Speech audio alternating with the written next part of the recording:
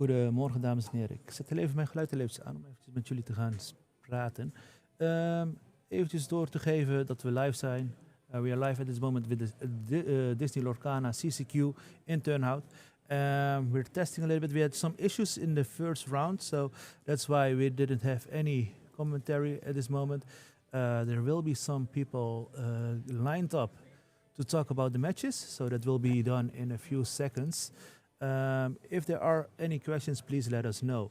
Let me hear if you can hear me at this moment, but when I'm gonna talk, people next to us gonna hear us as well, so I'm not gonna talk too much. We got a few casters at the moment lined up for the stream, so they're gonna talk between the rounds about the cards and everything, and I will do the production over here. My name is Kolonisten, Dutch Illumineers, and I'm happy that you guys are all logged in and watching at this moment. And if you have any questions, please let us know. Please drop them in the chat. And we got over here, let me check for 1 second again, because I will drop also the link in the chat so everybody knows where to watch. It's also in the description, but still gonna drop it over here. I'm gonna pin this one also in the top so everybody can see it. And let me see. We got 134 players. We have 7 rounds to play, 50 minutes. So we got still 21 minutes at this moment left on the timer, around 21 minutes. And we're watching at this moment General and Feel Me Emojo. And we got also another table next to it lined up. And I'm gonna check if that's also possible to show in a few seconds. If it's gonna work, and I see that already some casters are logged in, so maybe they will come online in a few seconds or few moments, so it will be good. I hope everything is good. And there is a good atmosphere over here, yeah. Let us also know where you're watching from the Netherlands or from Belgium or from somewhere else. Let us know.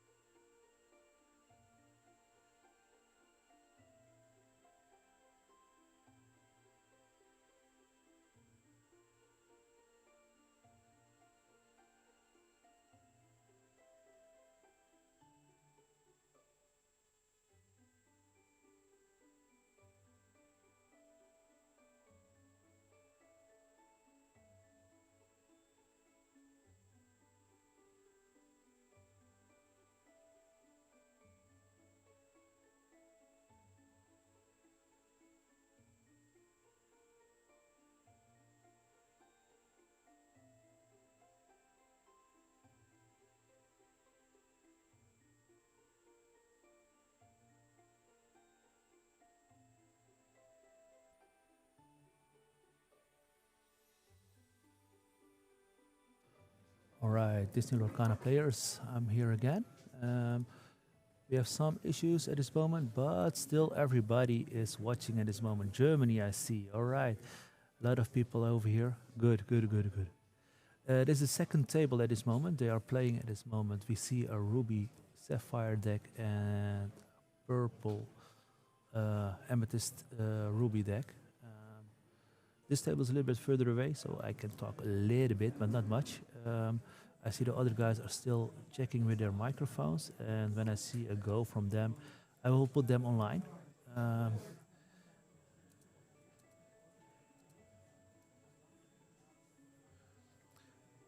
it will be good.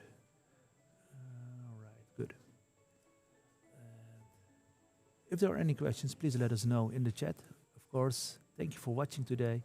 We got 7 rounds over here, 50 minutes a round, so the rounds are a little bit short. But we got top 16 as well today, so we're going a nice day. We're having a nice day with lots of infinity decks. I will be back in a few seconds.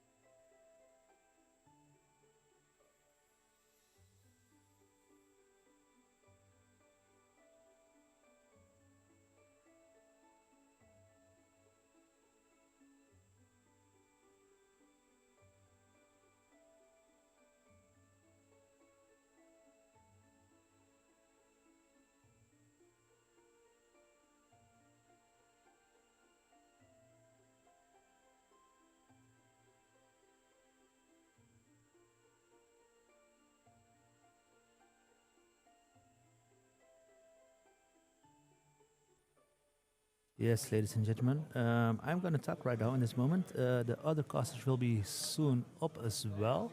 I'm going to check when I give a go from them. At this moment, round one is done. The time is up also in the round, so we're going to start round two in a second. Thank you, everybody, for watching at this moment and sharing the link to everybody. We got LorcanaSpinz and IllumineerTales also ready to cast in a few seconds. And when I see a go from them, I'm gonna put them online so you can hear them. And then I will turn off my sound again. So I'm at the site at this moment on in turnout, and the other people are remotely logged in, so they're gonna see in a few seconds what we're gonna do.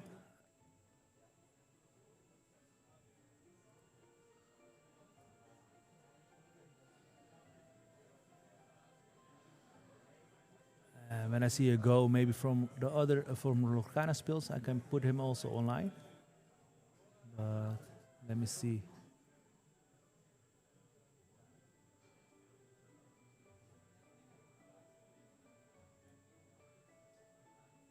All right, I'm gonna put them on. 1 second.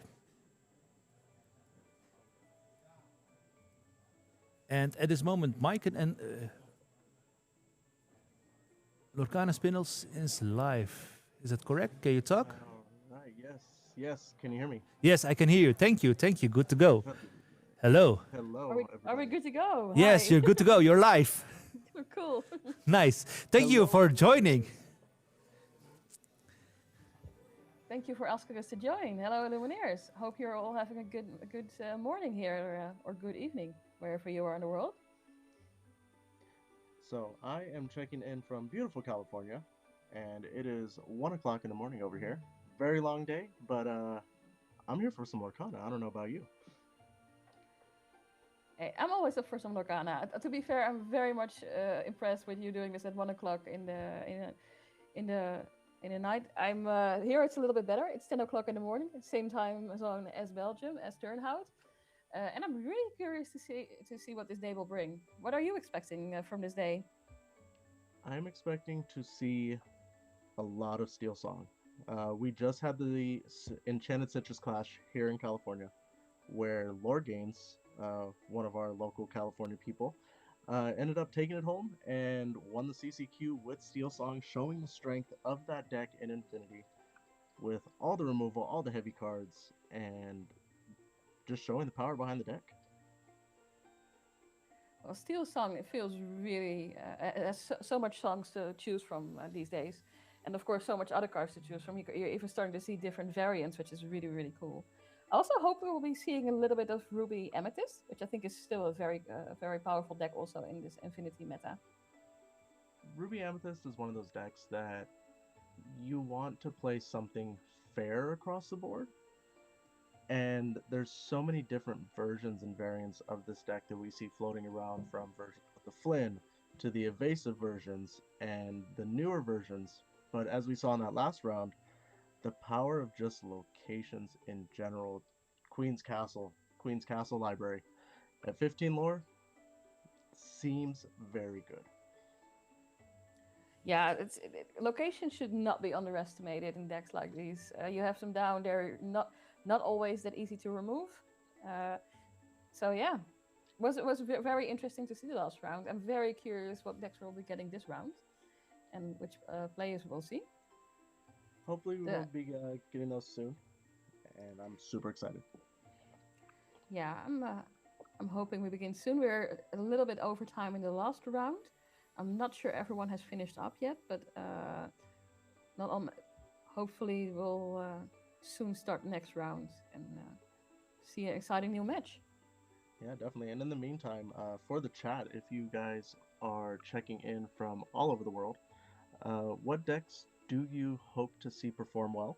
And also, what do you think is going to win, if you do have any suggestions? Are there any surprising decks where you say like, "Oh, I would love to see those today on stream," and we haven't seen them that often yet in this meta?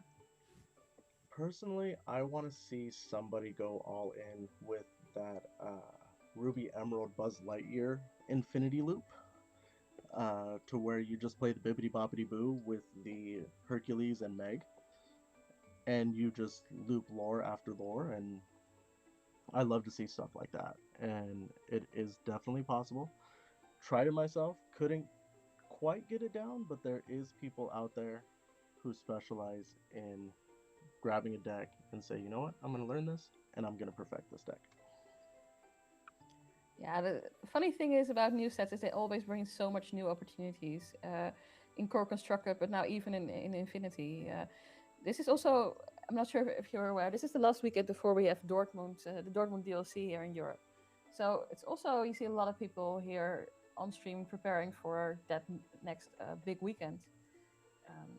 Will be interesting to see if people after this weekend will still be switching decks, like, oh, I've seen this online and should definitely switch to another type of deck. I think this is one of those tournaments to where you're adding like the final touches, but also at the same time, do you want people to know the spice? Yeah. Because if there's a deck that you're cooking up in behind the scenes, and you say, oh, I'm going to take this to a 120 person player tournament, you know the lists are going to be posted, you know the lists are going to be public. Do you take your DLC deck? That's a tricky question. Yeah, and that's what I'm wondering if people are taking their DLC deck, and also if they are taking the DLC deck, if it's the final version. Maybe they're tweaking, maybe they're like, I will leave this card out because I don't want to share to everyone that I have this card in this deck. And we'll be seeing that, hopefully. Yeah, you can't release the full spice to the public just yet. I mean, I would love that if we have a full spicy deck today and everyone's like, oh no, I need to change this for my deck for next week because now I've seen this deck, which will totally beat me in any way. So it's, I mean, I would love that. I love spicy decks in that sense. We got someone in the chat saying the Infinity Spice is very hot, so stressful. Ah, yeah. Thank you to the Inky Hours. Yeah, 100% correct. I think the Infinity has so much spice because there's so much cards to choose from. I mean, I'm sure there's still cards that show up and, you know, anywhere on stream where you're like, I've never seen that in a deck. What does that card do? Because our card pool is just so vast, right? Right, we have, what are we, 12 sets in, 204 cards per set. Every 5 is 1,000 cards, so over 2,000 cards at least.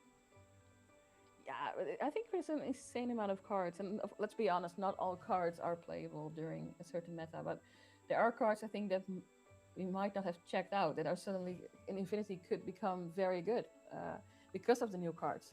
And let's be honest, the new set is already on its way, so we just more and more cards will be added to Infinity over the upcoming months.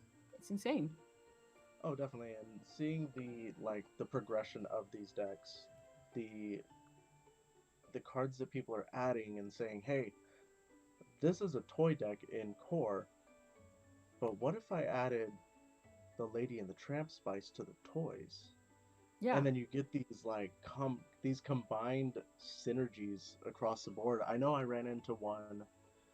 I want to say it was in the 3K core, to where somebody was playing toys and Lady and the Tramp with Under the Sea, and I had no clue what I was going up against because there was just a mixture of all these cards, and I'm like, what is going on here?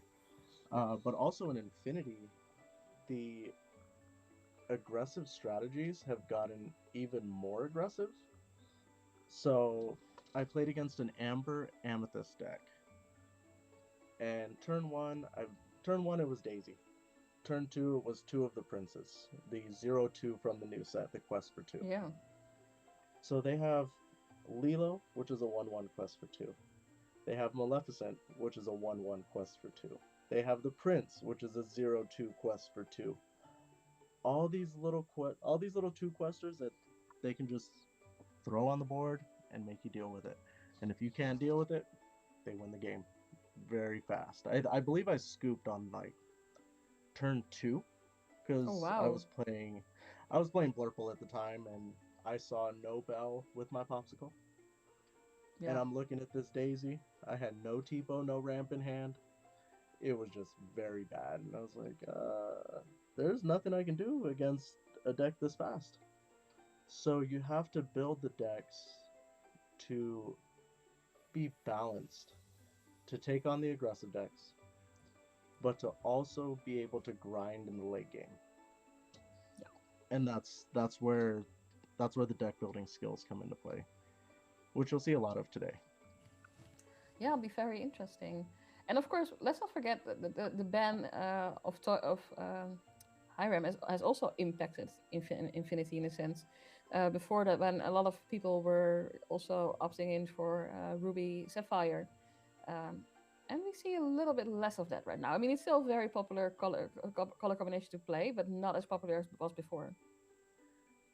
I personally am a huge Ruby Sapphire stan. I still love my Shark decks, but I have been tinkering with items, and as long as I got a workshop down, I pay 1, I draw a card. Feels interesting without Hiram, I will say, but once the deck gets going, it's very hard to stop. Yeah. But that's always, of course, been a key element to Ruby Sapphire. Once it gets going, it's very hard to stop it. So you need to be Yes. either faster or no. Well, that's the only thing you can do. You can be you can be faster. That's basically it. Yeah. All right, looks like we do have the pairings for the next round, so we're gonna kick this Cool. game up and we're gonna have some fun. We're getting almost getting started. I see also the timer has appeared to be reset. So now it's just waiting on the table. Also, I do want to give a big shout out to Belgium for having me and all my Belgium community. They are incredible. They are awesome. They have probably the best league that I've heard of, because I've gotten word of the crazy things that they do for their league and the prizes that they prize out. So if you're in the area, you got to join their leagues and definitely take a tournament trip out there. Well, I also gotta admit that, like, compliments to Lowlands Lore Quest, CCQ organizer. They've been organizing lots of tournaments in Belgium, lots of cool stuff, also with pre-releases. And this CCQ is just another example of the cool stuff they're organizing. So I can't wait to see what they will organize in the future. Yes, these CCQs are fantastic for the community. They definitely bring out a lot of people, and I will say I do enjoy having a lot more CCQs, because we didn't get the DLC blessing on our side this time, but they were able to share the DLCs with the rest of the world, which I understand. Last season I was able to drive to the Continentals. I drove to Vegas. I Yeah. flew up to Seattle, and that was incredible. And now it's for the rest of the world to experience the game and get to do the things that we got to do here on the West Coast. But I will be in Indianapolis for Infinity, and I am looking forward to that. I heard Indianapolis is going to be amazing for Infinity. Yeah, so many cool people are going there. So it should be like a celebration of Lorcana. Let's be honest.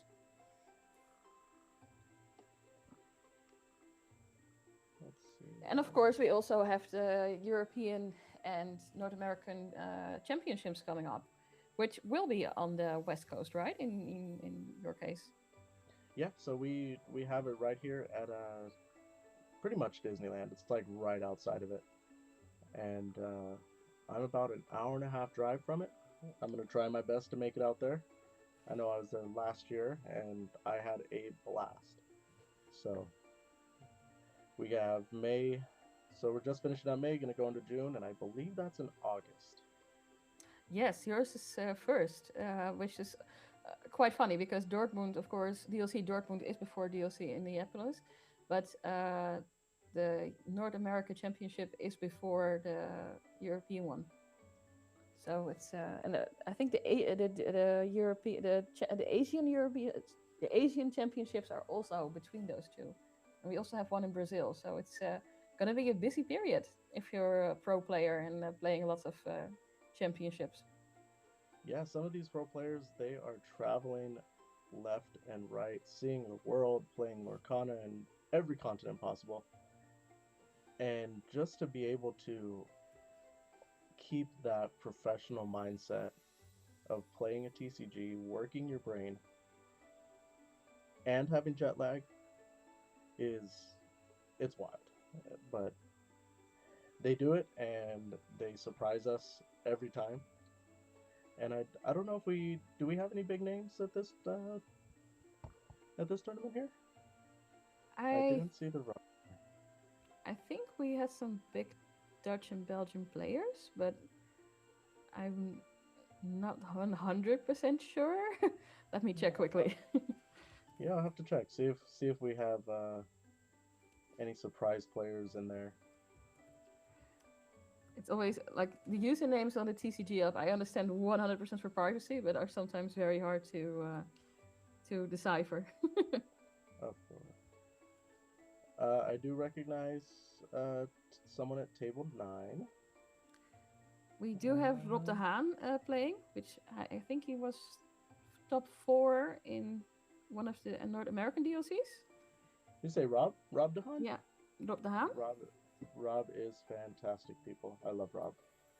Yeah.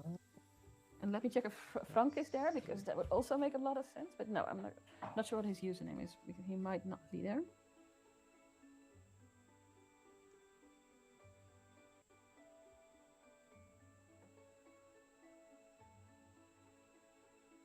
I want to say Winduck sounds familiar. I've seen the name.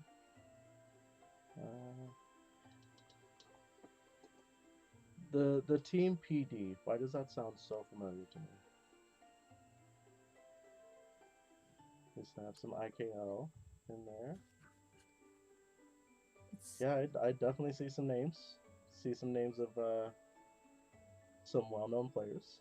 So it looks like it's going to be a great tournament.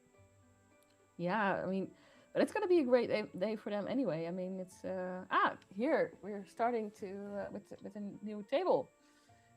We have live. I do see Emerald Amber and not sure on the other side if you can take a peek. I thought I saw Amethyst. I thought I saw Demona, but I think it's Amethyst Emerald, and I'm not 100% sure. Amethyst Emerald might be right. I think I saw a glimpse of that 5-cost Elsa, which is going to exert a character with Rush and evasive. If you saw Demona and I saw Elsa, then that doesn't help. Mono purple.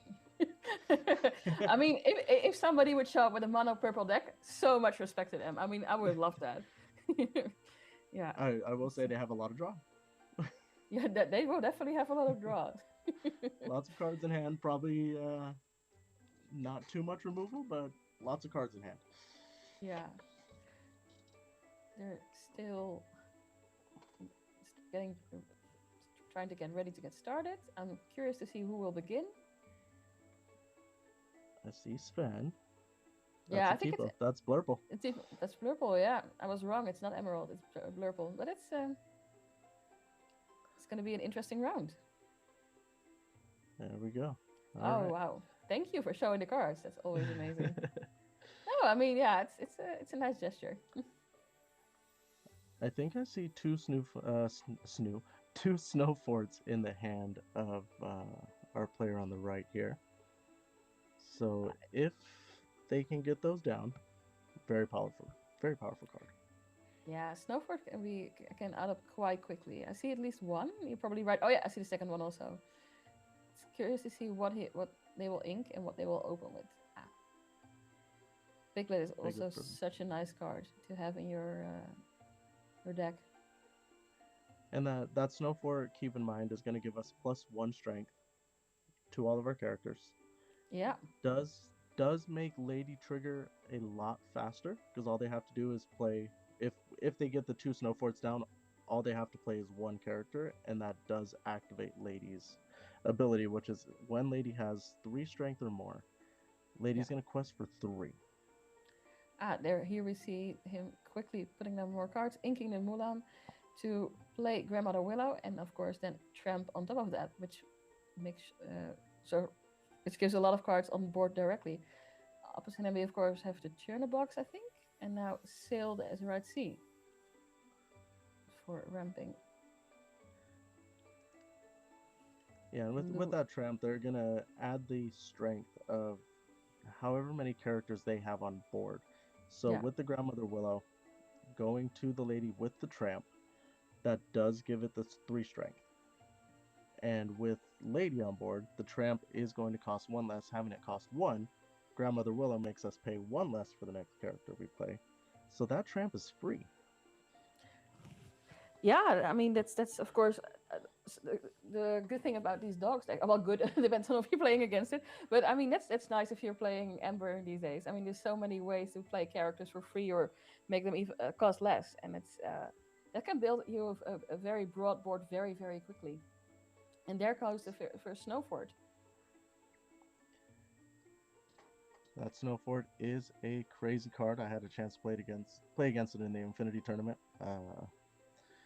It is very difficult to work around. Does make math a little hard because during your opponent's turn, your characters are going to gain +1 resist, as well as that +1 strength. So that tramp is a 2/3 with resist 1. That is a big card. Yeah, especially this early in the game, of course. Even though, even if you're ramping, that's still a lot of strength you need to put down to get rid of cards. And then, of course, we have Sven, which is the perfect card to get rid of cards. Let's be honest. I personally am a huge fan of Sven. Sven with that rush coming in, hitting for 5, and being a perfect setup for the next turn if they have a Cheshire Cat in hand. It holds that 2 damage perfectly to take out that Grandmother Willow in return. And evasive. And evasive, yeah. I mean, it's like the perfect combination in one card with Rush, Challenger, Evasive. And that Rush and Challenger combination just works perfect to get rid of characters very quickly. Interesting to see what next move will be from our Emerald player. Do you go for the second Snow Fort here, or do we try to dump our hand down? Is the question. Yeah. We also have that Shift Lady in hand. No, it's the second Snow Fort. We're going for 2 Snow Fort. That is a very big lady and a big tree. Yeah. But Sven says, hey, it doesn't matter. I'm still going to take whatever you turn sideways. Yeah, I mean, and that makes Sven such a powerful card to put down on the board so quickly. And there goes another Ursula into the ink, I guess. Yes. And switching over.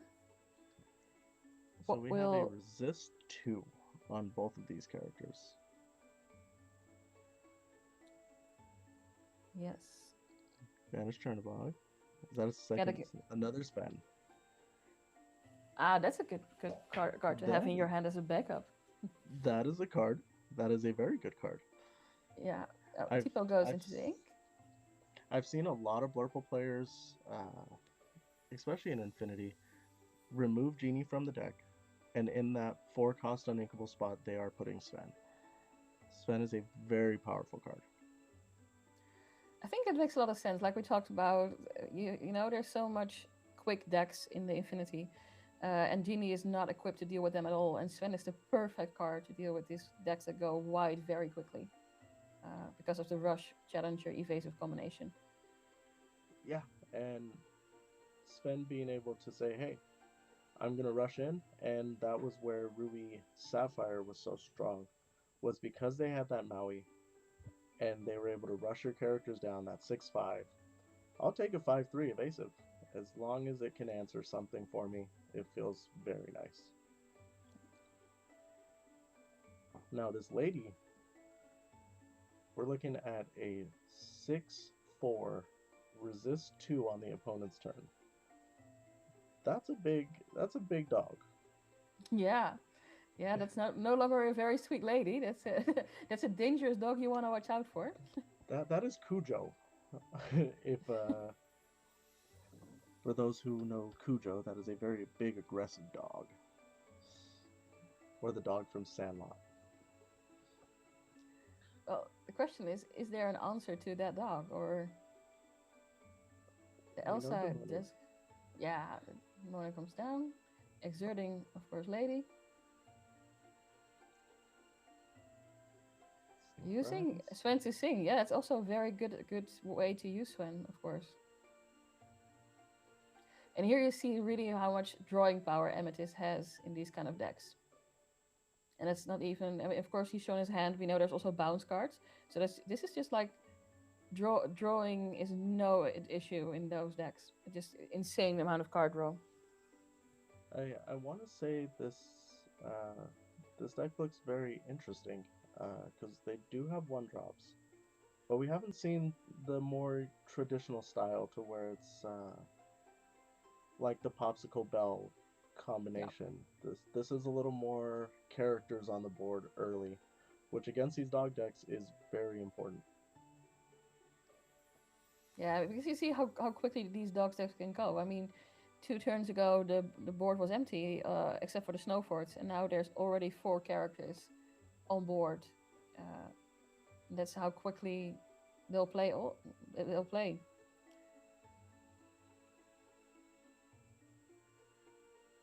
Wondering.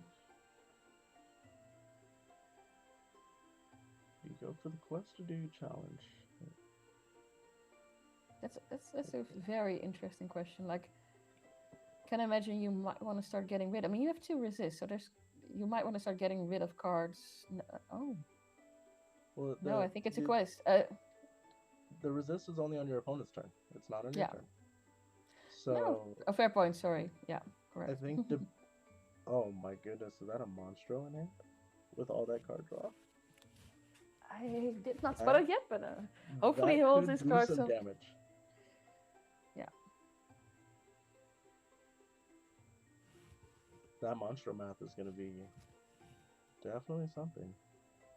Yeah, that's a Monstro. Yeah, that's a Monstro. Oh, yeah, yeah. This made this deck just immediately so much more interesting.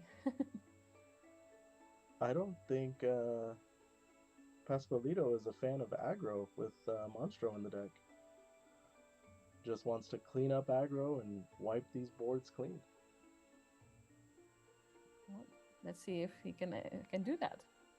You take this turn. We draw some cards, right? So Yeah. we know we have the rabbit. Rabbit draw. There is a snake. You bounce the rabbit. You draw some more to get that hand nice and healthy for Monstro. Yeah. And then you just send this big whale in to challenge everybody. I believe Monstro has 8 health. Let me double check that. I believe it's a 6/8 with rush. Let me check that also. Yeah, it's a 6/8 with rush. There we go. So we do have it up on the screen. So a 6/8 with rush.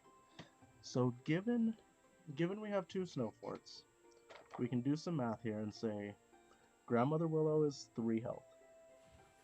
4/5 for Nala. 6/7 for the lady. And then the big lady just to finish it all off. That is almost the perfect card for this situation. Yeah. So that's probably what we'll see next turn. Right now, of course. This big whale's looking pretty hungry. And then probably the most talked about card in the game right now. We see that tramp coming down. It says you can draw 1 card for every character you have in play, and then discard that many cards. Super powerful. Super powerful, and of course, because you pay 1 ink less to play for every character you have in play. The more tramps you have down, the less you pay for the next tramp. So it's kind of makes itself only stronger.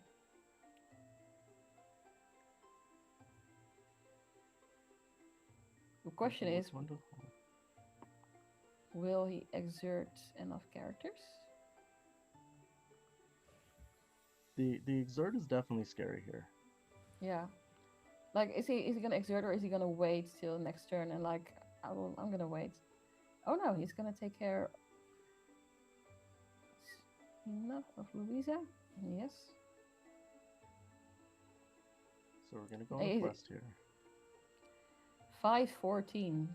Yes.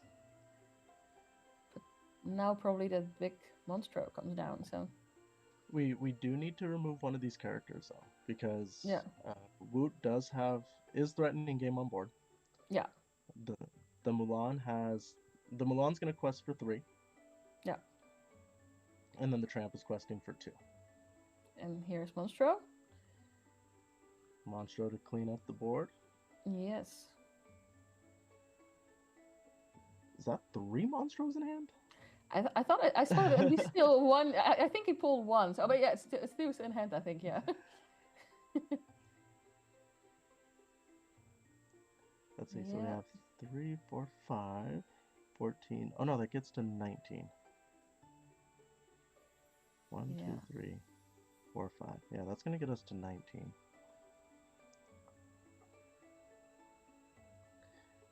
But That means our I Blurple think he's player. gonna. Yeah, but I think he's gonna clean the board, right? A bit. There's so much exerted, so much he can remove. Yeah, and there goes Grandmother Willow.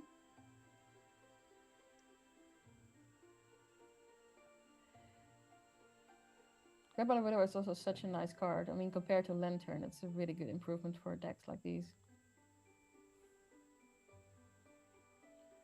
Yeah, that was 3 Monstros in hand. Yes, yeah, and they're all gone into the discard. Did we at That least was hold 1 for this next turn? Well, the board is a bit more cleaned up on the other side, so that helps a lot. Oh yeah, that's a big card there. The Tramp is Yeah. gonna give Mulan +2, and Yeah, yeah, that's gonna be it.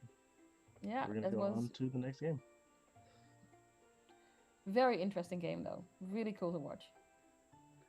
I did like seeing the Monstro. The Monstro is definitely a way to clean up the board against wide boards. As long as you have enough draw and cards in hand, that Monstro is going to keep ready. All you have to do is just discard a card from your hand. Yeah, and of course, be lucky that the opponent is exerting cards, unless you can play a card like Elsa or Demona, which exerts cards for you. I think that's the only issue. Yeah. So I'm wondering, well, we're going to go into game 2. It will be interesting to see what the Blurple player will open with this round. He has seen the deck, what the opponent is playing. Will he be waiting for that Monstro, or will he be acting a bit more quickly this round to get rid of that whiteboard? I think for those just tuning in, Blurple is the Sapphire and Amethyst combo. That's a term that we use throughout the community. It kind of just rolls off the tongue nice and easy. I do believe the Emerald and Amber player does have to go a little bit faster here, being on the draw, but Yeah. they have to be patient.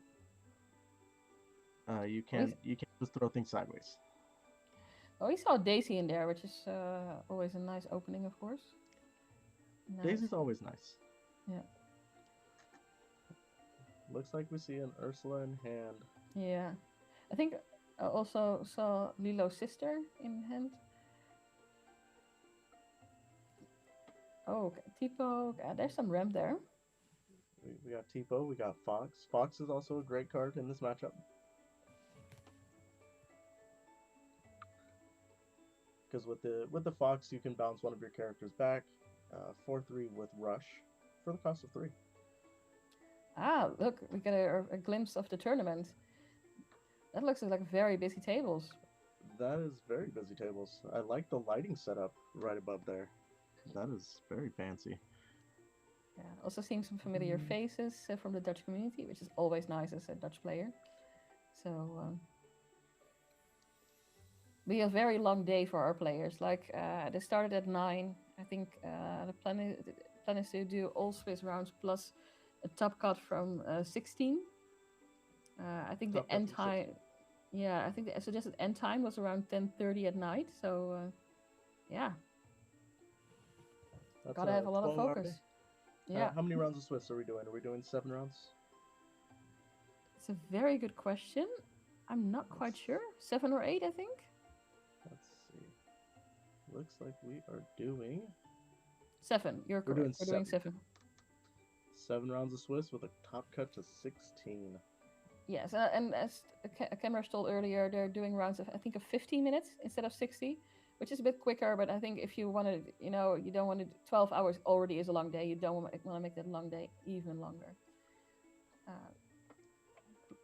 Using sail to ramp in this case. Sorry. And you also factor in the time in between the rounds, the players' Yeah. meetings, the lunch if you get one. I know we have a joke that says lunch is only for the aggro players, because the control players, you're taking up the whole entirety of the clock.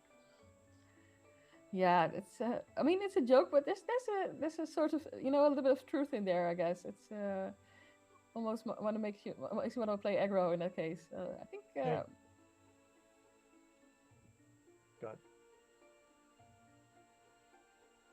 Big There, look. seeing that. Yeah. Double fox. Double fox. Do a little fox loop there.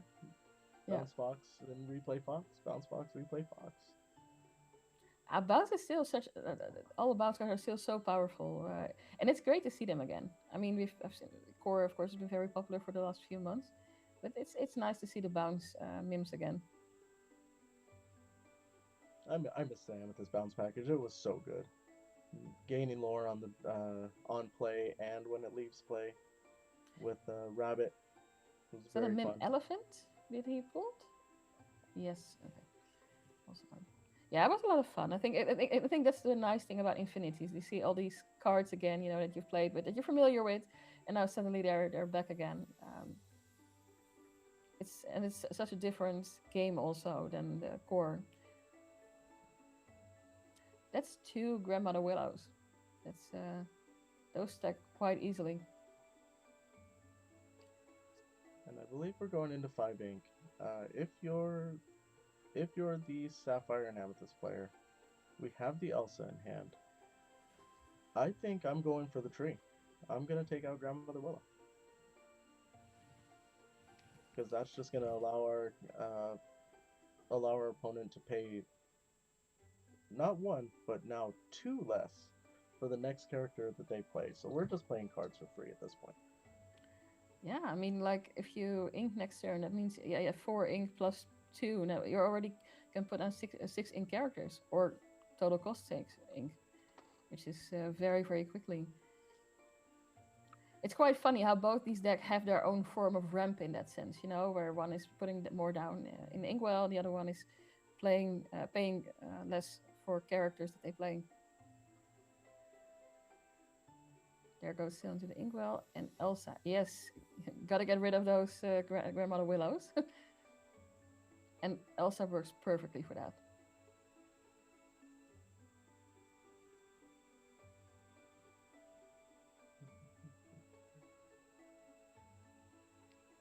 That's a Snow Fort in hand and a Lilo.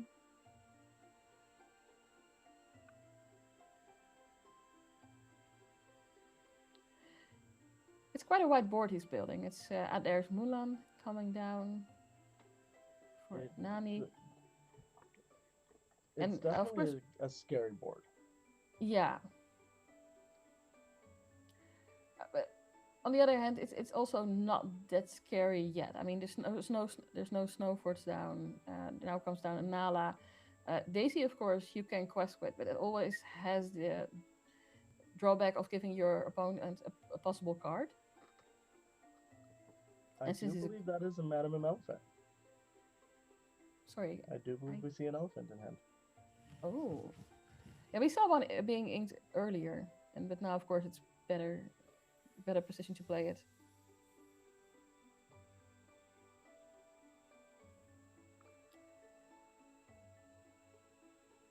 Question is, how is he gonna answer this whiteboard? is... What is that card? No, he's gonna ink the elephant again. That was The Mona. Oh, Chernobog. Yeah, sorry, you're correct. I saw pink and I was like, oh, that's elephant, but it's not. It's Chernobog. Now we're gonna do a little bit of cleaning house. Yes. The Demona says, hey, if you're not gonna turn it sideways, I'm gonna turn it sideways for you. Mona is net such a powerful card, like these whiteboards where people are not turning cards sideways, and yeah, it does turn. It's like if you're not gonna do it, turn it exerted, I will exert it for you. And our Sapphire Amethyst player knows that, and perfect timing right before the snow fort comes down. And had that snow fort been out, it goes a little bit differently. Because we do have that resist on our opponent's turn with the +1 strength. But now, the Amethyst, I'm sorry, not the Amethyst, the Emerald and Amber player is able to fight back on this board and answer just a little bit. I think they're trying to see if they turn sideways or if they answer these foxes who have been a little bit pesky.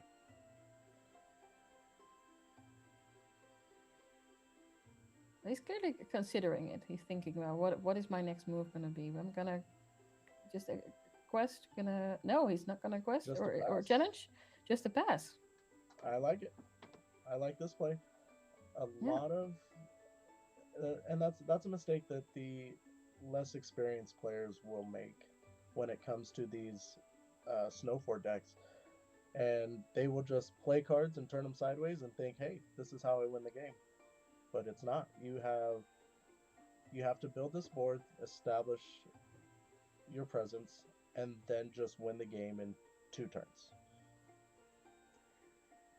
Not exerting characters to quest or challenge is always a very interesting choice to make. But it's like you're right. Sometimes it's the best choice you can make. It keeps your board safe. It allows you to establish more cards on the board for next turn. But of course, there's always this risk. Like, does my opponent have another Demona? Do they have Elsa? And can they exert something which I don't want them to exert? Correct. And then it's like immediately punished for not questing that turn, and you lose that lore that you could have had. But you also say, hey, I'm going to force you to have this second Demona. Yeah. And if you do have it, I'm going to draw cards, because I don't have any cards in hand. I've played everything. A fair point, but what we're seeing right now is also that you don't actually need a second Demona because you've got the bounce package. So you'll just bounce Demona back to your hand so you can play it again. Double snow fort, here we go again. Yeah.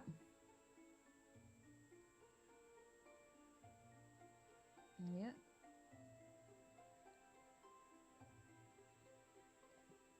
I believe that was a Louisa that got challenged. And now this bell is going to say every time one of your characters is banished, it goes into the inkwell. I believe that's from set 11. Yeah, from Winterspell. It's such a gorgeous card also. There we are. Yeah. And it has the enchanted version, the Steady Strategist. Or Snowfield Strategist. Yeah. There we go. Yeah, it's such a beautiful that card. That artwork is incredible. And such a good way to fill your inkwell. Absolutely. And as long as they're filling their inkwell, they're keeping their cards in hand. They don't have to ink per turn. They're just able to keep that hand healthy.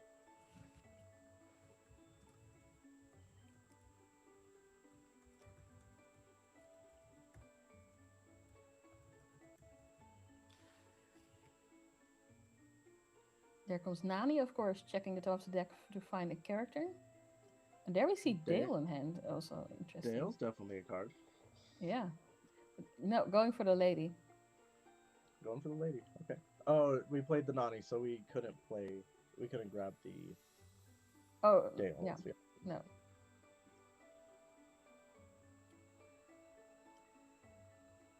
I mean, looking at this board, like these players have both such whiteboards. Will be interested to see which one will be the first one to take care of the other one's board.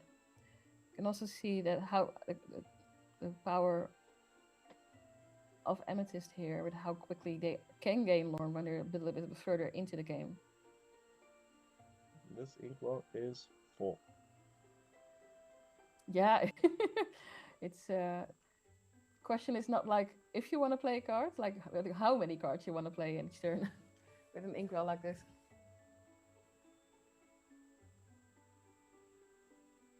There we see the rabbit coming down for extra card draw. And as we saw in that last game, the double snow fort with the lady. All we need is one character played in the turn, and that lady's questing for 3. And here it's 14-3. Hades came down, of course, sending that to the inkwell. So, do we have game board 1, 2, 3, 4, 5, 6, 7? So there is game on board, if I count correctly. So now the question is, how he's gonna answer this? I mean, Ember Emerald is good at a lot of things, but it's not that amazing and challenging. These snow forts do make it a little bit easier to challenge, but they are not the beatdown deck, as some people like to call it. They are the you have to answer me, and if you don't like it, then you lose the game. Yeah.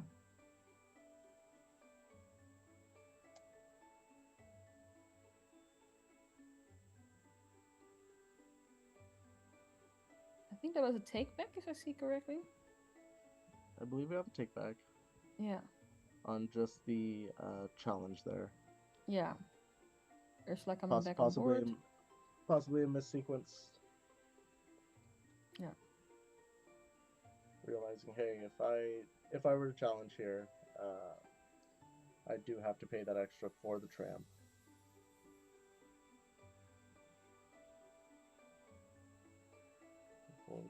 Yeah. And the take back, the rule on that is very interesting, right? Because we didn't have that before, and that was something that was newly implemented. That said, if there's a situation where you missequence something, as long as there wasn't any new information gained, you can go back a step or basically remove the action that you did and give it another shot.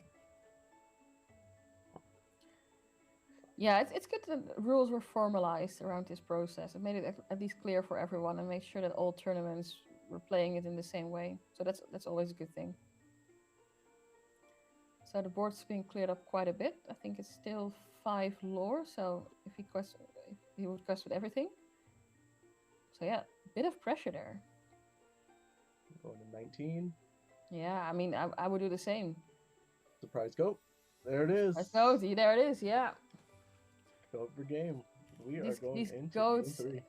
Are so good at for just getting this last one surprise lore. Going to game 3. Well, here you see that Emerald can start again, so that's a huge advantage for them. Definitely, and we saw last on our game 1 how big going Lady into the Grandmother Willow into the Tramp is, questing for 3, and just establishing that early wide board. Yeah. And making our Sapphire Amethyst player have to answer that in a timely manner before they win.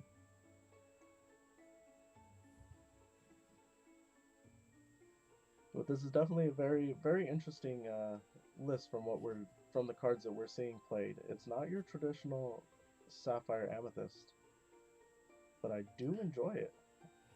I think it's a very, very fun, spicy deck. I like it. I like it a lot. It's and it also, surprises the opponent a bit. I think the first round, because you don't see it that often compared to the usual deck. And you see how effective it can be, especially in the last game. And it can answer for 2 different decks, which is always very, very nice. Yeah, we're seeing the Monstros, we're seeing the Goats, we're seeing the Rabbits, we're seeing the Bounce package. So it's not your traditional build. It's definitely something off course, and I Yeah, enjoy to see it. yeah, same here. It feels like a very flexible deck, and it's always nice to see decks like these. But to be fair, the Amber Emerald deck is also quite interesting to look at. Lots of Yeah, flexible ways to play. the Mulan with the Snow Fort is just a guaranteed way to increase her lore. The Mulan saying, "I can quest uh, for up to six in one turn, and it's going to gain one lore pip for each strength that this character has for a 2 cost. Very cheap card to play, but very powerful, especially with that tramp that gives you plus strength for every character that you have in play, which we saw played in round 1. Oh, there comes a broom, which I don't think we've seen before this match. Uh, Also Oh, quite a nice. we're going fast. We're going very, very fast. We're Piglet, gonna of go course. fast. I think he's probably feeling the pressure, right? He saw last round. The longer it's the it takes, the higher the chances that my opponent is also building a very wide board that I can't answer. So if I were the player, I would also be in a hurry. Like I want to establish that board quite quickly and just put everything down. There we go. There we see that tramp getting played for the Yeah. lady to make her quest for 3, and then we have the piglet question for another 3. That's 6 lore. Gets Yeah. us already to 7. And we're on turn 3. Yeah. And opponent only has a meta mim down, which of course is not a bad card, but how is it gonna answer this board? Yeah. I think it's taking care of the piglet, which makes a lot of sense. Because If we can see a fox here, would be nice, but no guarantees. also looks like he might be ramping, or is not. No, he's gonna put down on the broom. This next turn should be very spicy. If I'm the dogs player, this Sapphire or this Amber Emerald, I'm gonna take Mulan and I'm gonna challenge into that snake and I'm gonna play this Rapunzel and I'm gonna draw 3. Yeah. Yeah, that's of course Rapunzel is quite an interesting card in that sense because if you leave anything exerted against an Ember player, you know they can probably attack and get it to use it to get card draw with Rapunzel, which is a crucial thing in Ember. Yeah, and we do see another Rapunzel, I believe, on in hand that we drew into. So if you can chain these Rapunzels and just get all these cards in hand with these low-cost characters, this board is going to get very wide very quickly. Yeah. Yeah, that's it. And we're already seeing here how hard it is to answer that board when it gets wide so quickly. Now he once again. What did he draw? And a tramp. Be interested to see what his next move is gonna be. Go for the Nani play. Yeah, Daisy.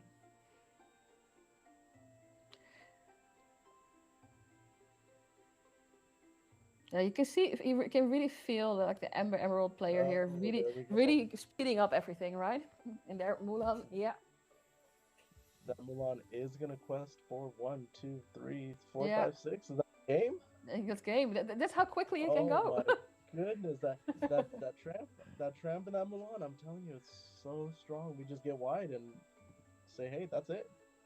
That was such a quick game. So cool to watch. Mulan questing for 6 to close out the game is a fantastic way to show how strong these decks are. Razzleberry says, holy moly, that is right. Yeah. And now, Yeah. I mean, we're seeing the second table, I guess. this looks pretty spicy. I am personally going to. I want to say that was turn 5 because on turn 4 we played the Rapunzel, so that would have been turn 5. Is it?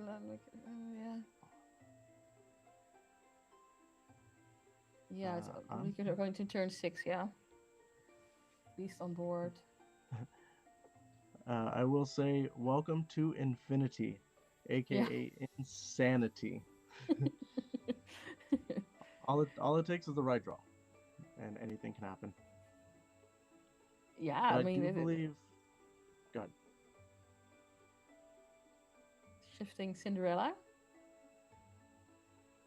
which of I course do allows you believe to we have ready challenge ready characters if you sing a song. But like 18-0, that's a score. That is definitely a score. The question is, can they come back from it?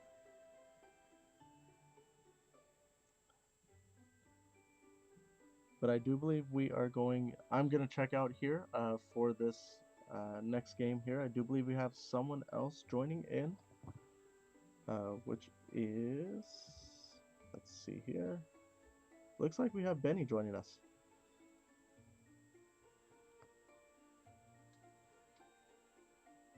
Cool. Well, thank you for joining. Yes, of course. Thank you for having me, and I will be around. But I'm going to get some rest over here on my end. I have a long day ahead of me tomorrow, but once again, thank you guys for having me. I will check in, and I will probably hang out, probably around Top Cut is when I'll be awake. Well, get some rest. I'll probably not be around Top Cut, but if I see some spicy things during the day, I will send you a message because, yeah. And thank you so much for joining, and make sure you get some rest in because it's late over there, and really appreciate you taking the time to join us.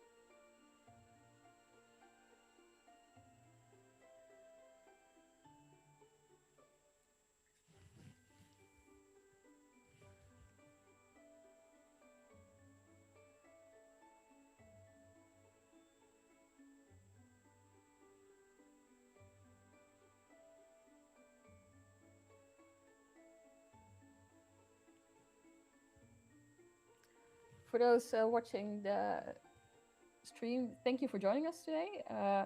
We're watching the second table, and if I'm correct, we're joined here by Benny.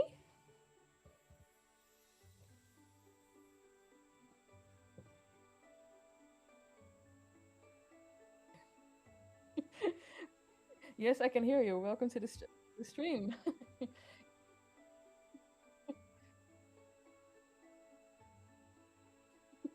Well, I mean, we've all been there. I think this is my second time, so I know how you feel. And thank you for joining today to add some commentary to these matches. Some good commentary.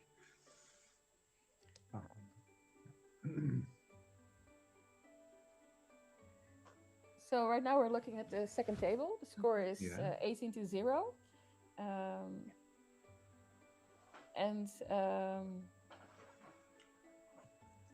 I'm getting some message that you might not have been live. So let me quickly check if I need to introduce you again. Yeah. Yes. In case we were not live, hey everyone, Benny is joining me for the games right now to add some commentary. So hello Benny, welcome to the stream. Thank you for having me on this stream. My name is Benny, and my good friend Stephanie is here beside me. We're going to do a triple I'm commentary. A little cheerleader. Yeah. So the more the merrier, right? Yeah. So welcome Stephanie also. Yeah. Thank you. So I see they scooping up. So that's the win for Praise the Sun. Yeah, indeed. Yeah, he was still on 0 lore, and now he's on 20. Yeah, but I mean, he won game. Looking at the scoreboard, he won round 1. or game 1. So Oh. now he can start again. So for 3, so that would be very probably is a better position to start from in this case. How many minutes are there still left? Let me quickly check. That's a good question. I thought it was only 10 minutes left or something. Right now there's 6 minutes left in this round, Okay, but I mean it's Emerald. It can, as we've seen last round, it can go. The other table, it can go very, very fast. If they have a good hand and everything is, it could go fast. Yeah. Here we see the players, of course, shuffling their decks. Yeah. Presenting each other's deck to half cuts. So 2 Ember decks. Yeah. Yeah. You see a lot of Steel Song players and Dog players today. I mean, it shows how powerful Ember is in Infinity, right? And how flexible it is also. So many good cards to choose from. And this is only just the beginning. Oh yeah, of course, more and more sets will be adding to Infinity. So who knows where we'll be in a year. But I think for right now, it's a very interesting build-up to the DLCs in Indy and in Dortmund. Yeah. Very good to get some inspiration for your own decks. I mean, we've over last round for other table we saw pretty interesting Amethyst deck. I mean, so who know Amethyst Sapphire deck? So it'd be very interesting to see what other decks we will see today that we might not have spotted that much yet. But let's be honest, like Ember Steel has been played a lot in Infinity up to now. Yes, because of Winterspell, they have pretty good cards in their deck. Akut, Imuti. Yeah, Imuti, that's a pretty good card, especially at the beginning, because you can play a turn 4 card on turn 2. That's really broken, so... So some quick shuffling. I'm always impressed when players shuffle deck quickly, I'm gonna admit. I'm a little bit slower in my shuffling, so... and all my good cards are always on the bottom side, and all my bad cards are always on top, so... The average Lorcana player. Yeah. Opening with Cinderella. Cinderella is, of course, interesting, because it allows you to sing 3 cost songs on basically turn 2. And there's a lot of good songs in Infinity. Yeah, that's true. Yeah, and especially the Akuts. Yeah, and on the other side of the table we see Lady come down, which is of course good opening if you're playing dogs, and then Ursula, of course, coming down, also a singer, on the right side of the table. So now but not singing with Cinderella. So now you're wondering, what do we know if they have any songs in hand? I think he's going to play Ursula.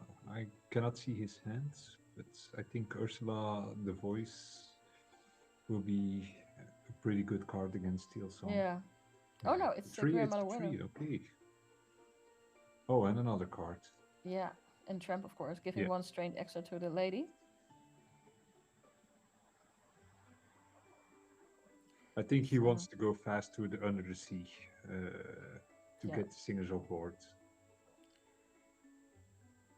I think, I mean, you want to go fast against Ember Steel, right? Because Ember Steel has a lot of songs to deal with smaller characters, so you want to get there before they get to those songs. Yeah.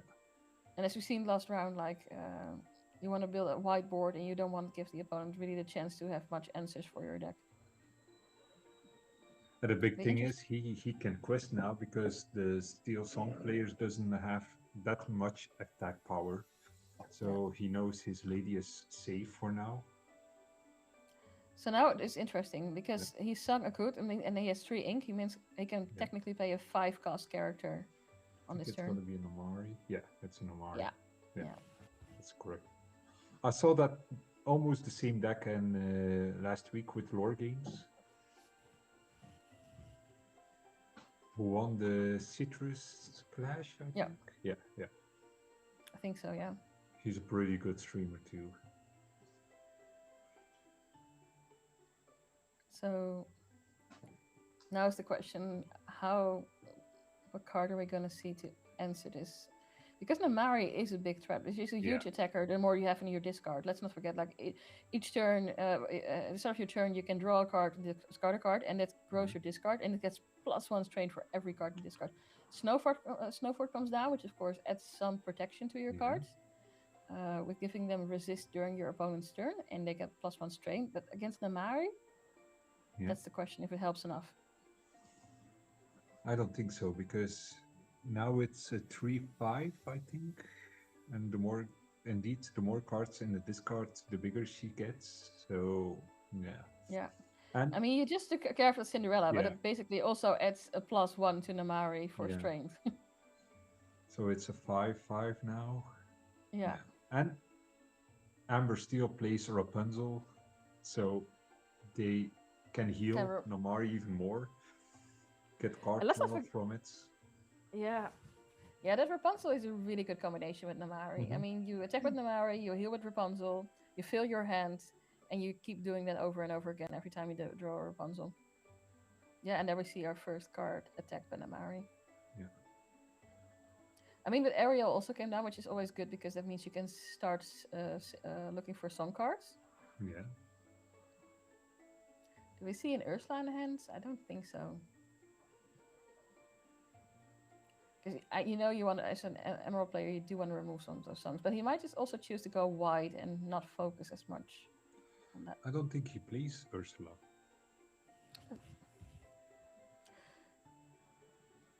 It's time in the round, so I was just told. So it'll be interesting to see if there's enough time to finish this match. I think it's gonna be a draw. They're rather slow on questing, so... Yeah, this is very tight. I don't think he will be able to manage. Yeah, the Amber Steel player has too much removal. He cannot build his boards properly, so yeah. But let's see. The game is not over, so... No, let's see, of course. That's...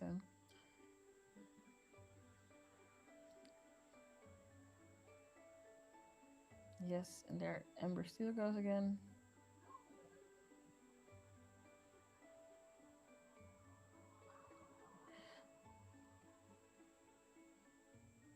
Here we go. I think inking that Ariel. What horse is he gonna play? The other Ariel. Yeah. Which of course with boost. I love the enchanted, the iconic version of the Ariel he played now. Yeah. That's... So this is round 2. Yeah. Yeah, it's the Ariel, of course, is quite interesting because it does have card draw, but you do need to sing for it. So the question is, will he have enough songs to get some card draw going? Probably doesn't have that Rapunzel. There we see Eleanor come down. If you have 3 or more characters in play, you may deal 1 damage to opposing character. You gain 1 lore and draw a card, which is of course a really ideal combination. Oh, I think they're scooping. Yeah. So I think it's it's a draw, so... They were like, we're not going to finish this anyway, not in time. Well, it's better than losing, I think. So, a draw, they can go further in the game, I think, in the tournaments. So, yeah, I think it's better.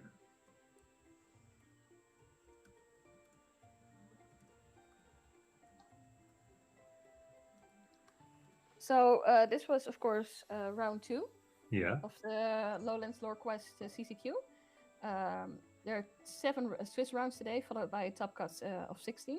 And we're heading into round 3 already, so hopefully the pairings will come down quite soon. And we'll have a whole new table to show. Yeah, I hope so too. And oh, there's another table. I don't know, it's the same one. No, it's the same one. Same one. Same one. So yeah, I hope we see a lot of different decks. On the table. Not yet.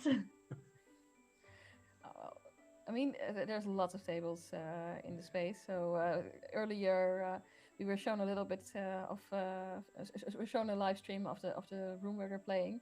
We're quite busy and quite cozy. So lots of players today. Yeah. How many players? 151, I think, if I'm correct, or I thought I saw a final count of 134. 134. But- So yeah, but- around 20 people didn't show up today. So yeah, that's pretty good for an Infinity tournament. And I think that, especially for next week, Dortmund. It's gonna be a lot of players there too. I hope. So Yeah, CCQs are like perfectly, of course, to also test for Dortmund next week. Like if you're going to Dortmund, you want to try out your deck, you want to, see what other people are playing, just get some experience. Like this CCQ, of course, is perfectly timed. This is a great opportunity to do all of that. yeah, Yeah. that's And of course, Dortmund will be starting on next week, next Friday. Yeah. So it's also less than a week away in that sense. Already. Are you going to Dortmund, by the way? Yes, I'm going to Dortmund, but not to play. Or at least not to play main. I will play, of course. It's but like DLCs are amazing ways to connect with other Disney Lorcana players and fans. Feels like a huge celebration of the game. I definitely don't want to miss it. And I think Turnhout is almost. I think it's a little bit closer, but it's not that much closer than Dortmund in a sense. And Yeah. are you guys going to Dortmund? Yeah, we're going. Yeah. We're leaving early Friday morning to get there as soon as possible to do the pre-registration and then see a little bit of Dortmund self, or to play side events, I think. Yeah, maybe. Yeah. Maybe we get a few side events there. But too. we're joining the main thing. So we're testing a lot of Infinity decks to see which deck is the best or to play with, and then hope we Well, you're in the best position today then, because you'll probably see a lot of decks on stream here. Yeah. And definitely see what people are playing and what would be interesting to play. We don't have pressure because we don't play it. We can watch and learn about their mistakes and gameplay, maybe improve our gameplay by seeing other gameplays on stream. So yeah, that's the best way to learn Lorcana, I think. I mean, playing yourself is also a great way to learn Lorcana. It's, Playing and observing. Yeah. Playing does help though. But it's always nice to see other people play also. It's especially very skilled players. It's such a joy to watch skilled players. Yeah, like Put down combinations or surprise with how quick they can finish a game. Yeah. Well, the other game that was Blurple against Dogs, I think that was over really fast. I mean, yeah, they played very quickly. It's with Dogs, of course, it's a very fast deck, and we'll probably see it a lot today. Yeah. It's a very popular deck, even in Infinity. So, although I don't, next week not just DLC Dortmund is, but also the set championships are starting worldwide. Yeah. I think you'll also see a lot of Dogs players there. Yeah, I think so too. But yeah, there's more variation in decks now, I think. But especially the Dogs are still the much played deck of Lorcana. And Blurple, of course. I read the pairings are on, soon. so yeah, I think we will have some gameplay now. Almost. Yeah, I heard they're arranging the table, so hopefully they're getting people to the table, so hopefully we quickly have a new table to look at and a new match to watch. Curious to see what else pops up. Yeah, what kind of decks are you hoping to see this round? To be honest, maybe Amber Ruby and Blue Yellow, Amber Sapphire. I want to see an Amber Sapphire deck shine like in corn right now, because Amber Sapphire is really fun deck to play. Oh, someone said the kiwi birds in Yeah. the chat, so that's also a good one. Yeah. Still have to see. Yeah, I want to see Amber Sapphire shine, but yeah, like a princess deck or something. I see The in the underdog of the chat game. somebody also say Ember Sapphire. Yeah. Any more people in the Team In the Amber chat- Sapphire. in the chat being Team Ember Sapphire, or are there some other decks you would love to see on the stream today? Yeah. I think the fun is with Infinity. There's so many decks to play. Yeah. It's a whole range of decks, and even within those decks themselves, there's multiple cards that work depending on how you want to play it. Well, I think the game is healthy in Infinity right now. Yeah, it's Well, if you look at the meta right now, I think it's healthy when you look at different decks. I mean, there's definitely some decks that are better than others. Let's not kid ourselves. There's a reason Emerald is very popular. Ember Steel is very popular. Yeah. But you know, it's there's lots of things you can play. In the chat, they said, well, they tested Sapphire Steel. That's also an interesting. Yeah, that's a very interesting deck to see. Oh yeah, Sapphire Steel. I forgot about that deck because of the ban of Hiram. Yeah, the Kiwi version can be also good. Yeah, I mean, let's be. Yeah, that ban had some impact on the decks being played, but I think it's been. It made the meta a bit more diverse than before the ban. Yeah, that's true. Because if the ban didn't happen, everyone would play Sapphire Steel or Sapphire Ruby. Yeah. I don't think Hiram was in the purple deck. No. I don't think we'll ever play him in no. the purple deck. I don't think Hiram was ever in the purple deck. I can't No, say it's more like ever, but not for me. Yeah. I think it was more the item decks, which of course made a lot of Yeah. sense. Kiwi is super strong. In the chat, Kiwi is super strong because of strong steel meta. Yeah, steel is definitely steel is very strong color. And Bell Popsicle was the best counter to steel. Yeah. Yeah, you see steel pop up, of course, in multiple combinations with other inks. Yeah, Steel is. They have a lot of removal. So, yeah, Steel is the most played color combinations of. Or no? I'm not sure, I can't tell. I don't know. I think purple and steel. Yeah. It depends on the tournament. Yeah. Too. Yeah, it depends on the meta, I think. I think in Infinity, not so much. I mean, you might see it, but I think where Ember Steel and Ember Emerald are actually quite on top of the game. There was another Infinity event recently, and the only steel colors we had there in the top 16 was Emerald Steel and Amber Steel. 2 times Amber Steel and 1 time Emerald Steel.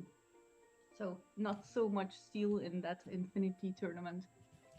I'll be curious if we'll see a lot of Emerald Steel today. I mean, there's lots of options. There, we're getting a first look at our table. I saw the color green in his hand, so I think it's dogs again. Or maybe purple green. Amethysts. Amethyst Emerald. Yeah. And the other colors. That's a ruby, I thought. Yeah, ruby. I think it's. Was it steel? No, right? Maybe I didn't see that well. We're still up for I the thought surprise. No, it's no. It's red blue. It's red blue. It's Sapphire. Yeah. It's a ruby Sapphire. And of course, playing. I think it's a discard deck. Yeah. Yeah. Yeah, it's a discard deck. One of my friends will love the match because he's a it's green purple. That's nice.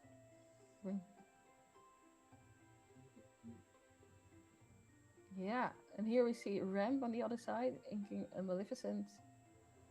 Now he's going to discard. Of Yeah, course, and Diablo, should be because Diablo, Yes, of yeah. course. crucial. Yeah. Who saw that coming? Yeah, but he has to watch out because Red plays his brawl. So yeah, let's see if he has a brawl on hand. Because if he doesn't, it's gonna be an Ursula. Okay, be prepared is gone. So that's one less be prepared to worry about. And a Maui Half Shark. So and a Cinderella, so he can play. If he inks or has an ink, he can play Cinderella, ink once more. So the Maui Shower will be This is going very, very quickly. Inking Yeah. Maui. What's he putting down? Cinderella, the enchanted variant, which is very, very cool. And of course, drawing that card at the end of turn. Because if you play the princess character, you may put a card from your hand into your inkwell to draw a card. Yeah. He's already already has 5 ink in his inkwell. It's going very, that's very crazy. fast. That's the fastest RAM deck I saw. Also going into the ink, but it's interesting to see what his answer will be to the Cinderella and a quick ramp. Because you know your player is not ramping for nothing. You know there are going to be some big characters on board quite soon. And there comes Prince John, which, of course, if I remember correctly, has ward. Yeah, that's correct. Only if you have a Demona or the new card Anna, you can exert them. All the characters of your opponents. Oh, spooky sight shot. Yeah, you lost everything. There go the cards. That's how you do it. Yeah. Forget That's one about way wars. to go. Yeah. But there's multiple multiple ways to deal with ward characters these days. I forgot about the card spooky sights. And I play it in my deck, so. Question is, how will you build this board again? Well, purple has his card to draw, so he can play a lot of characters really fast. And there goes Dumbo. Yeah. Which of course is amazing for getting more cards. He can still ink and Diablo. Oh, and he passes the turn. Okay. Yeah. And there and a Maui Half Shark. Maui Half Shark, which of course makes a lot of sense. And singing with Cinderella. Singing is such a powerful method within Lorcana, where you can exert characters to play songs instead of them costing ink, which allows you to do other stuff with your ink. And you can see here that can help you a lot. I hope they sing better than me, because if I sing, a lot of cats walk away from me, so... Now is the question, how is he Yeah. Now, of course, the question is, how is he going to answer this board? There's a Maui, there's a Cinderella. And it looks like a lot of characters in his hand are not that... But he has pulled the lever in his discards. Yeah. So he can get rid of the Maui Half Shark if he has the other combination. Yeah, yes. He has the wrong lever. Okay, yeah. Yeah. There it goes on the bottom of the deck. Yeah. But that still leaves the Cinderella and the Popsicle.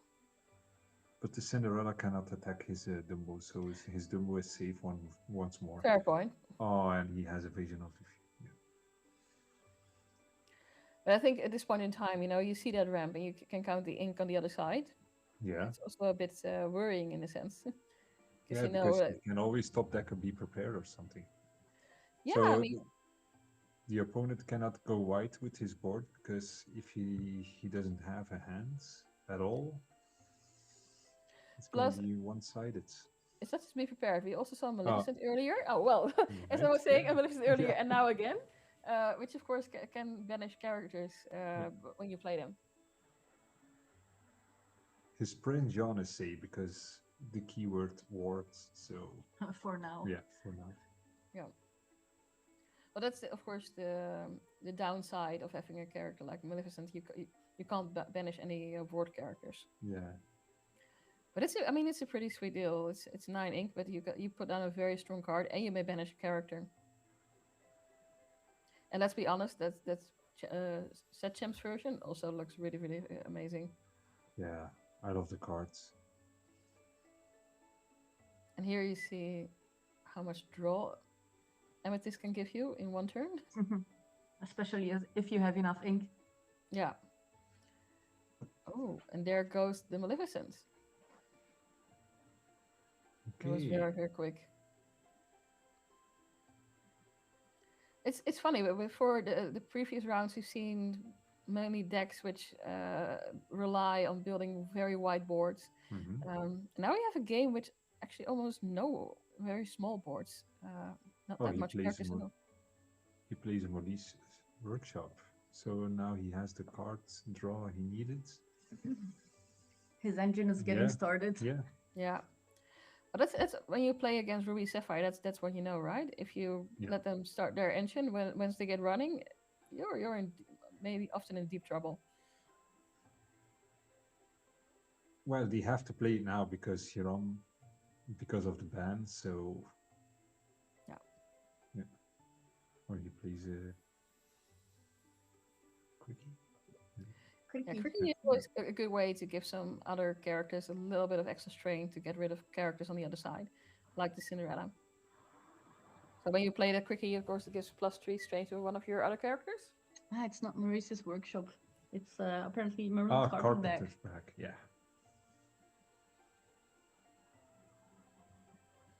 Yeah, which allows you to recycle items in a sense, which is always nice, especially with Popsicle.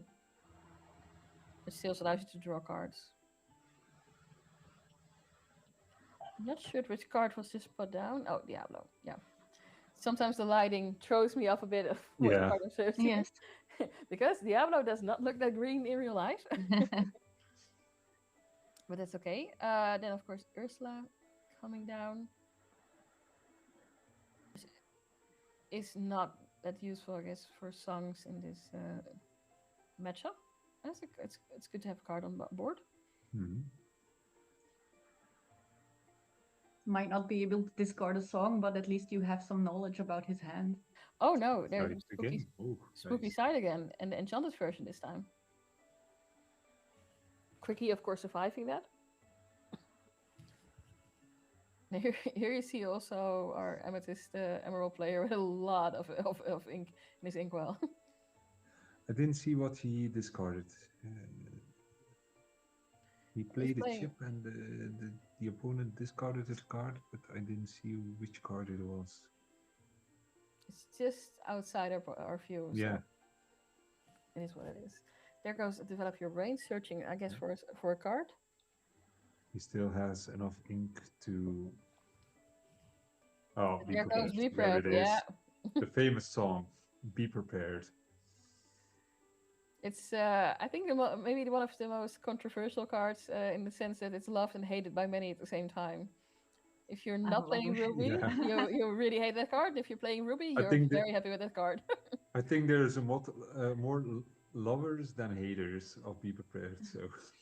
It depends if you're playing it or playing against it. Now they have Raging Storm to complain about, so... And there goes the Kida from the last set, which is also... Yeah, we haven't... Choose 5 cards from your discard and put them in your inkwell. Yeah. It's an interesting card. I don't think I've seen it that much yet, but it's such a gorgeous enchanted also. Yeah, it's the enchanted, so the last 3 sets are very gorgeous.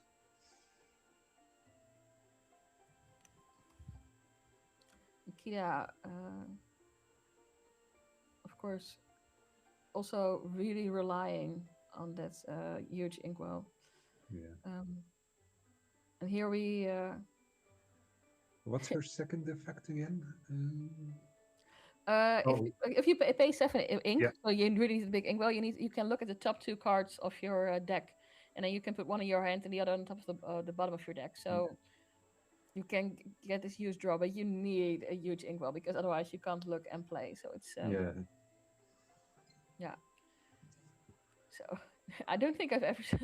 You don't see often an Amethyst Emerald player with that much ink.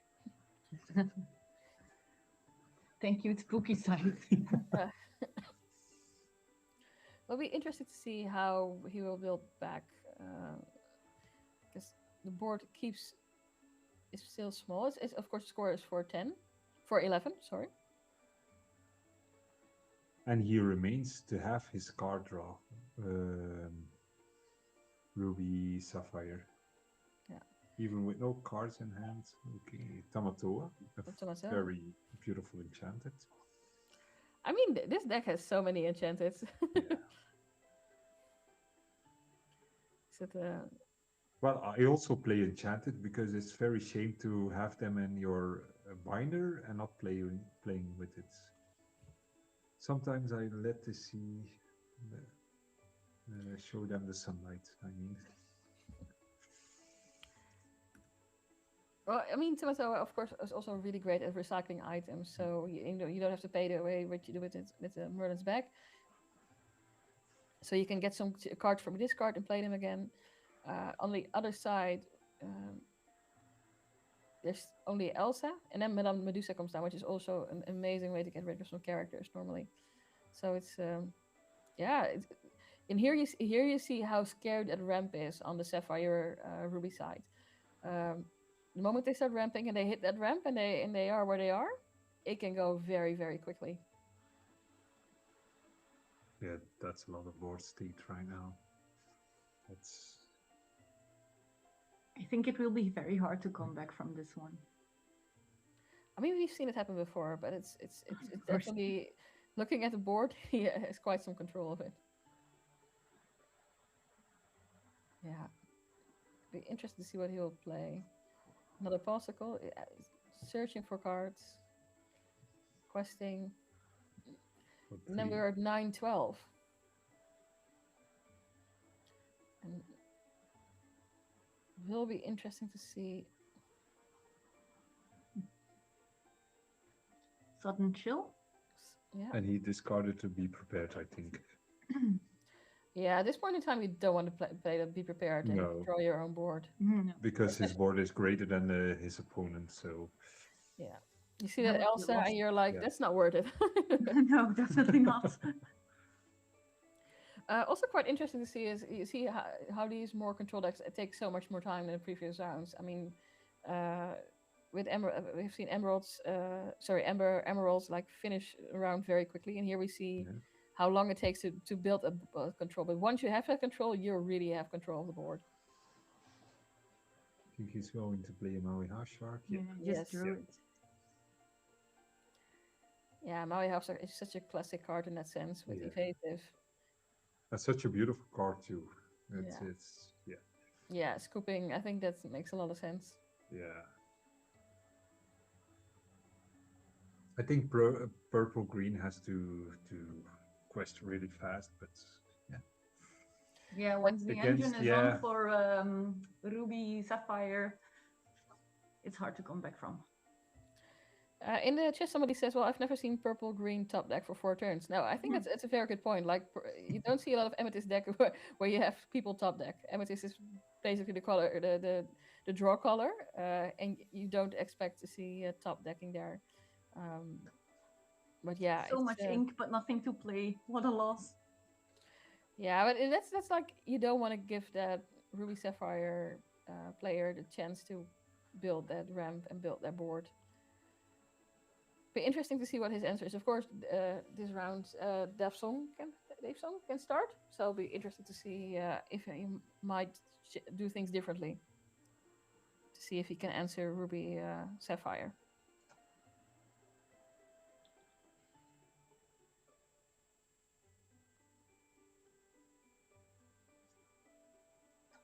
Here we go.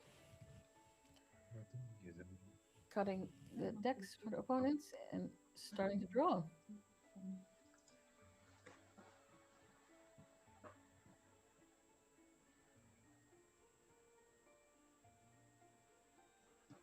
Yeah, it's a discard deck, so I think the best play to play against Ruby Sapphire is to discard his hand really fast. Make sure he can't play anything. He cannot start his engine. He cannot ink anything, and yeah, I think that's the best play against Ruby Sapphire. I mean, that's what you want with the discard deck anyway, right? Yeah. You want to clear out your opponent's hands, and at the same time drawing a lot in your hand, and really build up that, build, make sure the opponent doesn't get a chance while you get all of the chances. It will be interesting to see if this turn he has more luck in that sense. I wonder if the opponent plays Go Tamago. We see we don't talk about Bruno and opening with Diablo, which is always a very common opening move that we've seen a lot today. Let's see if he has the shift Diablo. We're seeing a card, but that's not the right Diablo. We're talking about Amethyst Diablo. So just because and this one allows you to draw a card when it's banished, which is of course really nice for your card draw. Here's gonna look into the hand, and he's lucky. There's a Be Prepared. I mean, and how far I go also. I think how far I go will be the better option. Yeah. But now you know it's in your opponent's hands. Yeah. Yeah. That's even if you don't always get rid of something, Ursula offers so much important information so early in the game. Inking Maui and going for that ramp with Tipo, which of course is so, as we've seen last turn, is really, really crucial for Ruby Sapphire. And we see also spooky sides, I think. Yeah. Lots of choices. Oh, I mean, you don't, of course, have to show the card that you're putting in your inkwell to your opponent. Be Prepared is an interesting choice here to make. Because the risk of losing it to another Ursula is there. Yeah, and your opponent might still think you have it. So it's an interesting move. Here we see, of course, the beginning of that engine for discard with Prince John coming down. Getting a card from the Sudden Chill, so I can imagine on Dave's end, he's probably searching for that Diablo shift to get more draw. But there goes the Diablo. No Diablo shift. No shift. For a shift. And Cinderella coming down on the other side, allowing for even more ramp, of course, because she's a princess. He has to compensate for how far you go. Yeah. And I think I saw a spooky side on hand, so... Yeah, he has a spooky side on hand. So that will be quite an easy way to get rid of some cards on the other... He's gonna try again with Diablo. Yeah. Ah, there's also... No, it's not a spooky side. It's a Cinderella and a Kida. I think he might have inked it then. Yeah. The Cinderella and Kida. Kida is quite early in the hand, I think, if you consider how much ink you need.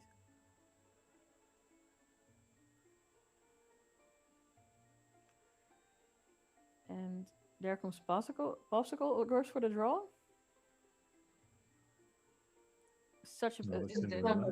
Another Cinderella, more ramp. But that Popsicle is such a small card, for one ink, but so powerful and how much it influences the game. That's really crazy. And you can, if you play Sapphire Steel, you can pop it to play a bell. Yeah. And have a Cinderella effect on turn 2 also in Sapphire Steel, so you can use it in multiple ways, even to heal your characters. Yeah, of course, and if you look at like Tamatoa, you can recycle it again. So it's a very good draw engine when you're playing Sapphire. Even with the cards from set 6, Yokai, you can quest with Yokai, you can take back your Popsicle to hand and play it for free. That's really a good combination. You've seen Genie come down? Yeah. I wonder if the Amethyst Emerald is building quickly enough. You see how fast the ramp is going. Yeah, he's already at 7 ink. Yeah, and what you have right now is a Genie, a Diablo, and Ursula, and John. Is it Ursula? So yeah, Ursula and a John, Prince John. It's not. And there's, of course, more draw, but the question is this enough to answer the board you will get on the other side?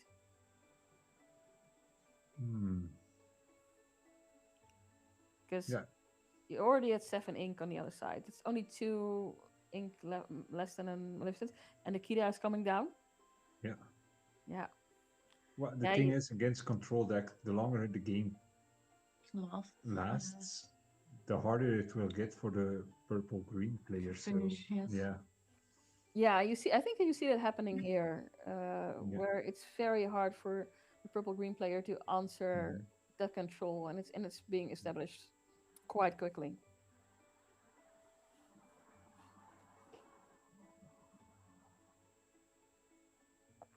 And so you see that draw isn't everything. I mean, Amethyst Emerald has a lot of draw cards. You need in this case, you also need to just be quick enough.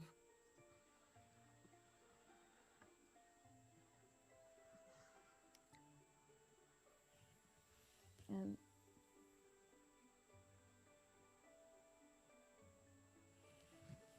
Yeah. what he's will we bottom seeing here? Yeah, Chip. to discard course. his last card, I think. Yeah, he Yeah. has no cards on hand, so I think I see a Diablo also in hands. another Genie. genie. If the Ruby Sapphire player cannot remove his genie, he will, yeah. Genie can request for a lot then. Yes, of course. That's the side, but he will need to start questing quite quickly. It's 0-7, so there are several ways this still can go, of course. But you see that control board slowly taking shape.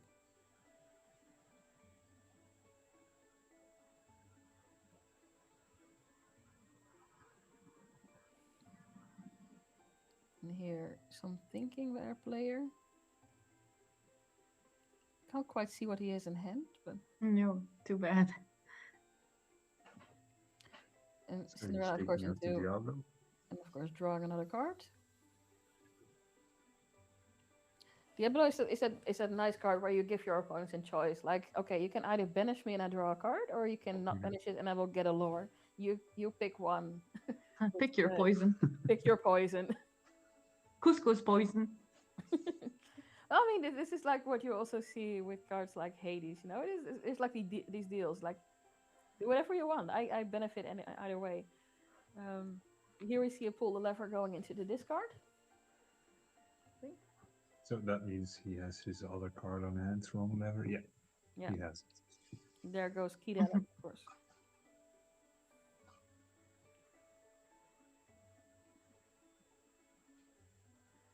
And then suddenly the board is already starting a little bit better for for Dave. And Or Diablo purple coming down. green player. Yeah, question for 4, maybe 5. Yeah. Yeah, there's always the risk of be prepared, so Yeah. I would quest 2.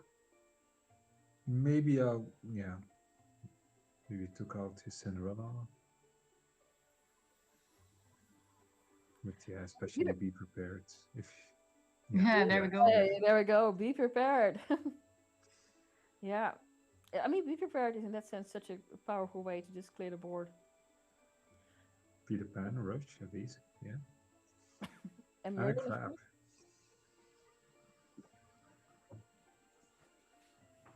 yeah, but losing the genies is a shame. That was quite a way to quickly get some lore. And here you see like the danger once again of the control board with Tomatoba coming down and Kida at the same time.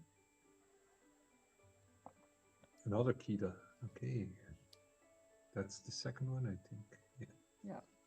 Yeah, and of course this Tomatoba is amazing for recycling items. So those popsicles get added back to the hand. They can play it again, get more card draw. Yeah, it's this is like you know, you have that crab and you have that Peter Pan, but they're not like huge lore bringer. You know, cards that allow you to quest for huge amounts of lore. It's good against in a Ruby Amethyst deck, Peter Pan with the Maui House Shark. You can give a Maui House Shark a rush so he can take out his opponents, take an action back, maybe sing Friends on the Other Side. I never saw it in this kind of deck, so And here we see Elsa coming down, of course, Yeah. allowing you to exert something on the opponent's side. And with Crab, of course, you can do something. Yeah, he's Taking gonna it, Tomato. sacrifice the Yeah. crab and give the challenger to Elsa so she can finish the Tomatoa. Yeah. Barely surviving, but still one willpower left. And then the board is clear again. Randomly discarding or putting a card away. But it'll be interesting to see where this is going. Like there's a lot of ink on the left side, with their cards on the right side of the board. So can go either way. It's gonna be difficult. Once again, recycling the items. Yeah. It's like the yokai, but an item version. So, and be prepared. Yeah, again. I think this is his third one. Yeah. He inked one and now played two. Yeah. Did he ink one? Yeah, with with the Tipo. Cinderella. Yeah. I Or think Tipo. yeah. Or I think Tipo. indeed. Tipo, I think. Well, another crab coming down, and Diablo, of course, which is amazing as a draw engine. Yeah, it's be very interesting to see where this match is going.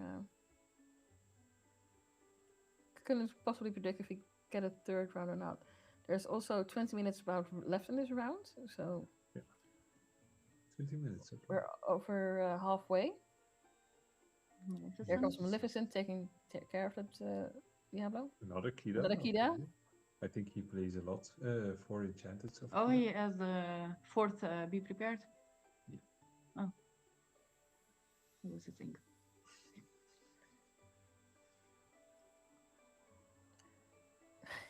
That's a lot of Counting ink. his inked. Yes.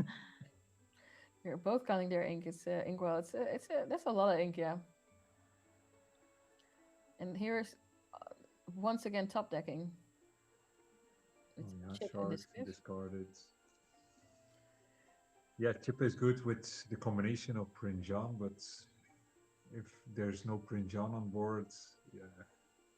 Yeah, but you also see here like the Yeah. the mismatch in the sides. You know, with Yeah. Kida, I think 7-7, Mhm. and Maleficent's also 7-5.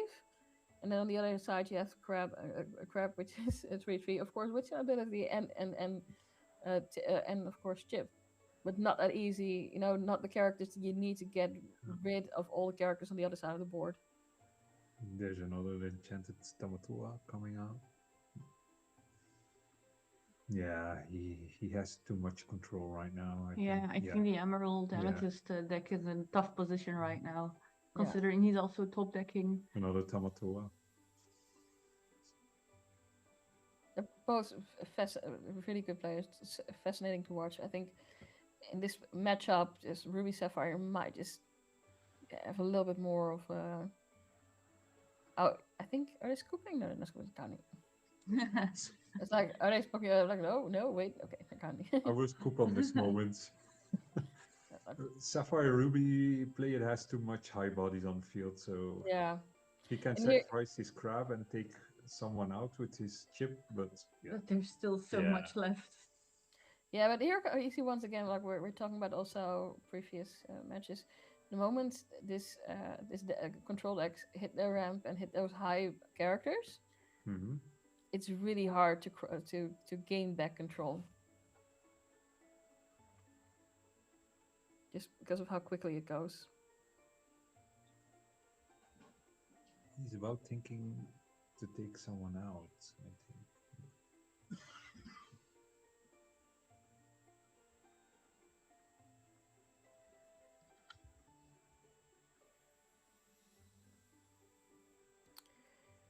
What is the chat thinking of this match? I'm very, very curious. I see some people writing some stuff in the chat. But it's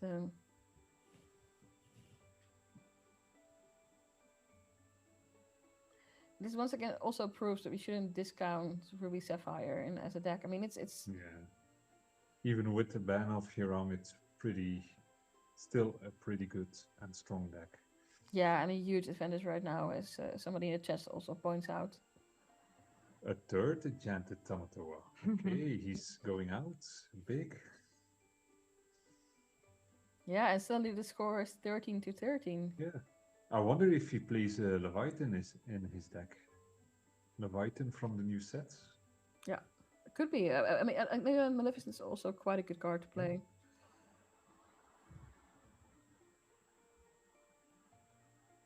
Still has enough ink to play something. Oh, and Olaf, give -2 lore to your opponent. For each action card in your discard, you can pay 1 less for your Olaf. I love Olaf. It's a pretty good card in Ruby. It's game. Yeah. This game, yeah, It's that's I I think the signs were very clear. But it was a really interesting match to see. Yeah, especially against the purple-green discards. Yeah. I didn't see much discards in this game, but yeah. It's around 70 minutes in this round remaining. Here we have a Kiwi deck. I will be taking a short break, Yeah. but I'll be back hopefully for the next round. All right. See you later. See you soon. Yeah, thank you. Put my microphone a little bit on, but I'm gonna talk a little bit These are slower. playing Amethyst Steel Against versus the Kiwi version of Sapphire Steel. Yes, I think you Just can hear me talking as about well, it, right? like, people in chat were also asking, we want to see this deck. Yeah. So there you go. Nice. He has Wait a minute. a MacDuck Manor on Oh. board. Not much attack power. Yeah. You can take the next round, the MacDuck Manor out. Never underestimate locations though. Yeah, it's gonna be a beautiful building torn apart by a peat and a goat, not by a dog. Let's see what he can play now. I love the sleeves, by the way. Oh, Goliath. On the end of his turn, he gets to draw 2 cards.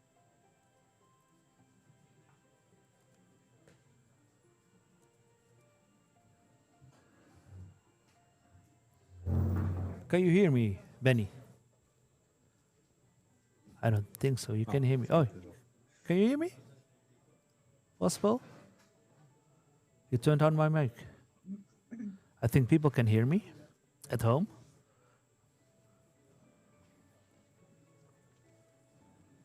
But Benny can't hear me.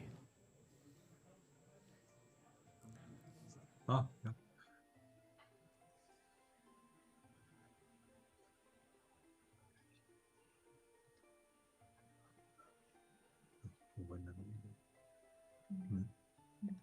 Yeah.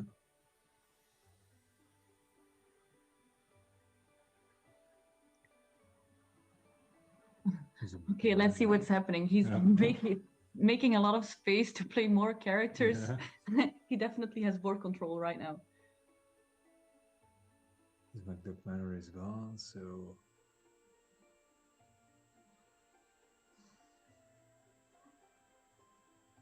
let's see what the Kiwi player can do right now.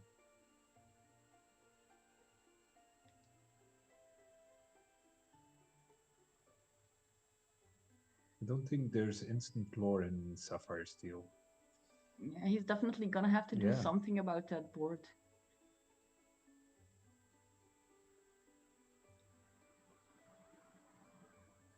For a second, I thought he had a Maui Half Shark in his hand because it's a Lilo. Sorry.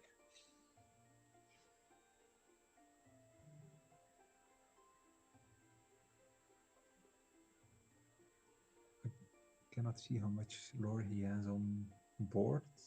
I think. No, it's too shiny. One Yeah. of the cards is very reflective, so I don't know how. So he has dog, goats.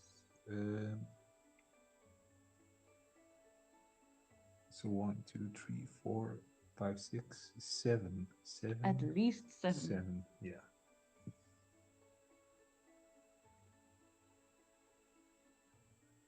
Getting rid of the Yeah. Chernobox flowers.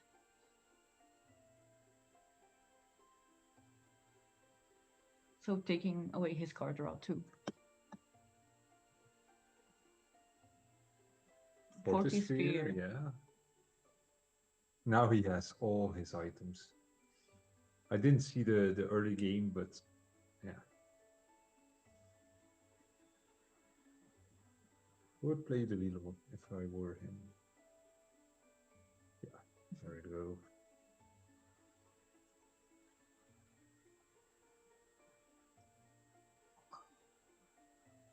Now, if he quests now, the purple steel player has to answer on his Goliath, so I don't think that would be so bad. You get to draw one card because in the end of the turn, Goliath effect. He definitely took back his advantage. Yeah.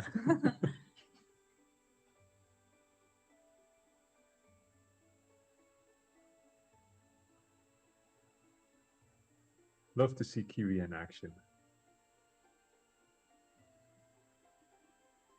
Okay, Elsa. Okay, that's...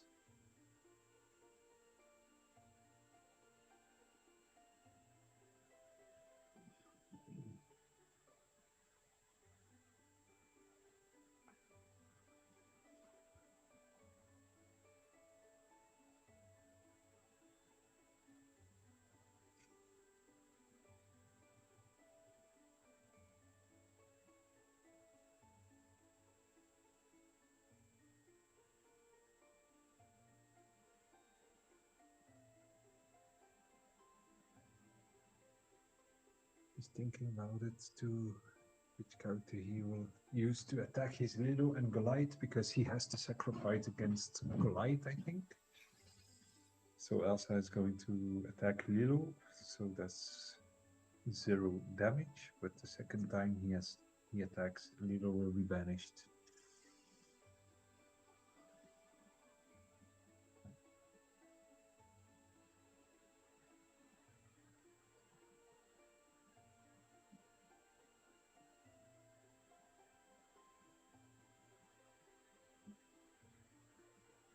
Need 2 characters against Goliaths, getting 1 order from his goats. That's pretty good because... And also Yeah. taking out the Lilo because he has to, otherwise the game is done.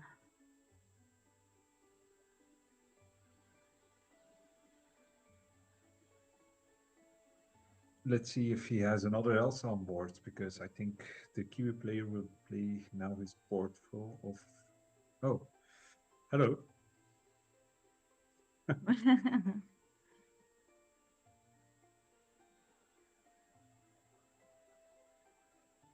Yes. We now have Captain Dale, Dag Chris. Mm. On stream. Yeah, sorry. I had to read your name 2 times before I could say it.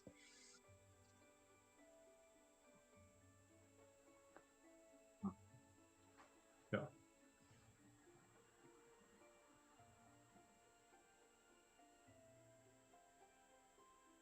Okay, I can hear you. The audio is correct. Yeah.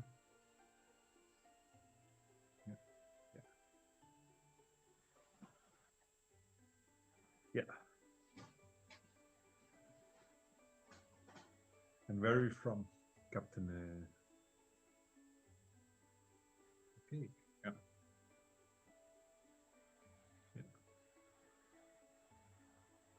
Yeah, I'm from Belgium. Stephanie is also from Belgium. Yes. The worst part of Belgium. Belgians like to complain about their country. We wouldn't be Belgian if we didn't. I think the Netherlands has also that. Yeah, I would say it would be something completely Dutch to complain about everything, but I think every country has a complaint about his. there was always that one thing. Yeah. The grass is always greener. Yeah. Okay, Oh, we're live now. Yeah, great. So yeah, the Kiwi only had 1 more left, but he didn't make the finish on his second turn. So It was so close. Yeah, that was so close. If he didn't have his Elsa on hand, he would. Yeah, he would. He won, has a great start now. Yeah. Bell, Fortress Sphere, Such a strong card. Fortress Sphere to play Yeah. his Bell. So he can now remove everything the opponent plays That's if he a has Will-O songs the on Wisp. hand. Yeah. And a challenge, when he gets banished, he returns to hand. But if it's with the song, I think he will lose it. Yeah. Oh, this is me. Yeah. Requesting with Bell. Okay. I think he wants to have more characters on board before singing Strength of Raging Fire. Yeah. I think Yeah, he but has you also Strength give of it- Raging Fire on hand. Yeah, but you also can give that early pressure immediately. Yeah.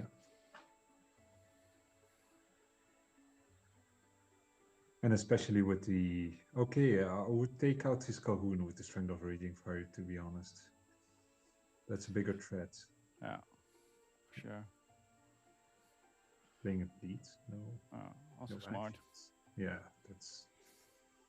I think the Will-O-Wisp is not that kind of threat because he has 0 attack, so... Maybe with a crab he gets 3/3 attack, but I don't see any crabs on his hand, so I think it's safe right now.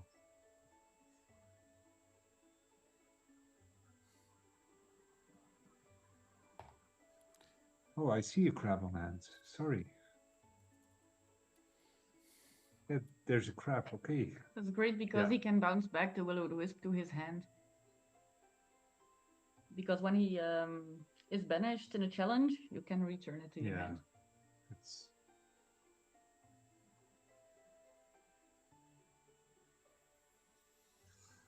There it is, the grandfather of all clocks, Cogsworth in his hand. Love to see that card again.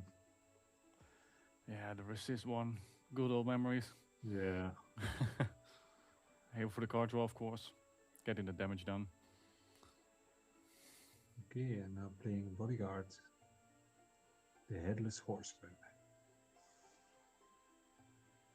The card is getting his mojo back in green. Steal discards. Ooh, Because- the discard decks. Looking Yeah. forward to those today. Well, Reminds me of the good old Bucky time. Yeah. Oh, I'm no. traumatized by that Yeah, time. me Yeah, too. yeah. In Dortmund, it was horrible. It was so horrible. I'm so happy he got errated. Yeah. I think Yeah, a lot it of was people will be necessary. angry now because of my commentary, but yeah, I think it's for the best. It's the same with Hyam actually, because in a deck like this, if you get that Hyam and got all those items, you can have so much card draw and so much pressure. Cogsworth is there, alright. The thing about Cogsworth is you will never quest with him until you know you can win. Yeah. But for now, everything and everyone is safe. Yeah, and the bodyguard becomes a real threat now as well, because Yeah. you have to trade real bad for it now. You have to sacrifice his crab, then give it to Pete. Yeah, but you can only give once. No, you can sacrifice the crab against the bodyguard, give it to Will-O-Wisp, sacrifice the Will-O-Wisp against the bodyguard, and then take out his other Pete. But that's a lot of trading to. Yeah. And he Yeah. still has 2 characters left then. Yeah, the bell is having massive impact on this game, giving you 2 lore already. Yeah. You can try singing a Strength of Raging Fire, but you have to have 5 characters on board to get any effect on the Headless Horseman.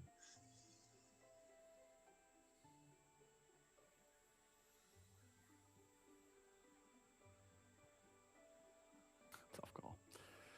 Yeah. Especially against that bodyguard. It's a 4/4.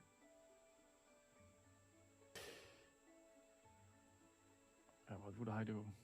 If you can have 2 more Will-O-Wisps and Strength of Raging Fire, you can take away that bodyguard, but Yeah.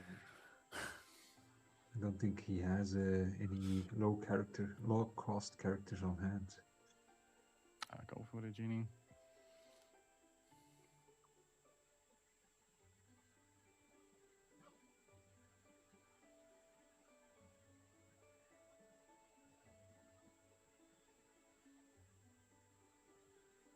Rethinking his beats. Okay. Oh, yeah, there's another. Yeah. He has 5 characters. We can Now, see. Oh, something happened. The stream is gone. makes it more majestic. Yeah, the board has broken the. It was the Stern for Rage. Yeah, there Yeah. it was. He played 2 times Strength of the Raging Fire. So his board is still healthy and there's a lot less characters on his opponent's side. Okay, Popsicle. Yeah.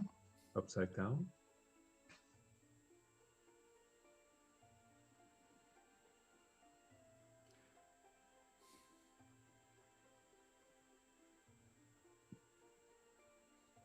That genie gave us so much Mhm. pressure on board as well. Well, it's not a bad move to take out that crab. Yeah. And he survives, so. Even with his Pete's.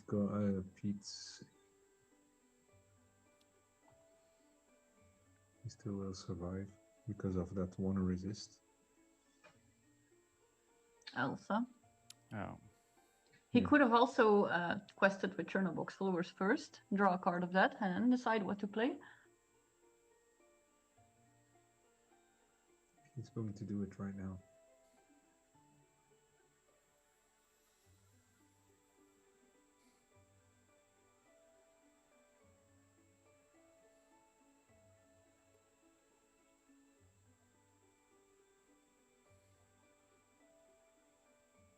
Yeah. He's now going to take it out with his feet. Yeah. Smart move. Yep. Yeah, and especially if the blue steel play doesn't have his card droids. Yeah. Oh, he has. He has a the popsicle. in hand. Yeah. Gone to. Alright. But that's weird. Yeah, maybe getting that pressure first on. Yeah. Because Kanto is a vanilla character, he doesn't have any effects. There's only 1 minute left in the round. Ah, okay, yeah. That's the reason. Okay, 2 Chernobog followers. That's not something you want to see right now. Yeah.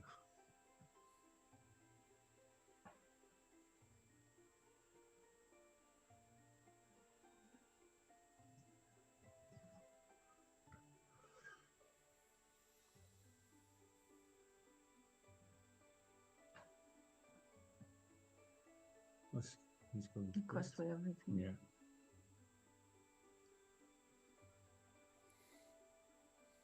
I'm curious. They know What that was time that? is almost up, so they have to Yeah. get their lore in. Yeah. And he has an Alice on board.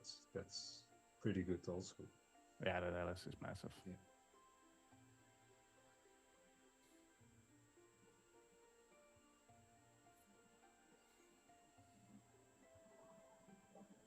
I would quest with the gun tool first and then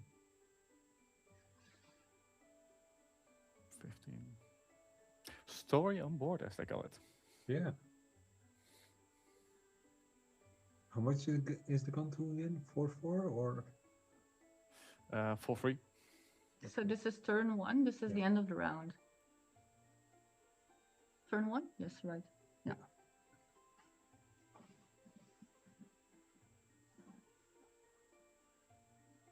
Yeah, the attack power on the opponent's side is pretty low, so he has to sacrifice everything. Vanishes. Hoping to get that Strength of the Raging Fire. And I think he drew it. Oh, yeah. Yeah.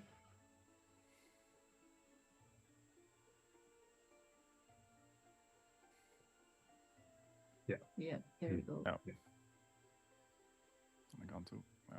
Taking out the big quester, Yeah, you still have to take out that Clocksworth, of course. Cogsworth.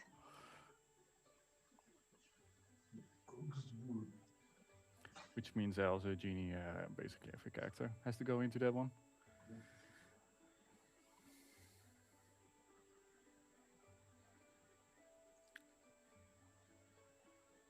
Below the Wisp. And another Yeah. Will-O-Wisp. Will-O-Wisp. Okay.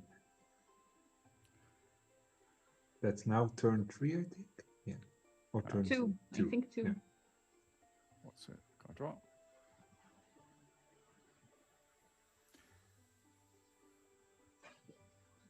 Screw you, man.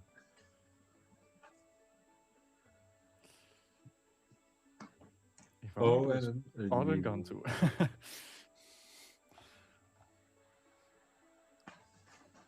Yeah, I would wait with questing with Alice, to be honest. Yeah.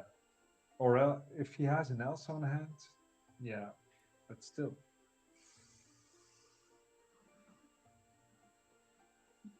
Yeah, you're gonna need an Elsa or something to get Yeah. that Lilo away now. Well, if he quests with Alice, give ward to Lilo, then even with an Elsa, he would win the game, I think. Because he can't exert it then. Oh, no, she only quests for 2 and he needs 5, so he has to wait 1 turn, yeah. Yeah. Yeah. Yeah, in this case, I would have waited. Like I said, the initiative is now with the other party, so they really need to get either an Elsa to get 2 hits on that Lilo, and even Sans, you need 2 or something.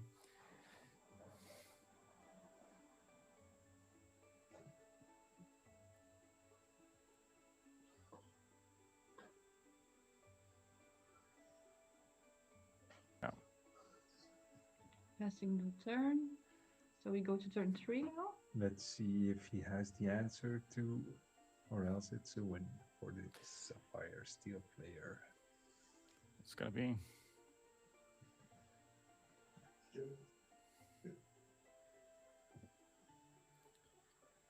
Doc, alright. Yeah, he doesn't have enough ink to exert his character. Unless he has Easy Thunder Chill in his deck, but yeah. I think it's game. Yeah, well, that's thing you could Yeah, they know potentially too. do is somehow the Docker and hope for 2 Sons, but even then you can't see him alone anymore. Yeah. Well, you cannot attack his Alice because she has ward, and you only can give. You have to attack Lilo 2 times, even with the song. So Yeah, exactly. Yeah. So yeah, it's still game.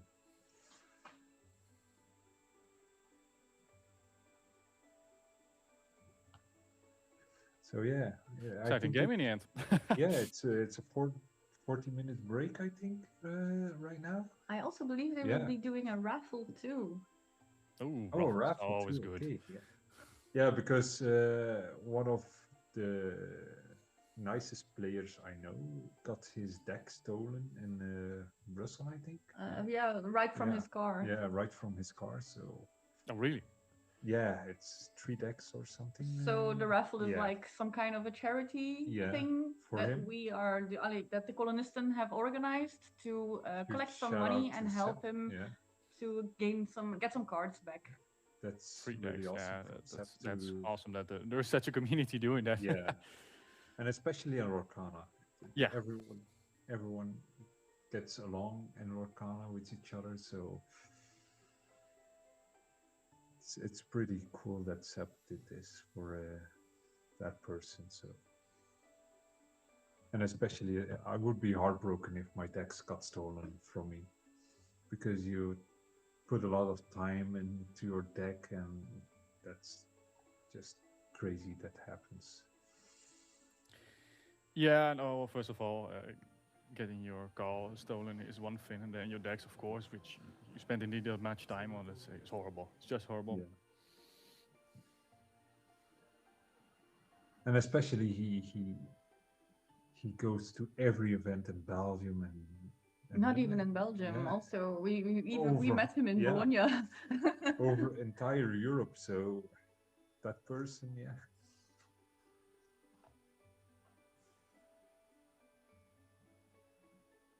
Yeah. I think we're going on a break also, I think.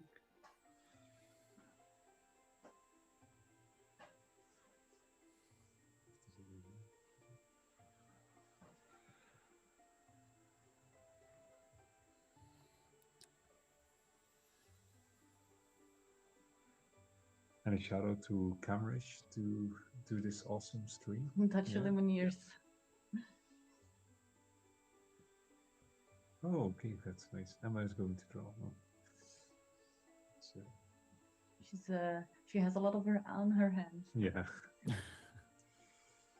So we have a lot of stream remote casters. That's cool. Yeah, today Yeah. we had LorcanaSpinz, Yeah, who From started California? it from California. but he's now in his bed because it's rather late there. Bit late there. Yeah, and he had to work before he was on the stream. So Oh yeah, long days.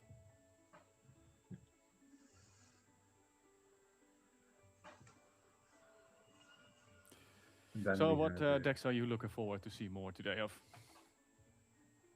Well, personally, I want to see Sapphire Amber, but I don't think it's an Infinity deck right now. No, It it's a could fun, be. it's a fun deck though. I played Yeah. it last set championship. It's amazing. That's and maybe see a lot of more Sapphire Steel. Sapphire Steel, yeah. I'm here for Ruby Amethyst because that's what I play and I want to learn more. I just want to Yeah. shout out that be prepared at some point. Ruby Amethyst will be the most played deck in the. And maybe an Emerald Ruby. The Christmas deck. Oh, that would be That something. would be awesome too. Because they had a lot of good cards to build a deck around.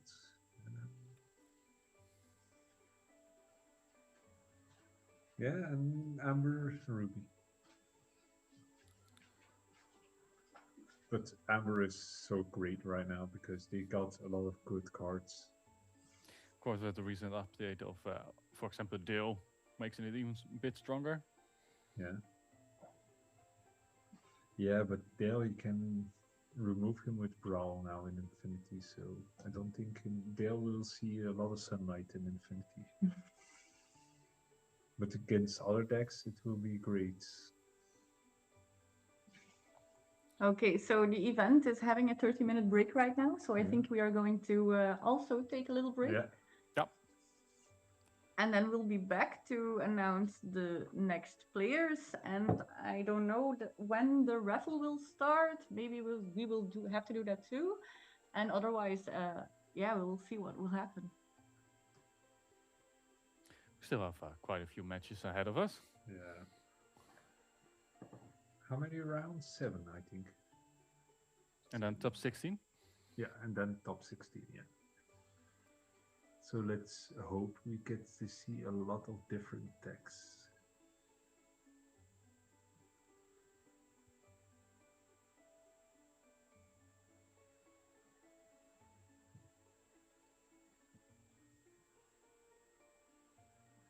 All right, we're going on a break right now. See you in 30 minutes. Yeah. See you later. Bye. Bye. Enjoy the lunch.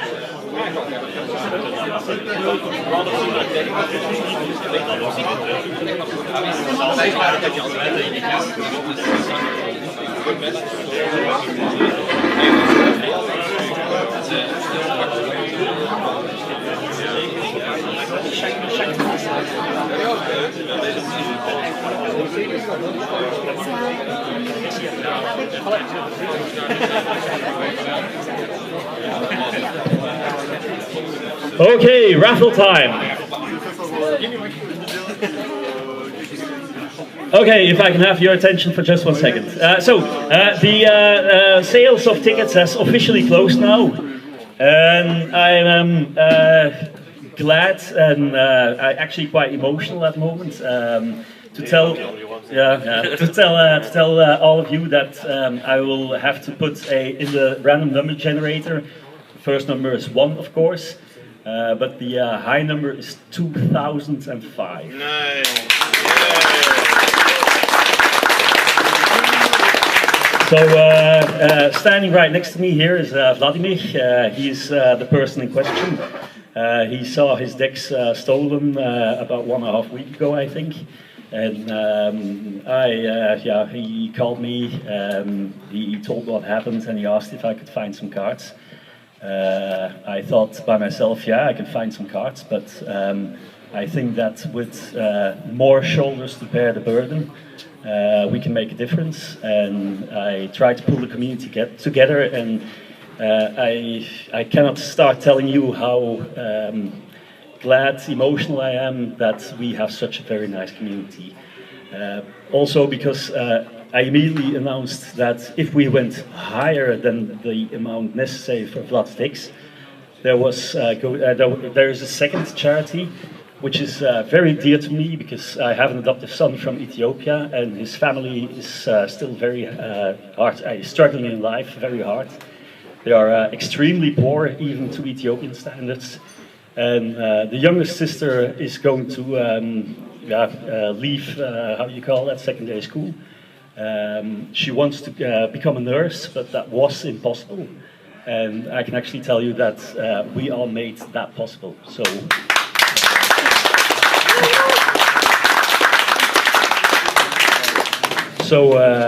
be proud of yourself and go to sleep this evening knowing that you made a difference in more than one life. So. Vladimir, I think perhaps you want to say something as well. I'm just going to say that he will do the pulling of the random number generator thing. For the people at home, apologies.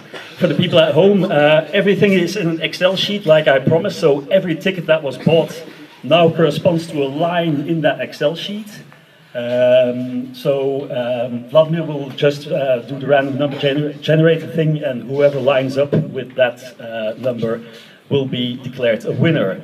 We will go from 5 boxes that have some promos and all the Store Championship promos, enchanted versions of them, starting from Ursula right until up until to Maleficent.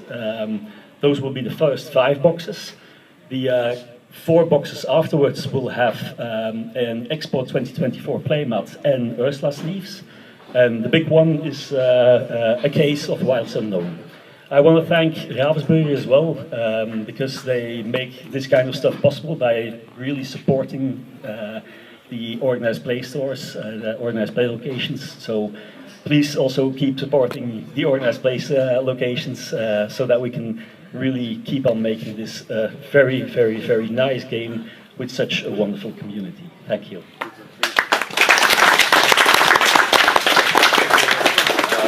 I want to thank you, Seb, for the initiative, and a big heart goes to him, and big heart, of course, to all the familiar faces who are here, but also the friends on the other side who are not here and online.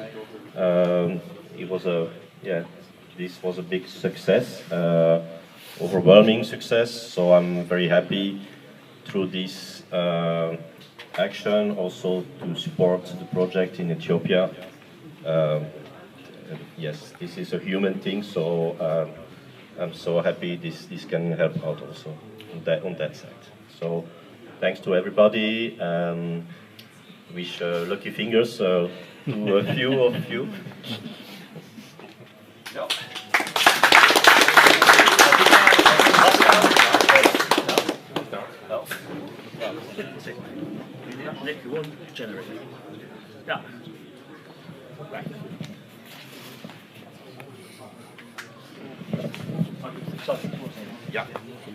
So we have number 346. I will look up on my fantastic Excel sheet who that is. 346 means that we have a first winner for Jamie Booter. Jamie Booter, is he here? This might be an online person, so somebody at home is probably now shouting. So Jamie, I will be in touch. This will be for everybody, by the way, that wins at home. I will be in touch tomorrow to see how we can work stuff out to get your prizes to you. And Kolonisten will, by the way, pay for the shipping cost as well. So, but congratulations for the first prize. And of course, you can only win once with each ticket. Oh, damn it. Ja, de volgende. Zo'n keer hetzelfde. Okay, next prize will be for number 641. 641 is, let's see, Tom van Elderen. Is Tom van Elderen present? I think we have another online winner. So again, Tom, I will be in touch. That was 641. 641. Yep, that's marked. Next number, please. 943. 943. Sorry for that sigh. 943. Nathan de Kramer.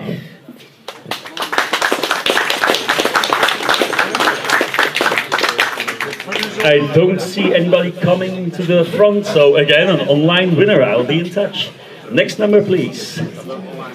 1,895. That's probably going to be somebody here in the thing, because those are the numbers that I gave today with the people that bought today. 1895. 1895. Danny van Benten. Danny is not here. So it's one of the very big exceptions that I gave numbers today. So 114. The lower the numbers, I apologize. The higher the probability that it's somebody at home, which is also fine because the people at home also need to have a chance, of course. 114. Yeah, I hope I pronounced this correctly. Kim Wang Yin.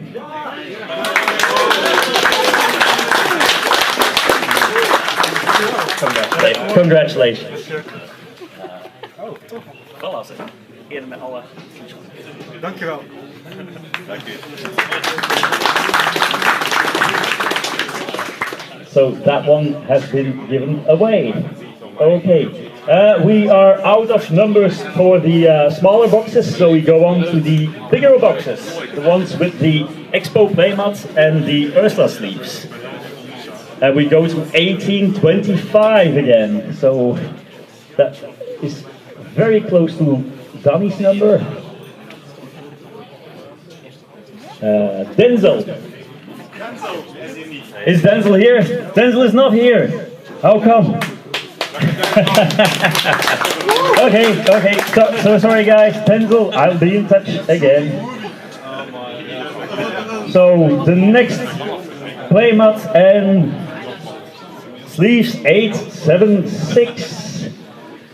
876. The Excel tells me that that is Marijn van den Bergen. And I know for a fact that he's here. Congratulations. I am just told that this prize is in the name of Conflux, our colleagues in organizing tournaments in Benelux, in Flanders in particular. I think they have now something nice to add to their prize support. Yeah, I was just told so. Congratulations. 1263. 1263.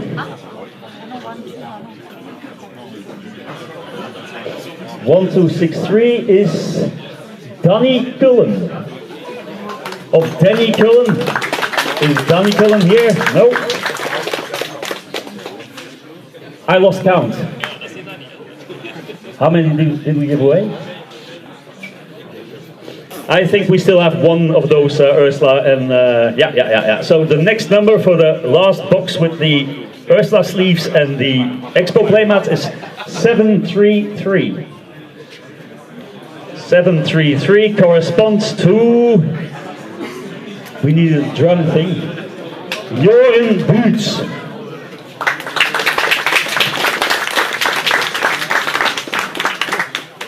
The people at home are more lucky than the people here, unfortunately. So it's fortunate for them, but Joren Boots, I'll be in touch and I'll make sure that your thing comes to you.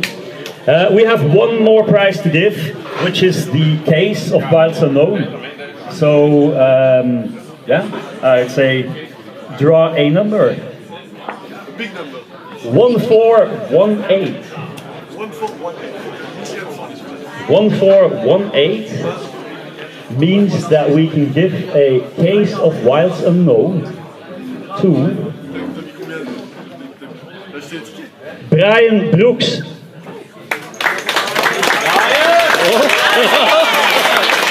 Congratulations, Brian. You can. This is Vladimir. This is Vladimir. So our youngest participant runs away with prizes again. It's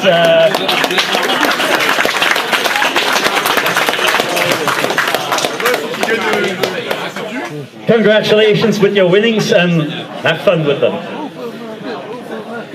Damish, zijn we nog live? Yeah, we're still live. Mocht even knap zitten. Yeah? Alright, good.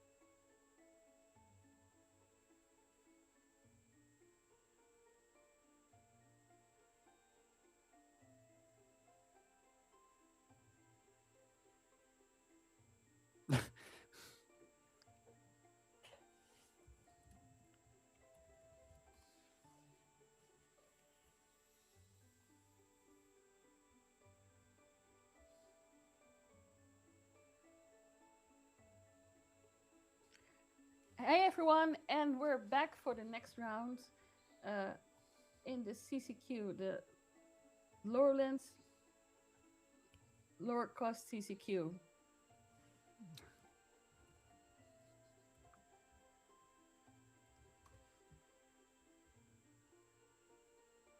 Sorry, give us 1 second. There are some technical issues. We're trying to solve them.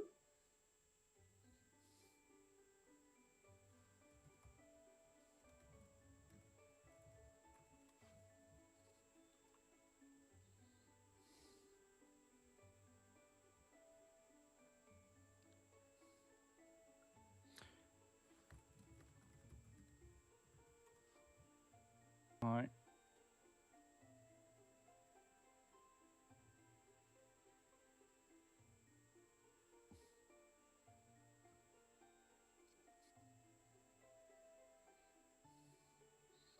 No, I think we're good. Are we good? Believe so.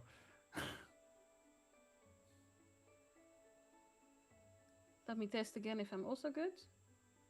Yes, issues seem to be solved. All right. So, my turn. Back to the table. Let's get into this game.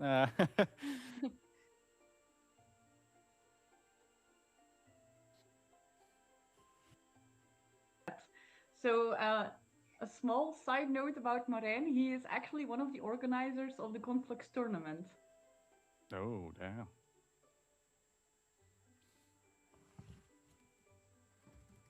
And he's playing against a dog's deck. That's looking spicy.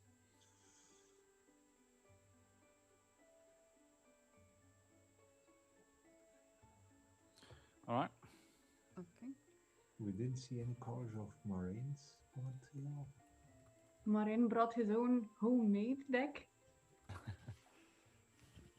Oh, I see the second color, it's red, so yeah.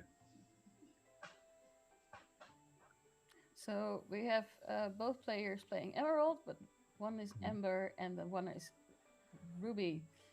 So, be interesting Do we matchup. honestly have the Yeah. Christmas deck? Yeah, it's a Christmas deck. Ah, that's the one we wanted. Yeah. We got what we wanted. It's like Christmas came early. Yeah. I wouldn't say Oh, if I look summer. outside. No, Steam. fair point. If I were Olaf right now I would be melting. Yeah. It would be water. I would be a puddle. Something For those of you not in Europe, for those not in Europe, it's pretty summer here right now in Belgium and also the surrounding countries. So, anyway, so we're glad we're not Olaf, but we're glad to be watching this game from comfortable outside of the heat. I think I am not that familiar, I must admit, with the Christmas decks. It looks like discard still with Prince John in it. Yeah, good old Prince John, the one who did a lot of harm against me in other tournaments. I think the Christmas deck is mainly focused on discards because they have like a card undermined and they have big bodies in reds, Ruby. I think it's a very good combination in Infinity, but in Core it's, yeah. I don't see any decks in Core, to be honest. No, why not? Infinity, I it's do see new cards he has in his hands from the new set actually already. Yeah. So, like I the think Leviathan era, yeah. yeah, exactly. So how fast is this deck? Because right now we're looking at a matchup between mainly dogs, I guess, and this Christmas deck. How fast is this Christmas deck? Is this something that can go up against dogs, or will this deck struggle? I think if he has the right combination in hand, it will be over on turn 5. Yeah. Okay. Yeah. Because there's 2 cards in the deck. The Leviathan, who, when you banish 2 characters or something, you get to banish this. I think it's 10 strengths until 10 strength of characters on your opponent's side of the field.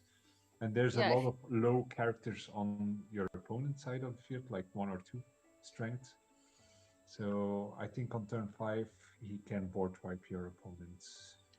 Wait, that's not Leviathan. Leviathan is like 10 cost, right? And you have 2 cards in the discard, and then you banish any number of chosen opposing characters with a total of 10 straight or less, right? Yeah, Or that's am I correct. thinking Yeah. of the wrong okay. So, can you play it on turn 5 in this deck? Or Yeah, with am I just missing the action card. Hercules. Yeah, Hercules. fair yeah. point? Yes, of course. Yeah, and especially against a deck like dogs, you can fairly play that. Mhm. And I think there's a new card from the new set also, the one from Atlantis. I cannot remember his name. The one who mines a lot. If he quests, you can choose, draw 2 cards and discard 2 cards. But you have to play it on turn 4, to quest on turn 5, to play the Return of Hercules, and to play the Leviathan. Yeah. That's the ideal. I'm curious what he's picking though with that Yeah. lady though. It's an interesting matchup to see at least. We see on the left side we see dogs already going quite wide, I guess. Yeah, with, but of still course, low in questing power, quests. Yeah. Yeah. But here also an extra lady and extra Nala. Yeah. Oh no, sorry, I'm wrong. There's. I think the reason he doesn't quest as much is he doesn't know the deck. Yeah. Which is, of course, if you play a spicy deck or a deck that's not played that often, it's really good to have that surprise on your side. Yeah.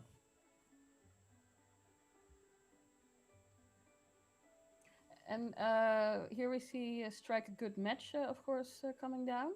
Mm-hmm. I think it was the reprint or not. Yeah, it's a reprint. Yeah. Yeah.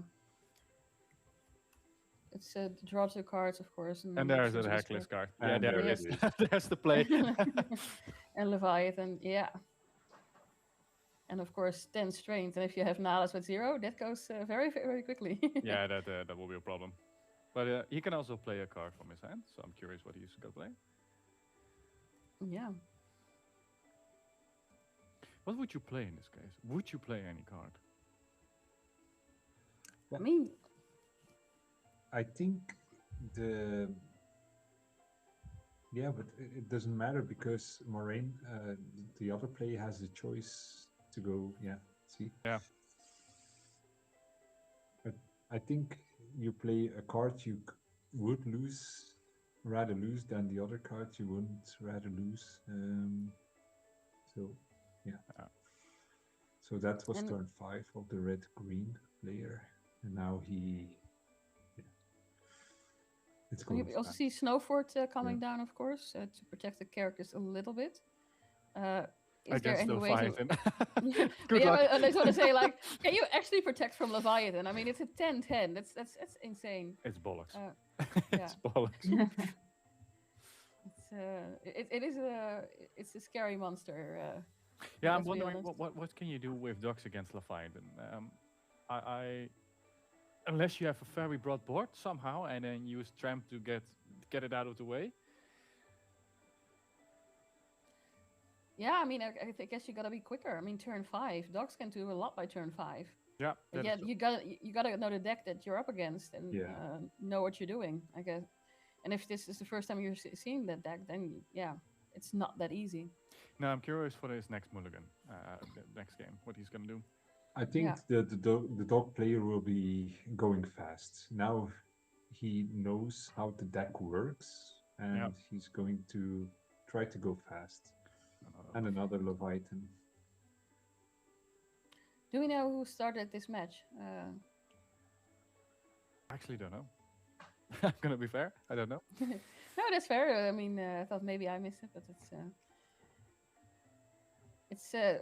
that's a very quick score change. It went from 10-0 to 11-10. You see how quickly this Christmas deck is going. Yeah, it's an early Christmas present. Let's say it like that.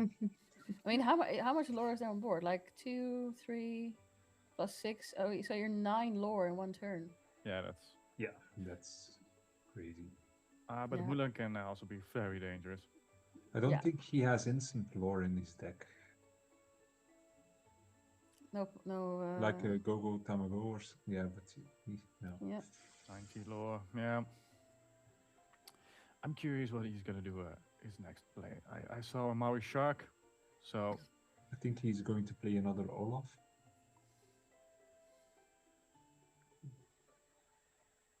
This match is really going by very, very fast. If you look at the round, I feel like we barely started and we're already at 14-19. yeah. It's two Leviathans and Diablo and Olaf, and then you're almost there. Wow. But interesting to see what the reaction to this board is. I mean, you gotta remove something, but how do you remove so much lore? How do you remove 2 Leviathans?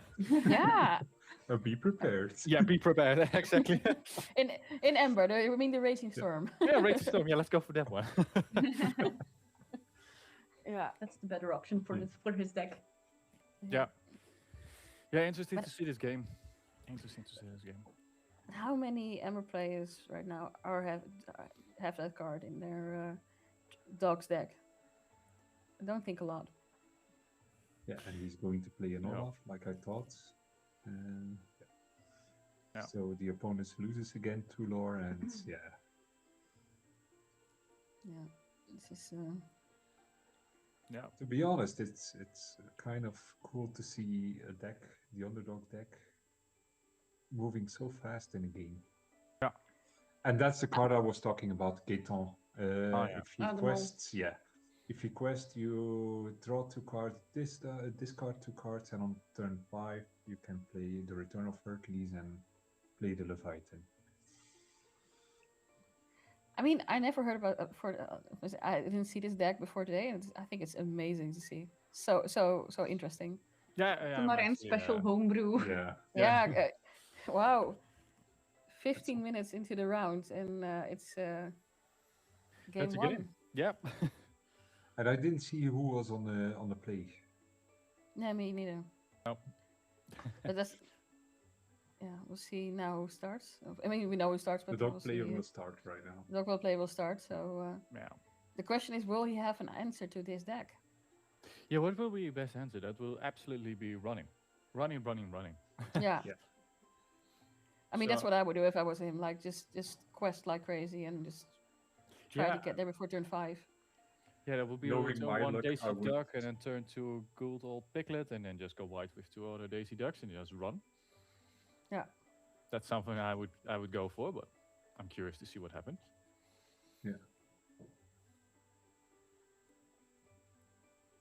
You will need that speed, you know. If you turn, you need to be there before turn 5, basically. Yeah. Because if the Leviathan comes down, nothing on your side will survive. Or at least not a lot on your side will survive. No. But to be honest, if on turn 5 he can do the play again, I think it will be over once more. Yeah. Well, let's see. I I don't see a Leviathan. don't right see now. the cards just yet, No. but I mean, you can. That doesn't say anything. Yeah, we saw last game that he also had a lot of card draw and discard in his deck. Just yeah. So he's going to for your deck. Mulligan 1 and the other one for Yeah, Duck's place is so- going for Mulligan 4. Curious. I think he's going to another route because he's on the draw. Yeah. Yeah, I think he has to play more control, like maybe high strength characters or More answers. Yeah. I don't think you can go away with the Diablo now because the dog player is already quicker away with his card, so that Diablo has less effect. Or I mean, the discard style of his deck. yeah. But the opponent knows that's it's a discard deck, so maybe he will play a lot of cards in a short time, so his Yeah. hand is empty. Yeah, that's what I mean exactly. That Yeah. if you go for that style now, Yeah. you know you're basically having less of an impact than you might want to. Yeah. And there's the Daisy. Yep. Yeah. That's what I would do. Let's call it. Yeah. I mean, I would. To be fair, Daisy is also dangerous on the other hand, because Yeah, if all you those quest actions. and Yeah. and if they get the Leviathan that way, you're not happy. Let's be honest. Yeah, but you also take out a lot of actions, of course. Yeah. So if you, for example, would hit out that Heckless with that way, you well, that's also good. Then you will be very happy. Yeah, exactly. But it's a risk. That's what I'm trying to point out. It's a risk. It is a Going risk. with questing Yeah, with Daisy. absolutely.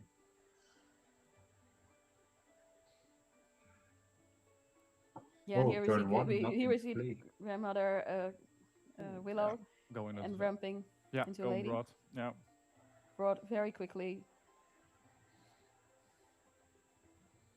Now, at this point, he must come with some sort of an answer. All right, he's going for free. I said lady, but it's Little John, so my apologies for that. But yeah, he's going broad very, very fast. And on the other hand, we of course see Jebediah, if I'm pronouncing that correctly. Yeah. Which of course Free, is evasive, reckless. yeah. It's a good card, of course, if you want to take out some cards on the other side of the board. Yeah. Yeah, I'm curious what these are going to quest us. I would say with the Daisy and the John, of course. Keeping that the Mother Willow alive now. And he does play a lot of action cards, so I think there will be a hit. Yeah, you know, I think with Daisy is you never know what you're going to get. You might give your opponent a card that they desperately need, or you can, you know, get rid of some cards for you, where you're like, oh, I'm happy they won't get that card. Yeah. But yeah, it's a gamble. Prince John. Oh. That goes into the hand.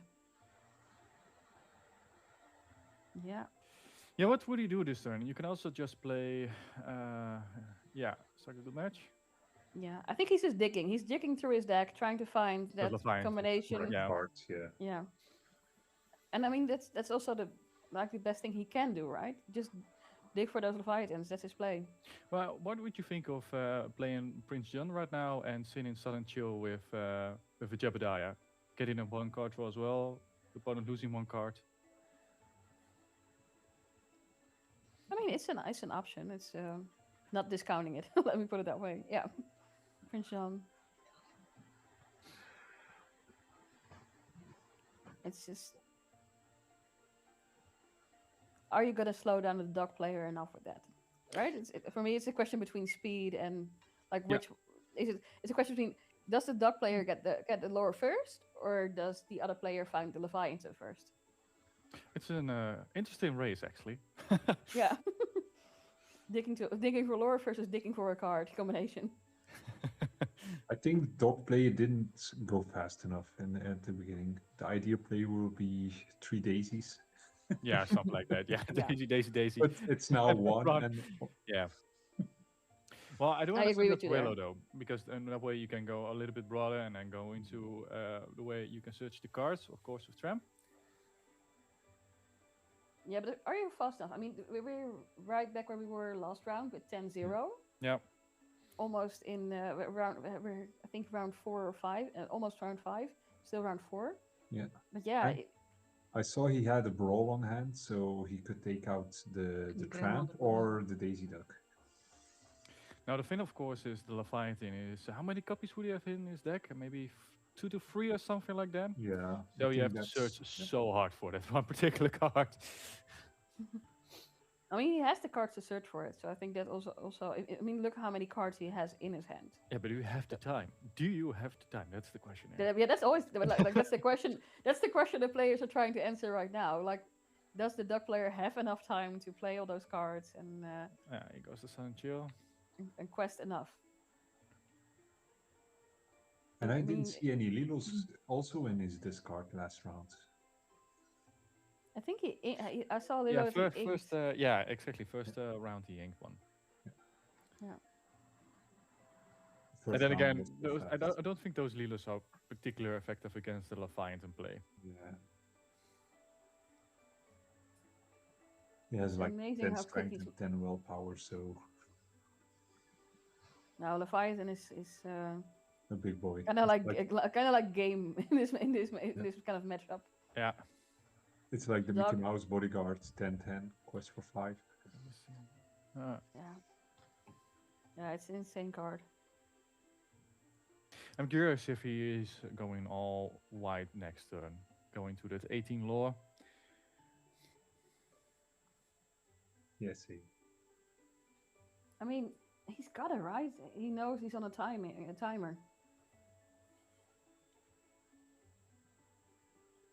I mean, it's just a question of time before he gets it Leviathan. The question is not if, but when. You want to, you want to get to 20 before it appears. Yeah. but he has the Gaeton at this point, so Yeah. he has one part of the puzzle. So Showing his hand. Brawl, yeah. and a Hercules, the return of Hercules, but not Leviathan. So if he doesn't top deck it now, I think it will be. It is highly likely will be. The Daisy can be tricky though. Yeah. That's give it the tricky. card. Yeah. That's what I said. Daisy can be a very tricky card. She's powerful, but it also comes with some huge downsides. Yeah. You should not forget that. Interesting to see that he's going for the control now. Yeah. It's an interesting choice. We're looking at this as a game of speed, like who gets there first. Yeah. That's But good. apparently he's using control. The return of Hercules on the bottom of his deck. So Daisy hit But an he- action card. Yeah, it doesn't really hurt, of course, at this point because he already got one in his hand. Yeah. Yeah, but also let's not forget every card where it goes into his hand or to the bottom of his deck, that's still one card he gets closer to Leviathan. Yeah, exactly. So does it hurt? Yes, but does it hurt that much? Maybe not that much. No, as we can say it, we are a story on board, of course. So can he find the Leviathan? That's the question. Yeah. To Leviathan or not? That's the question. Yeah. Yeah. It's awesome to see a card like Leviathan get in play. Getting Yeah, Ruby he's- that Yeah, little he's bit scooping. back Yeah, in he's him, scooping. is removed. over. Yeah, it is Yeah. over. It- Yeah. Yeah. He 1-1. didn't find his Leviathan. Well, the Leviathan starts now. Yeah. So 1-1, and we have 25 minutes remaining in this round. That's Yeah, still plenty so of time. Yeah. That's plenty of time for That's this going to be plenty of matchup. time for this game, yeah. It will be very interesting to see how this final round will go. I mean, Emerald Ruby, of course, now on the play. Yeah. Yeah, it's imagine getting out of bed today, going to a tournament, you be like, yeah, I know my decks, and then you find the Christmas deck, and you're like, oh, yeah, of course that exists. Yeah, it's, let's be sure. Let's be honest. I'm not sure I would have prepared for that deck. I mean, I was preparing for Dogs, for Ember Steel, Ruby Sapphire. Yeah. I Yeah, think and, no one thought about that combination of colors. And at the moment. No, but Well, especially maybe they in did and I missed it. Yeah, Yeah. I think the Affinity format allows the discard to be card draw, of course, with Prince John, Mhm. and that just gives that edge to get all those pieces together. I'm wondering what the chat is thinking about this Christmas deck.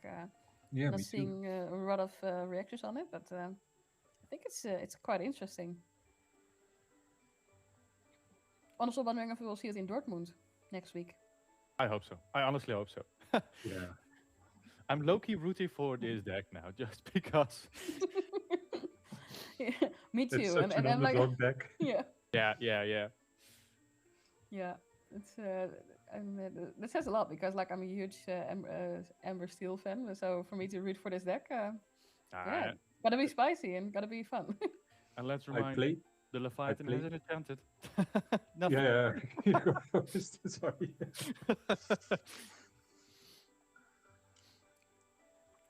Chat points out like if you get Diablo early on board, it's almost guaranteed to draw Leviathan at one point. Yeah. Yeah, Yeah. I think that's also what we saw last match. You know, it's It's- not a point like will you get to the Leviathan, it's just when. And the question is, will Dogs get to the 20 lore sooner? He has Oh, here we go. the first Diablo. Yes, And I'm that's gonna one see puzzle it. piece down. Oh, two Daisy Ducks. Daisies, Okay. yeah. Yeah, And a piglet. and a Piglet. And Piglet, oh boy. And Grandmother Willow, that's a good hand. That's a good mulligan. What is the fastest way to play his hand? Because that's gotta be the question. Yeah. He does Well, I get a mean- Leviathan. Oh boy. Oh. I mean, you gotta play Daisy, I think. That's that will be part number 1, Daisy, Yeah, and then of course Daisy, and- Grandmother Willow into and then Daisy. more. Yeah. Yeah, Or you're gonna play Piglet. yeah. That's also an option. Yeah. Go in Daisy, Piglet, then Mother Willow, and Daisy again. Yeah. Oh, he is inking. Oh, he inks. Oh, right. Oh. Maybe he drew another piglet. To be fair, like Daisy is always 2, and she's a 1/4. So Yeah. I do see like you might want to get that the second Daisy down on turn 2. But he had a lot of uninkable in his hands. I would rather ink the Rapunzel than the piglet, to be honest. Because Yeah, but he might need that draw later. Yeah. I do get that vibe. It's inking Rapunzel is not an easy choice to make No. in that sense, because certainly in Amber where you need that draws for cards, especially if you're playing a lot of cards. he has the other part of the combination, so I saw the Return Oh. of Hercules in his hand. This can be a very quick match in the case. Oh, this can be a quick match. Yeah. Yeah, Get the pressure. Yeah. reckless. Invasive. I So, draw, yeah. you draw. So Leviathan turn 5, of course. Going to turn 2 now. How fast can you be with like max space? Now going 2, next game +5, so it will be 7. Yeah. And from that game you have to play like another Daisy or Piglet. Well, maybe 1 survives. So I think he will, before the Leviathan, will end up near the 15, 14 lore. Yeah, here we go. Like like we talked about, Grandmother into Willow into Daisy. So that's 5 on board. Probably not questing. That's I did not see that coming. Be interesting to see. Oh no, Oh, Diablo. no. Yeah. Well, I know who's. Yeah. If you're playing this Christmas deck, it's probably Christmas for you when you have this set up. This So is a dream. Yeah. yeah. Now he gets to cycle even faster for the cards he needs. Yeah. But he already has his combo in his hand, so yeah. Yeah, but the make it opponent two. doesn't know Yeah. that. Make it 2 times if you wanted. Yeah, but the opponent doesn't know that. That's also a part of the game. How funny would it be to next turn play Prince Jonathan, Sudden Chill, and then have even more cards? Hey, you can never have enough cards. Be interesting to see what Nani, of course, comes down, searching the deck for character cards. Yeah, what you searching for now? He's going, Lilo. Lilo. Yeah, because he can go to the discard and of course be returned in case the Leviathan does come down. Yeah, but at that point he got such a broad board, of course, that Lilo will pick out Yeah. every time. So Yeah, I agree. Yeah, I think this is a case of Leviathan is so powerful. How can you, as a duck player, answer that? I don't think you have the cards for it. He inked his Dale. Dale could have offered a little bit, but when your board is gone. yeah. Yeah. I noticed So- that people in the chat are asking about Robin Hood Sharpshooter, but I can confirm that Maren does not play the Robin Hood.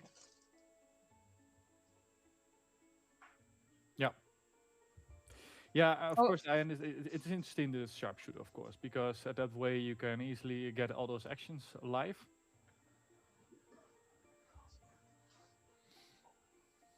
Well, of course, we don't know. We don't know if he has a sharpshooter in his deck in that sense, but we haven't seen it. But it's probably not common in this deck. Question: right now we're ramping up into turn 5, and I would be honest, I'm like a little bit excited to see the Leviathan come down again. It's, That Mulan can be dangerous, of course. Yeah. I see a Snowford as well.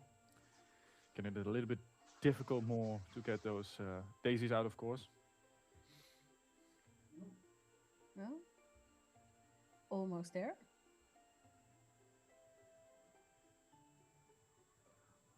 Yeah. Yeah, he's also sensing the Yeah, Leviathan. the Leviathan standing there. He's feeling it. It's beginning to look like Leviathan. Yeah, it's. Oh gosh. Sudden chill before that Leviathan to play. Yeah, of course. And then you play it. Yeah, there it is. Oh. Yeah. We knew it was coming.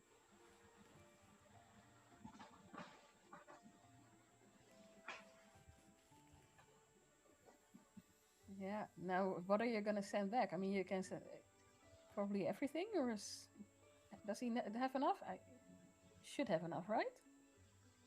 Daisy is 1, 2, 3, 4, 5, 6, 7, 8. I think. Yeah.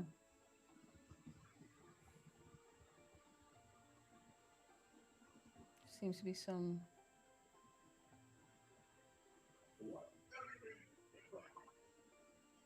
Yeah, yeah. That's basically board wipe. Yeah. Yeah, and as seen this in the first game, this might just be it. Let's see if PD Freak Out can come back from this. Rapunzel comes down. Not how you want to play Rapunzel, without drawing any cards.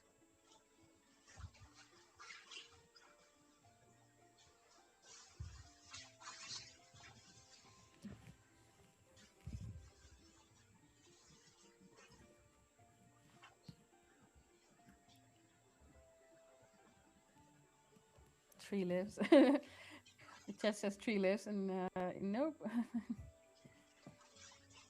Yeah, the Lilo play, of course. Yeah. And Yeah, but Piglets. Yeah. Yeah.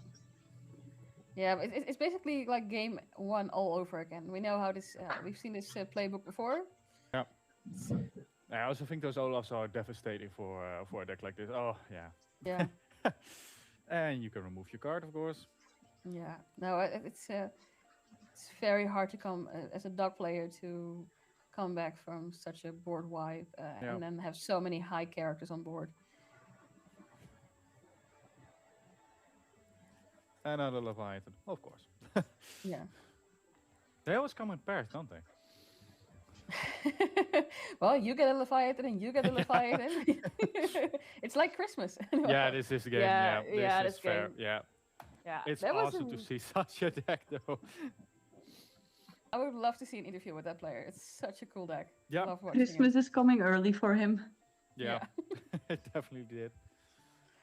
Oh yeah, it's. I I'm gotta play curious that. against what deck he played more against. Yeah. Oh, and now we're switching to table 2, which is a totally different matchup. Yeah, Steel Storm versus good old Big Sisu. Yeah, and of course Kida. This is not the first time we've seen Kida today. Also quite an interesting card added in the last set. Yeah. Seen some big plays today with that card.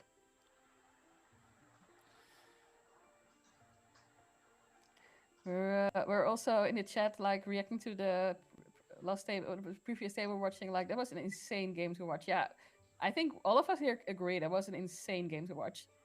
Yeah. Yeah, that was fun to watch. It was fun to watch.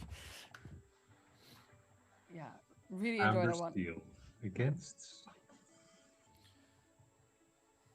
Oh, here we, of course, on the Amber Steel set have that Namari and Rapunzel combo, which is always nice if you can get that down.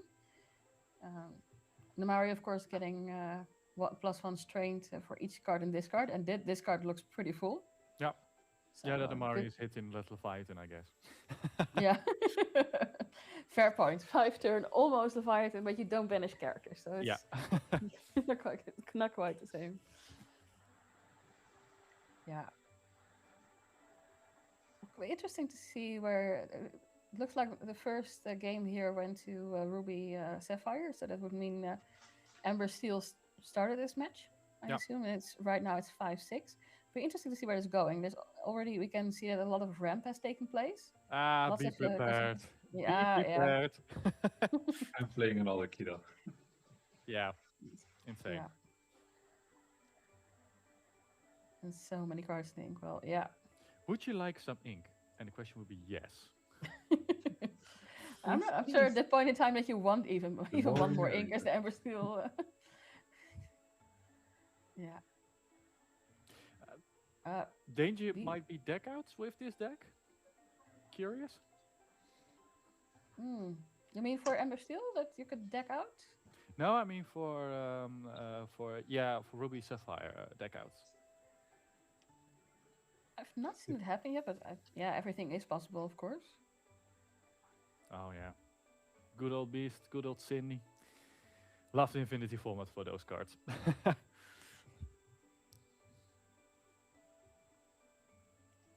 So, what are we gonna see here on the Ruby side? These players are playing very, very quickly. Yeah. Which They of know course the deck also well. is needed because there's around 12 minutes left in the round, and it's the second game. So, gotta be feeling that pressure. Yeah, that first game was pretty long, I would say. Yeah, but of course, control decks always have those long games. Yeah. Another big another big rep. Yeah. Yeah, it's an Ember Steel player. It's quite hard to rebuild your board when you're top decking. And of course, Tomatova comes down and Possible. Well, he can play that Pluto.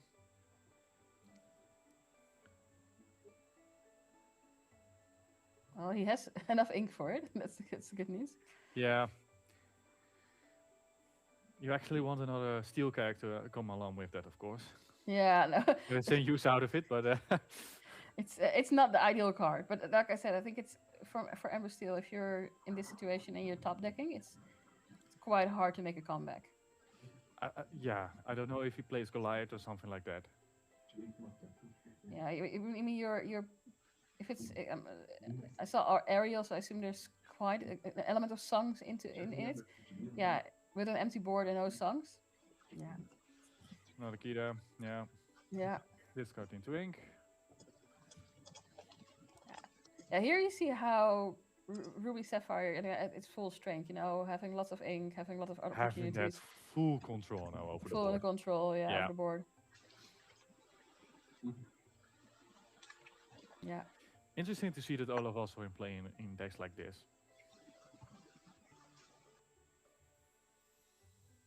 I think it fits quite well in this deck in that sense. Yeah, because if you go up against a more aggro deck, you can just pace them down that little bit sometimes you need. Yeah.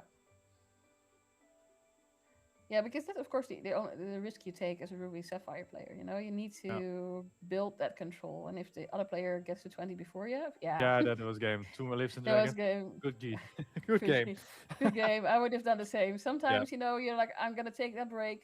That's more important to me than playing this out and then I know how it goes anyway. Yeah. Yeah. 2 interesting matches.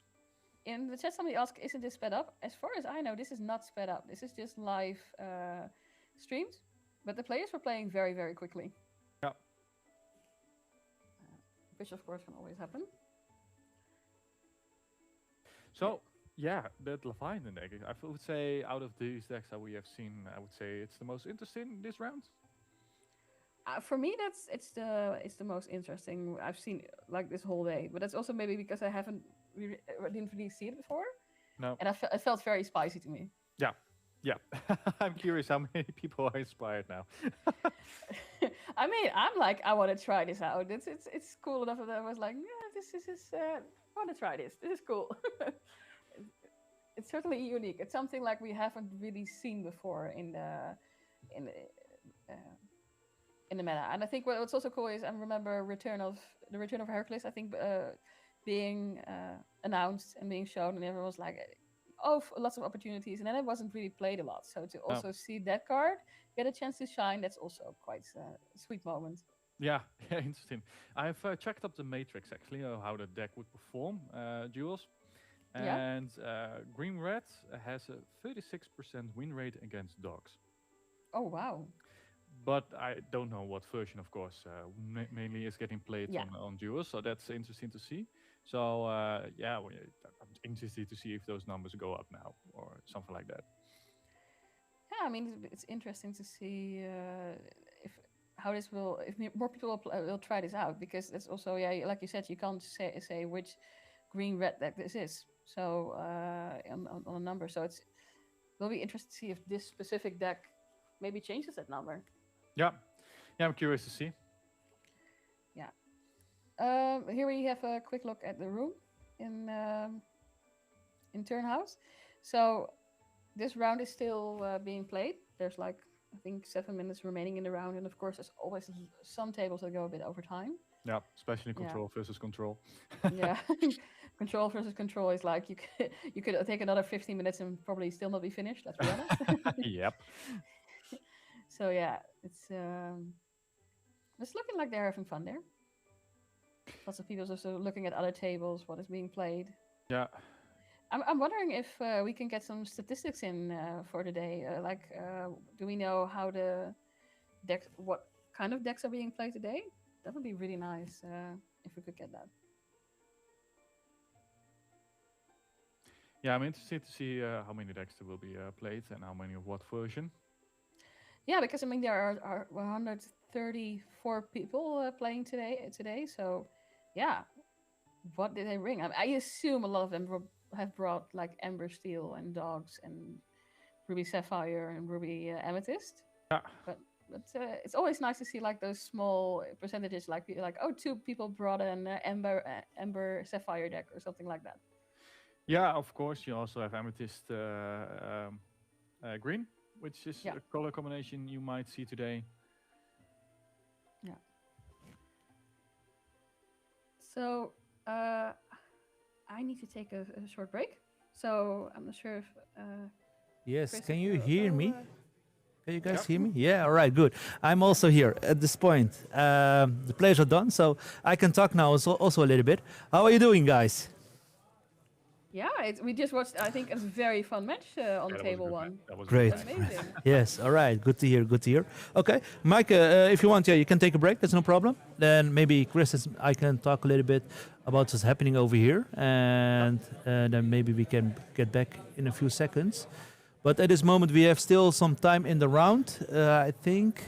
Let me check, double check. I think like 10 minutes, 15 minutes left in the round. Out of my head. 5. Oh, 5 minutes, okay. 5 minutes in the round? Okay, good. Yeah, Still less. yeah, still less. So but let's be around honest, 5 will be fast. Yeah. Yeah. So it will be good. How do you like it, Chris, to commentate today on the stream? It's great. It's I great? did not expect it when you guys asked me to do this. Yeah, it's no, last minute. Nice to see. Yeah, last minute indeed. Yeah. I like it. It's Good, brilliant good. to see all those decks. It's brilliant to see everyone I also know in his room there. Yeah. So yeah. For example, I see Alex here on the left. Yeah. So yeah, it's fun It's to also- see that the communities from all over the Netherlands are going also everywhere. So That's correct. it's fun to be on the other side of the table actually. Nice. Good to hear. All right. Do you expect the same decks that you have shown already on stream, or that you didn't watch the first rounds yet, or didn't you? No, I saw a small portion of the first rounds. Mhm, this yeah. evening. Yeah. And well, of course, Steel Sun is present. Of course, I expected Red Blue to be present as well. Yeah. So yeah, no, I would say that the meta of Affinity is showcasing itself in this event as well. Correct. Yeah. So yeah, it was very interesting to the Leviathan game, for example. I just covered the Leviathan game in this case. Yeah, I'm curious to see what more decks there are. I'm actually curious if someone was brave enough for the Mufasa deck. If there was some sort of yellow, red ones. Yes. Okay. All right. I can't check that on that card especially, but I can try to watch it if it's possible. I'm curious. To put that also on stream, so and that will be good then, I think. Okay. Which other cards do you can see? Do you think that you can see? Well, of course, Be Prepared is going to be a card I was expecting today. I'm interested to see more cards. I'm more expected to see big Sisus, of course, in Red yeah. Present. I'm actually way more curious to see new combinations. So like the Madame Mim Fox in combination with the newer cards and how they combine. Steel Sun, of course, with Dill is an interesting addition. Yeah. Yeah, in general, I'm just open here, seeing what's possible. I haven't played Infinity myself that much, unfortunately. I'm mainly focusing on core at this point. Yeah. Well, knowing Lorcana from the start, seeing all those cards back again is it's just brilliant. It's fun. Nice. Good to know. Good to know. All right. Great. Okay. I think most of the players are also already almost done. I'm gonna check also in the play hub if I see how many open spots there still are, but there are a few, but you're gonna wait. Nice.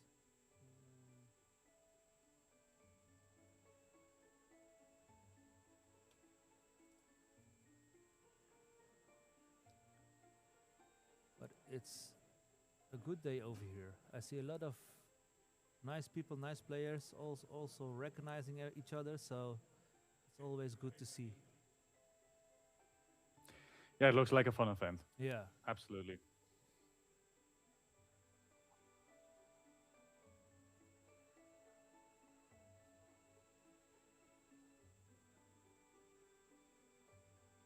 Still a few left.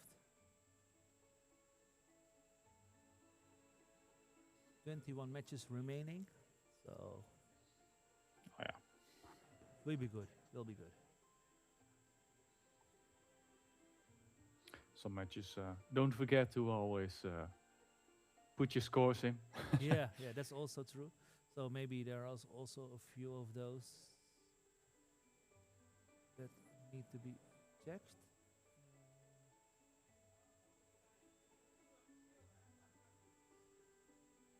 But sitting here also doing the production and also streaming is a lot. But we already know that. This time we did it also a little bit different. 2 tables. We also recorded other tables, so we're gonna put those also online. The first round we had some technical issues, so that's why we couldn't do as much as I thought. But now it's solved. But now the person that wants to do interviews slipped away. So we're gonna see how we're gonna fix that, but it will be no problem. We're gonna just make a nice day. We're going to round 5 after this, and then we got 2 more Swiss rounds, and then we got top 16. So I'm curious to see who makes top 16. Yeah, I'm also.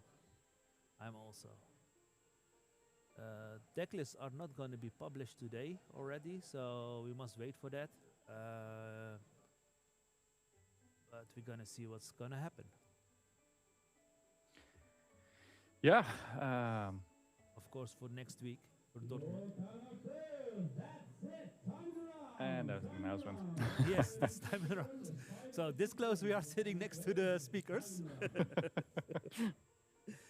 Yes, all right. So time in round. And yeah, now 5 turns for everyone, 5 turns, or yes. 5 turns in the game. Yeah. Then we're gonna see. Okay.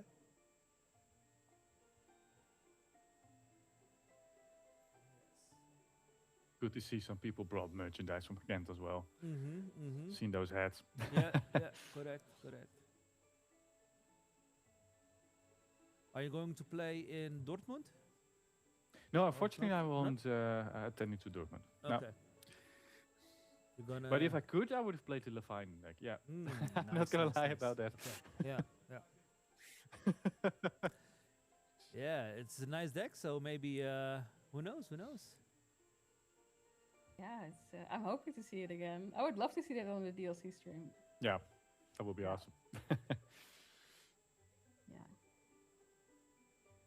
So. What were you expecting to see next round?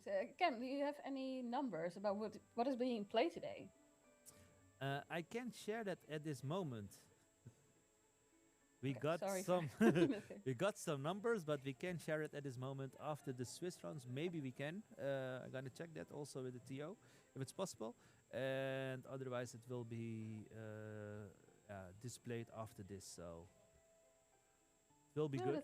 that's totally fine. Yeah. We're just guessing in the dark. We're hoping for the best decks to see, and yeah, Yeah, I mean, I'm just like very curious. Yeah, like this morning we talked, and I was like, oh, yeah, well, expect this to see a lot. And some of that has come true, like with dogs and Ember Steel, and then yes, decks like this, and I'm like, oh, what else is there that might be spicy? Yeah.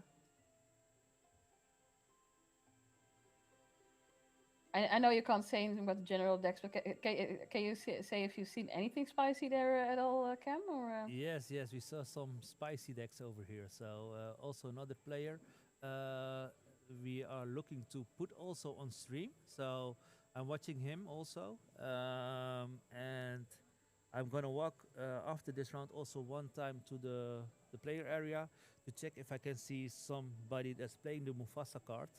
So we can put that one also on stream. Nice. Doesn't matter which table he's sitting, but I'm No. gonna search for that, and yeah, we're gonna see who's going. We're gonna put on the stream. We're gonna try the first 20 tables first, and then we're gonna check afterwards. But we see a lot of good players over here that playing. DKP is over here. Rob de Haan is over here. There's also won the previous round I see, so he's going also good. And yeah, Marijn of Conflux is playing also over here, so that's also with a nice win. So, yeah. Yeah, I also saw Alex, for example. Yeah, Alex, I didn't. Let me see where Alex is on the numbers. Don't know how he's going. Let me see.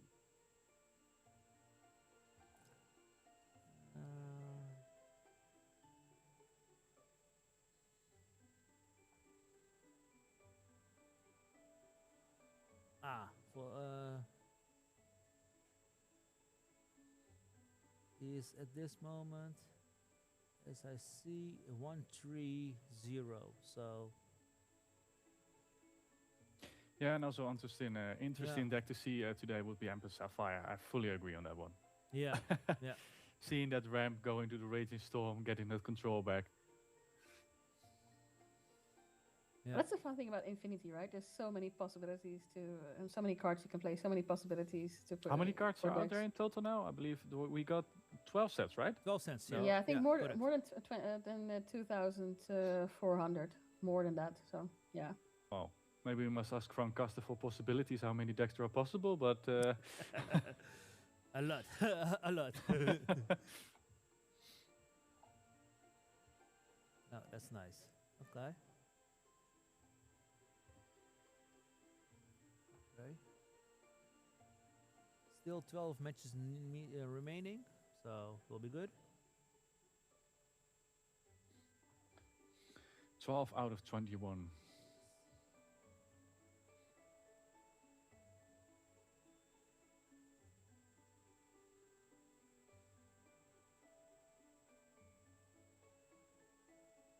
Seven matches remaining, so we're going fast.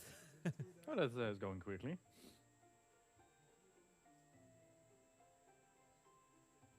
So any decks Alright. you particularly looking out forward to? Doesn't matter for me. It doesn't matter. We just want to see great decks, so that will be good. 1 second. I will come in a few moments.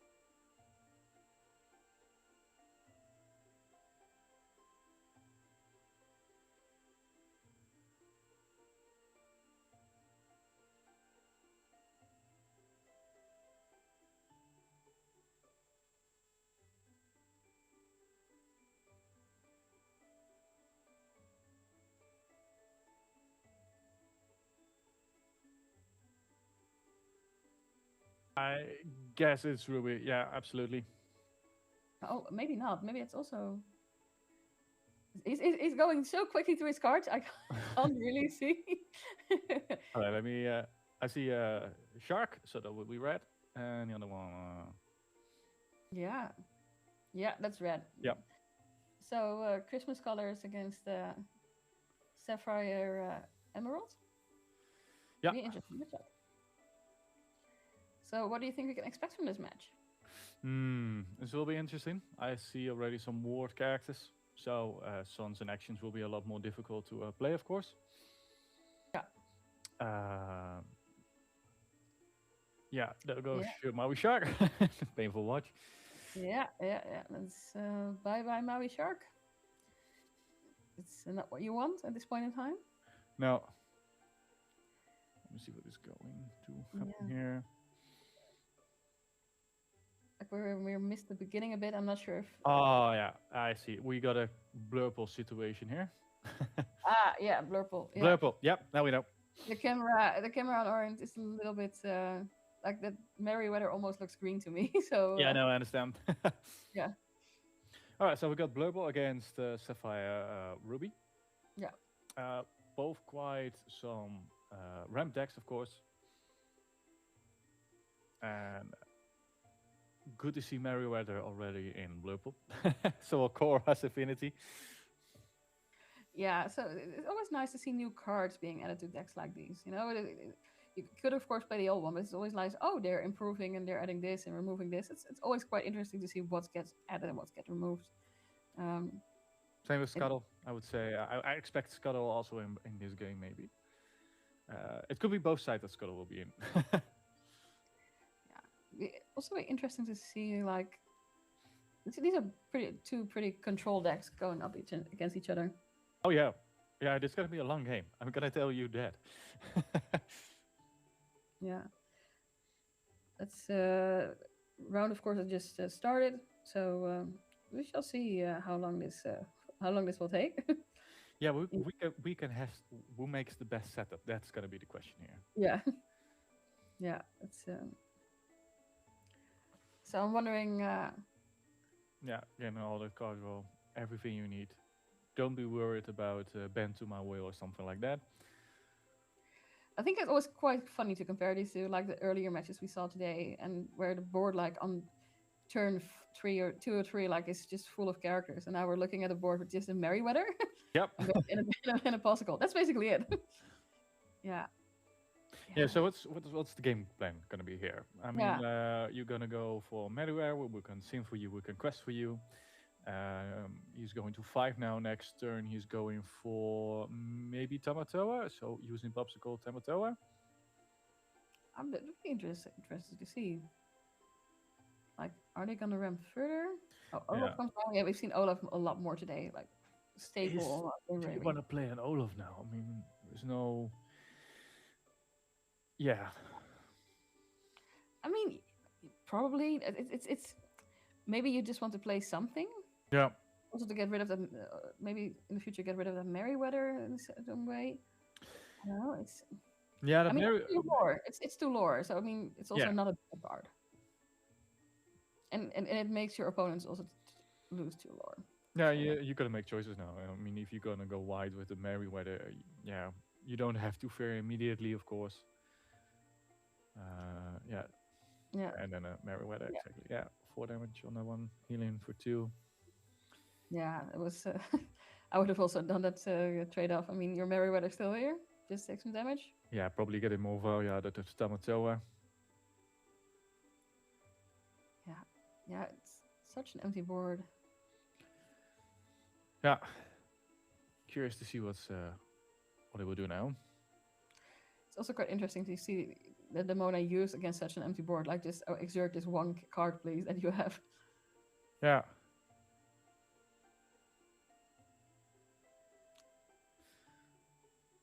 Yeah, it's. Yeah, there's Maui Shark. Yeah. Now we're getting to the more like big impact characters. Yeah. Because both are known for.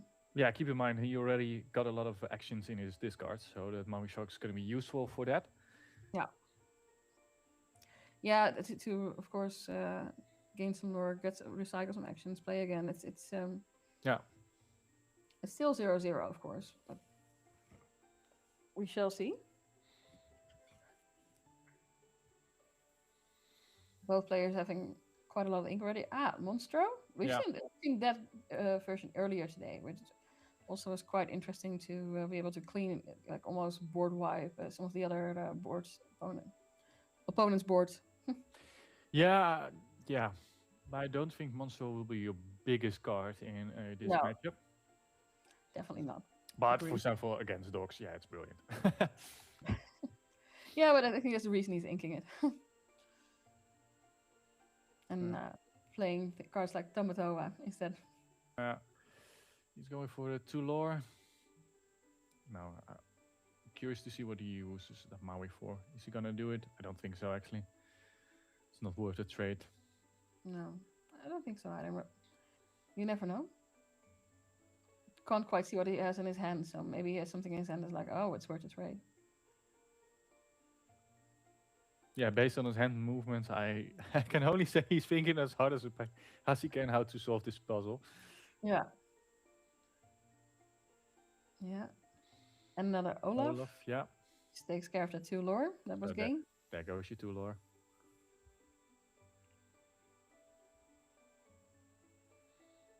Anything else, or is turn switched? What else can you do in such situation? He still can ink, of course, this turn. Yeah. Quite curious what the plan is on the left side. No. At some point, you have to go for the be prepared. Yeah.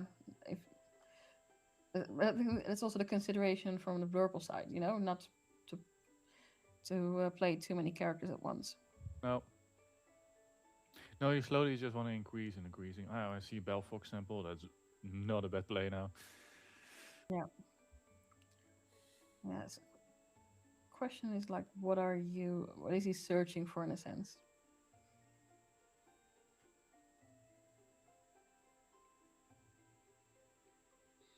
Yeah. Yeah. It's always the funny things about these control decks, sometimes it feels very, very slow and then suddenly like everything happens at once. There is Cuddle. Yeah. Go Scuttle. Go Scuttle. I mean, I think Scuttle is one of those cards which really showed off the power creep between like set 1 and set, I think it was 10 when it was added. Yeah, I believe it was, what was it, Whispers? Yeah, I think so. Yeah.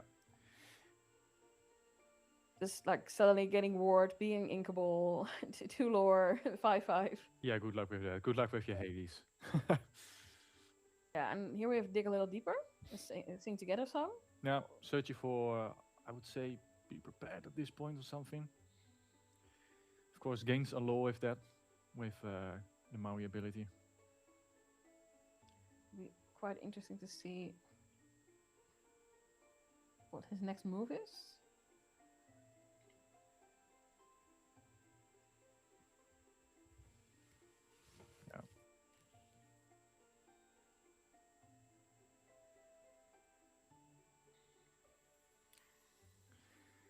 He's playing.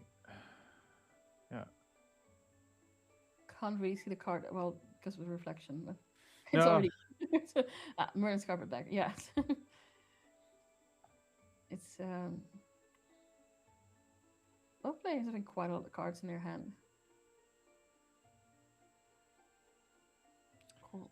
Attacking Merryweather. Well, right. Like bye bye Merryweather. So why would you pick Merryweather above Tamatoa? Sorry, could you repeat that? Why would you pick Merryweather above the Tamatoa? I'm gonna be honest, I don't think it would be my choice either, but maybe I'm missing like a brilliant play here. It's also a possibility, always a possibility. Like, I would have probably taken Tamatoa out. Yeah. Oh, he is gaining lore with that Maui for sure. Yeah. Yeah, Maui in that sense is a really nice It's also an card. interesting card, of course. Next Temple Olympus together with Maui, because well, you pay less for it. It's basically free, and well, you can ready your character again, get a card back, Yeah. and that's yeah. Maybe that's why you choose Merryweather, so Yeah. you can just get it ready again. And yeah, exactly. What does this card do? I mean, this card is like I never expected it to work like that when I first saw it, but it's a funny card. Yeah, it works specifically well with Maui, of course. You're gaining that lore, Yeah. Maui removing stuff, doing it again. Basically becoming a small monstro. Yeah, yeah. It's such an interesting combination in that sense because you can recycle it like almost indefinitely. Yeah. Yeah. It's Welcome to Affinity Format, where special combinations are possible. I mean, that makes Infinity so fun, right? At least in my eyes. Looking at today, like how many cards I've seen, like also some old favorites. I gotta admit, that brings some nostalgia. Yeah, Even absolutely. though the game is not that old yet, it's still some kind of nostalgia. But yeah, also in general, so many combinations, and I also feel like we might not even have figured out all the combinations yet. No, I think that's the thing with Infinity. There will be so many possibilities and playthroughs that if you see one, chances are highly likely when you practice you will not encounter a certain combination. So I think Infinity will test players absolute to their limit to also puzzle solve in the moment. And I think the funny thing is that Infinity is also quite an accessible format for new players, because the old cards are often quite cheap to pick up. Yeah, but there might be some exceptions for Rapunzel, I believe so. But look at that Maui shark getting everything done here. Oh, and there comes that Lilo. I'm trying to remember what it does again, because I remember it being quite an interesting card the first time I saw it. Lilo, yeah. It, I believe when, we got it here, of course. When you play 3 or more actions, you may play it for free. That's not bad. And you may ready your chosen character. Let's ready, for example, a Maui Shark. Let's do it all over again. Yeah. Like I said, I remember seeing this card like, oh, this would be quite an interesting card. And I remembered when it came out, and we were all excited about the Lilo. And did it see much play in core, of course? No. But seeing it getting play like this it's fun to watch. It's sometimes so funny, like when the cards come out and there's like this huge excitement, like, oh, this is gonna be a perfect card, and then kind of sort of like drops off the radar almost immediately. And now we're seeing some of them come back, and that's same as like with Return of Hercules, which also didn't see a lot of play at that point in time. Nope. I think that makes it so cool to have a format like this, like cards that didn't shine suddenly get a chance to shine. Yeah, and all those combinations you must make and can do and go back and go forward. For example, this deck now, it's building up not even that broad of a broad, but well, it's completely changed now from last turn. Yeah, it's but it's still like you still control. Like it's building slowly. You both see both sides building their deck very, very slowly, and not like putting down a lot. No, what I also found interesting with a deck like this is that you need all those pieces to work together, of course. So the player in this question has probably a lot of experience doing this deck already, knowing when to keep something, when to play something. It's those fine details which make a game like this or a deck like this work for someone or not. Yeah, and let's not forget, these players here, they must have been testing a lot. I mean, I can imagine many players also that are playing today are also going to Dortmund next week. Yeah, this is, of course, it's a game, but it's a tournament, but it's also practice for next week. Absolutely. If you doubting about a few cards now, you can just kick them in, see how it goes, see if it works or not, and then decide for doing it next week, of course. Yeah, I'm wondering if there will any people will be like switching their decks after today, like, oh, this totally did not work, I'm gonna do it something else. Yeah. I mean, I don't know with these decks. I mean, these decks are pretty much like core and essential too. But I'm always wondering. I won't change deck immediately after getting a bad day today. Of course, it can always happen.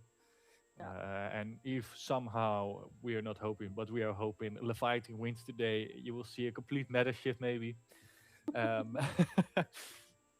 I'm not Yeah, sure no. if it will be, but I think it's a. I just think. Oh it's a my. fun deck. Oh, look, and more Lilos. Yeah, this is how Maui Shark and Lilo work together. Like if you play 3 actions, you can play Lilo for free. Yeah, Who that's needs to gonna be go. prepared when you have Lilos, right? Yeah, I think it's not the almost game on board. It's not like. Yeah, this is story on board. This is Yeah. story on board. I mean, how can you remove enough? I don't think you can remove it all. Yeah, that's an issue. He has Yeah. Hades in his hand, so technically he could get rid of one of the. No, yeah. Yeah, this is going to be next game. Yeah. Yeah, next game. That made a lot of sense. I was like, how are you going to counter this? Yeah. Be prepared. Raging Storm. Big removals. Yeah, but you don't have those in Blurple. No. And of course, I'm saying Blurple, but Blurple, of course, means Amethyst, Sapphire, which is commonly referred to as Blurple within the community. But I don't think they have that much removal in the. That's one of the drawbacks in a sense. I mean, lots of draw in it, but not as much removal as some of the other color options. Yeah, you got very specific removals, of course, with blue. I don't know if you play Hades, for example. Let it go and into the unknown. Those are your best options. So you must be very precise with Blurple. While Ruby, of course, with Be Prepared and Sisu, may not forget the Sisu, has the ability to completely clear a board into your advantage. But you're probably more struggling in early game where you can go that broad. Yeah, I think that's a big difference, right? So one is it was really like just sweeping everything and having board vibes, and the other one is more like, okay, and now we're moving that specific character because I'm getting annoyed by it. Yeah. Well, we go into round 2 now. We're 35 minutes left on the clock. So let's see if Blurple can make a comeback now. Yeah, and of course, Kurt is starting this round. Yeah. So will be interesting to see what he might have changed in his mulligan, or what he's going to change in his mulligan compared to last time. What would you play with Blurple now? I would go for a ramp card in my mulligan. I would go for preferably a Popsicle and Bell, just to get the pressure on. Fancy the other side next turn, getting that card draw going on. Yeah. Probably also what I would do. I don't have the deck list, of course, so I'm not sure if he's playing Bell, but yeah, I would want to make that early move and ramp as quickly as possible. Yeah, and I'm not sure if the other player is gonna be prepared, because if you see the combination, I don't think you want to play the Be Prepared if you have such a combination deck. No, it's I don't know. It can be part of your combination, but it's depends also on the board, I guess. If your board is pretty empty and the other one has everything down, amazing card to play. But yeah, if you have your combination down, not a card you want to play. No, and then it's an inkable card in your hand, for example. So yeah, I'm sure he's not playing 4 copies of it. So yeah, how many copies would you play? Maybe 1, maybe 2. I think 2 is like the minimum, right? Because you do want to have access to it in case you meet up with dogs or Amethyst Steel. Yeah, but if you develop such a broad board with all those Lilos, then dogs is also gonna have a struggle. Fair point. Yeah, I'm not sure. It's always the question with uninkable cards, right? How many do you put in your deck? Yeah. How much can you afford to put in your deck? How comfortable are you with them? That's also a very important question. Inking the friends on the other side for the Popsicle, hoping for a Bell. You got a Bell. He's gonna do the Bell. Yeah. Of course, he is gonna do the Bell. Yeah, of course. I mean, who wouldn't? Who wouldn't do the Bell in that case? Yeah, and then your friends on the other side might be a bit sour to have Inken. Yeah. Well, yeah, maybe he has another Maui. We don't know. He's like shuffling his hands so quickly every time. Impossible to see for us. Yeah, I believe this is the card where you draw 2 cards and you must discard a card at random. Yeah. From the new set, of course. So here we go. Like Bell already firmly on board and. Yeah. So the next turn will be a ramp card. So Asteroid C or a Tipo. I believe he got an Asteroid C in his hand. So I would predict. Yeah, of course he will play that. Hoping maybe for Popsicle. Yeah, friends on the other side. Yeah. Brilliant card to have now. Yeah, you want the card draw here. Yeah. And then ramp. And you see immediately like also how that ramp influences the match. You know, on really one-sided building up the inkwell Yeah. quicker. Interesting card to see as well. You can see the other person's card, so you can plan ahead of what to do, what not to do. I mean, it's. I think looking at your opponent's card is always quite interesting. It's also in one sense it helps, and on the other hand, it totally does not, because you're maybe also start overthinking what is in their hand, and their hand changes constantly, of course, with inking and grabbing new cards. Yeah, but if you're looking for certain pieces which absolutely will devastate your hand, it can be quite nice, of course. Yeah, no, fair. Let's say that it's just like it's a trade-off. And I believe it also gives you a card. So you see something, you get something out of it. You play an action, of course. And that's interesting with that Maui combination we saw earlier. Yeah. Yeah, it's the Monaco going into the inkwell there, Merryweather. Yeah, we're looking at pretty much, I feel like a bit like the last game. Another visions of the future, I think, or develop your brain. Develop your brain. Yeah. Yeah. Well, I've searched up the duels matrix, of course. Interesting to get some backup details. Yeah. Blurple has a 33% chance to win against. Oh, okay. Yeah. That's interesting. So yeah, he is facing big odds there, based on some lot of data. I think is it because once you get control on the Ruby Sapphire and you're just a little bit better at that than Blurple, might be the case, right? Yeah, mass removals are of course a big problem for Blurple, and the moment you can go extremely wide, yeah, you don't have you have Monstro, of course, but it will cost you also a lot of cards. So yeah. Yeah, and then here we see this first Lilo already coming down. Yeah. Yeah. It's don't see he was going a bit slower. Didn't see a Maui, but maybe he's now he's going quick again. Maybe I just missed it. Yeah, when he gets that you know, engine running again. Yeah. We'll go very, very quickly. Going through the discard. See what he got. Looking up those Mauis. Probably. How many Mauis are in there? Yeah.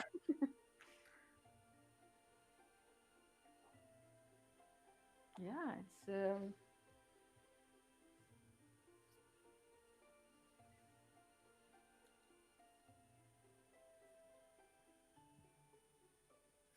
it's always so fascinating to see these two control decks like fighting for that control and how much effort it takes.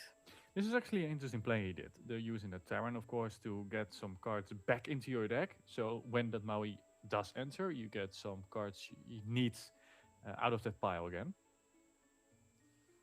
Yeah, I mean, a new way of playing Lorcana, knowing someone else's discard and disrupting his discard because he can use his discard. I mean, discards are really underrated right now, but I think we're slowly seeing more cards that do stuff with the discard. Yeah, and we exactly see why. Yeah.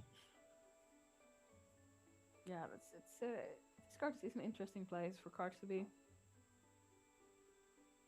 Helping Hand. That's also interesting. But I mean, it's smart. It's just very low-cost action. And if you play enough low-cost action, I see another Lilo in his hand. Yeah. You can play another Lilo for free. Yeah, and if they give you a card every time, then yeah, you just replace yourself, get in a big pile, get in an Olaf, very cheap on play. Yeah. Questy with Lilo, get in an Olaf, getting those two lore, having that body again. Yeah. Yeah. Another card. Yeah, but the third action, right? So that means another Lilo. And that Lilo is extremely strong at this point. So you probably quest with Lilo, play the other Lilo. Yeah, and then ready that Lilo maybe again, Yeah. and then he still has that strength ability, of course, so you can take out something. I don't know why you would want it at this point, but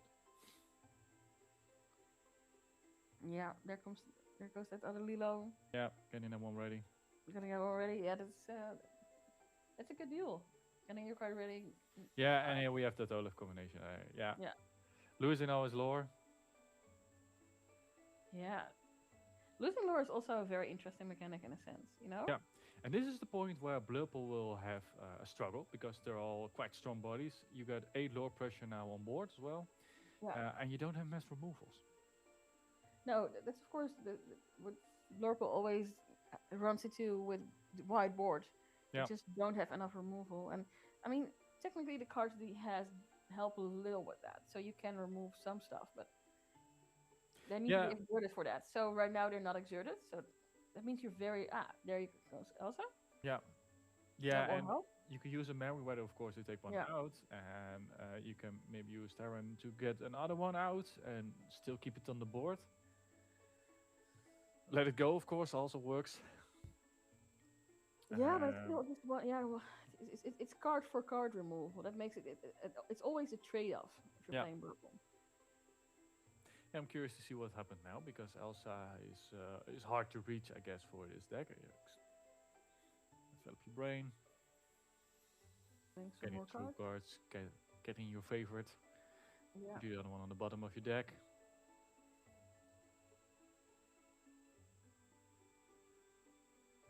Trying to see what he has in hand, but it's that Firefly is going to be annoying for Elsa. yeah. Somebody in chat says not taking out the dig a little deeper singers is strange. Yeah. I also find it so fascinating the choices people make, and it's sometimes you're like, oh yeah, I would totally do it the same. And sometimes you look at it and like, I'm not quite sure what they're doing, but probably makes sense. Hourless game, yeah. Why would you not be prepared? Oh, that's why. Yeah. Yeah, Hades, Tamatoa, getting those items or either removing something like, I don't know, Maui. Yeah. Oh, there's that dig a little deeper. Yeah. Olaf is 9, of course. Yeah, you must get that. I mean, dig a little deeper is a very cool card in the sense that you can get some more cards, you can pick. Yeah. Yeah, you can cherry pick what you want, basically. Yeah. And especially, it's good value with Olaf, because you can get those cards, get the selection Olaf. Olaf is getting cheaper even, due to that move. So if you were to get the next Olaf, it's also getting a little bit cheaper. But now you can maybe look for, well, I won't necessarily look for Maui Shark, because, you know, he got his Hades going on, so... Yeah, that's always the thing when you see Hades in somebody's hand, like, am I going to play that right now, or I'm going to wait till they've wasted their Hades? Or maybe I'm going to bait them with a certain card. Yeah. You know, make them get rid of that Hades on something else, and then play the card I really, really want. Yeah, and he just knows that the next game will either be a Hades if you were to play a Maui now. You just know, all right, we're going for that Hades next turn. But I think the Blurple player will go for a Tamatoa, getting more card draw back in his hand. He got a broader board, so curious to see what's going to happen now. Yeah. Fascinating match. Really interesting. Yeah, I'm curious to see how many versions of Sapphire Ruby will be present at the tournament. Yeah, and here we see Firefly come down. Yeah. Firefly Swarm, which is always, I always like these cards that give you a choice. Like, what do you want to do, A or B? Yeah. I mean, it's interesting because it gives them multifunctional in a sense. Like. Yeah. I'm interested in another Olaf, losing to Lore again. Another Olaf. Oh. Would you like an Olaf? Would you like a hug from an Olaf? Yeah. Yeah. No, thank you. I'd rather not have these Olafs. I think you protect the Tipo. Yeah. No. Tamatoa. Of course. Yeah. Getting that one obstacle. Yeah. It's gotta be. Yeah, you have to answer. And then, yeah, but it's a wide board to answer. This is an 8 lore pressure board with no immediate answer. But he is only running on 2 cards, I believe, now. Let's go on Tamatoa. Oh, that's not what you want. Even yeah, going full 8 lore, go and do the 10.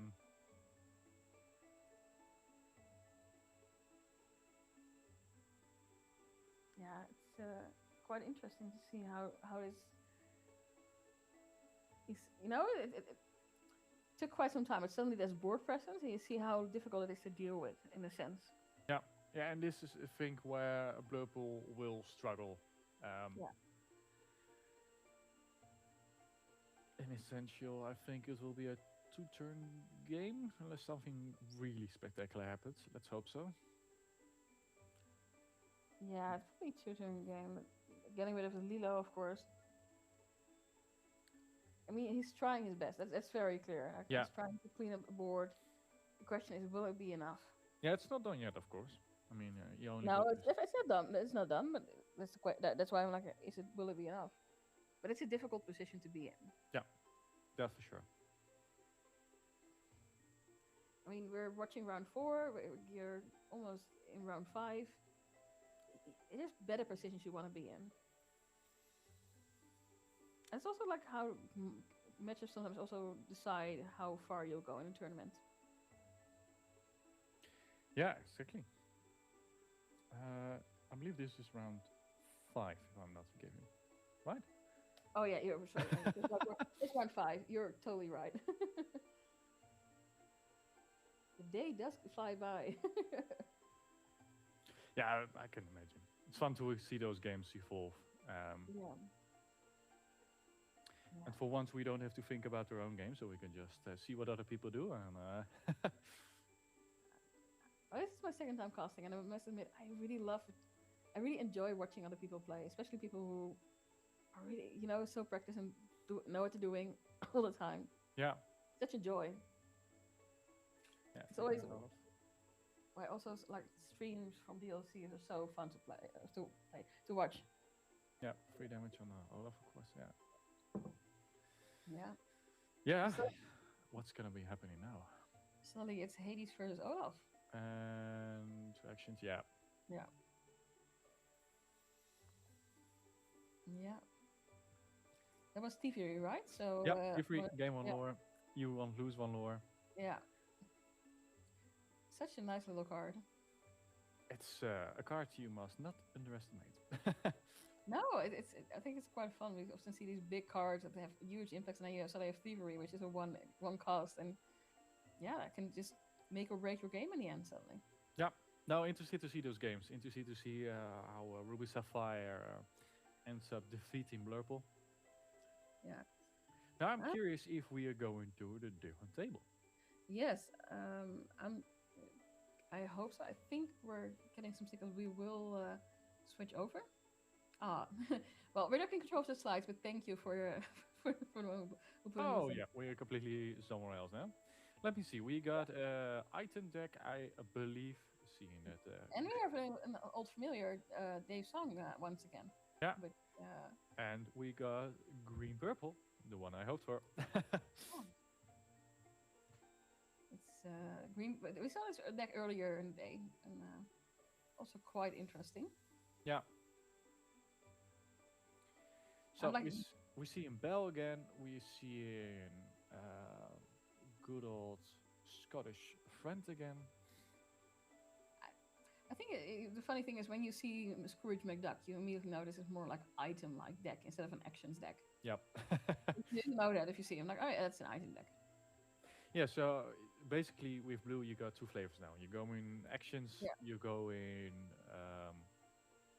items with the Sapphire core, of course. Yeah, that's- you got 4 items, tap them. That's a lot of items. Yeah, there's a lot of. I'm expecting Tomato so soon. Yeah. Me too. Like if you're playing that, you want the tomato over there. Yeah, Yeah. for example. Liquidator in such a deck. Yeah. And there. Too many items to count. Well, yeah. Well, Yeah, giving Yeah. someone evasive. I'm trying to see this. Oh, it's only John left. Yeah, this is once again like a little bit. I think not the matchup you want, against such a control deck. No, this control deck has fairly established itself with all those items, so it got Yeah. answers to evasive with those incasters, of course. Want some items? I have some more items for you. Would you like a lucky dime? Yeah, I think it's probably they're searching for the Tamatoa. That's what I would be doing at the point in time. Yeah, if you got a Tamatoa now out, you know it's going to be a game.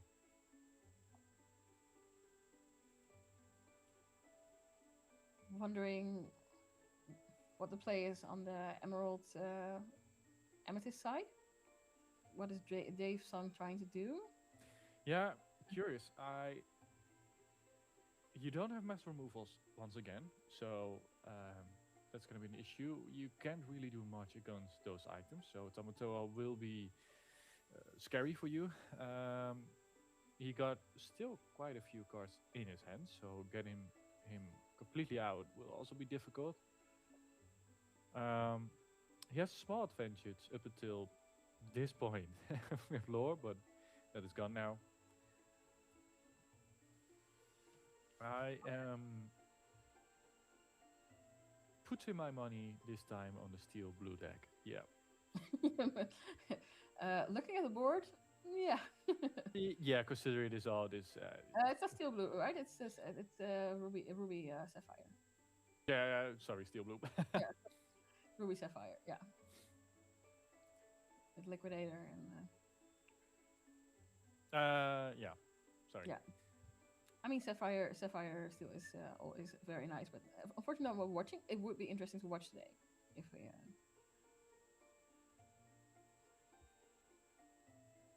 Yeah, somehow I imagine Tamatoa always with the steel because of the Fortesphere, of course.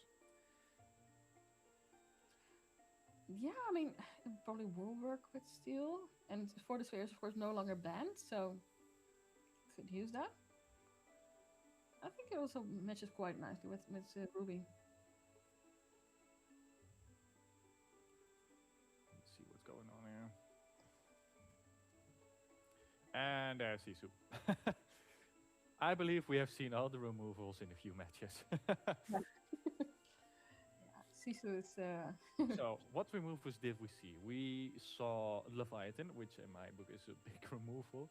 Yeah. We saw Sisu, we saw Be Prepared. I only am missing Raging Storm, and that will be all the big removals. If you're counting about multi-removal, yes. I think we also saw some Maleficence, but of course, more targeted removal. Yeah, Still Hades, quite of course. Hades, of course, with targeted removal. Yeah. I don't think I've seen an Under the Sea yet, which is also quite interesting. Oh yeah, Under the Sea, of course. Yeah, that's also a game to play. Yeah, I'm wondering if we would see Sapphire Emerald decks today. Yeah. Yeah, it's so I think this was it for our tables, and we have like 7 minutes left in the round. I'm not sure if Camrush is once again joining us, or if we're joined by our other caster again. Always a surprise. Always cool. Yeah, I wonder what the other people think of these matches. Yeah, it's. Have we seen Emerald Sapphire? I don't think we've. Somebody asked in the chat, have we seen Emerald Sapphire? I don't think we have seen Emerald Sapphire. Trying to remember. I think maybe we did. Have we seen the cow deck? I have not seen any cows. That I do remember, but I don't remember if it was a cow deck, but they played it without cows. That's also maybe. Oh, good point. Wreck-It Ralph is also board wide. Yep. Oh yeah, of course. Yeah. Yeah. Yeah. Yeah, I mean, that's the fun thing, right? The more cards are released, the more board wipes are available in Infinity. Yeah, and we're still going back to the old ones. So the Be Prepared is the one, the Sisu is the one. Yeah, it also makes me wonder, like, what other cards that might have not been playing right now will return in the future. There's so many cards that right now are not being played. Yeah, good point. Prince Philip combo Hey, is also, guys. of course, one. Yeah. Hey, welcome back. Yeah, thank you. I needed a short break, but now I'm back. Good. Welcome back. What did you With think of the new matches? energy, so. And Stephanie's back also, so. Hello, guys. Welcome Hello. back. So, what did you think of the matches? What was it? She asked what you think about the matches. I was eating a sandwich, so I didn't have the time to take a look. In that case, I hope it was a very good sandwich. Yeah. It definitely was. So we're going into round 6 already. So that also means Yeah, after that will be one more round of Swiss, so we will have 2 more rounds of Swiss going to top 16. yeah, top 16 of course, and then top 8, top 4, and then finally. Yeah, we're going to final there. Yeah. Yeah. The day is going so fast if you have fun. So yeah, it's already game 6. That's crazy. Yeah, it's like when we started round 1, I could imagine round 6, and now we're already there. It's we've seen so many fun decks today. Yeah. I see so much variation into the Infinity formats. It's different from the core format, so yeah. That's I mean, looking at the decks today, I think the ban on Hiram made a lot of sense. It just made Infinity, compared to what I saw in December, it made it just so much more diverse when it comes to deck types. yeah. Yeah, if you see all those items with the game we just saw earlier, I believe how many items were in play? 10, 9, 8, something like that. If you get with Hiram online, you just draw your cards, you draw your cards, you draw your cards, you don't care. Yeah, I think it made the ban did make the Infinity meta a lot better. Yeah, I would say so. Yeah. So Do we know how many different decks there are played right now in we asked, but they're not releasing that information. We're not allowed to release that information till later today, which I guess makes sense also from a competitive perspective. Yeah, that's true. Yeah. I would say that from top 16, you kind of know what decks will be there. Yeah, but let us just be curious about what's about to come. And the crowd is thinning out a little bit. It's of course something you sometimes see during tournaments, where people like, oh, I've lost like 5 rounds. Yeah, this is the point where at some point you also realize, right, even if I win all games now, there is no chance for me to make the top 16. Yeah. Some people will now, be on the verge of getting kicked out or being in, because what do you need to get into the top 16 today? That's a very good question. I believe you need 5 wins and 1 draw, or not? Yeah, 5 wins at least. Or 6 wins and 1 loss, I think, also. Yeah, or 5 wins and a draw, maybe. Something in that category. So everyone who has 5 wins now can. I wonder if we're gonna see draws next game. I don't think so. I think everyone wants to be on the first seat, so they can start at the beginning, because, in the game, the start is... Gives you an advantage. Advantage. Yeah, I mean, I get what you're saying, but like if you do 6-1, you will probably still make top cup. So then there's an advantage, but taking a break can also be an advantage. A long day, like 12 hours. Yeah, exactly. Yeah, so maybe next game people see with 5 wins getting 1 draw, especially if they go against someone who they know. Then you're like, all right, let's do the draw, get into this game. And then, next game you can play maybe it for being in the higher range of it all, so you can have that first game getting started. Maybe some will already get 2 draws after that, because then you know for sure you get those 2 hours of rest. You can just eat, drink, and then get back. But maybe even a better approach will be just playing it all, so you can just keep it in that vibe, of course. Well, of course, if you play a quick deck, you have all the time of the world to rest out. Yeah. Like a dog deck or a hyper aggro deck. But if you play controlled decks, it's important to get some rests, because it's a lot of thinking to don't make misplays and everything. Yeah. It wears you out. Yeah. I think that's also a little of the irony of this in this tournament. Like the longer they go on, the more tired you get, but also the more competitive it gets, because you're playing against better players. Yep. So you need to be sharper. So that's kind of like this irony, in a sense. Yeah, you've got to manage your resources. yeah, definitely, definitely. Yeah, that's always the thing where today it's 1 day, but also with multiple day tournaments, you've got to manage your energy, your resources. It takes a lot of energy. It's a lot of fun, but it takes a lot of energy. Yeah, so I see Ethan on the stream here, like, yeah, I'm gonna need this. I get it. I 100% get it. We've all been there. Yeah, don't Just forget to stay yeah. hydrated as well. Hydration is very, very important, especially on these hot days. Yeah, it's Yeah, not it's sure how very to. important to drink a lot of water, or if you don't like water, some. Some soda, yeah. Yeah. I mean, I've seen people consume energy drinks like it's nothing, and I'm always like looking at the people like, how? Yeah. This is still a sport, even though it's a mental sport. It's still a sport, so keep hydrated. Oh yeah, but your brain consumes a lot of energy, like in that sense. So you need it for your brain. Yeah, it will in the end make a little bit of difference in what you eat and what you drink on such a day. I can notice it on myself as well. There are some tournaments you go to and you're like, nah, I will do it just without drinking or eating anything, and then at some point you're making small mistakes, which are not that important. But if you just drink and eat something, I have the feeling your focus will be a bit higher, and especially with this high control decks with all those combos going on, you just need it all. Yeah, you better be prepared.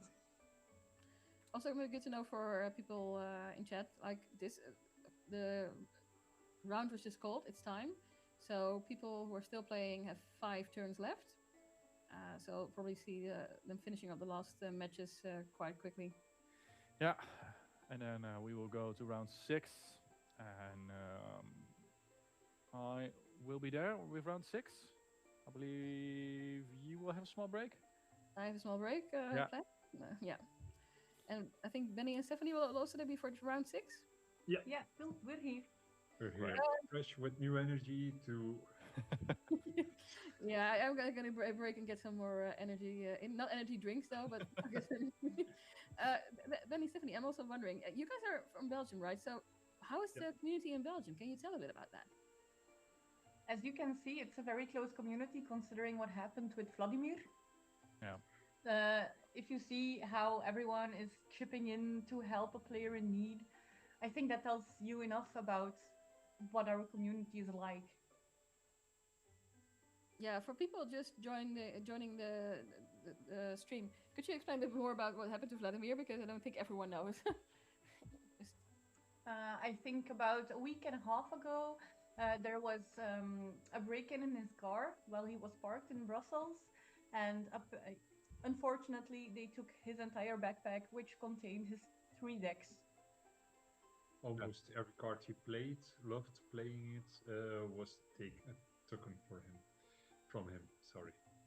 So they now did some kind of charity for him. A raffle event. Yeah, raffle event, and a lot of players showed their support. Yeah, by buying tickets, so they can help him rebuild his decks, and that's pretty good for the community. I think that shows how amazing the Belgian community is and how close you all are. Yeah, and especially Seb, who done this for Vladimir, doing some kind of raffle. So that's pretty cool. Yeah, the community in Belgium is very great. It's a fun way to support our fellow players. I think the whole Lorcana community is a great community. So I don't think only in Belgium, but all over the world. I would say so. Yeah. Oh yeah, definitely. It's Disney, so everyone who loves Disney is kind-hearted. So I do feel like, well, smaller countries, and not that Belgium is small, but like looking compared to some other countries, I do think the community is a bit smaller, but also more like you almost know everyone in a sense. Yeah, that's true. Exactly. A lot of events I'm doing, I see a lot of familiar faces, especially Vladimir, who's always on every event in Belgium. Yes. He's like, how do you call it? The butterfly who goes around Belgium to play Lorcana events. Yeah. No, I recognize that also in the Netherlands. You know, if there's an event and you see people like, oh yeah, I've seen you before. Oh, I've seen you before. It's almost like a reunion every time. Yeah, basically. Yeah, that's true. Yeah, I think it has something sweet about it. Let me put it that way. Having a smaller community in a sense. but even people from out of Belgium, we know many people. Yeah. So, yeah. If you travel a lot to play Lorcana, you will know. Yeah, you get to learn Yeah. people from other countries, and that's fun too. Oh yeah, definitely. It's I think Gent was a perfect example of that. Like so many people who knew each other, like also overcoming language barriers. And I remember walking around because I wasn't playing main, and so many people like around me hearing, "Oh, you're here! Oh, you're here!" You know, and even people I didn't know, but just so many people finally meeting. You know, once again at an event. And still about to meet next time in Dortmund. Yeah, yeah. That's also I'm pretty much looking forward to Dortmund, like meeting up with people again. I'm always saying like I'm going for the vibes, and people ask me why are you going for the vibes? Like why are you not playing main? And like, do you know how much fun it is to just meet other Lorcana players? Yeah, you get to experience the event in a completely different way, which is also very fun. Yeah, and I mean I have zero pressure. Don't need to win anything. I mean exactly. I can just like vibe with everyone and say hi and laugh and just. And it's enjoy a sealed tournament. Yeah, I'm gonna win now. Nah, I love playing Seal though. It's and also Pack Rush. I know some people dislike Pack Rush. I love Pack Rush also. So I love Pack Rush too. it's just like so fun, such a fun, quick game, and it's definitely very luck based. I have won matches because of very bad luck, but it's Having yeah. 4 evasive might be a bit of an overkill in such games. Yeah, but you know the ones sometimes you pull the 4 evasives and sometimes you pull the 5 uninkables in your pack. You never know. Yeah, I'm only scared with Pack Rush that if you put it all on the back and you got an enchanted or iconic, I'll always be like, Oh no. I like this is one thing I always say, like I want to play Back Rush, that's not an issue, but I always check the last cards. Yeah. Yeah.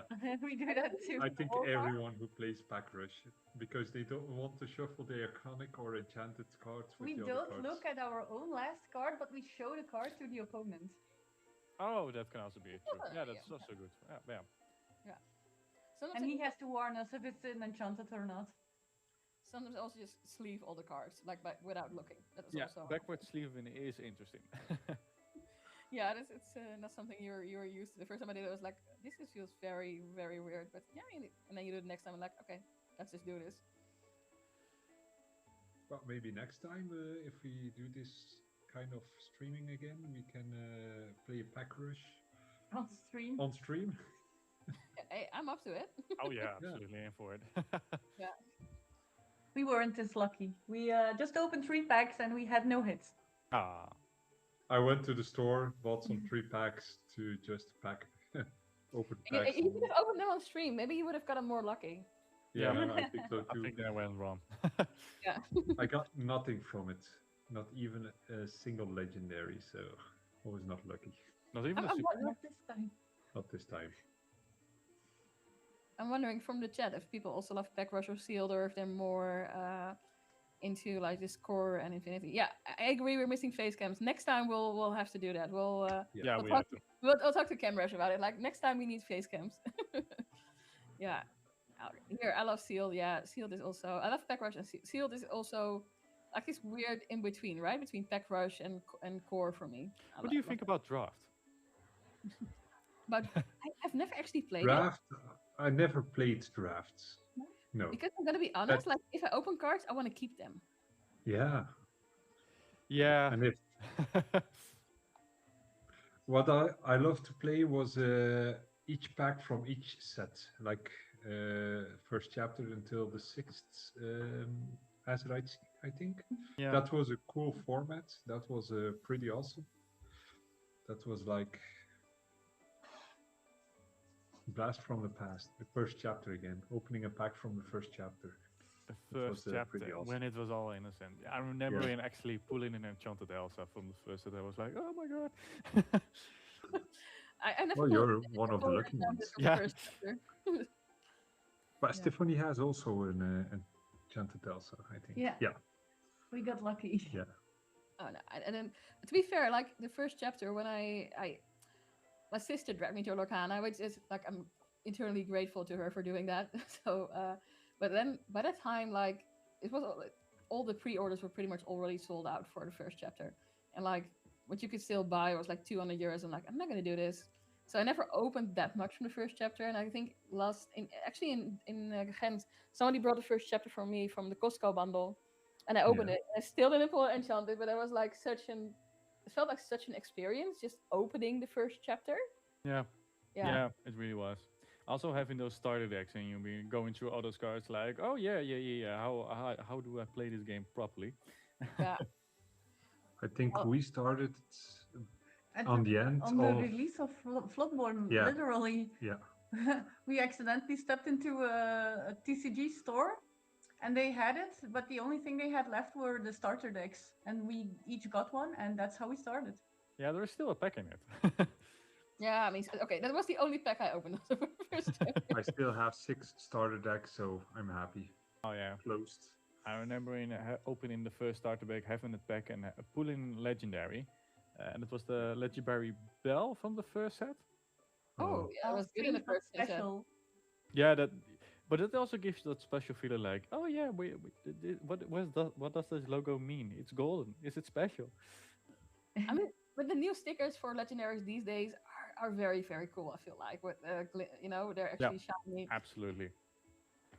It's just like if you see how far the game has come in those 12 sets, it's insane. It's like it feels like a far older game.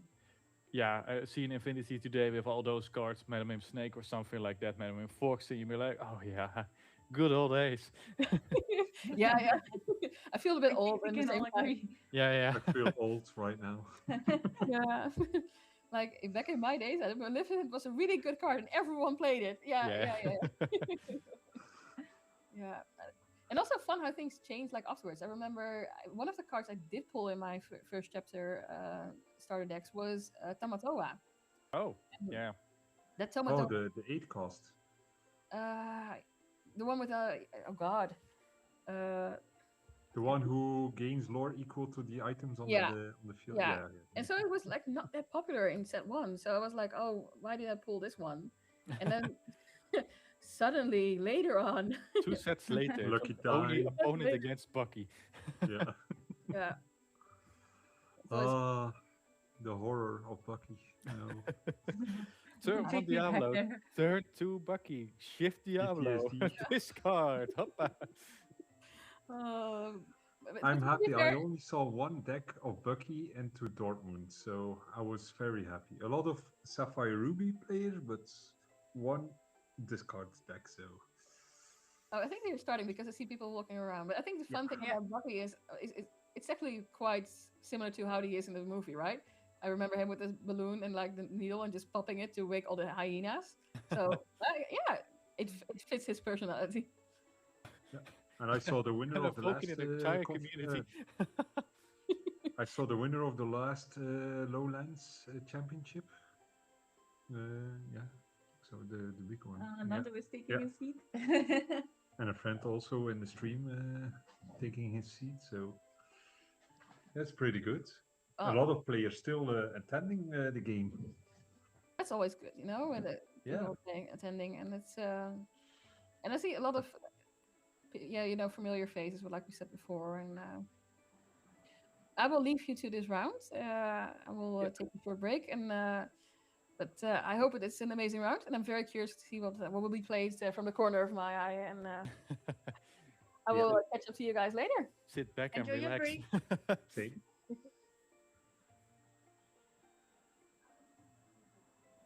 Yeah, so we're waiting to see what table we are going to comment on. Yeah, and I see the green-red player sitting on the top table. Ooh. On table 2, I think table 1 drawed. The Leviathan game. Yeah. I think he's doing great right now. Yeah, let's hope so. I honestly hope the Leviathan will at least make top 16 and see how it goes from there. Like I think Witz is coming on stream. All right. Or not, I'm not sure. No, he's just looking for his place. Yeah, I think there will be a lot of draws next round, round 7.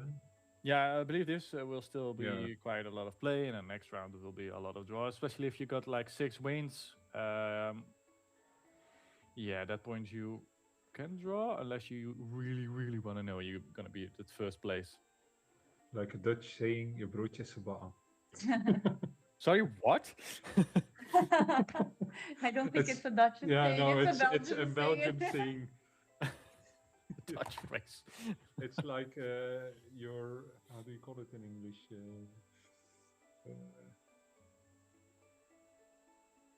Yeah, I don't know the English word for it, so. Right, what is the Flemish? Broodje is gebakken. If you can draw on turn 7. Well, just showing how international this community is.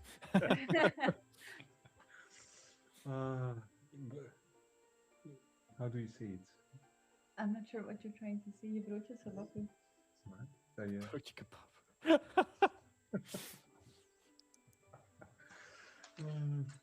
I don't know the English word for it.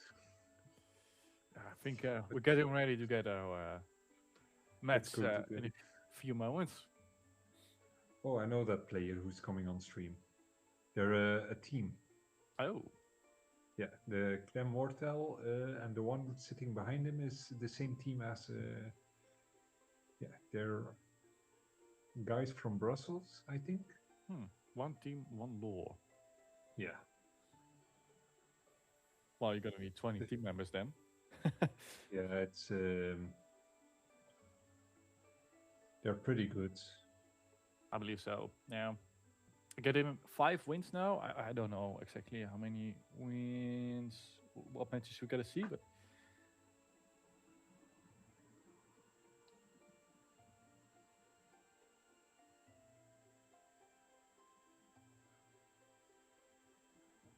Camerish, making sure everything is okay, so we can start soon. Everyone is shuffling their deck. Checking the current standings. I already see 2 draws. Table 1 and table 4 draws, for example. And table 6 too, I think. Table 6 as well. I don't see that up yet, but yeah. Well, if I see to the live stream, table 1 draws, table 3 and 4. Oh yeah, yeah. Oh yeah. Streaming table. Yeah, maybe they are on the streaming table. Yeah. Yeah. Yeah. I understand that draw. I understand that draw. Getting a bit of rest on your head. Maybe play next game just so you might end up a bit higher, but you're already in then. So that's props for them. That's they're all ready to play. I think in this weather it's kind of hot in the hard to focus. Yeah. I had that in Italy. It was too warm and. Bologna. And Bologna, indeed.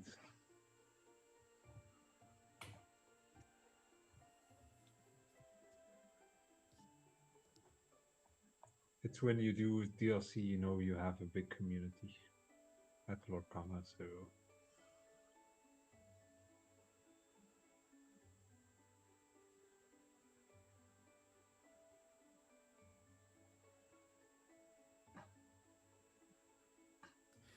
Yeah.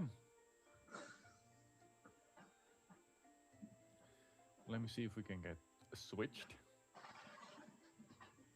There it is, Rob the Haan. I think Rob the Haan took just... he took a draw, yeah. That man is going all over the world. Yes. He's checking his He's got the rivals. skills to do so. Yeah, he really does. If you have the time and skills, why not? I would do the same thing, so... Maybe next time in Iceland, DLC or something. All right.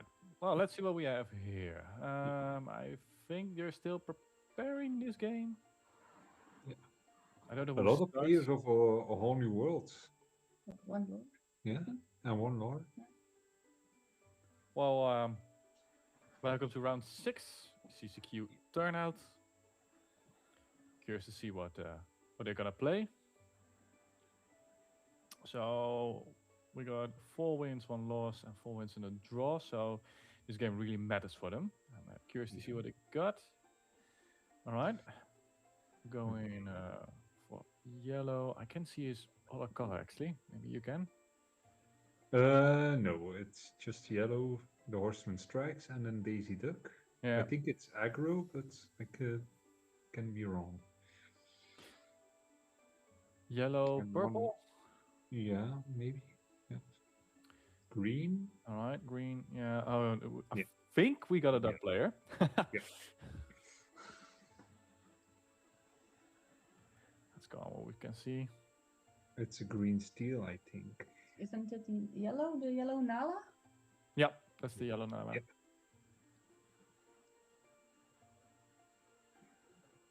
In the chat, Sometimes it's we get for lost. both ducks, so thank you for that pointing out.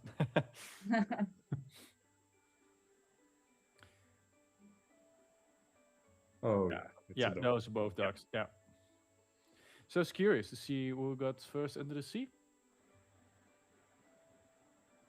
I don't see the last three cards. It's a Nani and some light. Yeah, I believe it was the tramp. Reflection.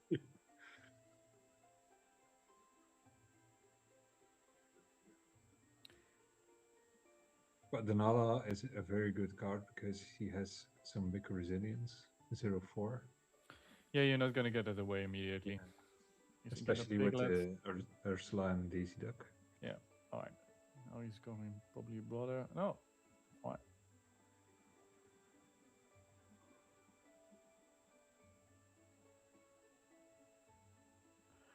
Let us see what's gonna happen.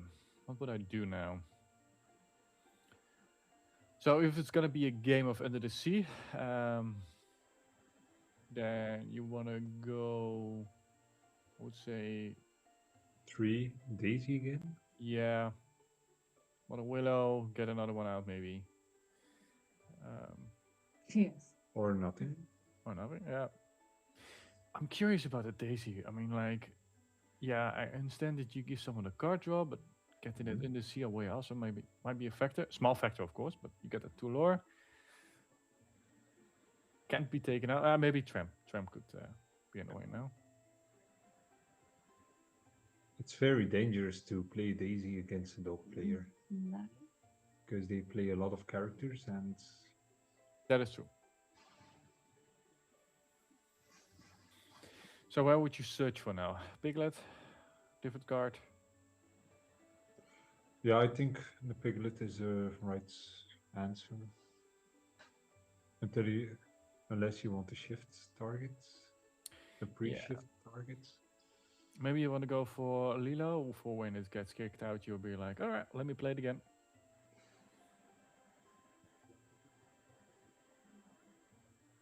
And as the other dog player, I think you want to go fast and put a tramp on board. Like now. Yeah, Okay. exactly. Searching for a card. Searching for Under the Sea. Yeah, highly likely. Just any Ooh. card. Yeah, Under the Sea. I'm curious what he's keeping. I saw 2 snow forts in his hand. I understand getting some characters away for that. Maybe the tramp later on. Lady, I mean. Yeah, but I didn't see any Under the Sea in his hand at the moment. No. So I think it's... or maybe a tramp. Yeah, maybe in Would- that tramp yeah. and then cycle it for next turn. Yeah. Yeah, he's gonna give it away. And then let's see what he's done. Someone in the chat just asked if this is the Infinity CCQ in Belgium. Yes, it is. Yep. Yep. The CCQ in Turnout, Belgium.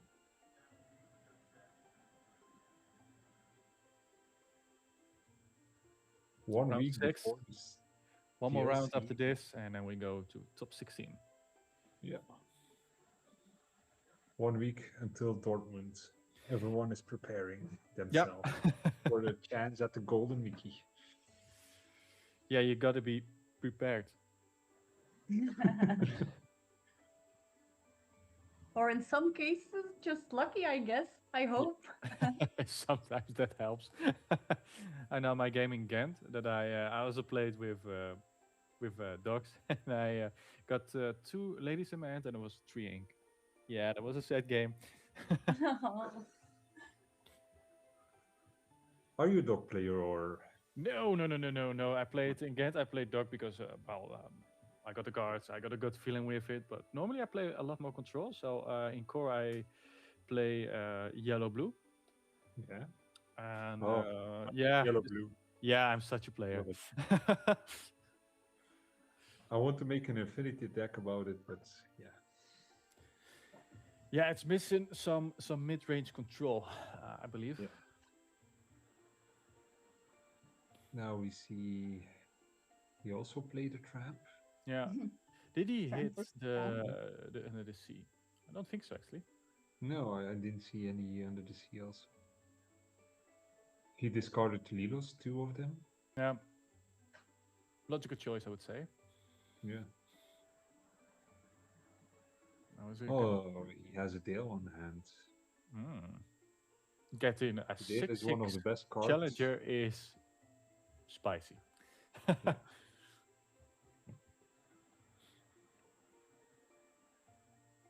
Yeah. There he is, Dale. One of the best cards of Wilds Unknown. Easily. I think Woody is one of the best cards to play in a dog deck. Well, I'm going to be a bit bold here, but I think Leviathan is going to be the best. Yeah. After you saw the Christmas deck. Of course.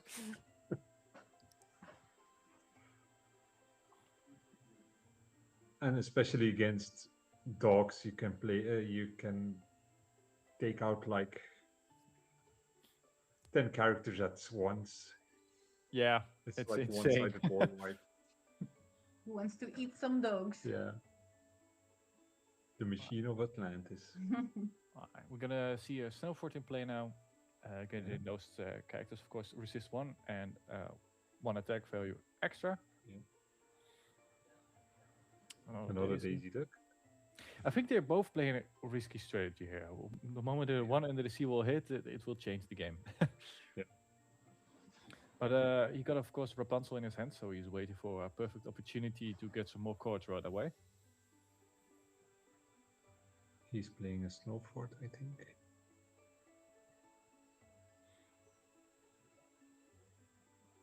Oh, he has another. Yeah, this can be devastating, of course. Let's see if he gets what he wanted. No, I don't see any under the sea, to be I honest. wonder what he's looking for. If he plays one under the sea. Yeah. I would say if you got another tramp now, you can do it again. So yeah. Mickey, Daisy, Lady, Rapunzel, tramp. So he's keeping another deal, I believe. Snowfort, getting all those power spiced up.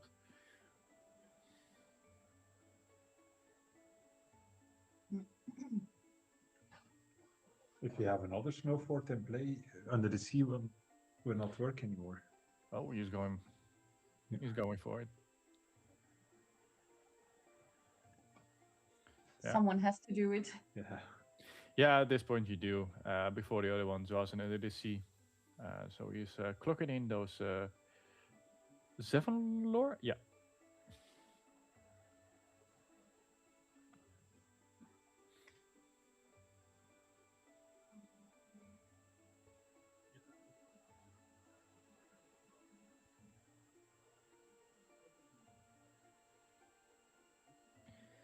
So, yeah, what you gonna do now? Are you gonna attack them? Does he has a deal in his hand? Oh, he quested with his Dale too. Yeah. That's strange. He's taking the risk here. I think you take out the Dale with Nani. Well, if you got a tramp now, it's gonna be by Nala and yeah, or take out with Tramp the Dale. Yeah. Heal it with Rapunzel. Also a possibility. Get 3 extra cards.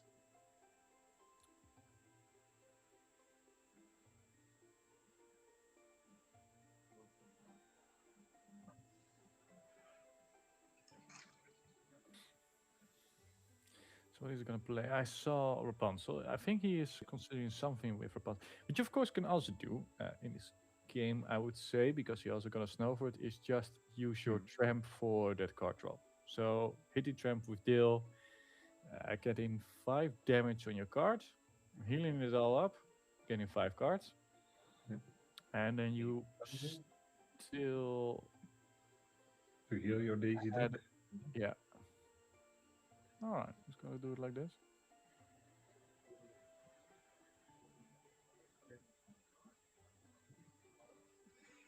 Yeah, of course. Yeah. I always forget that Rapunzel in this game has 3 healing power, and it's not like the new one we got, the Lila one. Ohana means family. Yeah, that one is a full cleanup.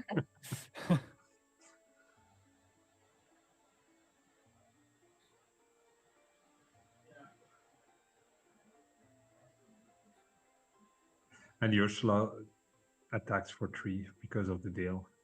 That's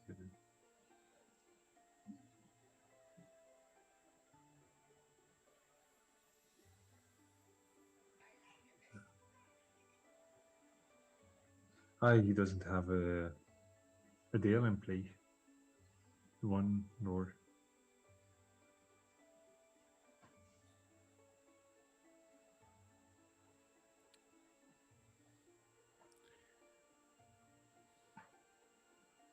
But he used a Nani for the deal, right? Yeah, but I thought he had He has Snowford in play, right? Yeah. So he has still 3 damage because +1 sees a 4/3.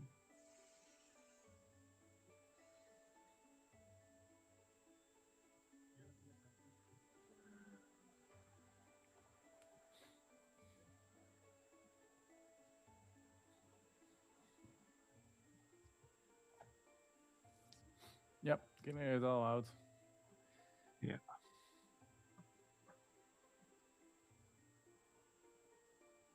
Yeah. No, even with he's still 1 short for the Daisy Duck. Yeah. Is he? Yeah, because Tramp is now a 3 with the Snowford, and Nala is a 1/4. Yeah, so Daisy Duck, So it's 4. And Yeah. he has 1 resist. That's the thing with Snowford. Don't forget the resist. I think Snowford is one of the best. It's Better a than very Snowford. underestimated card. When it first came into play, with Sealed, I was like, oh yeah, all right. And then you get reminded of that ability, and you're like, oh yep, that's true. With the Hidden Cove, that's 4 resist, I think. He's going 1 attack, 1 resilience. I think, yeah, the Snowfort is better than the Hidden Cove. Yeah. It's inkable, but... Don't forget the Daisy trigger.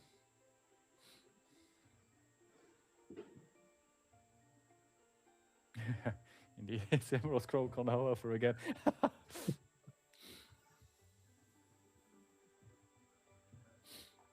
He's already at 15, so that escalated quickly. Yep. And you got another deal in play, of course, as well. So meaning that all those characters are going to be hard to take out. Tramp is a 6/6. Ursula is a 3/3. Daisy 4/4. Yeah, there's cooking. Yeah, this is a game. All right. Yeah. I am curious if they, where their Under the Sea was, if they play Under the Sea. I don't think so. They had a preference for a Snowfort this Yeah. time. In this weather. Yeah, I think understand if that. they Bit Snowforts cooler there. are, I think Under the Sea will be harder to remove characters from your opponent's board. Yeah. Yeah, those are the inkable, of course. So, yeah. They're both uninkable, so... Yeah, but Snowfort you play a little bit earlier. Yeah. Yeah, if you top deck a Snowforge and you're 3 ink, you can at least do something about it. Well, if you got an Under the Sea and just come one short of a character and you don't take away a Nania, for example, or something, it's going to be less of valuable. But I'm curious if they play Kida to give everything a Yeah. minus. The good old strength. Kida, yeah. Yeah. What's up? I was it? had believe her a couple that's of weeks 4? ago against my deck, and it was terrifying. I play Kida and play Under the Sea.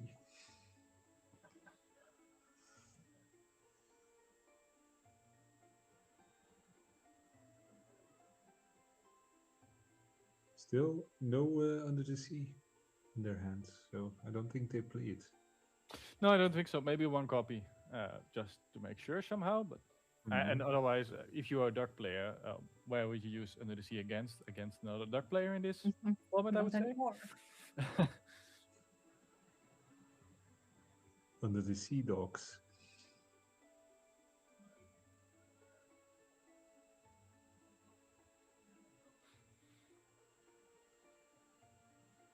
All right. So There's still Mulligan, Mulligan 3, and the other 6. Mulligan Oh, 6. that's a heavy Mulligan.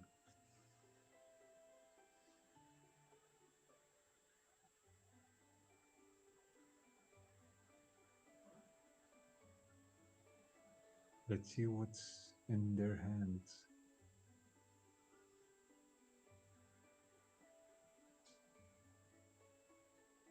It's crazy to see dog players already almost in the top 60. Yeah, I'm curious what everyone is playing. I hope we get some sort of sheet out of what top 16 will be. I think Monday or something when Sepp will post the results. If they will post the results. Yeah, maybe Right it's before Dortmund, maybe yeah. they're going to keep it a secret. classified. Classified information. It's classified. Area 52. All right, so we see Daisy play. And then the different play. Yeah. Still The the Nala way Joe around. combination being painful. Now he's going to play an Ursula to see what he has in hand. Oh no, a 3, okay. Yeah.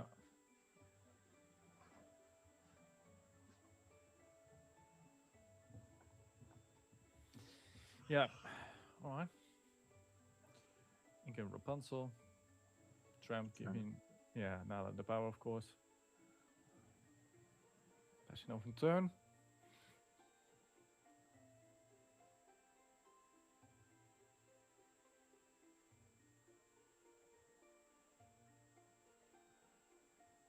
Yeah, what can you do in against a situation like this? You want to go broader, so I would say maybe go for Nani at this point, or like Nala, and then hope for a deal later on. Yeah. I think for Julian it's best to go wide and then play on the Dale, last turn yeah. your Dale. To let it be a surprise for your opponent. Yeah, he Someone mentioned that Julian is actually a Blurple player, and this is his first time playing dogs competitively. Oh, he's doing Well, a he's great job. not doing too bad. No.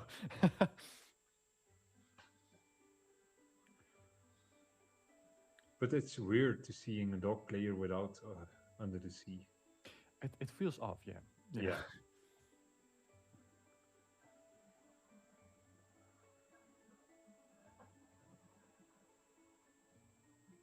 Nani on turn 2.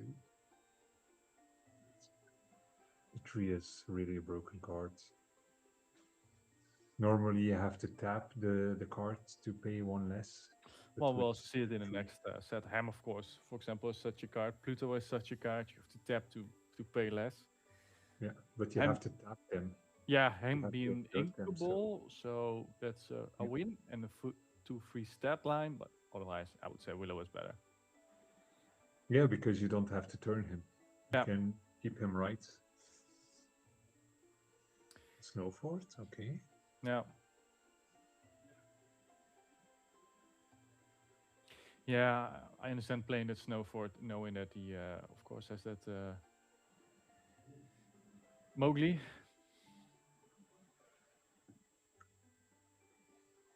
I didn't see any Mowgli right now. And there he is. Oh, okay. Never mind.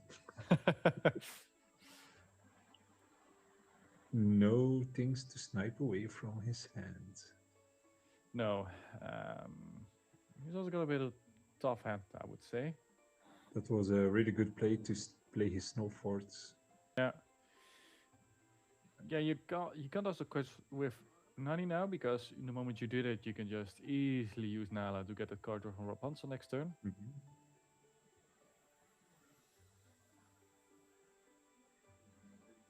Yeah, exactly.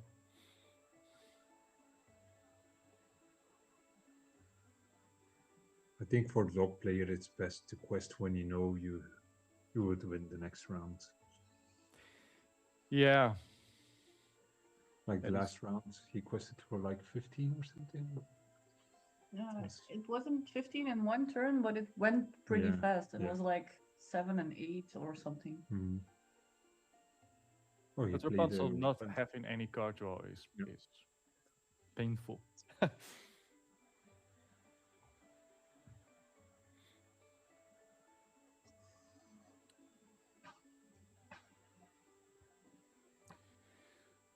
It's 2 Snowforts in his hand. Also Rapunzel see in his hand. But he is at 2 ink, I believe. So 5 cards draw. Oh, those Lilo I will see disappear in the discard.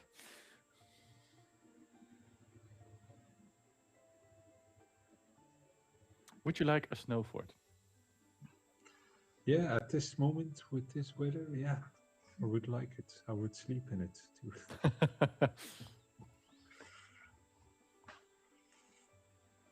Okay. Yeah. I think he has another snow fort in hand, so. Mulan. Oh, Mulan.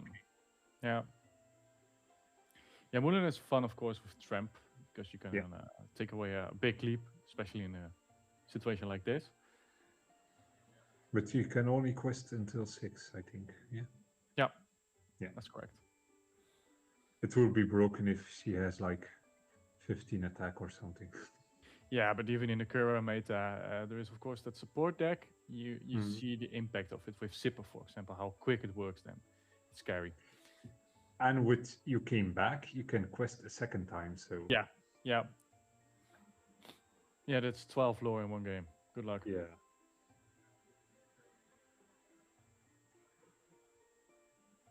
Green, red, Robin Hood, you came back, and Mulan.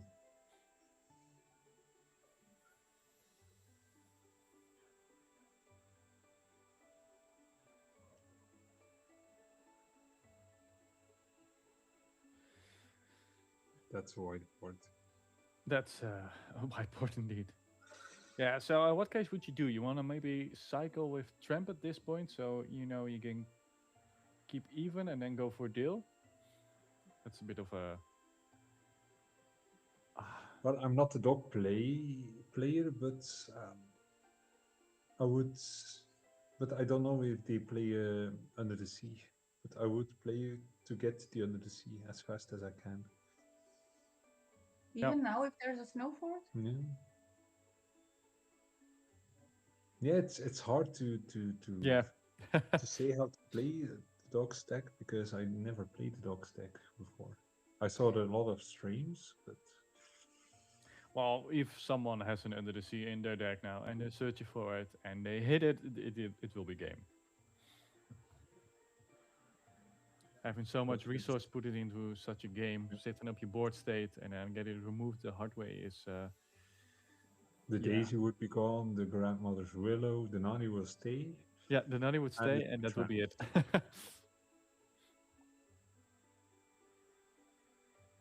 But on the other side, I think, yeah, that's correct. 2 snow forts will counter that effect. Yeah.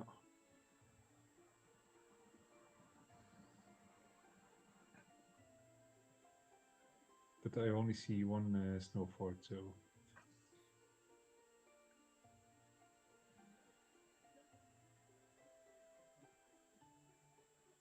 Or else there's a snow fort off screen. I don't think so.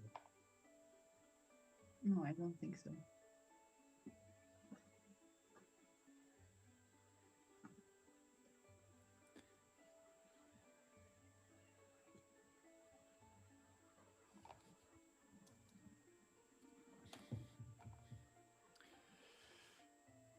Yeah, so this is a classic dog versus dog game.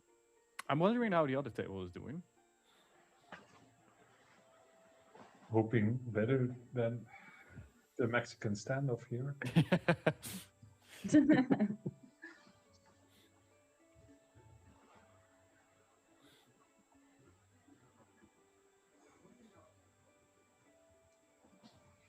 Dogs being dogs, waiting until one quests. Yeah, Who does it know. first? I don't know who if they both play a deal. Yeah, I see a deal, for example. Yeah, you also don't want to give out that deal, like you can answer someone's entire board. But now we see a Something different different. mirror match, I would say. Oh no, look at it. Oh, blue-green against Purple against the cow deck. The Bala Blast against... Oh, it's the other one lower player. Yeah.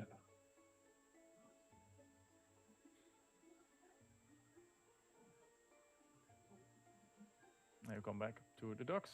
Okay.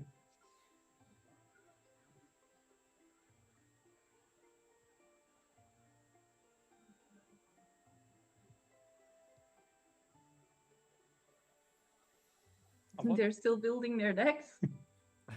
At what point it will be like, yeah, I'm just gonna play 20 low on one game and then we go back.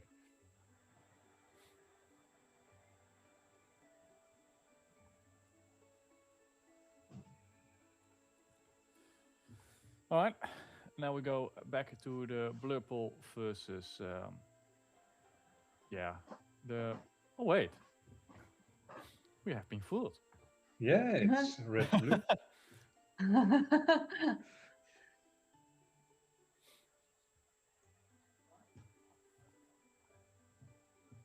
All right, so we thought it was the green one, but Yeah. it's Ruby. So curious to see what version of Ruby we're gonna see here. He's gonna play. Let's be prepared. I'm always nervous when I play Vision of the Future. I Yeah. always with develop your brain and vision and the vision of the future. It's always heart bounding. My heart is bounding when I play that card. Yeah. All right. So what we see here is he's playing Popsicle, getting the card draw going on. Ooh, we got a location there. Bell, yeah. Item and location, yeah. Locations, of course, are interesting. Because he gets, if he plays a board wipe, your location survives. Yep. Yes. Oh, Sven. Yeah, Sven sees a lot of play here. Rush and evasive. Losing 2 lore.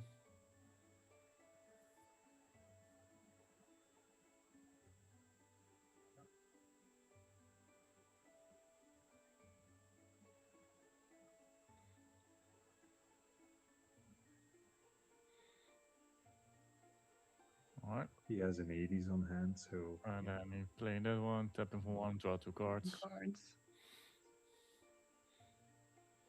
Yeah. Right, more on the other cards. side. Would you like some cards? If he was a discard player, he had.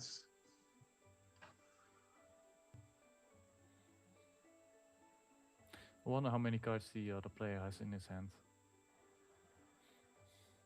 4, 5.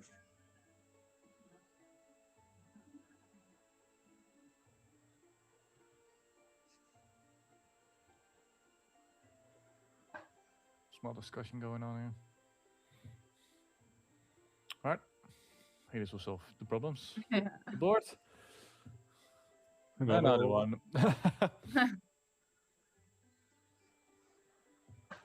Yeah, I think it's over because he's This, swimming against the yeah. stream. He has no cards on hand. That and- location is doing Yeah. massive work now. and he's game. Yeah. That's the thing with locations. You always have to find a solution for it if it's on the board. You Immediately. just can't let it Yeah. stay there. Exposing your board, making you vulnerable for different attacks. I'm curious, how did it go with the dogs? I think they're still on their game. That could be. That could be. Still developing the tramps. Legend says they're still looking for that under the sea. There's one card in their deck left. They don't want to draw it because they will lose. Unless you have the location. Yeah. Then you win at the start of your game. Or a if you're like Chernobog. at 19 or something. Or a Chernobog to put cards back. There are solutions. Wow, there's 7. Okay. Oh. Something. Okay, some things have changed. Not much, but things have changed. But it's the fear as a dog player. You must be aggressive when you have to be aggressive, but you also have to be like, no, we're gonna take a while, Wait. establish a board, calculate when the possibility is just right for me, and then execute it perfectly. That would not be for me. I don't have the patience to do like they're doing now. Yeah. It's, If every match you have to play on this entire day is like this, then I would be so tired. I'm curious for those guys as well. What's going to be your most difficult matchup? Of course, there are some matchup statistically which are in your disadvantage, but I think mentally this is cruciating.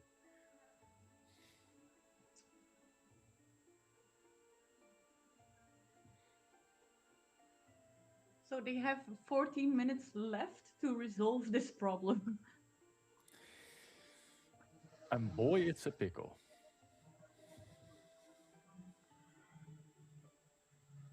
Normally, yeah, I think it's gonna be, yeah.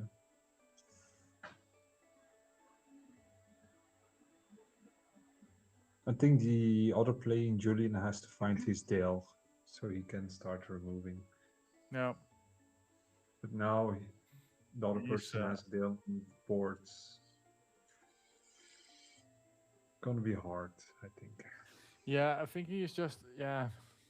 But this is the interesting about dogs, of course. You basically know that if you don't do it, the other one will at some point go. Yeah. If you do it, you get cleaned. And yeah, what else can you do? Nothing. Because it's mainly a quest deck, and yeah, with the Dale you can attack your opponent, but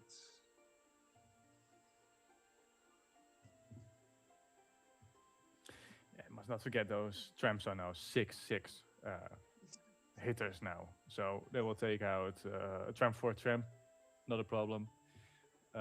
Nani can easily be taken out, Little John can easily be taken out. Yeah. Daisy can take out Nala, for example. that's true. Yeah. No, he has a snow fort. Oh yeah, of Oh, course. he has also. Yeah. Yeah, they compensate for each other. Thought it was a discard, but yeah. And now getting that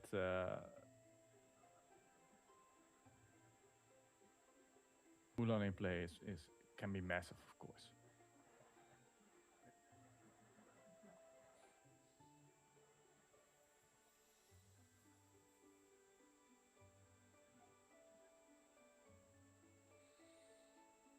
ECT interested to see how this board wipe is going. Yeah. He can play a lot of cards with so less ink.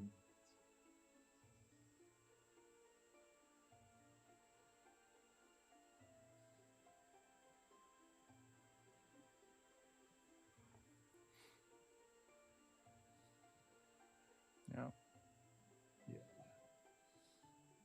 The board is getting clearer.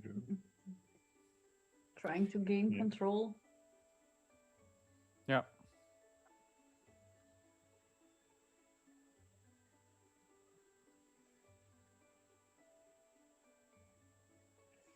Wonder what that card is.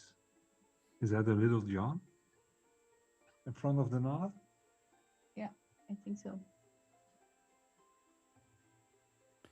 You mean on the side of Julian? Yeah, Yeah, that's Little John. Yeah. 0-4 vanilla.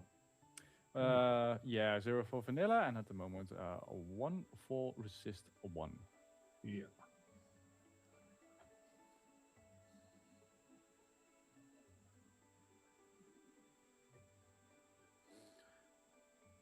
Yeah. Is And he now gonna that use will- it?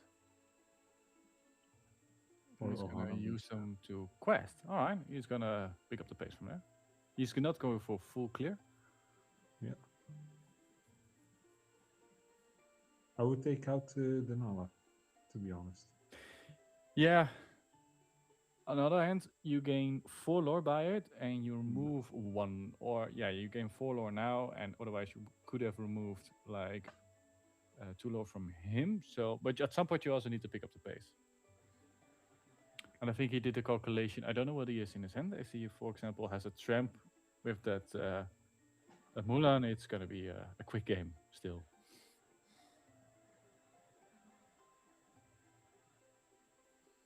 Yeah, Lilo's coming back in the game.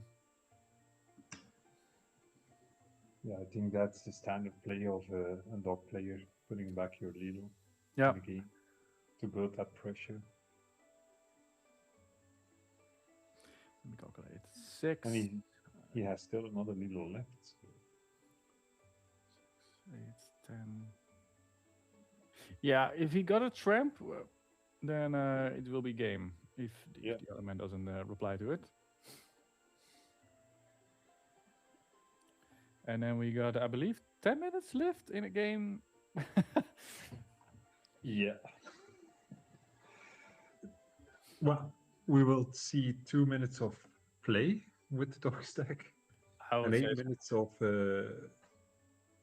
shuffling your deck to find the correct cards to play. 9 minutes, okay.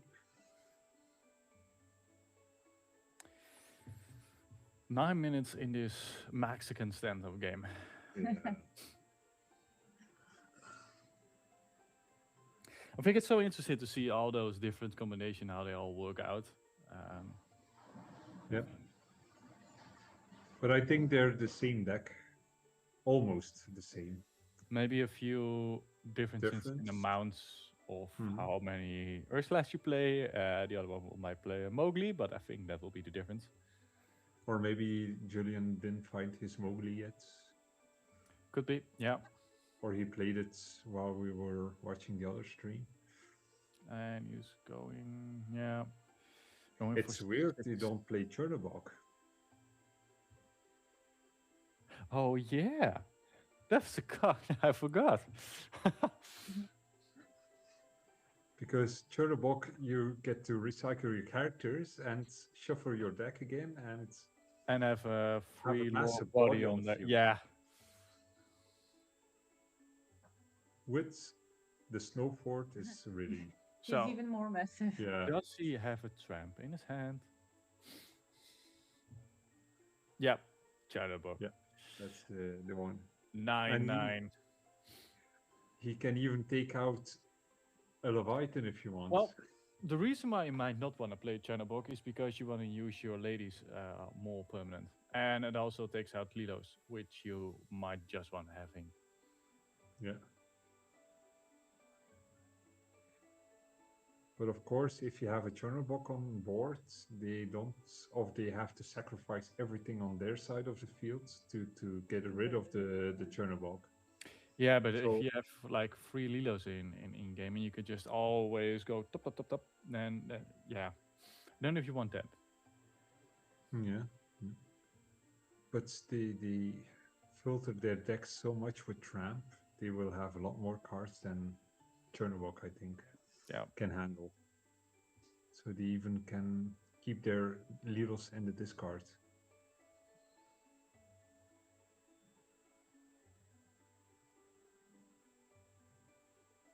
I used to play Chernobog in my red-yellow deck. In the long time ago. Yeah. Chernobog was Still that? set 4 I believe that was after Mufasa or before Mufasa. before. Before. Was I'd Inkland. say Yeah. after, yeah, because Mufasa Yeah. didn't play Chernobog. It would be insane, actually, if you were to have Mufasa getting killed into Chernobog. Oh, nice. I got it last week against a friend of mine. Oh, really? Yeah, I sacrificed my Mufasa against. No, he killed my Mufasa Banished. and yeah, banished. Sorry, and my top deck was a Chernobog. Oh, that's a free card draw. Oh, damn. Yeah, still bad memories about it. So Let me see. How can we solve this? Oh, yeah, there it goes. Yeah, this is game. yeah,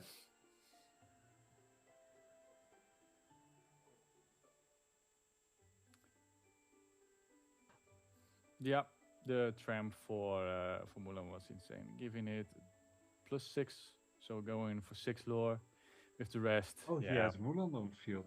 I Yeah, don't yeah, see yeah, it yeah. That as was a the one I dry, was think. warning about. If the moment you hit the tramp, it's a tricky card. Yeah. Yeah. So 1-1, 5 minutes left. Let's go. Let's see how fast they can go. Take your bobsled or your dog sled. Yeah, this is And go going to have fast to as take a fast. speed Yeah. run if they want to finish this.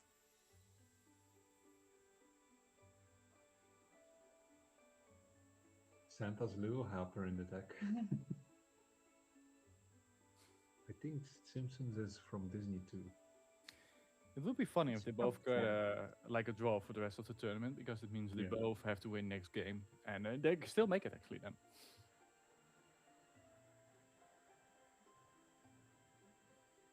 There was a misunderstanding there. I thought he was fist bumping each other, but No, they're going for it. Oh no, yeah, full send now. I see 2 piglets in hand.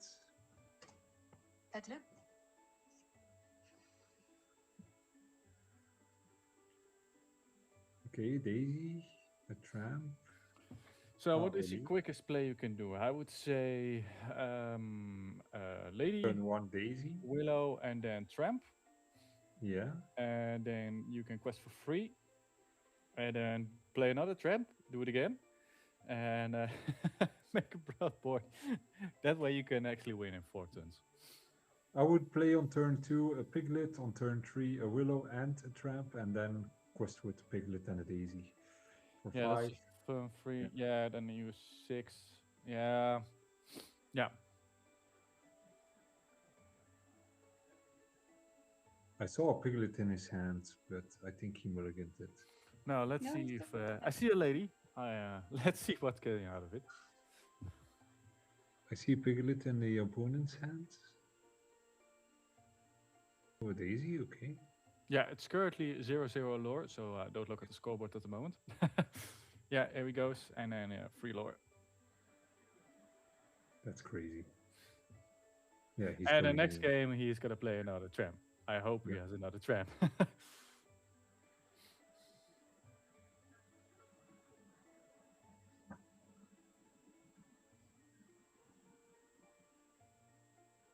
That's horrifying to see so much quests power on board.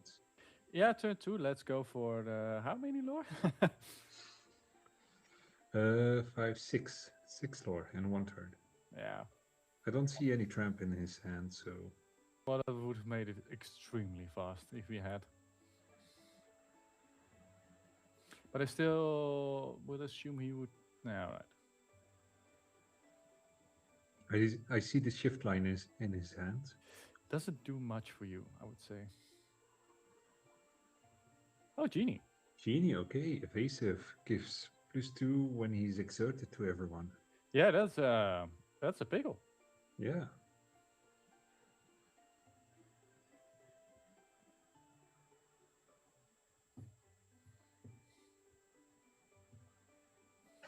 And Tramp. especially against Yeah. an, Oh, he's gonna search for the tramp. I honestly think he's gonna search for the tramp. Piglet, also good. Willow. Daisy. Well, yeah. What you gonna keep? Look, at this point, you can already take away all those 1-2 cost characters. For example, Piglet, because you always doing away the tramp. Yeah.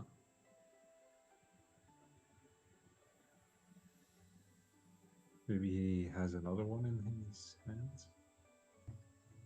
Well, maybe he's going for next turn, just play the lady and then get it back and then.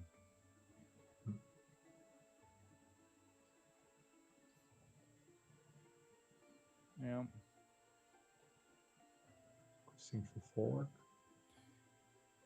Go to 7 indeed. I think he wants to go fast now. Yeah, I understand that. It's only 3 minutes left, I think, until the next game. I believe so, something like that. No, I think it's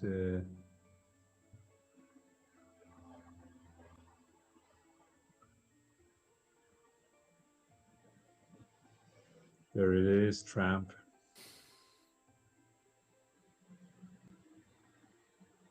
He's also searching. Searching for that maybe one under the sea. Yeah, I've given up hope on Under the Sea with those decks. Just do it under the sea and quest freely.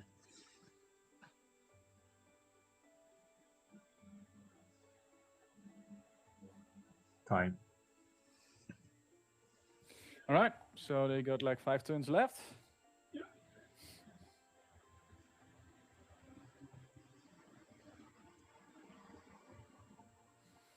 Interesting to see how this goes because you can't wait for the perfect conditions anymore. You have to reply now or quest or do anything. Yeah. They're also both under a lot of pressure because they both needed to win to continue. Well, if they got a win and you got a draw, for example, Julian, then you're already in. So for him, there's a lot of pressure. For the other one, it's also quite nice to have those 5 wins, of course. Getting the draw now means absolutely winning next round.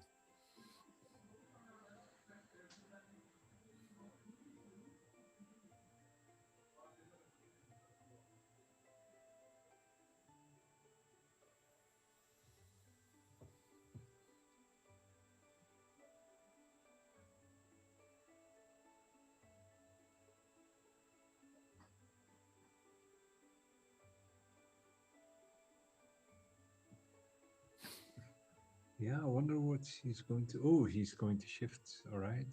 All right. Get back to characters. What you gonna do? What you gonna take at this point? Right, you got a few turns left. I would take the piglets and the daisy. That's 5 lore, yeah. Yeah. And then if you were to quest 5 now, 12, few more turns left. Yeah.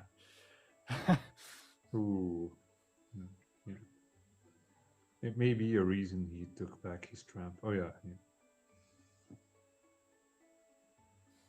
Daisy,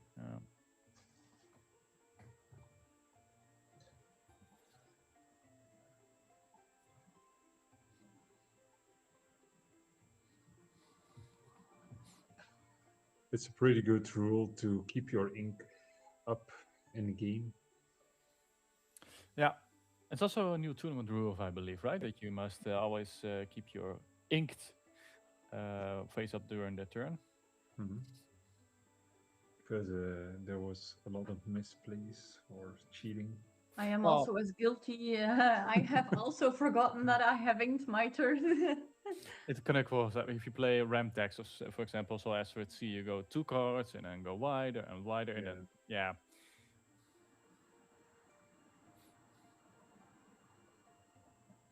It's the best rule they made. Well, it makes it more easy to understand what's happening on the game. Yeah. Yeah, definitely. I agree. Of course, with the typo, it's different. I still think the moment some decks hit 12 or 20, or of 12 or 15 ink or something like that, you get those entire piles. I'm always like, how many ink do you have at this point? because there is no good way to display that.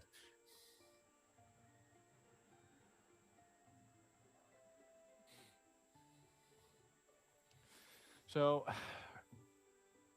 in this I think he has case, to remove things from the board because, and even then, I don't think it will be. no, because this is going to be turn 2 after the round. Yeah. Yeah. Right. No, I think it's turn 3 right now.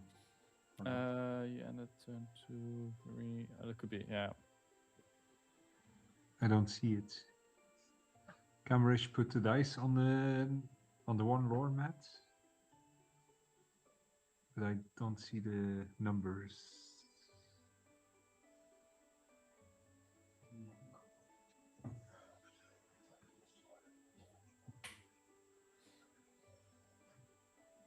I believe that that dice underneath Nala represents the the turn at the moment.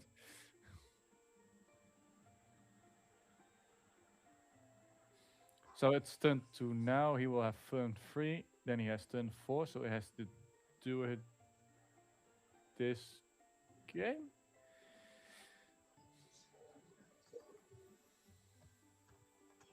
Let's go to quest now.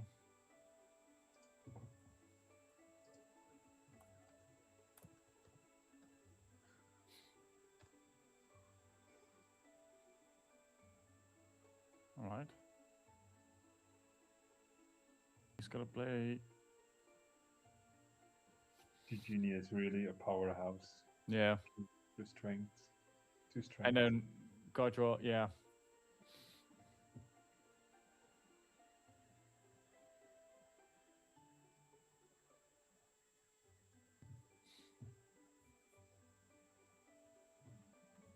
Never expected to have a full hour of 2 dogs against each other. I mean, all decks are like, oh, you can expect that. It's going to be a long-term game, but it just shows It's how like complex, Shelter. how dynamic dogs is as a deck. Yeah. I think this is turn 4, so yeah. Yeah. No, it's still turn 3. Okay. How am I? Now they've just changed it. Yeah, All turn right. 3. So he.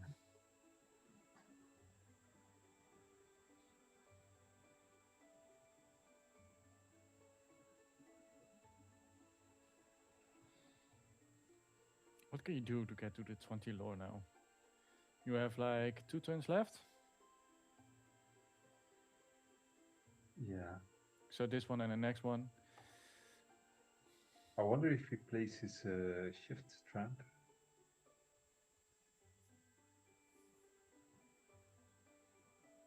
I wonder if you. You have shift tramp. Yeah, you 15. Is there a There is a shift trap, but that's the one for Yeah. Quattro, and I don't think it's in their deck.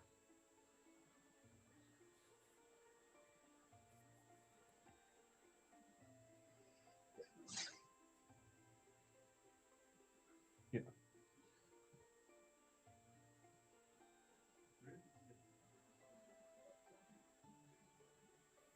Okay, during your opponent's turn, when the character is banished of yours, you can draw a card. We didn't see that one yet. No, don't think they play it.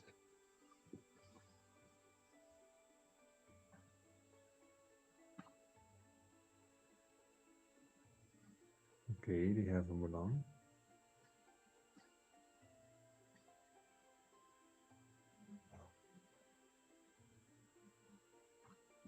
That's 4.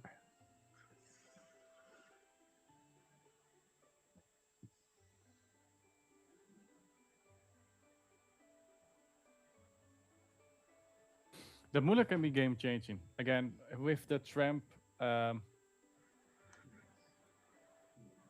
Oh. Yeah. Yeah. The genie is gone. Bye bye, genie. I never thought you would play the Horseman Strikes, to be honest. Oh no, I saw it in his Yeah, first Mulligan. Yeah, I We're both forgot like, what about is he it. playing here? Yeah.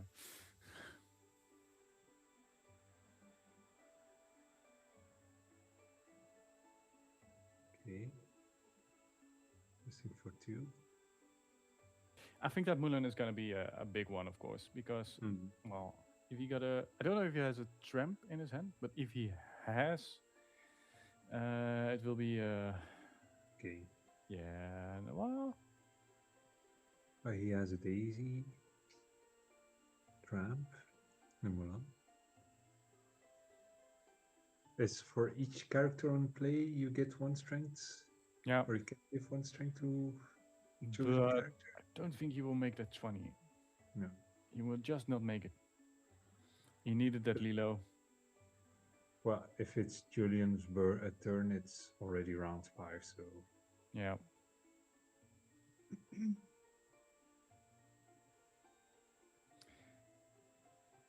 Well, let's see. Can he somehow have a magical solution? All right, Trump. Yeah. all right. Yep. It's me. Oh, that was a crazy game. Yeah. Again, Mulan is saving someone's game, I would Yeah. say. Shout out to the players who hold out on a full hour of very They don't stalemate even get a game. minute of rest. They're like, now I'm going to drink something. No, you can't. Immediately next Oh day. yeah, you're going through. It's a Julian punishment having, because of you're course, playing. 5-1. He can relax a little bit more. Yeah, huge game, huge game. Yeah. Long game. I saw enough dogs in my lifetime now. I hope they at least had fun. Yep, welcome. Welcome back. Can you hear you? Did you enjoy your break?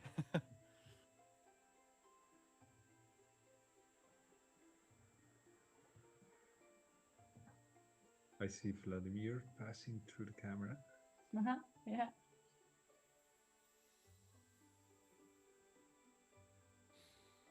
Right.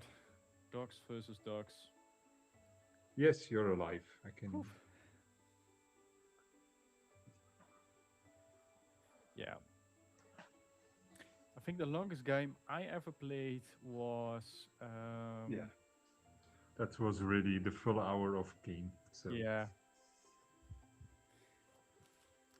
Hey guys, well done. Love Welcome back. really, really respect for how you guys did dogs against dogs.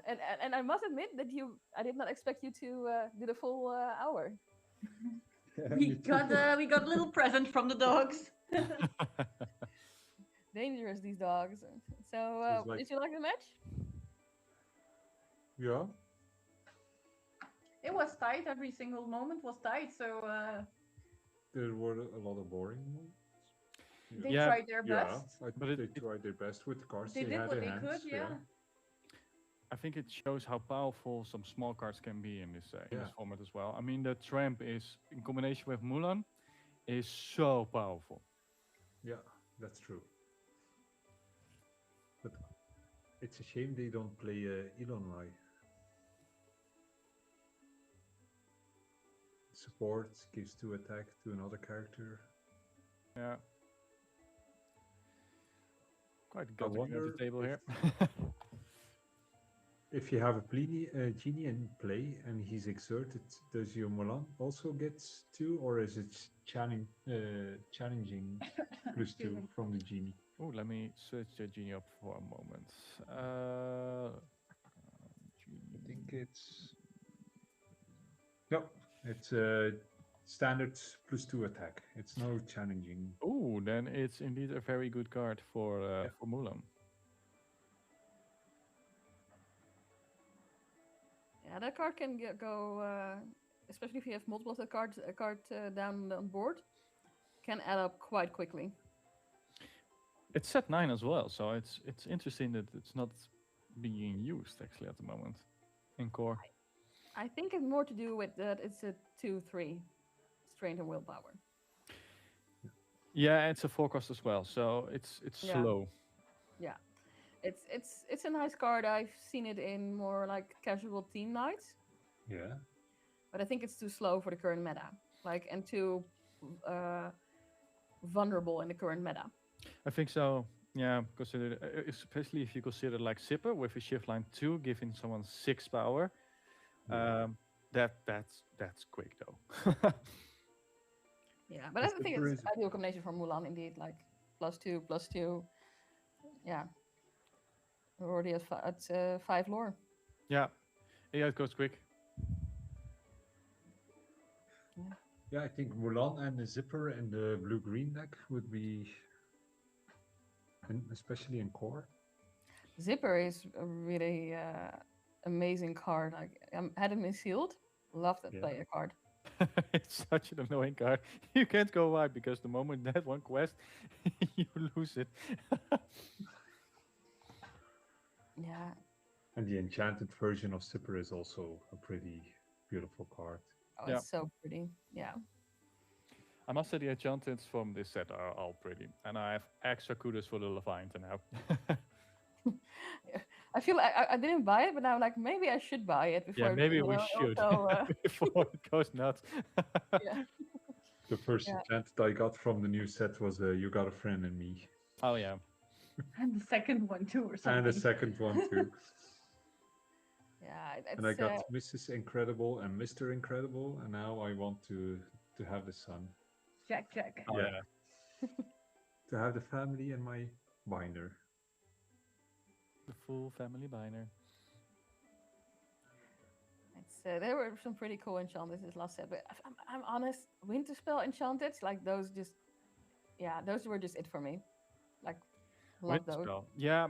Yeah. No, I'm actually quite happy that the new enchantments already have the golden letters again, because in Whispers in the Well you all had this, and Fabled actually had the golden letters on it.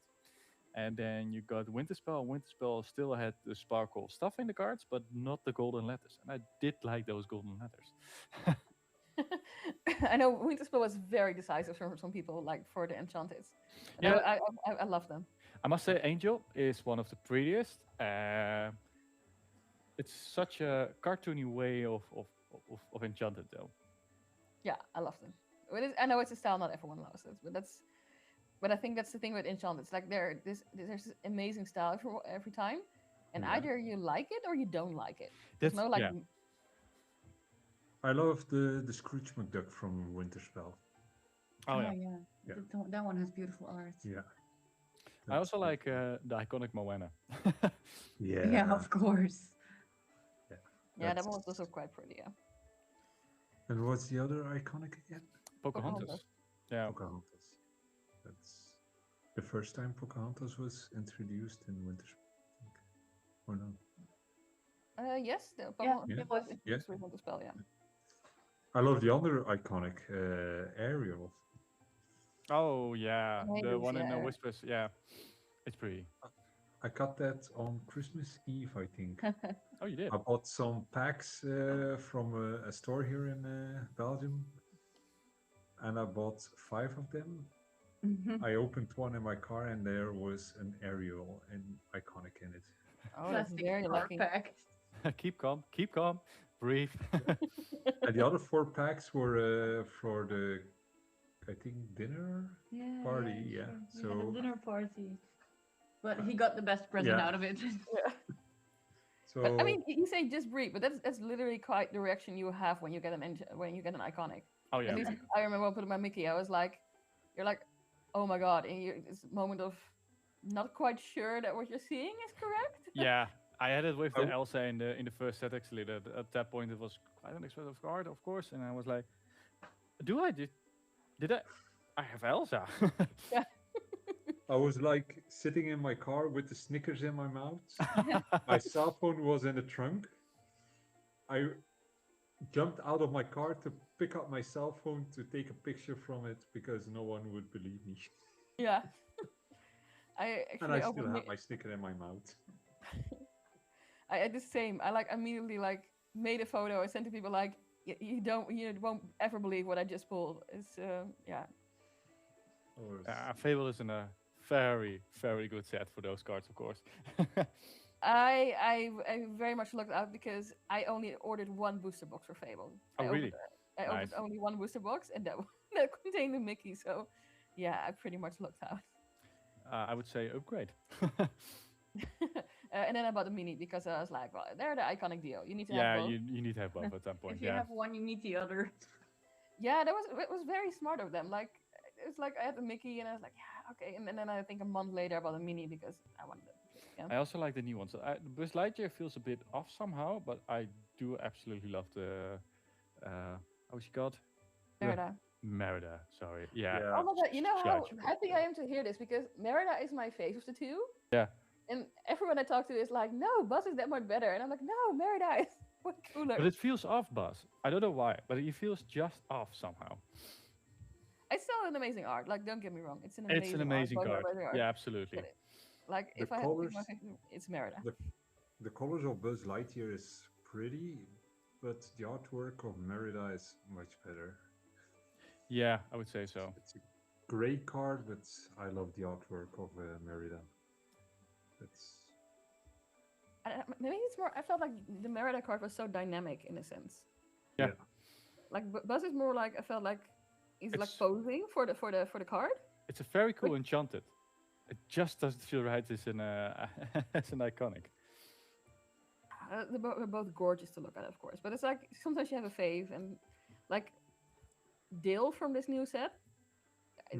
I think it's one of my favorite Lorcana artworks from non-enchanted. That one should have an enchanted. I'm not gonna lie. That's one Yeah. should have had an enchanted. Yeah. I'm still sad that it doesn't, but it's like that image of him like standing there in that spiny suit. It's just like Yeah.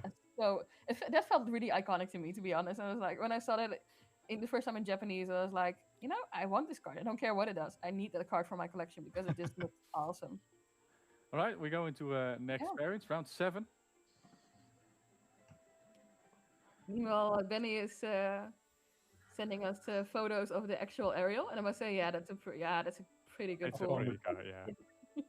that was really Yeah. best day of my All right, best day of that week. Let's put it that way. For people just joining, we're going to round 7 of the Lowlands Lore Quest CCQ in Turnhout, Belgium, by the Kolonisten. Yeah. This is the last Swiss round before we will enter the top 16. So we expect to see some ties here, but also lots of games still being played. Yeah, I see 2 ties at the moment. And we're waiting for the table to be ready and to view the match. Yeah, we got a full crew of casters as well. Yes, that was my next point, introducing you all. So in the house we have Benny and Stephanie. Yeah. We have Chris Yeah. and IllumineerTales, and we're gonna present this last Swiss round. Looking forward to it. I hope we can see still some fun decks. I'm gonna say that the entire top 5 tables are just gonna go for a draw. So I hope to see some unique decks getting played now. Maybe again 2 dog stacks. Oh, that would be interesting. That would be interesting to I mean, see. if I had the choice, I would bring back the Christmas deck. I want to see that one again. Yeah, I I want to see think how. we will see it again. I hope so. It was like a Christmas present during all the other decks of we've seen more often. The first time I saw the Christmas deck was on a YouTube channel, Lorcana. He was, I fell in love with it. It was with Robin Hood Sharpshooter, and You Came Back. That was pretty awesome to see. That was You came back where you can ready a character And and then quest quest again, again, yeah. yes. So he pulled another You Came Back, and so he got a lot of Infinite lore. questing. Yeah. Not infinite questing. 4 but times. yeah. That was crazy. That was So Let's we're hope for seeing me. we're seeing 4 ties in the top 5 tables. Yeah. Seem only one table is playing. Maybe they're on the streaming tables. It's curious to see that the dog player just early on still doesn't have the tie, so I think they are playing the game.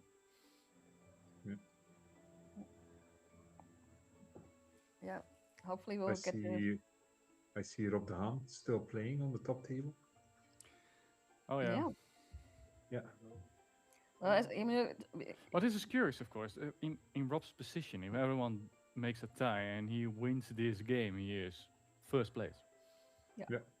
I think that's the. Yeah. I think. How do you call it in English? Purpose to. that's the Yeah. goal. The goal Yeah. to still All right, playing. let's go to our table then. Yeah. And what Another we dog. see, do we see two dogs again? Oh, it's gonna be such a game. Nice. well, Yeah, you I never figured- know. There might be a surprise Yeah, upset deck. Maybe we will find it under the sea now. Anyway, this is round 7, so last round, guys. Yeah, I'm curious to see how this will turn out. Yeah. Turn out.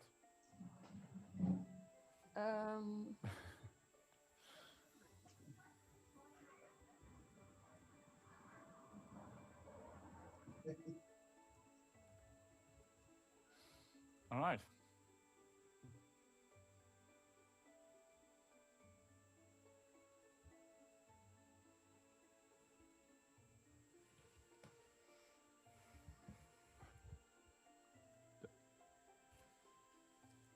Okay. All right. Well, let's see what they are bringing to the table.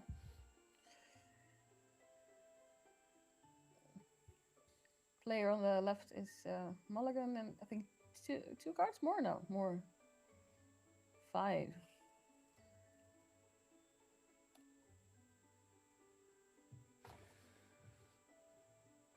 let's see.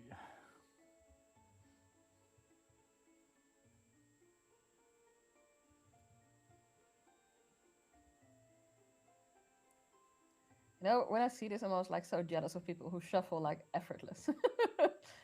It's I mean, it's not that I can't shuffle, but it's not that effortless.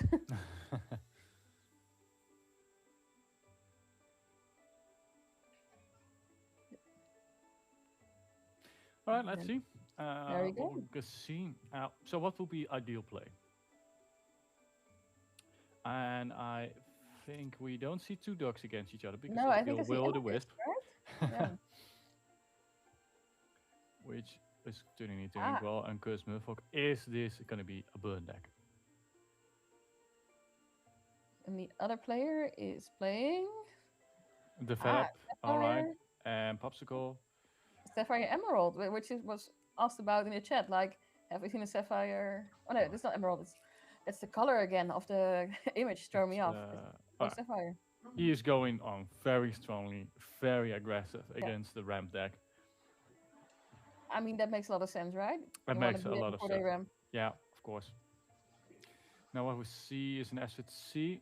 So he's going to ink an Asset C for Tipo. He's using that body to get something that Curse Murfolk out of the way.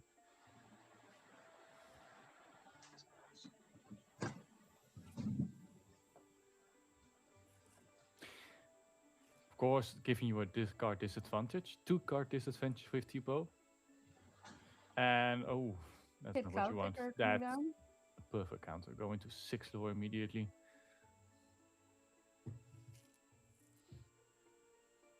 Yeah, that's a very fast opening. That's a very aggressive opening. Kanatala, of course, give you some card draw. Give handing over turn.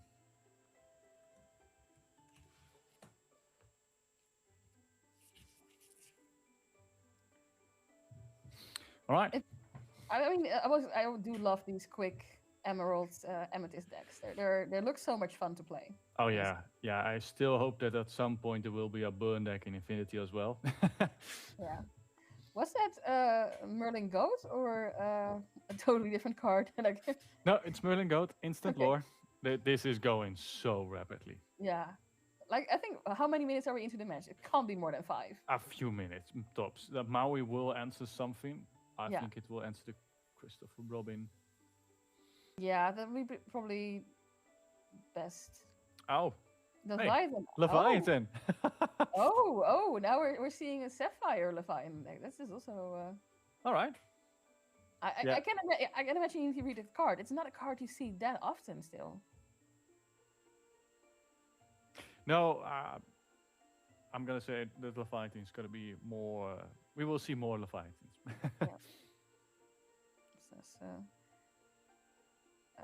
Quick side note: Benny and Stephanie have gone on a break. Really, thank you to them for casting and doing amazing. I really appreciate them casting today. Now, I'm curious. At this point, you had your aggro start. You are at Yeah. 4 ink, and now you need to really think, what am I gonna do? Yeah. So, are you gonna take out the board with Squeaky, or are you just gonna be like, no, Merlin is well, it's giving me a lore anyway, so I'm just gonna quest with it and just take, for example, Kit. Oh no, he's going full quest. I mean, I get it because if your opponent removes it, it still gives you a lore. Yeah. So more lore. Yeah, I'm curious about that Cloud Kicker, of course. What you gonna do with that one? Are you gonna Yeah. take something out with it or not? No. I don't think so. I think he's like, I need to get to 20 as fast as possible before the ramp really hits. Yeah, before the B prep is gonna land and Yeah. other cards. Yeah. I mean, I get it. I would also. Maui Shark is also Yeah. going to 15 lore now. And then I believe Maui will take out the other one. Yeah. Yeah, of course. That's also what I would do. Yeah. But let's not forget it. I mean, if he quests with Cricky, he's still at 18 lore. Yeah. Yeah, if he has a Cursed Merfolk or something like that, or something with War with 2 lore, it's done. Or maybe even on a Merlin Goat. Oh. Ursula. He is searching for the Be Prepared. Yeah, but he doesn't have it. He has Sail and Tamatoa. Yeah. And I can't see the bottom card, but it's not a Be Prepared. Nope. I think it's Cruella de Vil. Can it be? Could be? Yeah, that could be, yeah. So what's he gonna do now? Is he gonna quest? Yeah, of course, before something happens to it. So I mean, I would also. I mean, you're at 18. You just need 2. yeah, at this point you just gonna need Yeah. oh, And that's smart. He bounces Cricky back to his hands. yeah, so now you need an external answer. Yeah. And Vision, that's always a scary card to Yeah. see. So what you need at this point, you're gonna need a Be Prepared, but you can't really sin that one at the moment. Yeah. So Brawl for Ursula, I would say. And Yeah, or anything just to put it back to their discard or Yeah. Inkwell. Like even Hades or He's gonna search again. Yeah, you need something to at least put one of the cards away. at least one if you want a fighting chance. Yeah. Yeah. What we're gonna see here, Asset C getting another Yeah, card he's draw. really searching. He's digging. Yeah. He's digging. So does he find something? That's the question. Nope. Pirate's Life. That Oh, will. Pirate's Life, Yeah, yeah. that will do it. Yeah. We'll Give you one more still- turn. give you one more turn. It's close. You need a B prep or something to clear the board.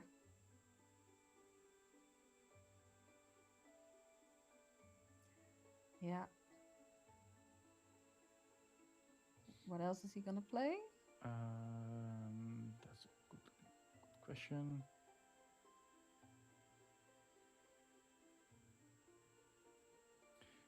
Stomach is going. something Yeah. like Yeah. Yeah. Yeah. All right. So if he Oh. has a Merlin goat now. Yeah, then we're there. I don't think. I think it was a location or Oh, Quickie. Yeah. tricky. So Is he gonna full send or gonna take out something? oh, he's not gonna quest. That's interesting. Ah. Yeah. Forcing someone else to use it, Be Prepared, or something else. Yeah, but I mean, if you're Now, what you Okay. could, of course, have done the moment you quest, the Maui Shark could have taken the Ursula, getting Pirate's Yeah, life for sure. back, and then at some way getting you down again.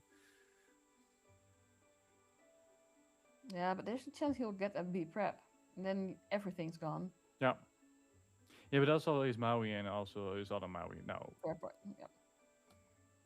So it's also a dependency on how much cards can you now pick. Make sure you got answers after you Be Prepared. Yeah. Well, you see there a drawback of the burn that. And Olaf, yeah. Oh, Olaf. Yeah. yeah. This is that Olaf is making so much progress today. Yeah, like the cards I did not expect to show up, but showing up a lot. Olaf. Yeah. Merlin, give him one. Strength, of course. Oh, no, goat. Yeah, sorry. Yeah, Merlin goat. So that's 15, I guess. No, Oh, that's 20. Yeah, of yeah. course. If you cross with everything, yeah, then you're there. These Merlin goats can be such a surprise. I mean, not a surprise to say that you don't know they exist, but you never know when your opponent has one, and it can just be the card they need to for victory. That can be the game. Yeah. And Yeah. I do think if he did not hit that goat and he would have taken another Olaf, that that would be the flipping point of this game. Yeah. All So, right, but now. it was a very quick game, like 12 minutes. So Yeah, it was an aggressive start, but with a lot of struggle in the middle. yeah, and it makes me wonder if he will, if Rocket, okay, if the left player will optimize even further with his mulligan, or really optimize for that aggressive start because you don't want to hit that middle part again. Yeah, no, what you might want to do is maybe turn one. He's going to be on the play, of course, on the draw, of course. So Christopher Robin is going to be your friend. And then next turn, you might want to go for 2 Cursed Merfolks. Yeah. Something like that, just to get really aggressive out of those starting gates. Yeah, maybe if you get that Merlin code, probably keep it in my hand. Yeah. Yeah, that goat can potentially just give you 3 lore, which is big. Yeah, I mean, especially with when your opponent has B prepped, and cards like Cursed Merfolk and Goat are really nice to have on board. You make the choice. Yeah, exactly.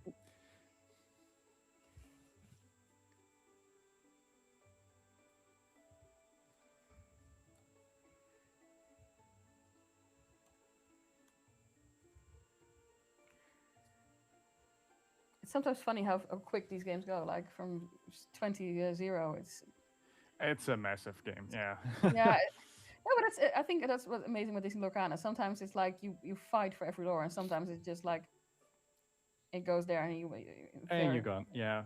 This is another example. For example, the Dogs versus Dogs was a long game. You have to wait, know when to do what, something. And this game is just like, all right, I'm having a different strategy than your deck, so I must follow it as good as I can.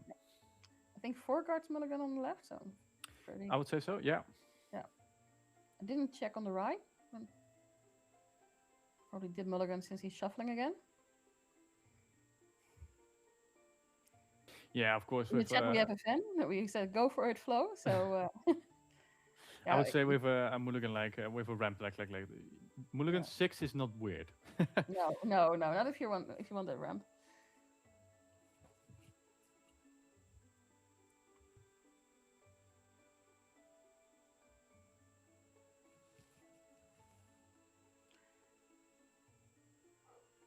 Of course, now Amethyst Emerald is on the draw, so that might make it a little bit harder to be that aggressive. Yeah. But then again, you're in the, you have the advantage. Even if you lose this one, you will be on the play in the next match. He has at least 1 Cursed Merfolk. Does he has the Christopher Robin? That's basically my biggest question. If he has the Christopher Robin, it's a very good start. I mean, I would have mulliganed for that Christopher Robin. Yeah, but not at the cost of, for example, Cursed Merfolk. No, that's not. So it's no Christopher Robin, but it is a Cursed Merfolk, which is annoying enough. Oh yeah. It's always that choice where you're faced with, like, do I want to get rid of this card so badly that I want to offer up another card for it? Yeah. Yeah, I must say the previous game, of course, getting the Tipo back to hand was big. Yeah. Because now that Cursed Merfolk is a little bit more tricky to play. Well, you wanted to have Cursed Merfolks, so here you go. Happy to help. I guess it is like Christmas today. Yeah. That's like 6 ink. It's a huge move. Yeah, and of course, if you have to take it out with the Tipo, it will cost you so many cards. Yeah. That's the thing, right? They're annoying not because they're difficult to remove. They're annoying because they cost you something to remove. Yeah, it's painful. Of course, popsicle and stuff like that will work for you. So you can filter a little bit more, but this deck, especially late game, you want to have more cards than your opponent, so you can have that control constantly going on. He got that message. He's just going complete as wide as he can. Does he have all his Curse Merfolks at this point? I'm not sure how many he's playing. I think we've only seen 3. Oh, is the fourth one a Curse Merfolk? Because the light is shining directly on it? I considering, I would say so, yeah. Okay, then he probably has all, because one is in his discard. Yeah, that's insane as well. That does help you. That's a really good mulligan. You forget all your Curse Merfolk. Maui House Shark. Yeah, and then There you go goes another discard one. again. Well, the finish, of course, you can put your actions in that game, and your Olaf will also become cheaper. Yeah. No, that's the thing, of course. And with Maui House Shark, whenever you challenge another character, you may return an action. So in fact, you're not really discarding them. You're just temporarily not being able to use them. Yeah. Yeah, the thing now is he's going full quest. He can go full quest, going to 11, of course, but that Maui will do some damage then, because then the actions come back. Yeah, but on the other hand, if there's a B prep, and I'm still not sure if he's playing a B prep, but if Florian's Jade has a B prep, might be gone anyway, and then you haven't quested. Yeah. Yeah, this is the game he plays. He's going aggressive, so you have to kind of stick with the plan, but do it smart enough so you can negate the effects of the ramp of the other side. Yeah, it's like these things that go through your mind, you know, while you're playing. Like, what does the other player have? What do I have? And what possibilities could happen if I do this? Sometimes it's a little bit of a gamble. Like, I hope you don't have this, so let me try this. Yeah, well, of course, on a Merlin Goat will help you, potentially gaining free lord out of it. Still not sure what that last card is he played, but it's... Diablo is also helping, giving card draw. So that's not the one I would take out necessarily. No, I don't think... I think the 2 lore are a bigger threat than the Diablo with 1 lore. So what can you do? Well, I would... It's a hard one. Yeah, I think the player is also... Florian's Jade is also thinking, like, what would make most sense. I mean, you do want to get those actions back. A Pirate's Life is always nice to have in your hand. At some point, you're going to need it as well. Yeah. So you only want to attack, and the question is, do you want to sacrifice what you have in your hand? I don't know what he has in his hand right now, so it's hard to judge. Do you have enough cards you can sacrifice? Yeah, I'm going to say he's going to use a Maui for one of those Curse Merfolks, getting away one of his cards. I don't know what he has in his hands. Do I see a Be Prepared? I'm not quite sure. It was so quickly. I think it's a fire swarm. Firefly swarm. Firestorm is an easy play. For that, we'll get away the one of Curse Merfolks. And he still has another card, but I'm not sure if it's B Prep or something else. But because he is at 6 ink at the moment. And if both cards are uninkable, it's gonna be, yeah, you're gonna be stuck for a turn.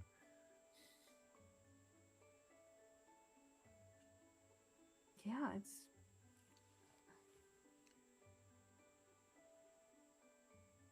Well, a play you could do now is with Maui kill, for example, Diablo. Yeah. Give him a card draw. Then you take back your Pirate's Life. You must ink it, unfortunately. And then use the B-Prep, if he has a B-Prep in his hand, because that's one way to... But then again, what do you really remove? 5 lore? Because you always gain 1 from that goat, so it's tough choices he has to make. Yeah, and don't forget the Merlin, of course, gives lore. I think it's a Merlin goat. He's so, yeah. taking the Pirate's Life, and now he must discard, of course. He's discarding Be Prepared. Yeah. Yeah. He's like, I'll get that back anyway. Yeah, and he's using Pirate's Life immediately. Gaining lore, delaying your opponent, of course, and now what cards does he still have in his hands. Yeah. Oh, Oh, yeah. another card. Yeah. Yeah. Ink it, of course, so Yeah. you can safely kick away that Curse Merfolk. Yeah. It's gonna be top deck the game, isn't it? Top deck. I mean, top deck is either your best friend or your worst enemy. Yeah, but that's the thing with those Curse Merfolk, of course. You have lost 3 cards to them. Yeah. They have made so much tempo on the game. So the Maui is gonna be annoying because at that point you can take back the Pirate's Life every time. So you gotta be careful with that one. Yeah. But that's gonna be his condition to come back. Yeah, it's Yeah, going to 11. Oh, getting it back. Yeah. Keeping it safe, reusing it. Yeah. I would quest with Diablo. Yeah, I would also quest with Diablo because even if he gets removed, you have a card. Yeah, draw. but he can get that Pirate Life way too easy back, so that's maybe not worth it. Yeah, no, those are yeah. Then again, you never know what he's gonna draw. Grandma. Oh, that's a Tala? good top deck. Yeah, that's a good top deck. Like I said, top decking sometimes is your worst enemy or your best friend. In this case, it was his best friend. Yeah. Yeah, especially because Popsicle you card can draw. look at 2 more cards and you may put 1 into your hand. That's Asteroid always C. Yeah, this is Yeah. how you. This is how you can turn a game. Yeah. Yeah, and then you can also see like it's a little bit more of a struggle for Emerald Amethyst on the draw. Yeah. Because they're reacting, in fact. To Yeah, if they what- were on the play now, they would have been at 1980 or something like that. Yeah.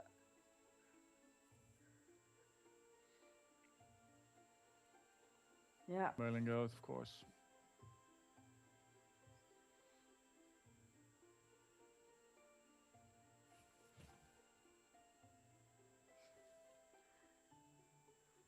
Yeah, Merlin Ghost is like this insane card sometimes. Yeah, it's a good thing. It's not in existence anymore with core. It is in existence, it's not in core. Yeah. Yeah. Yeah, it was a fun card. Not a last thing. Develop your brain, searching. It is the thing with those decks, right? Even if they are like barehanded, they can slowly scoop back. And if you give them plenty of time or just enough time to do that, they become dangerous. Yeah. But that's Because I think that, this is the turning point, I would say. You establish a board, still has a few cards upon his hand. yeah, but I think that's the thing against control decks. You know that if you give them the chance to play long enough, they will will come back. gain control. Yeah. So you gotta finish it quickly. And that's, I think we talked about this earlier today. It's always that race against time, Can I Yeah. get to 20 lore before you get to your control of the board? And some decks are better for that than others. And he's searching for that one card which he needs to finish the job. It's not a bad card. No, it's not bad. And then again, he must be careful because the moment that Maui Shark does, at some point, can be prepared or a Pirate's Life, yeah. Yeah. Yeah, I'm wondering what he's waiting for. Like, is he gonna make sure he has all lore before he quests, or what card is he hoping for to get from his deck?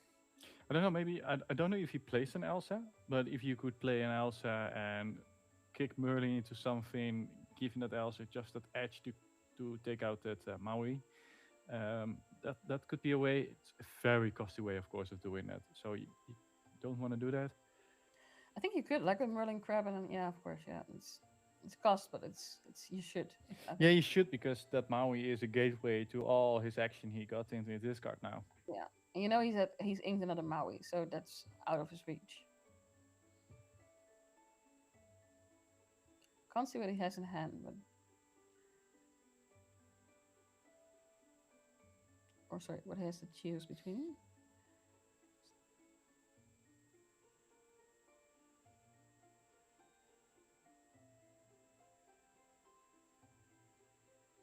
There's still 24 minutes left in this round.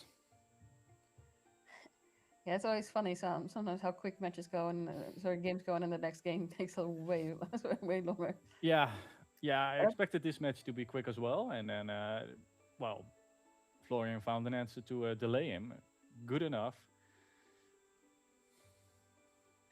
Yeah, and here you see once again how dangerous these Olafs are. You know, when you've got enough. You can't action cards in your underestimate this, card. Olaf. If you go into Dortmund, prepare for Olaf. Yeah, which sounds really weird, but prepare for Olaf. Yeah. Yeah, and he looks so cuddly and friendly on that illustration, but don't fall for it. No, the moment all those actions are somehow in the discard, then Olaf's will turn on you. fairly quickly.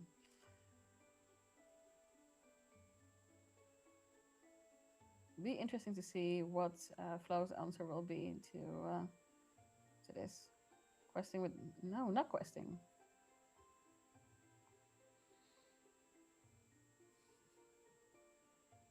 I mean, he's got to do something. It's. Do we have game on board on the other side? 1, 2, 3, 4, 5, 6, 7. Yes, there's game on board on the other side, so you need to do something. Yeah, so you need to take out at least one Olaf. You can do that with Madame and Fox, I would say. Yeah. Yeah, or you take Olaf, not necessarily, or you take out, yeah. Yeah. Also want to get rid of that Maui, of course. That Maui is doing the main job here. Yeah. And I understand that Genie, it's a gateway to take out Maui, of course, as well, with those Merlin in-game. Yeah, Maui is the main problem here, but I think it's going to get tough. I think it's game is leaning too much towards control deck in this case. Yeah, I think the control will have this game, but then again, maybe he somehow finds some good answers. No, he might. Not saying it's impossible. I'm just saying it's 11-13 is starting to lean to an side. It's a challenge. Yeah. Well, that's why we also have Disney Lorcana challenges. Hey. Yeah. So, what will be his game? I would say at this point, full scented. Yeah, getting items back, getting those card draws online. Yeah, popsicle. And then vision. Oh, all that lore you can rack with Maui is big. Yeah. Yeah, Pirate's Life. Yeah. That's a game. Yeah. Yeah, but he was just waiting. It's just a matter of time sometimes. Right. Next game, he will be on the play. Our Rocket. I mean, can we also say well played by Florian's Jade? Yeah, brilliant. Just keeping calm, finding the answers you need, and absolutely turning the game into a game you like to play.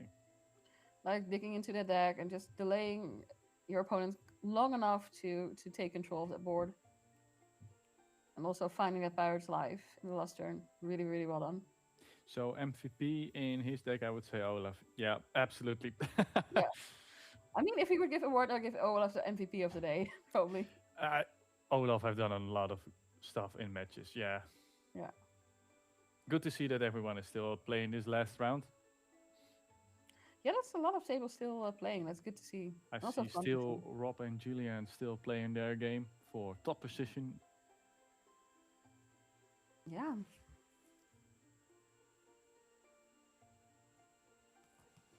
So we're switching to the other table. Yeah, this is a dog versus dog situation. It's a dog-eat-dog world, man. Hey, under the sea. We do have it under the sea here, yeah. That's board wipe, almost. I think that is a board wipe, yeah. I And think Eleanor and Nani will stay on, probably. yeah, as I would say, this is a board wipe, and that Eleanor is interesting. Interesting card in this deck, I would say. Yeah. It's a good card. In Shield, Eleanor. Oh my. Yeah, it's fun. I didn't expect her to see so many times today, to be honest. Oh, that was a quick. Yeah, at some point you must accept that. That. Yeah, will be but I the mean, we game. just joined it now. It's both matches are finished, so. Well, we saw both matches at both tables. Yeah, That's a good cool, score. Yeah. Now, I don't know how much if they already mulligan and how much they mulligan. I think they're still in the mulligan phase. Yeah, I'm not sure. Oh, yeah, they are. Yeah. Yep. All right. Somebody in chat says, "Oh, please, the other game." I assume you mean the not dogs game, or do you mean the dogs game? Because it's always some people do like seeing mirror matches. You can learn. You can, of course, learn a lot of the mirror matches. Oh yeah, yeah. But I think you can learn a lot from every match. I mean, it's not the same as playing, but you can still learn a lot, like how people play and why they make certain choices.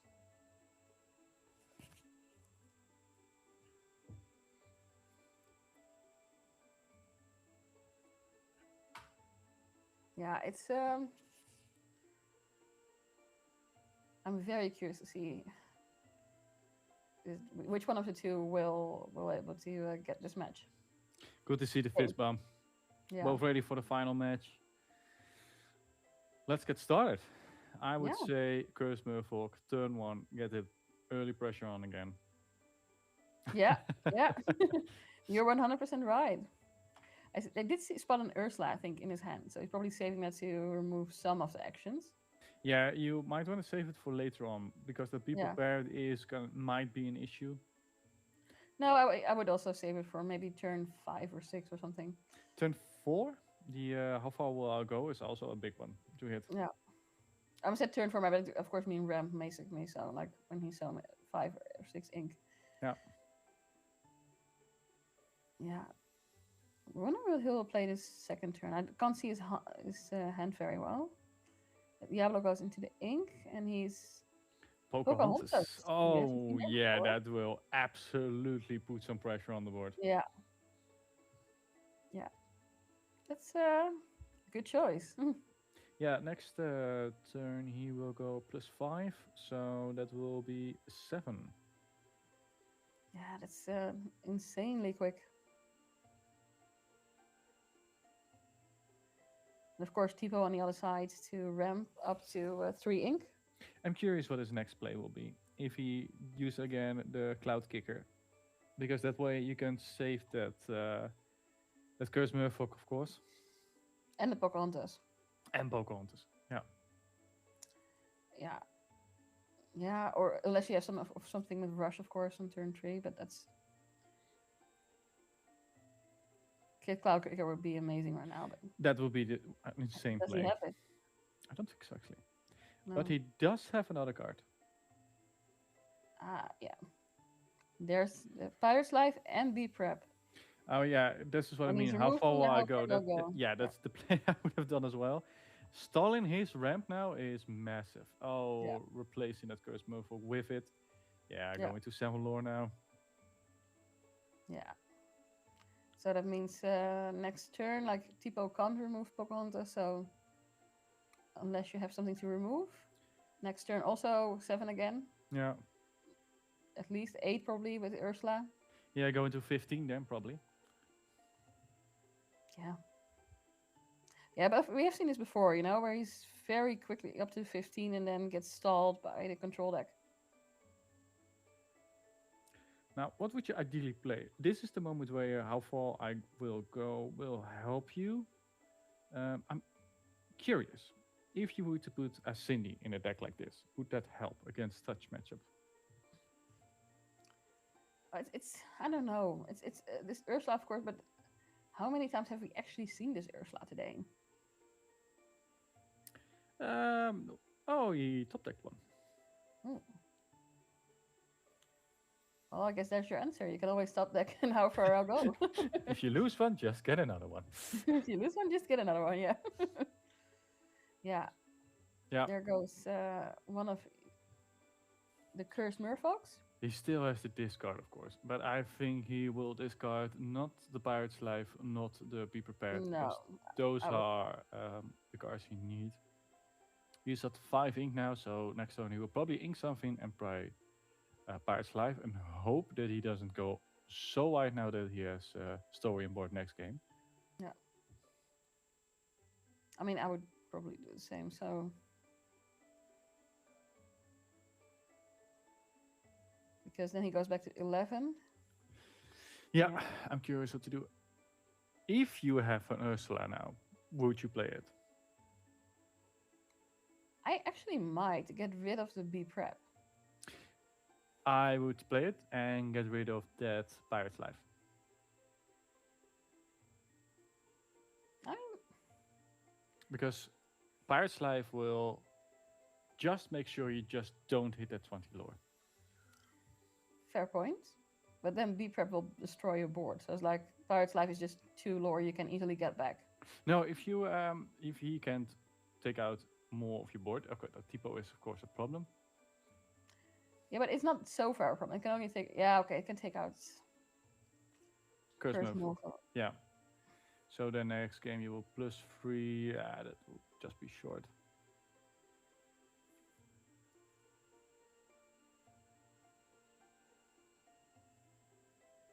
Question is, what will he do? I would. Maybe he will have a Merlin in his hand. That would also help a lot. Yeah, that would help a lot.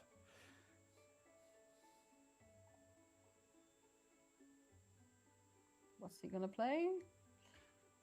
Also, taking out that Pirate's Life means taking away the ramp card. Oh. Madame Mim. For, I would say Ursula, yeah. Yes. So next turn you can play 2 times Ursula to get, well, any Sam out of here. Rushing that typo gun, yeah, this is Yeah. this is makes well sense. played. Ursula goes into the ink.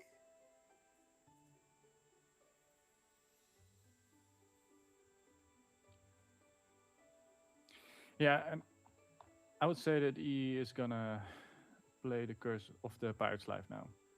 Yeah. Just to stall it one more turn, and but he knows he has that Ursula back in his hand. So what are you gonna do?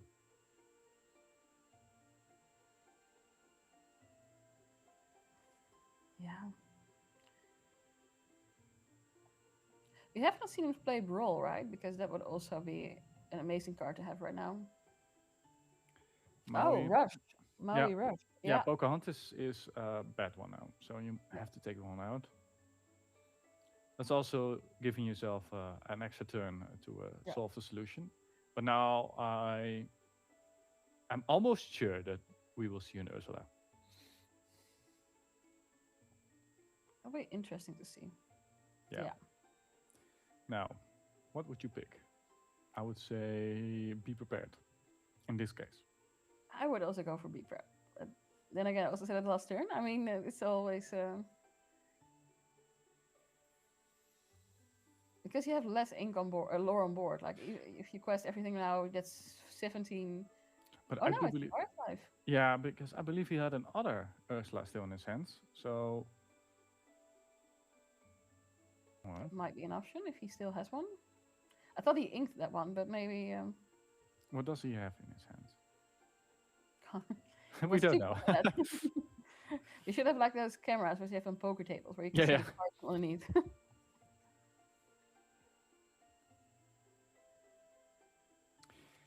Yeah, I think he's gonna go for the be prepared. But yeah. All right. Yeah. He's gonna play the Pirate's Life combos every time, I guess now. So probably taking out the Curse Merfolk. Yeah, it's probably the wisest thing to do.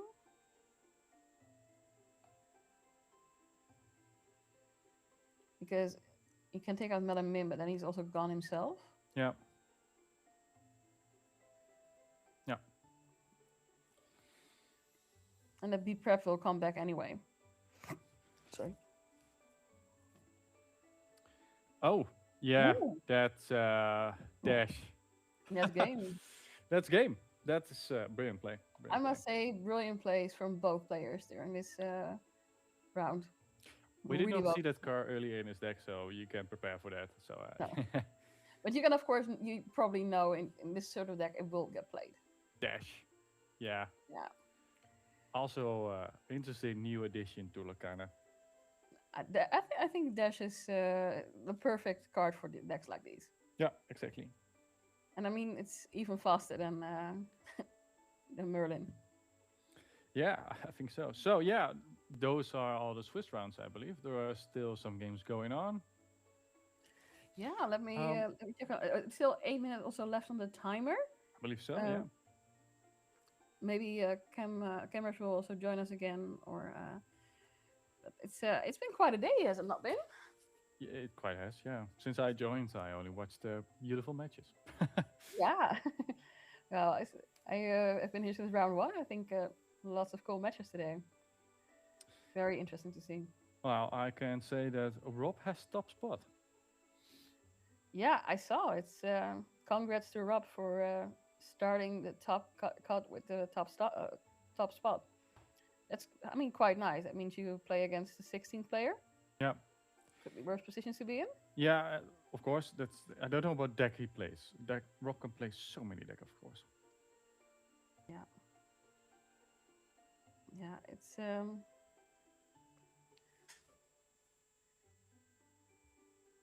always interesting to see what players play. I'm also interested. I'm not sure which match we'll get in the next round, but I'm very interested to see what will be.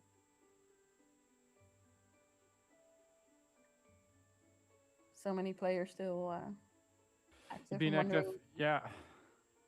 how many of them will actually make the top cup. So Well, 16. yeah.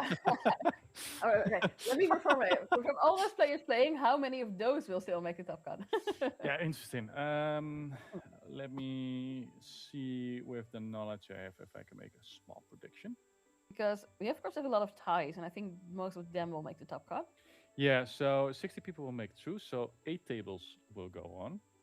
Yeah. So I would say that everyone from table 8 and 9 or 10 still has a possibility. I mean, that's really cool because those tables are also still playing, so still some possibilities left, some spots Yeah. open.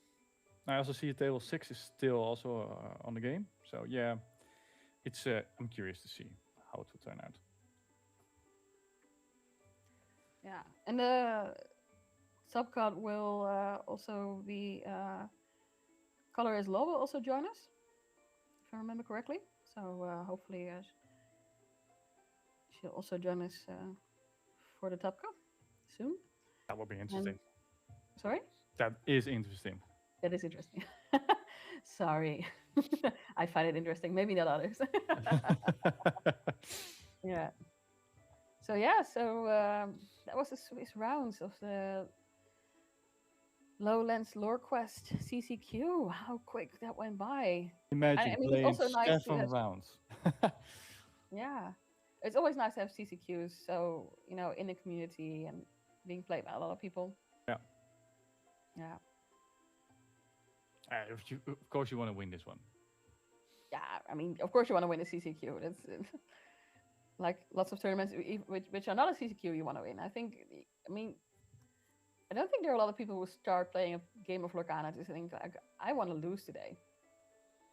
No. Yeah, let's play Lorcana for just losing. Let's do that. No, of course not. I mean, you can, but it's maybe a weird way to start. Well, maybe if you bring an absolute Leviathan deck and you'd be like, yeah, it's a ghoul deck, I don't know, and then, well, maybe then you might expect it, but then you perform well. Okay, wait, this is a difference. I mean, I've also played decks where I knew I would probably lose, but I was like, okay, I'm gonna play because I want to have a nice time. I want to have a good time. I want to laugh with friends, have fun. But I must not playing with the idea I'm gonna lose. Like I would still try my hardest to win with the deck. It's not. It's just like other things were more important. Yeah, every game you play, you're gonna try the best, of course. Yeah. Yeah, but sometimes you just want to play a deck. Like I went to Infinity event in December, and I brought this Powerline deck with all sorts of songs. With Steel. Yeah, and I knew it wasn't great because it's too slow compared to like Ember Steel songs. But yeah, I wanted to give it a try. I had lots of fun playing it. Sometimes that's where you won. It's the same with the burn deck, actually. I want to set championship with one of those, the burn deck, so the Incaster of, how's that one particular card called? Hidden Incaster? Yeah, that one. The green card, which gives you a lore every time you play 2 cards. Is that the Hidden Incaster? Now I'm trying to... No, Hidden Incaster is, believe it. I think it's... There's so many cards now at the moment. Yeah. Now we're complaining about too many cards. Something's wrong with us. Now, Hidden Incaster is you make energetic. Wait. Yeah, and enigmatic Incaster. Enigmatic Incaster. Yeah, I was like, no, and the Hidden Incaster is that something that's uninkable becomes inkable. Yeah, exactly. No, and when you play that deck was fun. You just play 2 cards, Amethyst Chromacon of Amethyst Chromacon for your card draw. And I did not expect to do it so well, but I made it up to the final. But then somehow Rob kicked me, so that was unfortunate. I mean, sometimes you gotta acknowledge some players are also a class above. But sometimes that's okay. I mean, I've played against really good players, and then had lots of fun losing. And for me, it's more. At least for me, it's very important that my opponent is just, I'm just having fun and they're kind. And I only hate losing when like the opponent is a jerk and I'm like, oh, I would hate to lose from you. Why did I lose this game? Yeah. Yeah. It's super cool. So yeah. Still seems some games like being finished, but I think we're still in time even. Yeah, still 1 minute left on the clock. How much time do we have left on the clock? Well, 1 minute and a half, but it's. 1 minute and a half. Wow. So we're also seeing most of the matches being filled in. So there'll probably be some that go overtime, but it's. I think more people have dropped, so it's. Yeah. I'm not sure if there'll be a break in between. Hopefully, cameras will be able to tell us. I'm curious. Yeah, me too. Cheers. That was not me. Oh, Yeah, we can hear you. We can hear you, but I'm not sure if you're live yet. So that's a different switch. Hey, we're not here to judge. We're listening with your judge.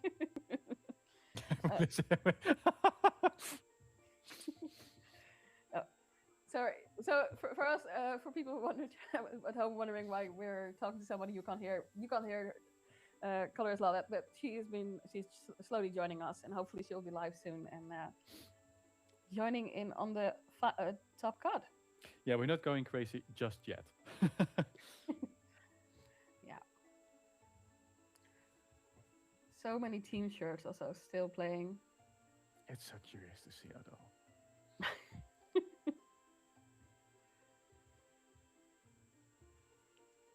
Yeah.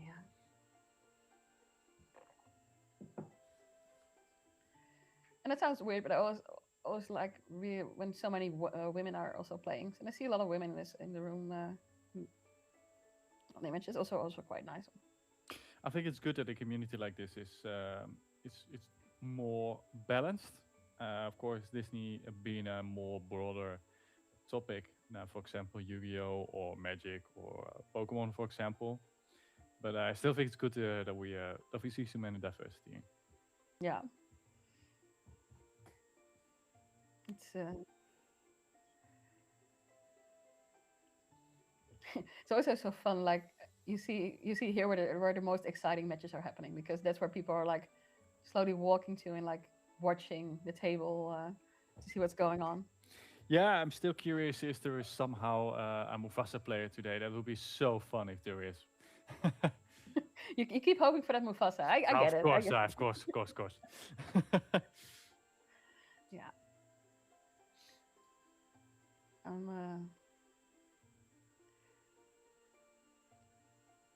think. Yes, and well, then let me introduce our fellow caster for the last section of the run. Colorislaw is joining us. Hey, welcome to the stream. Hi, how are you guys? We're good. How are you? Pretty good. I have been working all morning and I've barely caught any Disney Lorcana, so I was hoping that you guys could catch me up as to what is happening today. Oh, yeah. I have one word for you. Leviathan. Oh, okay. Leviathan with Emerald. Please say yes. Please say yes. Yeah. Really? It was Christmas. Yeah, it was love that amazing deck. to see that game. Yeah. I did not get to see it, but I've heard tales of it, and I have tried so hard in my personal time to make that deck work. But I have not been successful. But please tell me our Illumineer was successful. I believe that he also made it to top 16. I honestly hope so. Really? I believe that's so, amazing. yeah. Oh, that's so exciting. Hopefully we get to see that deck because that would be incredible. Amazing. Yeah, I'm going to I root think for it was my favorite deck of the whole day, just Yeah. because I never saw it before, and now I've fallen in love with it. I also going to say Olaf.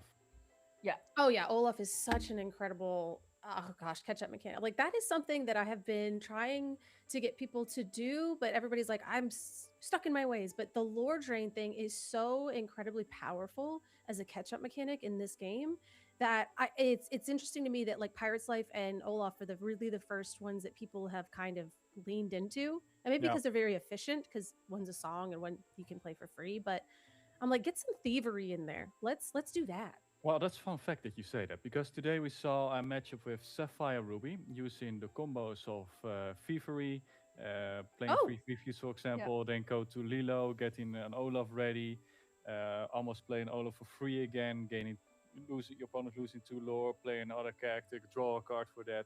That was a combo deck I've never seen before, so it is being played. That's okay. So that is the exact deck that I built, and I actually put Robin Hood Sharpshooter in it, and then the new Buzz, and I was so proud of it. And then I shared it with Jeremy Bertioni, who does like the Club Lorcana podcast, and he immediately took Sharpshooter out of it and said, "This is trash." And then and I was like, "But that was the fun part." And he's like, "Yes, but you need to win." So. Well, they didn't have Robin Hood in it, I can tell you. But I think the Lilo Maui combination and with the actions, it ran very hard. It was very cool to see. Yeah, that's the Ruby Sapphire version of that, right? Is that what you were saying? Yeah. That deck is so efficient. And I think that's the problem too, is what I want to do is with the Ruby and Emerald cards, but it's just more efficient if you're using the Ruby Sapphire version of it. Yeah. But Leviathan, that one really I didn't see coming at all, and such a cool card. It's amazing in that deck because then you can pop a popsicle and that counts for one of it. And then, you can make an action and then you play the Leviathan and you're like, oh, well, that was easy. And now you have no board anymore. Right, exactly. Yeah, we've seen a lot of board vibes today. Like, B-Prep is still one of the favorite cards amongst the Ruby players. Yeah, we have seen the Be Prepared. We have seen Under the Sea. We have seen the Leviathan, which in my opinion is just a massive board vibe as well. I do miss the Raging Storm, however. Oh yeah. Is there? I wouldn't say that there'd probably be. I'm trying to think of a deck that would put Raging Storm in it, right? I think with most Ember we've seen is either mid range or aggro, and I don't think it fits quite well on either decks. I know in core, it's almost necessary, but at the same time, I'm having a hard time thinking of an Amber deck right now that would love. I mean, any Amber Sapphire potentially in the room? Yeah, we don't know, but that would be amazing if we could get that one in the final. Or we haven't seen any of those. We have seen a lot of dogs, which is of course expected, and a lot of Ember Steel. We've just finished Emerald's Amethyst, you've seen Mhm. twice, which is also quite cool. Yeah, absolutely. Yeah. Emerald Amethyst. Oh, okay. And I think that deck is like sneaky good if it gets the right matchups. Can you tell me a little bit more about that one? Like from what you've experienced today? All right. How about this? I am gonna play Curse Merfolk. Uh-huh.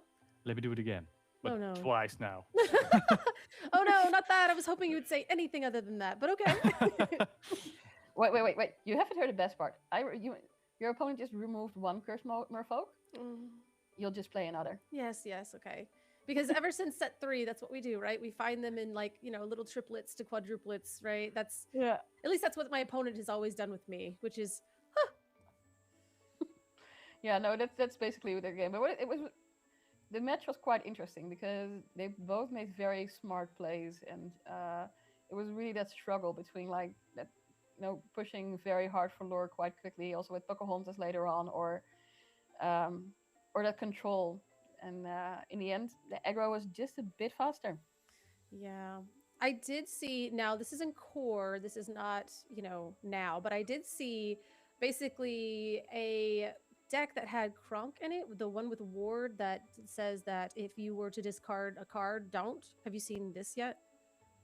We haven't seen it today, but I know that card. I think it's a quite interesting card. So people are pairing that with Dr.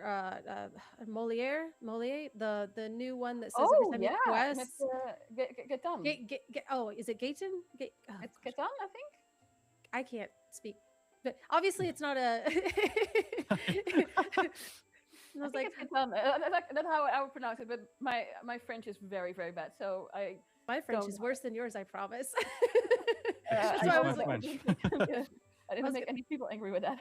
Yeah, I was like, I was gonna take your word for it, honestly. But yes, you use him, and so when you quest, you get to draw the 2 cards, and you do not have to discard. So then you put try to strike a good match, and you put all those other looting effects where you draw and discard, but Kronk negates all that. Plus, he has Ward, so you basically draw your entire deck, and you have kind of everything available to you at the same time. That's like insane. It's such a power move. I love it. It is. It does struggle with having, because it does kind of tend to lean towards more the mid-range control version of a deck, which is very hard for that color pairing to do. So unless you slam like a Demona or something of the like and have a wide board, that's why it works way better in core, I think. But if it's a deck is like too aggressive, then it struggles quite a bit. But it's a very interesting thing to do. I think what we've seen today is that there's always this struggle, right, between control, aggro, and like mid-range, and we've seen that play out quite a few times today.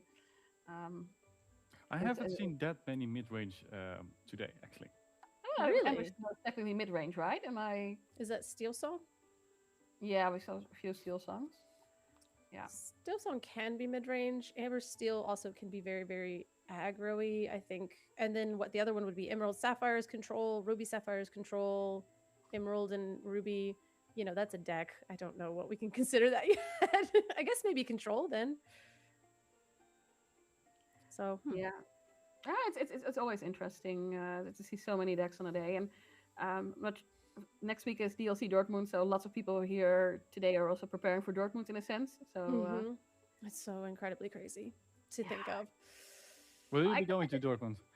No, I won't. I will not be going to Dortmund. I will be there in Twitch chat and spirit, and it'll be I'll be completely locked in, but I won't be physically there. Yeah. I know there's so many good games going on right now. I'm not trying to. But like I'm watching right now. We have there's the other NA one at ETB, and it's Dale Bolito is playing Emerald Steel right now, and it is fascinating to watch. Do you know of this Illumineer? Dale Bolito? It sounds familiar, but I'm not getting a face. Sorry. Oh, no, you're good. So it's obviously he's a NA player, but he came over from Yu-Gi-Oh, and he was actually one of the players that got JDZ into the game. But he is a very good Emerald Steel player. I want to say he won a DLC here in North America, but he is one of the Illumineers that have readopted that deck for Infinity this season because of the tramp problem that we all seem to have. But Did you guys see a lot of Emerald Steel today? No. No, I don't think so. I'm No, trying to actually, I haven't seen a remember. lot of Emerald Steel, no. No, They- I- The deck does. It's a very. I would say that it's probably harder, if not as hard, to play as dogs. So a lot of Illumineers pick up the deck and don't immediately win with it, like we used to when Bucky was around. we And did talk about Bucky today. yeah, exactly. but you know, you're like, oh, this thing is supposed to have like a 90% win rate. It's supposed to be so good. But I think once you know how to pilot it, it's one of the most powerful decks. But it's one of the most difficult ones to navigate, in my opinion. I'm not sure. I think with each deck, a lot of decks, you need to know them very well to be able to play them in a way, you know, to get the most out of them. And I think with discard, it's probably one of the things you know. But I think Trem actually might be a bit more even difficult with all the counting and calculating. Yeah, But and it is definitely like you have to make the right decision and everything. And I think because of there is a way to play this Emerald Steel deck to where you are like really hinging on Diablo, and you need the Diablo draw. And I think that that's where a lot of players will kind of have that as their crutch. But then what ends up happening is if you have, you know, a billion reps on it and you kind of know how the deck flows, you know how to work with such a low hand resource. And it's like the lines are they're just not intuitive. But once you get muses on the board and then you get max goof on the board, you can basically keep the ancient ways to where your opponent can never play actions ever again or items ever again. And so you're just bouncing max goof. And I mean, obviously you need to have quite a bit of ink left over. So this deck does really well into Ruby Sapphire specifically, because you can just lock your opponent out of the game where they can only play characters forever and ever and ever. But that does take setup. So you have to control the early game as well. And it's a lot of moving parts. I will need to look into this. It sounds very interesting. And keeping the ancient ways is always a card that I saw. I was like, oh, that could be very interesting. So to hear it once again mentioned here, that also like triggers that curiosity. Take a look at it.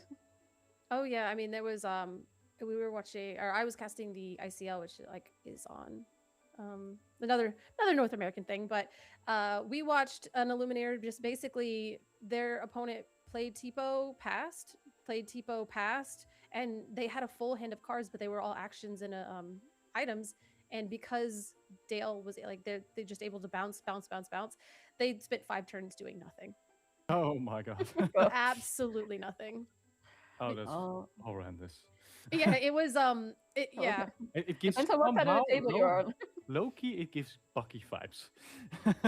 Yeah, like that. It was the craziness, the synergy between Max Goof and Muses is truly horrendous. And now with the Keep the Ancient Ways, it makes it very difficult, because then also you can, if you have enough ink, then you can replay the Max Goof after you've played the Keep the Ancient Ways. So basically you play Pete for free because it's a song, you bounce the Max Goof, then you replay the Max Goof, you get Sudden Chill back out of your discard, you can discard them to draw more cards with Prince John, then you get, do you see what I'm saying? Like, yeah.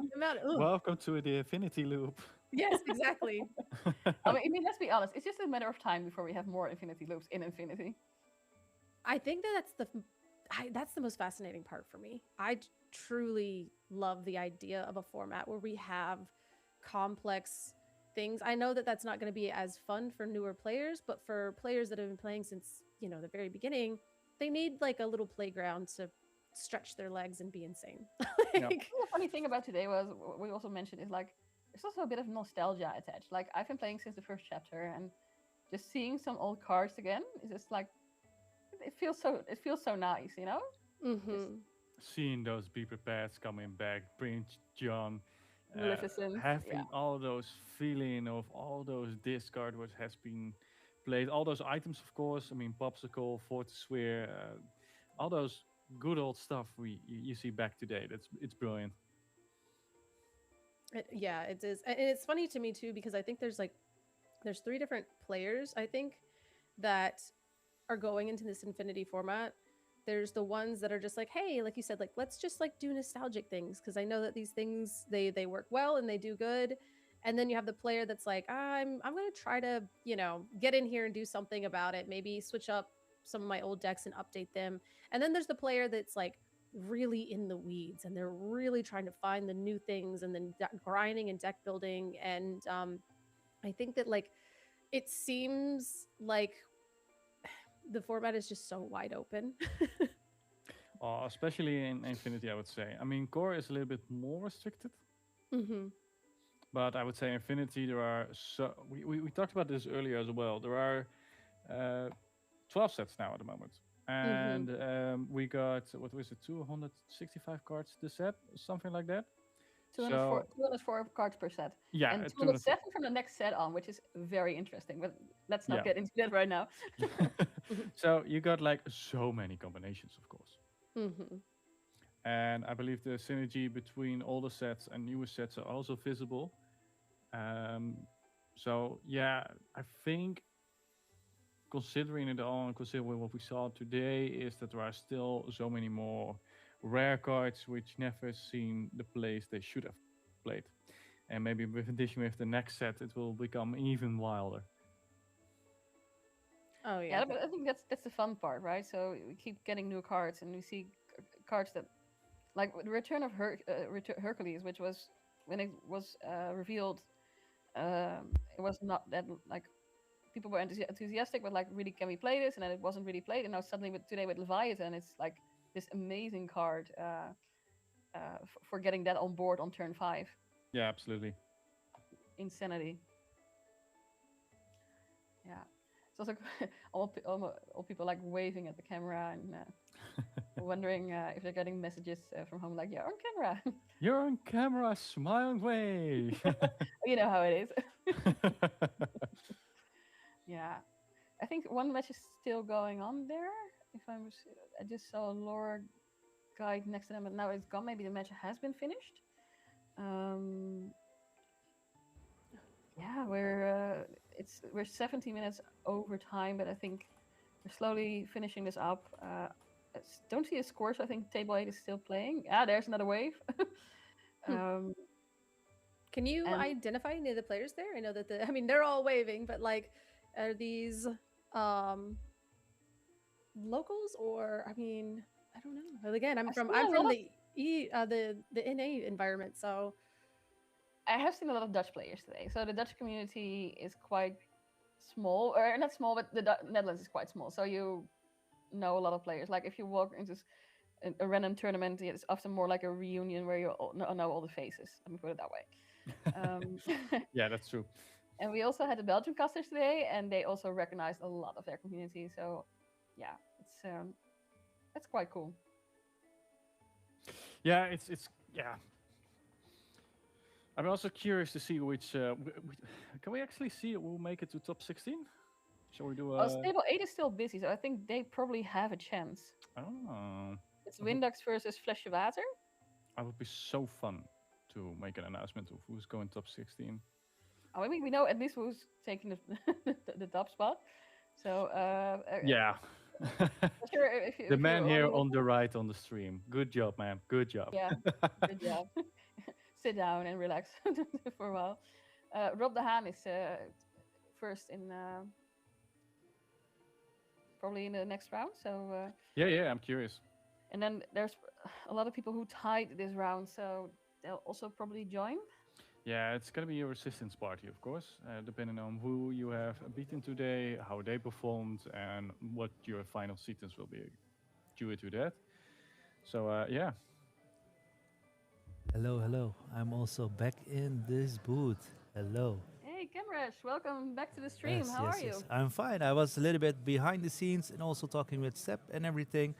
The rounds are almost closed, so they're gonna announce in a few seconds the top 16 people. Oh.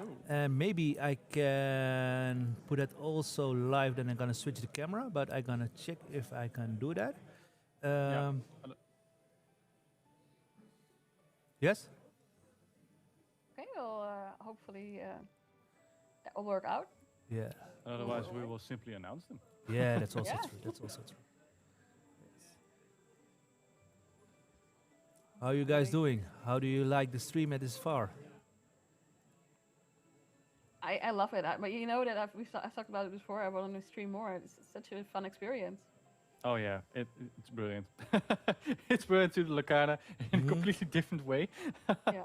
Not having to worry about actually making top card or something, but just enjoying the games as they are. Oh no, don't tell our secrets. Oh, it's horrible. You should never want to cast. No. If somebody asks you, say no. Oh my gosh, people are always like, how do you do this? And I'm like, you have no idea how much easier it is for me to sit here and objectively think about the game than be at a table where like I'm, I paid to fly in my hotel and everything and all of it's, you know what I mean? And then you're like, if I make the wrong decision and here's a caster, you're like, ooh, if they make the wrong decision, so it is infinitely more my speed. Yeah, no, I like it. I absolutely enjoy being a caster as well. Yeah, it's also just quite fun to see things like, if you're normally playing, you only see so many decks also because you're playing yourself, so your deck is familiar. So you, in 7 rounds, you see maybe 7 other decks if you're lucky. Yeah. And now we see so many decks come by. I was like, oh, I'm pretty sure if I played, I would never have seen the deck with Leviathan in it. Chance would be very small. We also see all the different combinations. I must again go to the doc with the Lilos that we work. Why won't you play the Be Prepared? And he was like, nah, let me just do a combo first, and then let me spawn a Lilo and another Lilo, and have this one, and have a completely broad board against a global matchup. And I was like, oh, that's why. It's those small things you might experience as a player, but then you're more focused on your own deck, of course. And seeing it from this point of view is it's just brilliant. Mm-hmm. Yeah. So I hope to do it again in the future. It's been real fun. Yeah, absolutely. Is this both of your first times? Second time for me. First time. I was like, oh, you're quite seasoned. Double the experience is the first time, right? Well, we did try our best today. It's most we can do, right? But you've done a lot of casting, right? Because I've seen your name pop up on several tournaments and CCQs. Oh yeah, I mean, it's kind of I guess it started about a year ago ish, and it was one of those nights where I was actually talking about the ICL before, where they were like, "Hey, we need somebody," and I'm like, "Okay." And I got that kind of situation where I was like, I love this. I get to talk about my favorite thing, and people are gonna listen, and and so I've kind of been doing it for a while now. I can see why. Yeah. Let me tell it like that. Yeah, I mean, it's so funny to me because I wasn't really a content creator, and then I started doing the casting, and then I started realizing my casting was like a little bit more unhinged than it probably needed to be. So then I was like, well, what if I start streaming, and then I can say all the messed up things on my stream, and then I can be super professional during a game, and that seems to be a really good balance for me. But I think that's a fun thing. You start with like one small thing. That's also how I got into content creation, where you smart like, oh, I will just make this thing. And then people will start, oh, but can you also do this? Yeah, I can also do this thing. And then before you know it, like you're actually casting CCQ, and yeah, it's insane how that goes, and just keeps going. Yeah, I got a call yesterday, like, do you want to do this CCQ? And I was like, I was playing Sealed, ironically enough, and I was like, yeah, sure. Yeah, that's how it starts. Like now you've started. Now you can't. You need to create an Instagram. I got an Instagram actually. You got a great Instagram. I will check you tonight. So yeah, yeah. But that's how it starts. Start small, and you set it before you know it. Like it's almost a full-time job next to your job, and you enjoy it anyway. And you're usually thinking about it more than your actual job, personally. Yeah, let's not tell my boss that. Yeah. Okay, well. Wait, this is my only ticket to Paris, right? I know, I've had people be like, are you going to cast in the EU? And I was like, if somebody would love to transport me from, the States to anywhere in EU, that'd be great. But I don't have that kind of money. Yeah, same way around. I mean...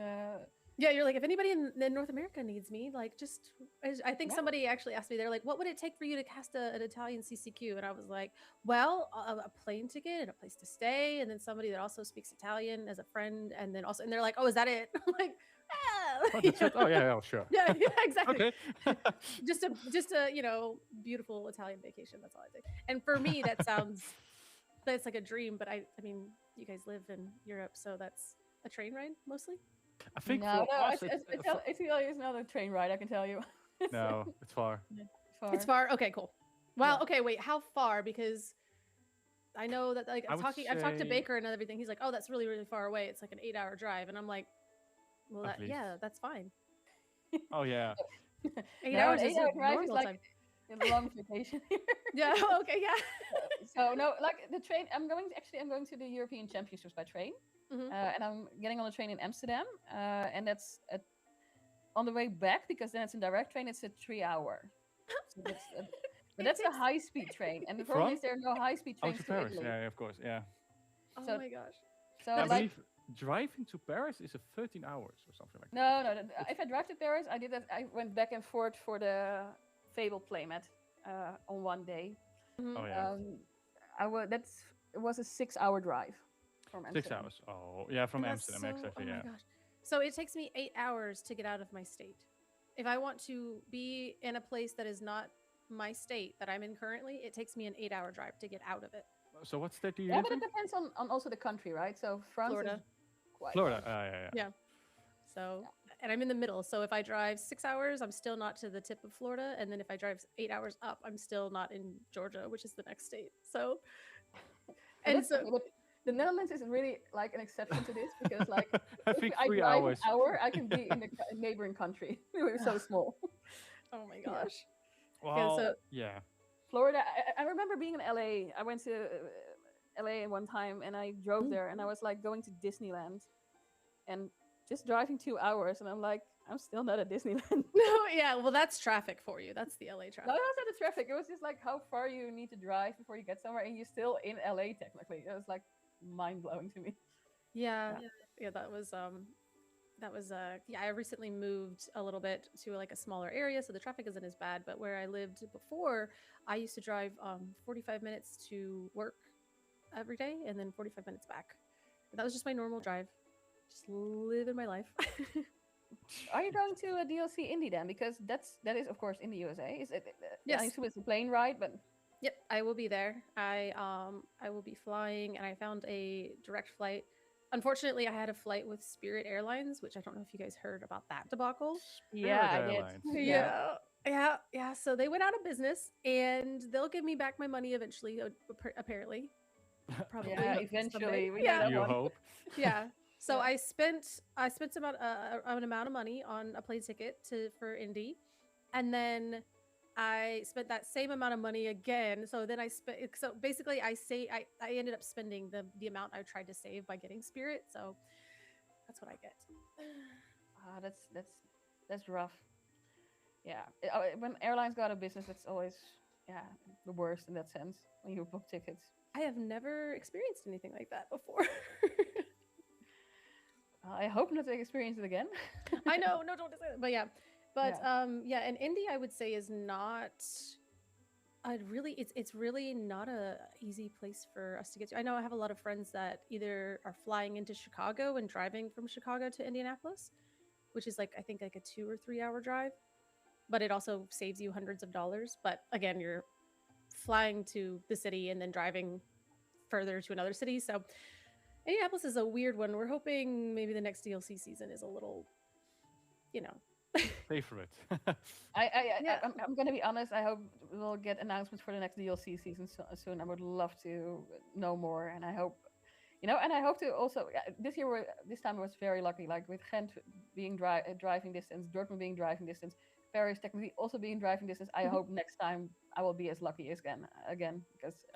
I hope to do something like the Netherlands, so like Utrecht or Amsterdam or something. Yeah, that would be best. Really, that way I can keep driving. Then I could just like sleep in my own home if it's like the Netherlands, probably. That would be crazy. I have a lot of friends that well, the first season they lived near Chicago or they lived near so they were able to just like host and have people at their homes and do these kind of cool things. But I don't think we had Indy, Milwaukee, and Richmond this time, and there's not a lot of people in those areas. I mean, there's a lot of people in those areas, but they're odd areas of the United States. I'll say that. Yeah, it's U.S. is of course so large compared to like something like the Netherlands. It's being there blew my mind in that sense. But you got to go to Disneyland, you said? Yeah, and Universal. It was an amazing trip. I was there for a week and really, really fun. Wouldn't have missed it for the world. And but I mean, traveling is always really nice. And I think one thing I do like about Lorcana is it also makes me travel a bit more. Like I've never been to Dortmund. I had never been to Ghent. You've and, never been to Ghent before. No, but I have been a lot at Disneyland Paris. But it's Disneyland Paris. You can never have too much Disneyland Paris. So I also don't mind going there again. Oh, wow. So we got 3 minutes, I believe, until top 16 starts? I hope. I see a lot of people still waiting on the screen, so I'm not sure what's happening. Also haven't heard anything about what's happening. I'm very curious to see. They did say it would start around, like probably a few minutes from now. So we'll see how they are on the, a few minutes. There we go. A few minutes. Well, that's good news. Normally. Yeah. It's very cool that you're joining us. I mean, time zone wise, quite difficult or not?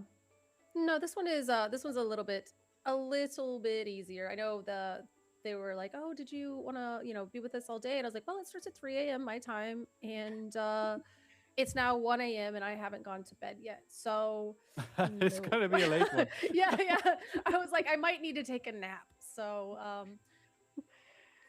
yeah, but I mean, I get that. And let's be honest, like we're all adults here. As a child, you don't want to nap, and as an adult, sometimes napping is like the best thing ever. Yeah. Yeah. Because I believe Florida to Amsterdam is a time difference of 6 or 7 hours, something like that. Is it? I have no clue. Let me look up. I was gonna say it's probably easy to look up. I was like, I know. It's like I've been to Germany, and I think it's like a 10-hour difference. What time is it at your address? It's almost 17:44.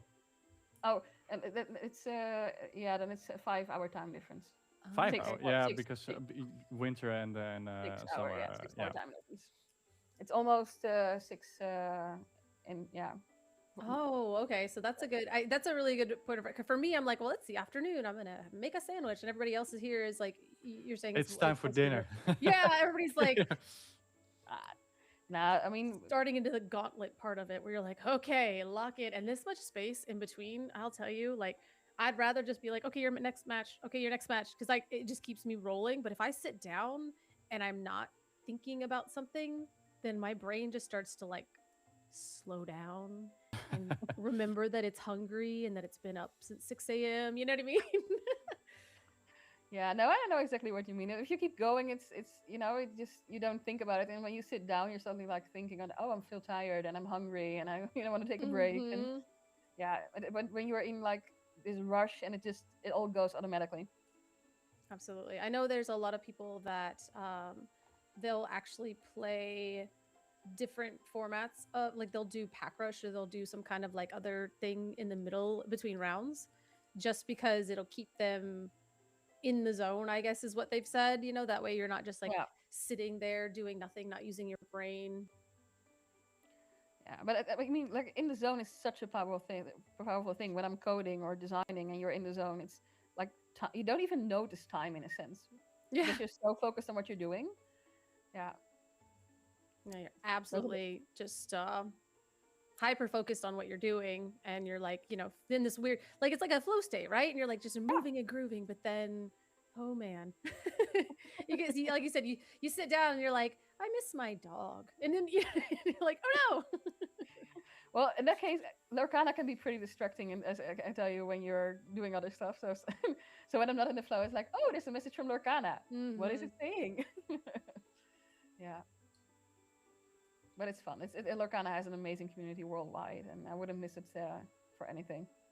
Yeah, no, this is amazing because I they were like, oh, do you want to cast the finals of this? I'm like, oh, that would be really cool. And then there's also the CCQ going on in the UK. There's a CCQ going on here, and there's what I mean. Like it's all being streamed. It's all happening at the same time. So there's so many different avenues right now to watch this game being played.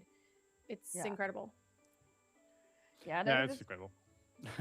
I saw like on the official Discord, they were like sharing the links for the CCQs today, and there were like so many links. And then they didn't add this one, so somebody else posted very kindly also this link, and I was like, yeah, even more CCQs. I know, and that's You the have crazy a thing. CCQ. You have a CCQ. You all have CCQs. It's truly an insane amount because of the I guess because we are getting close to the end of season 2, so we're trying to get all those invites out and trying to make sure that everybody has their chance. And I think maybe also too like the process of I have no idea. This is like like disclaimer, but like maybe the process has become more streamlined for creating CCQs and being able to make those happen. Then like it's so crazy to see where we started in the beginning of season 2 to where we are now coming close to the end of season 2. Yeah, I feel season 2 also went by so fast. I know people were not happy with like, oh, it's taking too long and there's not enough events, but like I feel like Ghent was like just yesterday. Something And I like can't that. believe like Yeah. Dortmund is already next week. Yeah. I must say, season 3, I'm looking forward to that new. I'm so excited. God, that horseman. Oh my God, it's such a pretty promo card. Yeah. Right, I'm the ones hoping they will for do the VIP package. the challenge championship ones you're talking about, right? Yeah, those. Yeah. The fully black art of those, and the matte with it, of course, as well. The It's so stunning. matte. Yeah. Oh, I know. The matte looks so good. And the funny thing is I was like, oh, okay, well that's the that's the like NACC EUCC promos. So I was like, oh, well, when are, like, is this what we're gonna get? No, I have no shot of getting any of these. So Aw. the standout I think is the participation one, which I'm very, very excited about. I'm not a now that's not the that's still the that's the qualifiers one. So you have to qualify to get those. Oh, those are going to be so good. Sorry, my brain had to reorient all of the because we had the LCQs last year, and I know they had like prizing throughout, but now they've kind of scaled entirely back on that portion of it. So But I hope like last time we had non-foil versions, for the attendees, and I'm just hoping I get my hands on the non-foil versions because they look so good. If there's not a way to have at least one, and the thing is the non-foil promos look so good, and I would be happy to just even have the non-foil version of the Headless Horseman, even though I'll never have a matte. That's fine. Yeah, I'm coming to terms Is with it that. truly fine though? No, I was like, basically, we're in the 7 stages of grief right now, and I'm just working through it. The first one is denial. yeah. I'm like, wait, I could win this. Well, that was the denial of it. No, but even that, like, even with the set champs coming up, like, people are like, oh gosh, I really need the Woody mat, and I'm like, I really would love that. But even I got the Tinkerbell. I did get the enchanted Tinkerbell from getting top 8 last set champs. But my favorite part was being able to get the 4 non-foil like play set of the Tinkerbells. And so I am beyond excited about the Woodies for that reason. Because I'm like, I could play 4 of them. Not that I want to, because maybe I want to. I don't know. We'll see. But actually, it's so weird, but I love playing with non-foils anyway. I prefer it over foils because they're much more easy to read. Mm-hmm. And I just think they still look amazing. So I don't mind them being non-foil. I really don't. Yeah, if I'm gonna play with it, I'd rather it be a non-foil promo. But in my binder, like, so that's kind of been my since it's not a tradition yet, but now it is because I was like, I've gotten this in my head where I want to be able to play with the full play set of non-foils, but then I want an enchanted version for my binder, and that's kind of where I'm at. Yeah. I have that for my Tinkerbell, and I was very happy. Like one foil, nice for the binder. Yep. And then if I want to play, I have a non-foil set to play with. Yep, and that's what I'm going to do with the Woody. I'm going to get my one enchanted version, and then I will have my play set of my non-foils. And I think that as a collector and a player, nothing makes me happier than the idea of that. Yeah, I do hope they once go back and maybe reprint some of the old set champs promos, also as a non-foil. I mean, I would love to get my hands on, for example, the Stitch version of Rockstar. Oh, I know. That would be so beautiful. Sorry? You don't have the foiled one? No, I'm not. I'm that one was so very, very difficult to get. Yeah, that one was. And then I ended up selling mine to get a plane ticket to go to was it Vegas? Hmm. Yeah. Yeah. So yeah, Stitch Rockstar funded my Vegas DLC. I mean, that's That's a pretty pretty cool, good actually. deal, right? I mean, Yeah. worst deals. Vegas, I mean, is a once in a lifetime experience. I hate Vegas, but I mean, the DLC. I mean, the DLC. The DLC, the in Vegas DLC is a was once in a wonderful. lifetime. Yeah. I mean, I've never been to Vegas, but I all agree that's not one last time lifetime experience. But like the DLC in Vegas, that's a once in a lifetime experience. It's also with Gen, like you can only do it once. There's only one Gen. Yeah, Yep. I'm trying to think of like, is there a city in the EU or even that would even be comparable to Vegas? No, I don't think so. It's so it's No, I I don't think so. No. No, I don't think. I think, like, but I think that's not just for Las Vegas. I think there's also I've been into New York, and there's no city in Europe anything Really? similar to New York. But that's also like the other way around. Like I've been in London and Paris and Berlin, and I feel there- I like don't think London there are and New many- York are kind of similar, but then London, of course, has so many other interesting things going on because of like the like how old the city is and all the history that's Yeah. still kind of lying around. But I would feel like that was one thing about me. I went to Paris and I was like, oh, okay, this is lovely and different and beautiful and also scary in some places. But there was then we went to London and I was like, well, if you're just in the right section, this just looks like any other city, you know? I can see what you mean. I think it's also for me like the culture is so different. Well, oh But yeah, that's yeah. Oh yes. Oh, of course that's I think in Las Vegas it's more of like the buildings and like the hustle and like it's all centered Yeah. around gambling and lights and shows and but not in a theater way, in a weird I don't know. It's so hard to describe the vibe of Vegas, I think. Yeah, maybe I'll once visit. Whatever happens stays in Vegas.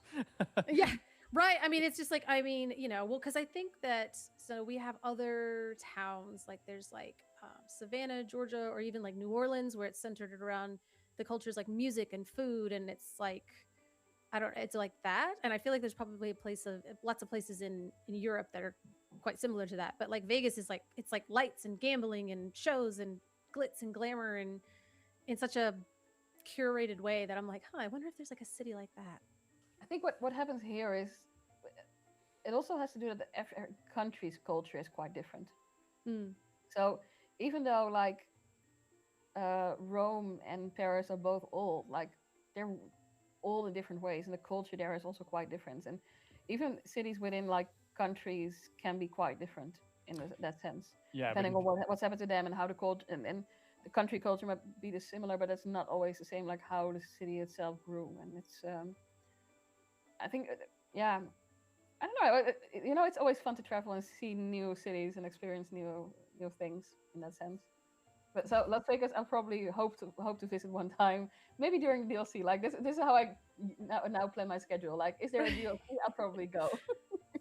You could, and then I mean, it's kind of interesting because I'm not like a Vegas type person, but I know like when we were there, I stayed with like a big group of people, and a lot of people brought their partners, and there was one night where a lot of the girls were like, oh, we're gonna go out on Vegas, do you want to come? And I was like, oh no, not at all. But then they came down the stairs and they were wearing like these tight little sparkly, like they looked like little disco ball dresses, like, and like high heels, and they just looked so like, it's like there's nowhere else that I think that you can dress like that, right? Like to where all of your friends look like disco balls and you have like glitter and like, you know what I mean? It's just like this really kind of like almost tacky, but because it's in Vegas, it makes sense, I don't know. Vegas, babe. Yeah, exactly. And I was just like, this is such a unique, weird Alice in Wonderland type situation. Like it was just, We're all met here. yeah, for sure. But and it was because of the DLC, and I was like, oh man, I was like, if I would have thought about that, kind of like you were saying, like I was gonna be at the DLC anyway, why not just lean into like whatever cultural thing that area has to offer? I think that sense DLCs are also amazing. So many new places you can get to because of that. Are you going to the North America Championships in Disneyland? Yes, I am going to that, and it'll be my first time going to Disneyland, so I'm very, very, very excited. Yeah, It's the first time because of course Disney World is in Florida, so I assume you've been there. Yeah, I have. Yes, so I'm like 45 minutes from Disney World, so I have like an Oh my annual. God. Yeah.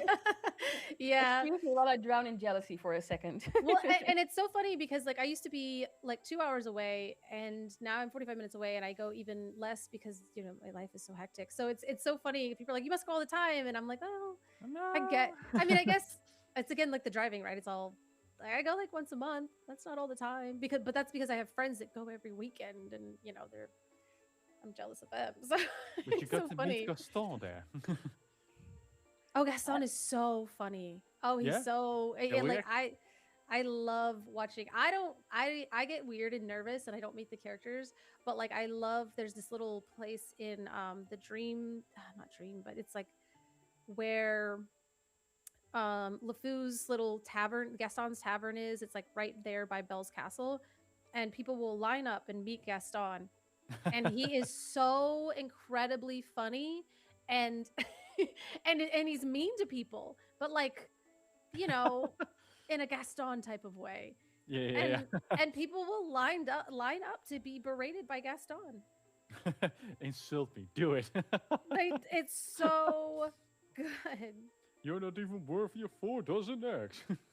Yeah, it really is. It's awesome, and people, but he'll line up, and I'm like, how wonderful would it be to be that clever that you're like, I get to play Gaston, which is like, not a Disney character that you'd think that somebody wanted to portray, but the casting is always What I so. want to become? I want to play Gaston later. Yeah, like I want to, move to Florida and be Gaston at Disney World, but like the subsection of people that could probably pull that off is so small, but like every time it's such a I guess it's a weird like I don't want to be Gaston because I don't think I can handle the heat, but like sitting there and eating my gray stuffed cupcake while sitting near the fountain and watching other people enjoy their time is very fun for me. In Disney World, it's also the same with the Stormtroopers, right? They got them there. Oh yeah, that's in Galaxy's Edge, so you can like walk around and the stormtroopers will come through, and a lot of times especially back when it first opened, the stormtroopers would come through and be stormtroopers, and then like you would see and you'd look, and then Rey would be hiding behind crates, and like she'd like run up behind you and be like shh, and then like roll and duck behind a thing, and then the stormtroopers would be like, hey, did you see a fugitive or whatever, and you're like, what? Yeah. Wait, what? So it's I think Galaxy's Edge is one of my it's such a I don't ever say I love Star Wars, because I feel like the people that say that they love Star Wars, they know the maps and they know the battles and the dates of the you know what I mean, like every clone trooper name. Yes, like they know everybody's family tree and the lineage, right? So I don't ever want to say like, oh, like I enjoy Star Wars quite a bit because I love stories. Yeah. But I don't love Star Wars, but I love going to Galaxy's Edge. I think it's truly a remarkable kind of area with the detail and like the love that went into the entire experience. Yeah, because I think in Disneyland Paris you also have a few sections of Star Wars. For example, some old famous coaster has been turned into the Star Wars version, Mountain. And I still, it's cool to see, especially, well, because in Europe we don't really get those kind of theme parks. We got a few exceptions, of course, but and then you see those clips on TikTok or Instagram, example for America, and you're like, oh my, that's impressive. There's a really cool detail, and I love and I show everybody, where you go and the fountains where you go and you fill up your water bottles. Yeah, like, yeah. So if you look at the pipes that are, like the on the wall, there's pipes going from like going up and around, and actually if you follow the pipes around the corner, there is this tank that the pipes are quote unquote connected to, and it's this dirty, nasty, algae filled, disgusting tank with like this alien in it. And it's like, that's supposed to be the water reserve that you're filling up your bottle from. And like the alien like moves and is like jiggling around in the tank and like living its best life. Enjoy your water. Yeah. And so like, that's like basically like you're drinking that alien's juice water. Like it, but obviously you're not, but it's like, but it's not pointed out anywhere. That's not like nobody tells you about it. It's just if you decide to like look at the pipes and follow the pipes, then If you let your fantasy go, you will find answers. yes. It's so crazy. Oh, and then the cantina as well. I see somebody in chat mentioned the cantina. I love the cantina. Do you guys have like it's Olga's cantina? Have you heard of that? No, we did. No, at least I didn't. So it's basically the cantina that Luke and Han go into in the first movie.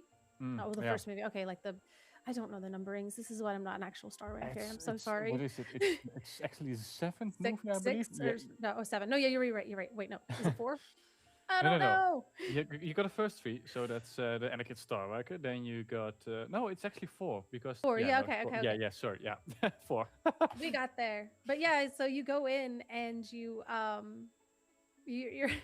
you go in and then you can sit down at the bar and it's got the band and and like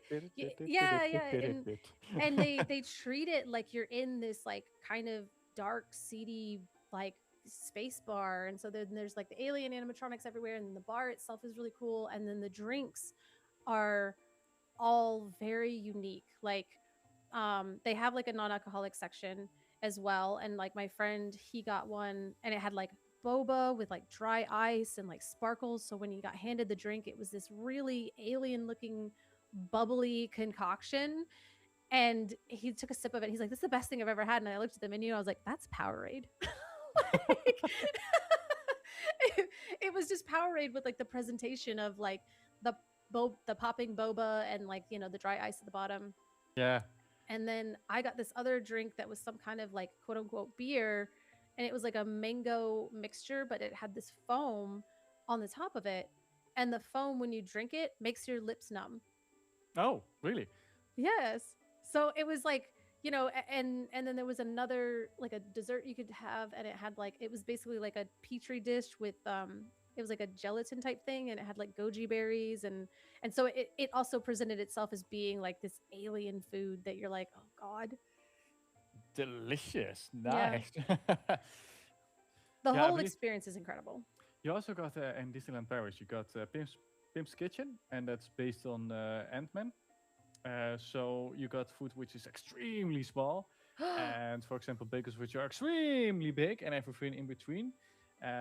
So they all kind of stuff with those particles. It's so fun to see, actually. Really, I didn't know that at all. Yeah, it's called Pimp's Kitchen. It's brilliant. That's amazing. Yeah, we went to Paris once, and we were going to go to Paris, like at Disneyland Paris, but then we got there and it was so small, and then we looked at each other and we were like, we're in Paris and we can't go to Disney because we have to go do Paris stuff. We have to, like, because we only had a finite amount of time, and I was like, we cannot spend an entire day in Disney when we haven't even been to any of the museums or any of the things here. Like, that would be the most insane thing for us to do. So you have to see the Louvre, you have to see the Eiffel Tower, you have to see that, you have to see, It's like, oh, I've been to Paris. Like, and we just went to Disney. I was like, we can't do that. We cannot do that. I mean, that's the right choice. Paris is so unique. If I'm honest, like, I've only been to Anaheim, of course, and Paris, but gotta say, Paris is one of the most beautiful Disney parks I've seen. Julian Smolenaars, Jennifer Fischer, Maximilian Selbeck, Leonard Bond, Marijn van den Bergen, Dries van Heukelom, and championships are to invite you. Oh yeah. Those are always in Disney, so. Like, hey, yeah, like if you guys, next season, I'd be like, hey, are you searching for casters? Because I wouldn't mind flying to Disneyland Paris. We can do the same. We don't mind flying to, let's say, Disney World or something. Yeah. Well, it's in Anaheim, but I also don't mind visiting Anaheim again. We can do that. Well, hopefully Worlds is in Disneyland, or Disney World, so then I can just pop on over. I'm really curious to see when we will get news around Worlds, because it's been fairly quiet. Mm-hmm. Well, and it's interesting to me because for a spacing issue, there's so many like I'm trying to think of like how to compare it. Like Disneyland, I've never been there, but everybody's like, "Oh, it's small, it's small." Disney World is an entire city. Like the property is that large. It's just acres and acres of land, and there's resorts and this and that and the other thing. So maybe it's like a space of trying to find where, hey, we're gonna want to hold 4,000 people is difficult, but at the same time, there's got to be some place, right? We just put us all in a swamp. We'll just play on tables in the swamp. I promise. You know. It's not I for your believe we got carnival. officially confirmed top 16. Shall we Yes, we announce them have. all? Oh, perfect. All right. Oh Well, wow, yeah. let's do each one and then switch. So I will start with Pamak Metin, number 16. Oh, you're gonna go at the bottom. Okay, yes, Yeah, I see what I you're saw doing. the I was bottom. like Yeah. searching, like, where did you start? Yeah. Number 15. We'll let then you I do hope- it. All right. Number 15, we got Barsik Awen. Number 14, we got Foul Hendrik. Number 13, Bob de Jong. Number 12, we got Esenhausi Elias. I'm completely butchering some names. I'm completely sorry for that. Well, they sound lovely. Way better. than Yeah, what would yeah. happen when I did Maybe it. you should just do the first names. That might also be a bit more privacy. Yeah, fair. Number 11, we got Ilya. Number 10, we got Garrett. Number 9, we got Fabian. Ooh. Number 8, we got Stefan.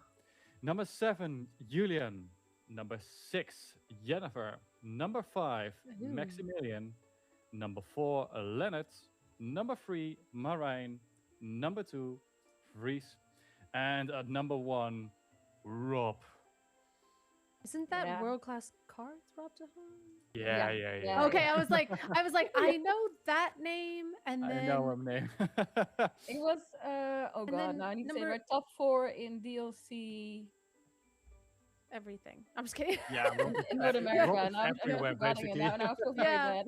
Yeah, I was talking to Xenulus a few. Oh yeah, they were in Brazil, and he was like, "Oh yeah, I'm sitting here with like Fungus and Rob DeHaan," and I was like, "Oh my goodness!" Yeah. Like, I was like, "Okay, so just surrounded by DLC winners. That's crazy." But Jennifer Fisher, is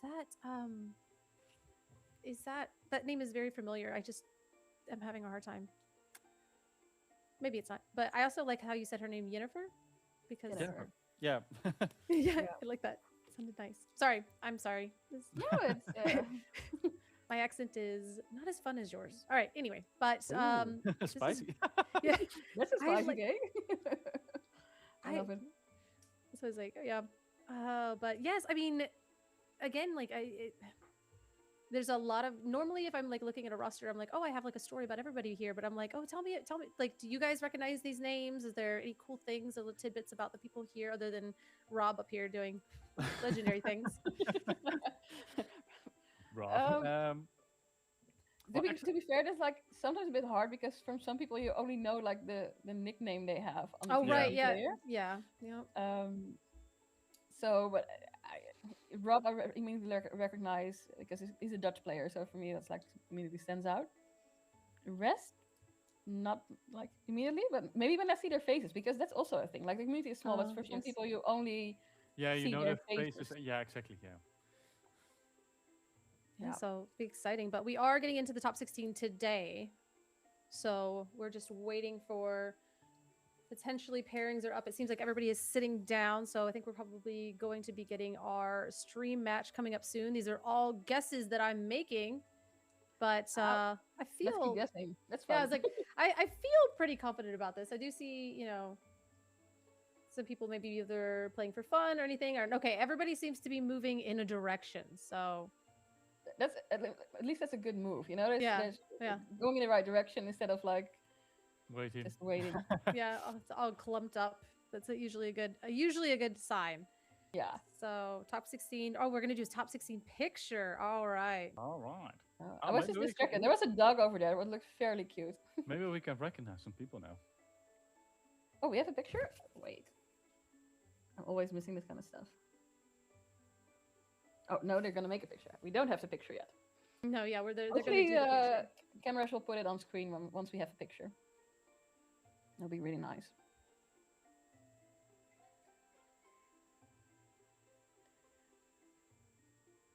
Do we know if? Oh yeah, we see them in the background, all slowly gathering. For the Ready for picture. that picture. Yeah.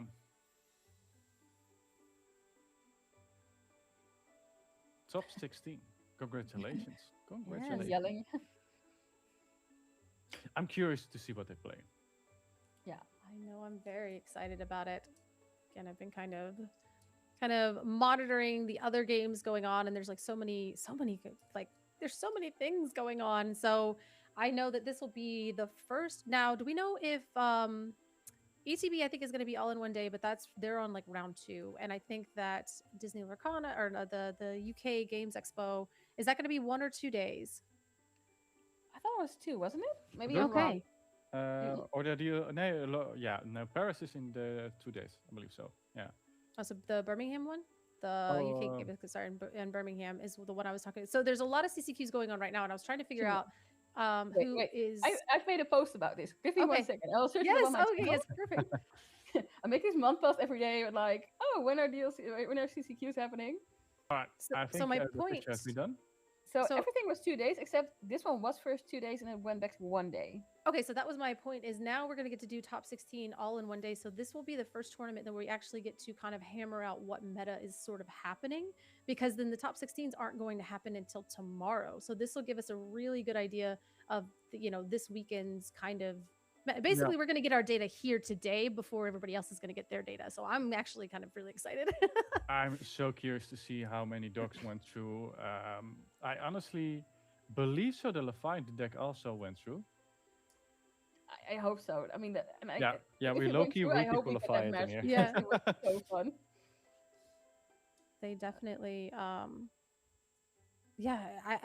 just so excited, and especially too because we're in Belgium, because we are in Canada, and because we are in the UK. I want to also kind of find out the differences between the regions of the meta, because I know like EU isn't really high on Emerald Steel.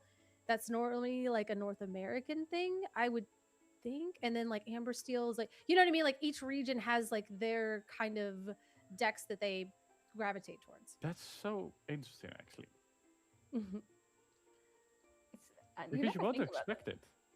If you practice on duels or something, it's not something like you're almost entirely up against Europeans or something. So yeah, there's I think because of the we don't talk about Bruno place, it can be a little homogenous, but at the same time, you get people.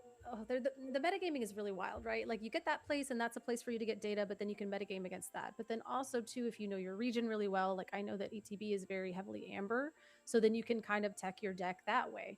And it's almost like the metagaming could flatten out because of the we don't talk about Bruno situation, but it also still has that chance to kind of, I don't know, just be individual for each region. I think it has still a little bit, but it's also what you see within a country itself, or at least if I look at the Netherlands, like some set champs, you just know some decks will be played more than other decks. There is a small difference between Groningen and Leeuwarden. We also have Groningen is way more aggressive than Leeuwarden. Leeuwarden has way more control spelers. So you already see difference between two cities. Yeah, So that's and how these top players will take that information and kind of and use it for their benefit is so fascinating to me. So I'm excited that we get our top 16 today. That way we can kind of get that data and get in there and start using those numbers. And then tomorrow we'll get a couple more points of data, which I think will help us shake out potentially what Dortmund's going to start looking like. Yeah, So- and maybe there will be some people who are already participating now. So you already see alternative decks in Dortmund maybe next week. Oh, well, yeah. I mean, the data that we get this weekend is definitely going to shape exactly how, but it's really fun for me because I guess I'm psychotic that I love to take that data and try to use it to predict what the next step is, right? Yeah, I'm curious. So I see we have some people on stream in the front of the screen. So hopefully we'll go to the tables soon. Fairly curious who we will have on stream. Yeah, we have everybody kind of sitting down, and I love how this middle table, they look like they're playing for the vibes, and I appreciate that about them. Or maybe they're opening a box. Hopefully we'll see some good pulls. I think he just brought in a trove, if I remember correctly. He was carrying a trove. Good for you. That's So- what I don't need any more products, but every time I go to a a tournament, I either have to buy a box or I have to be next to somebody opening a box. Like, or I just don't feel complete. I really don't.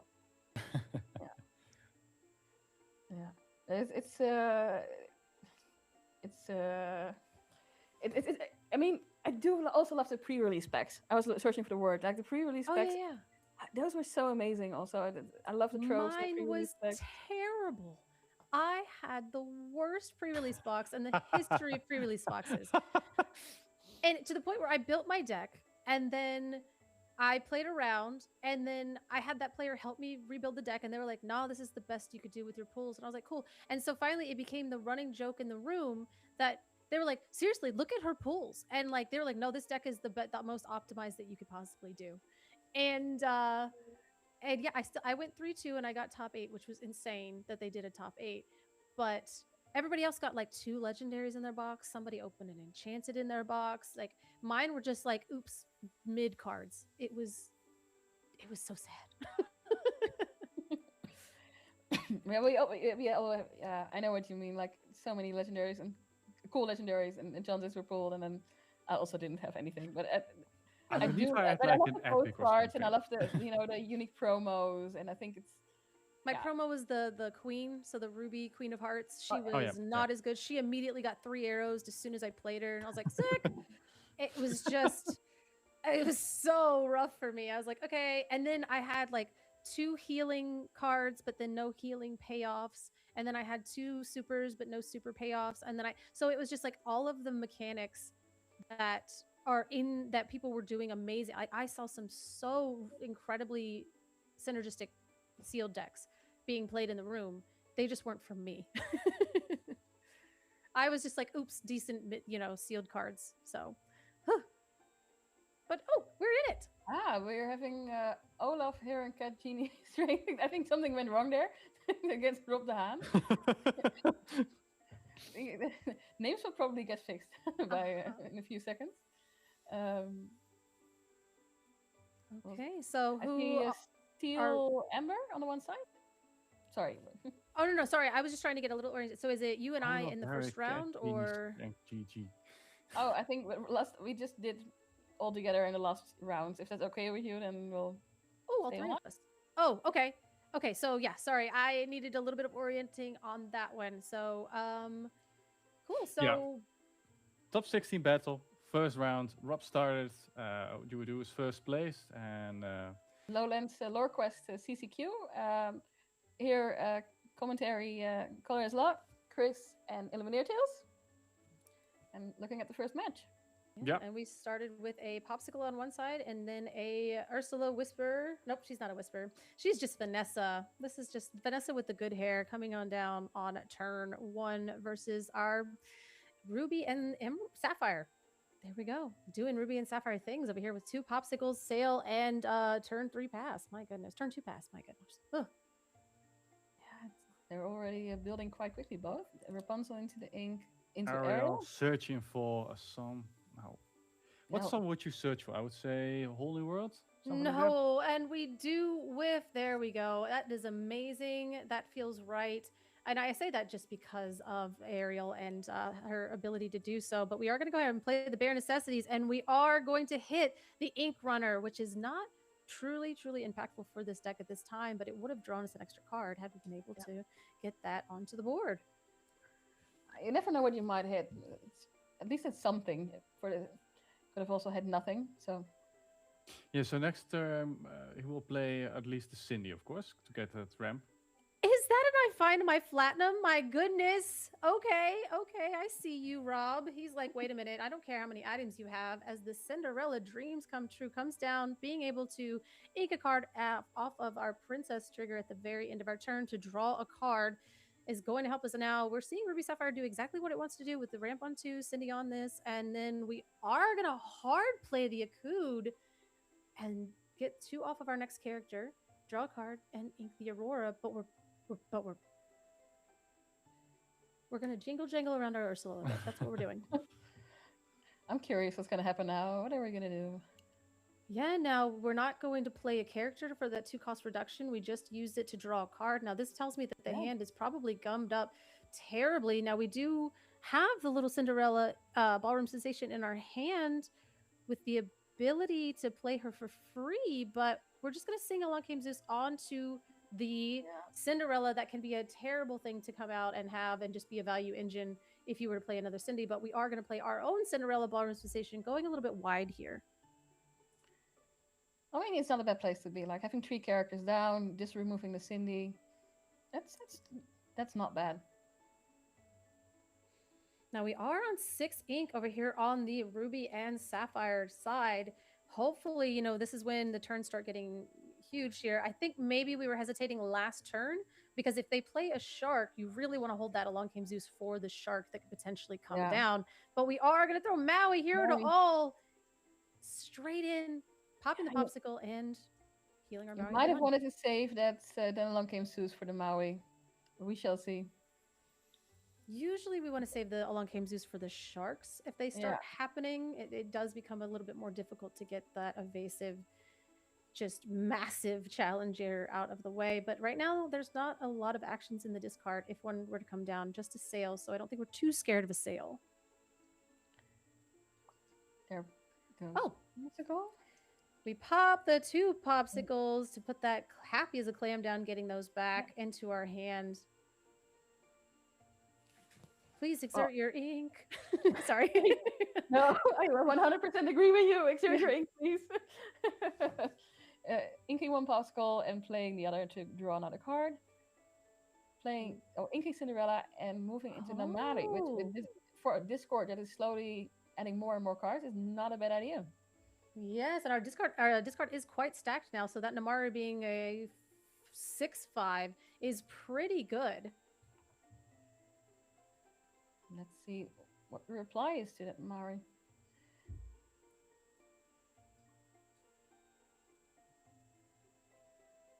So yeah, we do have, I mean, that is going to be able to draw us a card at the very beginning of our turn, which will then you discard a card as well, making her bigger and bigger as time goes on. Now that's going to give us card advantage. I don't really see any cards in Rob's hand at this point. So that Namari is going to be very, very important to our strategy going forward. And now, is Rob playing Whole New World? I don't think we've seen, we haven't had him on stream yet, so I have no clue if he's playing A Whole New World. It's a staple in this deck, right? Or at least to have something to refill the hand. Now, it depends on the deck. I know that I think it was Lorgains won the CCQ in California with no Whole New World in their deck. So there are ways to get around it because I think in this meta, if you're playing against dogs, it's very difficult to put the put 7 new cards in a dog's player's hand, right? Yeah. But Beast Tragic Hero is the answer for new cards. Yeah, that's such a lovely card to have on board for on the board for new cards, and also even if it's damaged, it gets more strained, which is also amazing against some higher characters on the other side of the board. Absolutely. Now we saw the Chicha come down on this side, which is a really good draw engine. If you you ink for the second time your turn, you get to draw cards, which is a way to get where. Oh, okay. Well, Maleficent set champs promo, right? Getting rid of that beast, which was going to be an epic amount of card draw for us, and it doesn't even look like we really need to do much here except for continue to go wide, questing with the Tamataba happens to clam to be able to play a free, item. Maybe a dime, maybe not. I have no idea because it's over there underneath the Olaf's scoreboard. So, oh, well. Let's see what's happening. Namari is gonna, into Tamatova. Like, bye-bye Tamatova. If we have a Rapunzel, that would be lovely. No, wait. Oh, that's, it's 4 damage onto it. That dice is a little bit weird, but it's okay. I think it might be the lightning. Yeah. It might be the 4 dice. And it's just weird on our... And we are, and that's another form of the card draw we did see Beyond the Horizon, about to be discarded from the Namari that we just played, but we decided for the Along Came Zeus instead, saying, you don't have sharks. I don't even care. They're not in your deck. But the Beyond Horizon is actually something that would be really good to play coming up in this next turn if you see that your opponent has a billion cards in hand, because you can choose both of you and yourself, you and your opponent. You're able to see that. Oh yes, and your Ruby Sapphire opponent has a ton of cards in hand. Yeah. So keeping the Beyond the Horizon was definitely the better choice in my opinion. Yeah. Beyond the Horizon is better in that sort of case. Putting Oh my another. goodness. Yeah. Okay, well we played the sale. That way we could get the 2 Chicha Yeah. triggers, drawing 2 cards after inking for our second time this turn off the sale. We're going to play a Vision of the Future. This is why we hated Sapphire players in the past, you guys. My goodness, just chill. I feel like he's going so fast. Like he ramped up like crazy. Both boards, by the way, are so wide right now. It's really interesting to see where this is going. Yeah, absolutely. No, we're not really quite sure. There was a Be Prepared in that Vision of the Future, but at this point, my board is looking real good, so I don't want to be prep my own board. However, now, yeah, we're doing like heads and hands. We did. Unfortunately, Rob gave a little bit of information away that last turn with the potentially discarding the Beyond the Horizon and then choosing not to. So Olaf has that in mind. They know that the Beyond the Horizon is imminently there, so they actually used this turn to really empty their hand, utilize every single card in there, put the 2 Chichas down, getting that draw off the Chichas as well. And so this board is not a board that I would want wiped, but depending on what's in their hand, I'm not really sure if the Beyond the Horizon is going to be as detrimental as I'm starting to feel like it might be.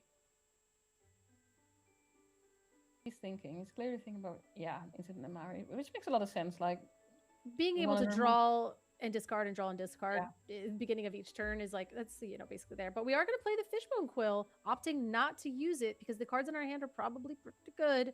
And that will enable us to start drawing 2 cards a turn with the Chicha. So we are going to go ahead. We're going to ink the Ursula Vanessa. And I think we don't have a choice. We have to play the Beyond the Horizon because we don't have any cards in hand. You committed to the line. You got to do it. Yeah. But it's going to hurt. Yeah. All right. We decide to use the Namari and the Ariel to sing Beyond the Horizon, choosing only ourselves to draw the 3 cards, leaving Olaf's cards in hand. We are going to Strength of Raging Fire one of the Chichas here, drawing a card and replaying the Ariel. Okay, now the deck is doing what we need it to do. Yeah. Playing songs, keep on singing. Oh, you hate to see it, though, the Ariel in there, but there are 2 songs to choose from. I think you have 2 Strength of a Raging Fires in there, which... Oh, we have a Let the Storm Rage On. Yeah, that's a better option. Yeah. If you can sing that next turn, card draw and removal. I think we have the ability to play it right now. You could get rid of the Chicha if we really wanted to, Oh, yeah. and I think we do. Yeah. 100%.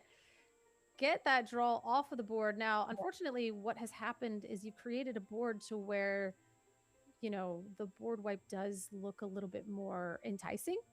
Yeah. You don't want to get rid of your dragon, but maybe you do because we are just going to go ahead and be prepared. But we had the dragon sing it, so we have our whole entire inkwell at our disposal with a full grip of cards. Not a bad start of a turn. Oh my gosh, and then we're going to play the Happy as a Clam to get back the 2 popped popsicles. Oh my goodness, Sapphire or Ruby and Sapphire doing the things that it do. Oh, this is nostalgic and painful to watch. Right? It's nostalgic, and at the same time I love it and I hate it sometimes. It does what it needs to do, and it's very, very good at it. And slowly controlling the board more and more, which, of course, Ember Steel, which is a bit more mid-range, has kind of struggled a bit with in the past. Yeah, it's always, we'll just go ahead and we're just going to play the bell, leaving all of our popsicles in play. Now, we know that this deck does run Scrooge, so if you have 4 items, you will be able to then exert and play the Scrooge for free. But we see the Akud come down on the other side, playing out the Beast Tragic Hero for the 2 cost reduction, and then playing out the Cinderella, those being the only cards in hand. And, of course, Maleficent Dragon. Yeah. Now, this is historically a terrible matchup for Amber Steel. And I wasn't sure, maybe the deck construction, but these look very traditional and reminiscent of what we have seen in the past. As we let the Storm Rage on, put 2 damage onto the Tamatoa to draw a card and scoop it up. Yeah, that was, I was about to say, we were looking about the point of no return. Unfortunate here. Rob, being the higher seed, did get to go first, but this is Amber Steel's probably worst matchup. Yeah. This is not if you were Ember Steel and you sit down and you see your opponent play this is not what you want. Scooping makes a lot of sense. Like, okay, well, this game wasn't gonna work. Let's try the next one. Yeah, definitely here saying, listen, I know what I'm playing against now. This is a tale as old as time, and I need to find what I need to find to give myself the advantage. Now, we did see I find my Platinum in there, which is a way to kind of shore up this matchup a little bit, kind of keep your opponent behind. But unfortunately, we didn't even need it because the items weren't the problem. It was all of the very powerful Ruby cards. On the other hand, you also see that even if you play it, there are so many ways of recovering items from the discard, especially once the Tamatoa hits the board. So it's just a small delay, but it's not stopping them in the end. Definitely not. Yeah, like I said, these do look like this does look like the no wheel version because it has the Beyond the Horizon, it has the Namaris, it has the Beast Tragic Hero, and so that leads me to believe that this matchup is typically the Whole New World is a really good way to interrupt Ruby Sapphire's plan. And that's really what's going to keep you in a game like this. And unfortunately, since this is a Whole New World list, it's going to be really hard for Rob to kind of get to where they need to be. It was hard even with a Whole New World because of cards like Sisu, and if you flood the board and then you a Whole New World, and then you flood the board and you Whole New World, it's you know, like Sisu and dragons and be prepareds and everything. So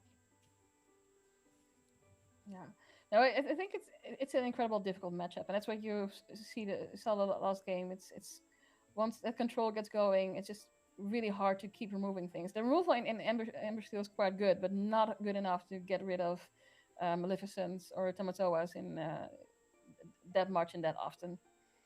It's mainly good at taking down the smaller cards. Mm-hmm. Yeah, those high willpower cards. That's why the Namari is so good. Yeah, because that's actually it's an incredibly difficult card to get rid of, especially in the mirror. And that's why you've seen the Cinderella Stout-Hearted in some of the lists where you can shift that on there, because again, that is another incredibly difficult card for Steel to remove. But I mean, oh my goodness, let's see if Rob can hang on and be on the play and make his way towards winning this. Of course, possible. Draw a card. Now we're getting into inking Ursula and going for the Sun card. And seeing what the other has in hand. Yep, and we are going to take a lot of quite a non-character card. Yep, their necessities. I mean, you chose a close and reveals their hand and discards a non-character card of your choice, so you can decide if you want to get rid of the Brawl, oh my gosh, the Fishbone Quill, the Develop Your Brain. Those are all active. You have your choice of the entire lot here. As I think I would just leave the Be Prepared in your hand, and I would take potentially the Fishbone Quill. I mean, I think there's two. Are those two sales or those two fissions? I'm assuming they're two sales.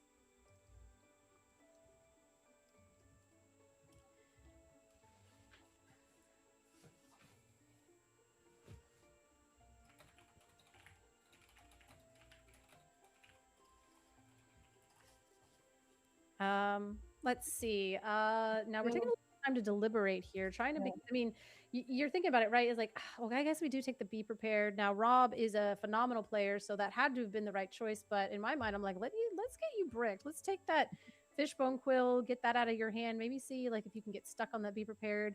But we are going to ink the Brawl to play the sale. So we did have two sales in hand. So taking the ramp didn't matter. So I think I would have taken the Fishbone Quill. But you know what? Rob's a better player. I mean, I get the Be Prepared play. In the end, that's what costs you the most as an Ember Steel player. You want to sing songs. So the moment all your characters get removed and you keep pulling songs, then you're in big trouble. So you want to keep your characters on board.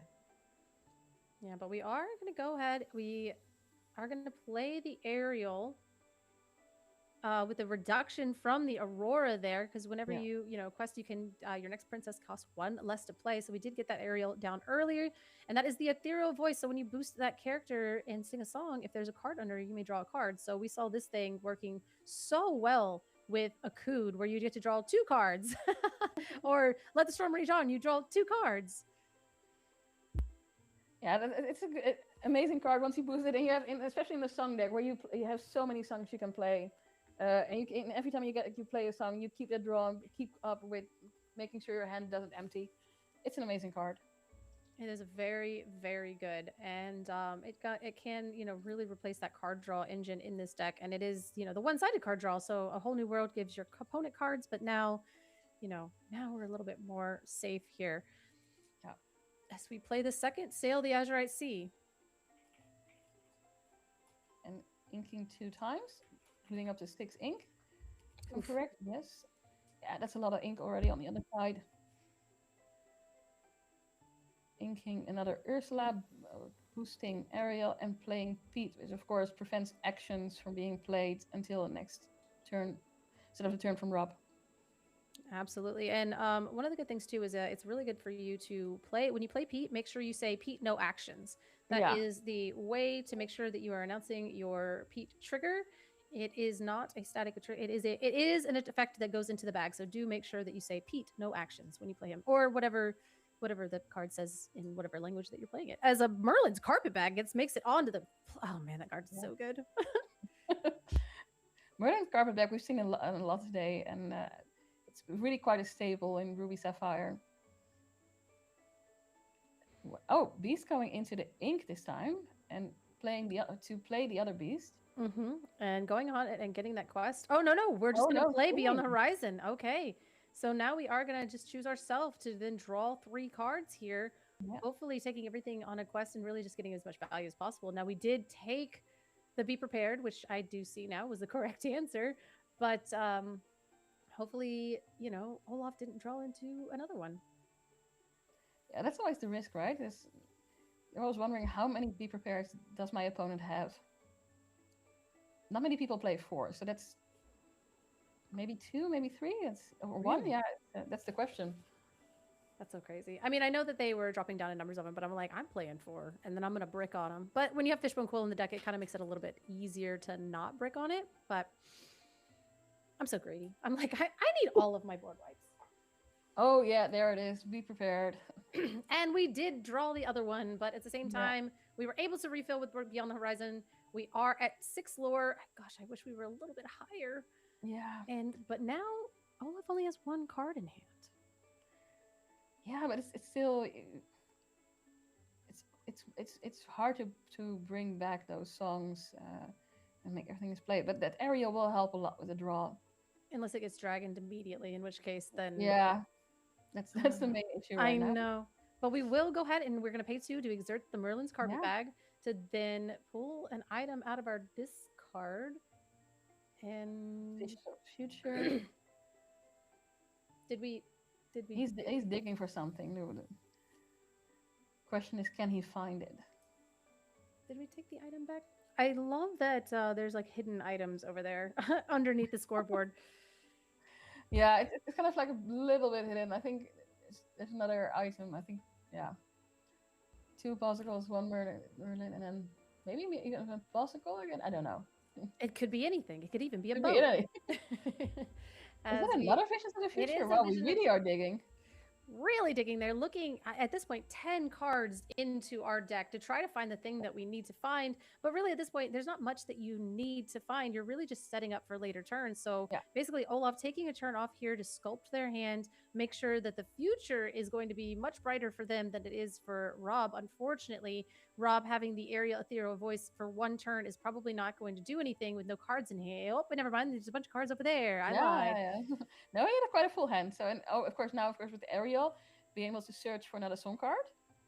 Oh, okay. There's the I find in my platinum. That's a hilarious choice. Now with that, I mean, you're getting rid of the Merlin's carpet bag, but the Automata Happy as a Clam will be able to do that. But listen, it is going to draw you a card from the aerial ethereal voice. It's going to put all of those hard-earned items into the discard and slow you down potentially.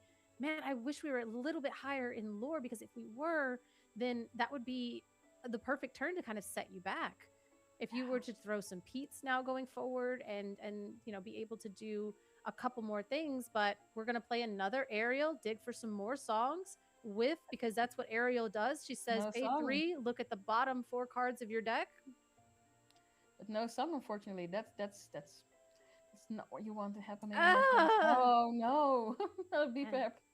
And the Be Prep was just in hand. That was the third Be Prepared that we Yeah. have seen this game in the top, 20 cards of Olaf's deck. So sometimes bad, sometimes good. And Pete's coming in just a little late as we. Oh no, that's 3 Pete's in hand. Oh my goodness. Yeah. Okay, well, Cinderella this is. ramping even more, or I mean, you can you do have a lot of really, really good cards in hand. I don't know how many of you would actually want to get rid of, but I guess we do go ahead and get rid of one to dig a little bit deeper into the deck here. You don't really need the Fishbone Quill, I guess. We're gonna quest for one, going up to a full 7 to play. You guessed it, a Pete, and we're gonna ink the Aurora to then Zeus. Okay, you know what? 2 T-Pos got us to the victory in DLC Richmond, and 2 Pete's might get us to the victory here in the top 16 of the Lowlands CCQ. It would be fun. Yeah, Pete is a card that can be very helpful sometimes. I mean, and it can sing, of course, Let the Storm Rage On and Strain of the Raging Fire, which can also be quite important. And there comes Maui. Yeah. Hero to all is not a hero to Pete, as we do take out it's just one of the most powerful set 1 cards that has ever existed. We do have Dashpar going in with a new set that is an uninkable 5 cost 6/5 with Rush. It does not have Reckless. It does have an extra lure, which kind of helps you, but at the same time, it being uninkable really makes you have to make some tough choices. But Maui Hero to all, you just put him in your deck. What's the deal? That's no problem. And of course, Bell by. What's Rob answer gonna be to this board, because this is not entirely in his favor. Crying is a free action. Let's hope not.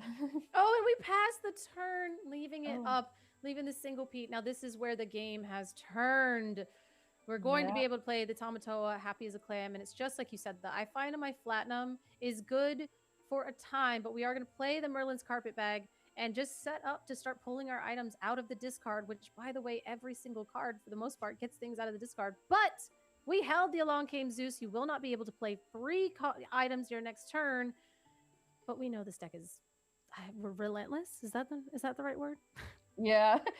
Once it hits its stride, it's quite relentless in getting those items, farming those items, getting more Tamatoas down, and just, Is Merlin's Carpetbag you pay 2? Because I think I was paying 1, but I can't. Okay, is it okay? I just wanted to make sure. But let me check.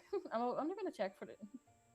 Oh, 2 Cheeches. That's good. And I need Olaf to exert their ink, or I will have an aneurysm. Yes. So Merlin's Carpetbag is pay 1, so they did technically pay for the popsicle that did come out of the discard. And see, this is why you have to exert your ink. You confuse your casters, and when I'm confused, I just get angry. I'm just kidding. Exerting ink is a basic thing. You should all exert your ink, also so everyone knows what's happening if there's something goes wrong. Yeah. But shout out to Merlin's Carpetbag for only costing 1. Oh, that's such a good card. I mean, it costs 5 to get it on the board, but man, once it's there. Yeah, Olaf Harry is just running away with the game here. I think that's This is the rough thing that it used to do when you're like, can you just win quickly? And they're like, no, I can't. It's going to take a while, especially after I find my Platinum and now I have to rebuild. Yeah. So we will grab the Fishbone Quill out, having enough ink to pay for that. But because of the 2 Cheeches, we will ink and then ink our second card for turn with the Fishbone Quill, which will be face down because that's what the card says. And then you draw the 2 cards, popping the popsicle to potentially heal the Maui. Nope, we don't even care. Maui can stay damaged. As we play the Tamatoa to get... We're just doing the popsicle shuffle now, guys. Yeah, we're just shuffling them back and forth between the board and the discard. And of course, another Tamatoa, the Tamatoa allows you to return 2 cards from the discard to your hand, and you may play them for free when you quest, which in this case is not necessary because we have so much ink. Let's see what Rob draws into. We're going to let the Storm Rage onto our own Pete. Hopefully, we're going to draw a Rapunzel, or we have Rapunzel in hand. Yes. Go ahead. That's a little tricky trick that you can do where you damage your own character, draw the 2 cards from that, and then, of course, exerting the Are we taking it Sorry, back or no? no, we took it back because we wanted to get the Yeah. cost reduction from the Aurora to then play the Rapunzel to draw the 2 cards to make sure that Yeah. we're efficiently using everything on the board. Inking a Strength of a Raging Fire to then go play a Beast Tragic Hero. Now, we are at 8, and we've done a lot of popsicle dancing. So we have to have, I think it's I think it's like 16 ink to play Tamatoa So Shiny and then play the dime to exert it. I think it's 17 ink. So that wouldn't necessarily win us the game. So we do have to kind of think this through. Yeah. We are going to do some challenging. Get rid of the Pete, get rid of the Aurora. Healing the Bell. How many Maleficents have we seen? I mean, I think we've seen 3. in the past, we've seen Beast get moved to discard quite easily by Maleficent. So, but I don't think it's happening here right now. Now, even with that, I'm not sure. We're still so far ahead. I'm not sure that the Beast drawing you 2 cards for this turn will matter. I think the game plan for Olaf is to continuously build up because you're only at 8. So even if you get to 12, I've seen Ruby Sapphire stop Amber Steel at 19 before. So if I'm Olaf, I kind of want to spend this turn digging for that Tamatoa So Shiny dime combo. But we do have a Sapphire Coil, so we are probably inking, minusing the strength from the Beast, and then going ahead and shifting a large CC. Yeah. Okay, right. There you go. Empowered Sibling coming down, taking out all characters with 2 strength or less. And because we have a hidden Sapphire Coil, the Beast was that 2 strength or less. So that old gal is going to be able to sing quite heavily. Cinderella Stouthearted is a card. Yeah, that's an amazing card. But if you sing a song, it allows you to challenge ready characters, which can come in very handy. But yeah, it's 1 card against a whole wall of cards, so it's looking quite lonely on that side. Right, and this is Rob not really trying to do his best, giving it his all.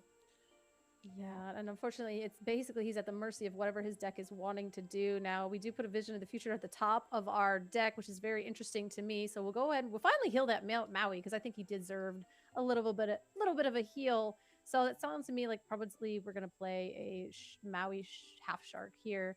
Potentially, if we're going through our discard and looking like that, it's a very, very powerful card. But we do have the ability to ink another card, drawing 2 off of the Chicha as well.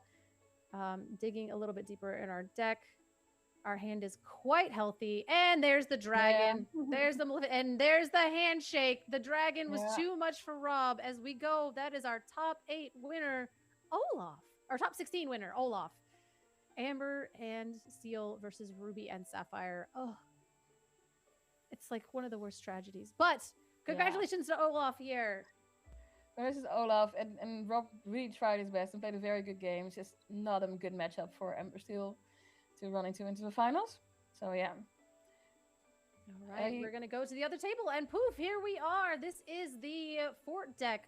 Oh my goodness. So this is, yes, the Amber and Emerald Fort deck. It does seem to have Mulan in it against Ruby and Sapphire, which, oh my goodness, we got the 2 boosted Scrooges. You have the Peter Pan Shadow Finders, which allows your evasive characters to have rush. But now we are 18-1 on favor of Amber and Emerald. This is going to be a tough one. Let's see what he's going to do. I mean, we're going to play a broom to play a... Oh my goodness. I think we're really trying to find a Be Prepared in this instance because there's really not much more in our deck. But I don't think I saw we're Pirates Live, but it's not going to... I don't think it's going to be enough. No, that is a lot of stuff that you have to get off the board, and I think we are going to go ahead and scoop it up. Yeah. Listen, as Amethyst players, we always got to draw a few more cards to see if we can get to where we need to be, but shout out to the beautiful Buzz and Woody playmats, though. Oh, they're so gorgeous. Also the foiling on them. Now, this Fort deck is typically the one that I have seen terrorize the top tables as of late. Gosh, I mean, Ruby Amethyst really does have the tools to deal with it, but unfortunately, the Snow Fort is an item which Ruby Amethyst famously has no way of getting rid of.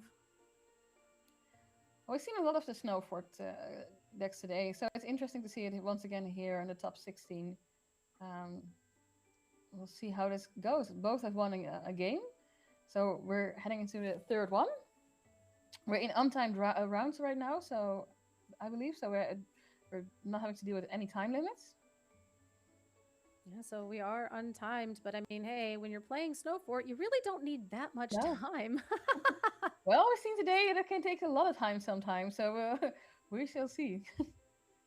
My goodness. But yeah, we're going to go into game 3 here. Now, we had our Ruby and Amethyst player take game 1. Now, Hex. There's a lot of names on the board. I'm like, where do we? Okay, but we're just going to call him Hex because I feel like that sounds really metal for some reason. So we'll go with that. That works. Let's call him Hex.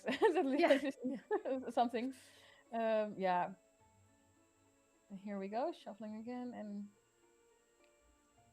I mean, we're altering here, and we're kind of looking at this double tramp, and a Finnick and Island Wee, getting rid of the Island Wee. I haven't seen her in the deck in a long time, but that support does come in handy, especially in this fort deck because of the Mulan, where you're able to then quest for her strength up to 6, which, you know, when I saw that card, I was like, cowards, you capped it at 6. How dare you? And then I thought about it for 3 more seconds and was like, yeah, no, that was the correct decision. You can't let us have that. Sometimes it's fun to think about broken cards, and then when you're playing, you're very glad they are not broken. Oh, yeah, you immediately, you're like, oh my gosh, so I could get this thing to like 20 lore on its own in a turn. And then you're like, that's not fun. Let's not, you know. So shout out to the developers for making sure we don't do terribly busted things. Oh no. Oh, and we have missed a 1-drop. Yeah. That's not how you want to start against something more aggro with dogs in it. Yeah. So now we do see that Peter Pan. Yeah, I was about to say, we have the Peter Pan Maui combination. But unfortunately, I think the Peter Pan does have 2 willpower, so it's very easily under the seeable as we just go ahead and ink it. But we're playing the Jedediah Farnsworth. Good old Cookie here is a 2-cost 3/3 with Evasive and Reckless. So it's a very, very good card if your opponent is exerting. But again, this deck doesn't typically play Under the Sea. So we'll have to see. It also typically doesn't play Tramp either, so this might be like a little bit of a fusion of the two. So anything could happen. I love that we're seeing these fusion decks where we are not quite sure what card to expect, because it's also a good way to keep your opponent guessing. Like, oh, they're playing dogs, they're playing Snowboard. What are they playing? Yeah, that is the thing. Is like, I know that it was an all-in camp for a little bit, and then, you know, I was sitting there and I was like, well, what if Snow Fort is very good in this Mulan deck, wouldn't it just be good in dogs as well? And I had a couple players go, shush, stop leaking. And I was like, leaking the goo. And I was like, oh, my bad. But we will go ahead and use our tried and true brawl to take out that lady decisive dog. Now that lady, very good move. But we had 1, and then we have a Finnick. Oh my goodness. So it is very obvious to the Ruby and Amethyst player here on the left that you are trying to go for that tramp because you played that Finnick with no value. So it seems to me that you're trying very, very hard to get to that. So we'll just go ahead and play the Peter Pan Shadow Finder into play. All of our evasive characters do have rush now, but let's see if it matters. Let's see if he starts exerting, because without exerting, it's going to be quite hard on. Unless you have Elsa in hand. I don't think I've seen an Elsa yet. Now we are going to go ahead and draw 4 cards, but we have to discard 4 cards, meaning we get to keep 2 in hand. The Lilo Escape Artist, a great card to discard here. Nani, keeping Nani 100%, probably keeping that Lady 5 as well, and hoping that you don't have an Elsa to exert that and take out that that card. This is where the deck is very, very difficult. Now you can throw Piglet, you can throw Lilo and Daisy, all those cards you can get back with Lady Park Avenue. So this turn actually was really simple. You just throw those cards, keep the Lady, keep the Nani, and hope that you can continuously go wide, because this board is becoming very difficult for Ruby and Amethyst to deal with. Yeah, you see how quickly he's going wide. I mean, we're on turn 3, and there's 5 characters down there. Yeah. And with Nani, it's looking like he's gonna get more characters. So let's see where this is going. Scrooge McDuck coming down on the other side and immediately boosting. So he has more strength and willpower. Go ahead and questing with our evasive friend here, because he is able to do that. Now, the thing is I feel as though this might be an under the sea deck because you can't stall it out so long that you're not that you're getting into those higher ink turns, right? Because we see a fox in the other hand. Now we are going to play the Nani. Go ahead and look at the top 4 cards of our deck. And yes, it is 4. Okay. I was like, you look at the top 4 cards of your deck and pull out a character of 2 strength or less, which they're there. The Mulan is there. She is, but now we're not really seeing any snow forts. And we do have an Ursula Deceiver in the hand, just in case we could snipe and get that Be Prepared out of hand. So that was a really good card to be holding on to, because if we can take the Be Prepared and then quest out, we're doing insanely well. Let's see how this continues. Madam Min coming down, getting Scrooge back to the hand, and immediately drawing the boost cards under it, which is always very nice. Yeah, and unfortunately, again, we weren't 5, 6. Scrooge We were going down. now. This was our 7-8 turn. We didn't have to be prepared. Oh dear. So we're just kind of basically what we're saying is now we're gonna have to set up for the later game because they're not exerting. They're going to. The Be Prepared is not here, right? Like even if you play that, oh, the Elsa, no. Please don't ink it. Please. Oh, we inked it. Oh, that's a choice. That's a tough choice, but I think that he's hoping that he will boost the Scrooge and and it will have a B prep. He has more Mim in his hand. I think he's gonna bounce it. I think we were setting it for more card draw, but this might have been a time where potentially did we get the Elsa from the boosted? Is that potentially what happened? Because if that were not the case, I would have immediately just gone and interesting. So we are going to play the Ursula. We're going to play really heavily into the board here. Oh my gosh. Yeah. If the Be Prepared is the top card off the deck, my goodness, this is a different game. Sometimes you gotta have a bit of luck when you're drawing cards. So, yeah, the board is wide. You need a B prep too. Although, the Elsa would have helped, but it's one character, and there's so many characters on that board.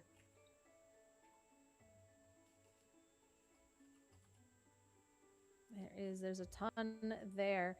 And oh my goodness, now this is a tense situation. We're both kind of staring at each other. Now we've been getting the incremental lure with the Peter Pan Shadow Finder, which is the evasive. So now we are going to go ahead and exert the 5 ink to play down the Merlin Rabbit. This Ruby Amethyst player loves drawing cards, but at this point we need to draw answers. And I do feel for them in this situation where we are going to go ahead and boost the Scrooge. Now we can ink and then potentially bounce that with the snake that we have in our hand. What do we have? Yes, we do have the snake. Yeah. So we can't ink the snake. We have to play the snake. We're inking it.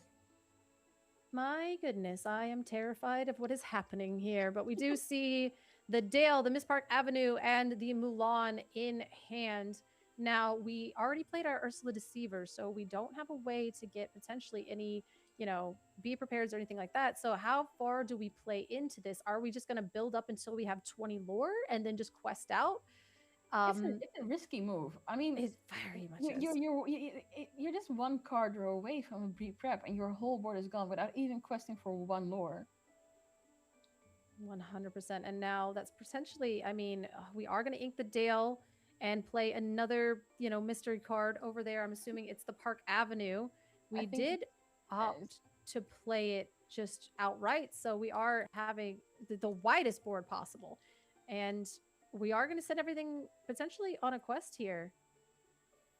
Are we? Yeah, I think that's the right choice. I mean, you just got to get after it. Yeah, if he draws a Be Prep, he will play it. Oh no, so we're going to get the Daisy trigger. It's a rabbit. It goes into hand, questing with the Tramp as well, and there was a Willow, and now they have all these secret characters that are coming off from the side here. This was definitely the turn to kind of get as much lore as possible, because you can't stop the Be Prepared if it's going to be here, and then you lose everything that you have built over the course of this game. I hope they update the score. It's a lot, so... But it's a lot. It's going to be a lot, right? 6, 7, 8, 9? 11. Oh yes, because of the lady. We also played for that. So yeah, we got the 3 from the lady. So this is the turn I mean, we can do quite a bit of challenging, which is basically what Ruby and the P&A over here has done the entire game, has been to build up the board to where when things exert, we'll be able to make some favorable trades here. So we are going to go ahead and take out one shot this tramp with our Scrooge here. Now, we do have the ability to bounce him back to our hand with Fox challenge in. We also can challenge in quite a bit here. So we're going to just do some cleaning up of the board.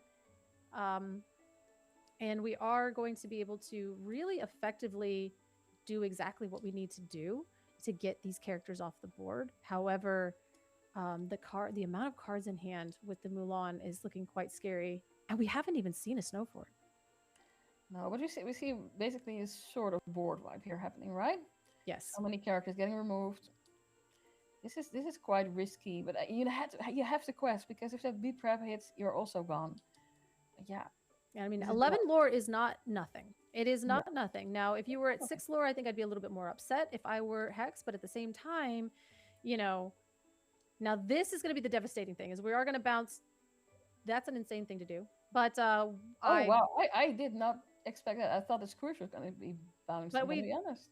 do have Rush. So now we've actually cleared the entire board. We bounced the because of the Peter Pan Shadow Finder, it gives the cookie Rush. So then we were able to take out absolutely everything on the board that is exerted. So now a B prep is not really what you need at all, because you still have your entire board in your hand. They have no way to get rid of your characters. So I think P&A is actually in an extremely good spot here, as we do see everything kind of, all right, we got a lot of lore on the board though. So can we do it again? Okay, now is this, so we're at 14, I guess? So now this could be game on board if we are able to play a few things in a turn or get a tramp to buff up that Lady Decisive Dog. So we have to really spend our turn seeing if we can get some removal for the things on the board. I think that the Piglet is a really good thing to try to remove. Also the Lady, you know, and the Daisy. Honestly, the whole board would be my favorite. I think I need to get rid of a lot of the board. Like, let's be honest, the Daisy and the Piglets and the Lady together. We do have a Brawl, so Brawl, Tale as Old as Time on the Piglet Pooh Pirate Captain, and it was the Ursula Returns, the tentacled version of the Piglet, so I love that version of the card. Yeah, it looks amazing. But yeah, Piglet is such a nice card, but it's also quite one of the most often targeted cards when it's on the board. Absolutely. It gets so powerful so quickly with for when it comes to questing.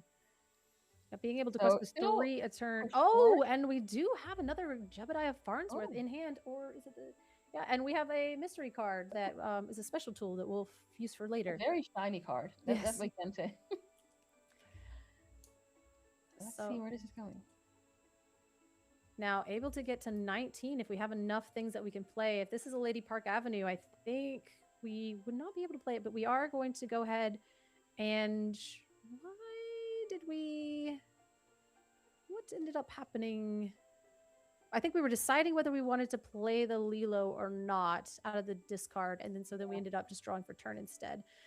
So we will grab back a Piglet. I cannot believe Lady Park Avenue was the card off the top of the deck. I was going to say that was what we needed, but like the odds were insane. But here we go. Going and now deciding whether we're going to just go ahead and take the 3 lore here. And then we get the Daisy trigger, which I did not get to see because, again, hidden. I'm on the edge of my seat. Me too. I think this is getting quite interesting. We're at 17, I think. Okay. Right? 17, and I think we have 18. Okay. No, I don't believe so, because I was saying, the Lady Decisive Dog only had the 1 board that turn because we only played the Park Avenue. But we are going to do the thing that we love to do is Ruby and Amethyst is sing friends on the other side to draw 2 cards. Now we're going to do the heads in hand thing where we sit here and think about our lives a little bit. I mean, it's the third game, and for them it's quite a lot, depending on what cards you're drawing.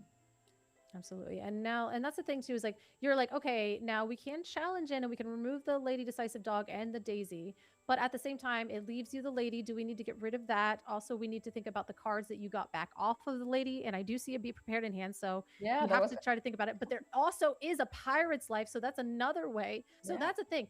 You have to be able to remove these characters. There's a Lilo over there in the discard that you have to think about. But at the same time, how are you going to win the game? You can't just sit here and bat them off the entire time. You also have to win the game yourself. So these are like the different lines that we have to sit here and think about. And we are going to go ahead and sing the Pirate's Life. Hopefully we have a Maui or something that we can just come on in here.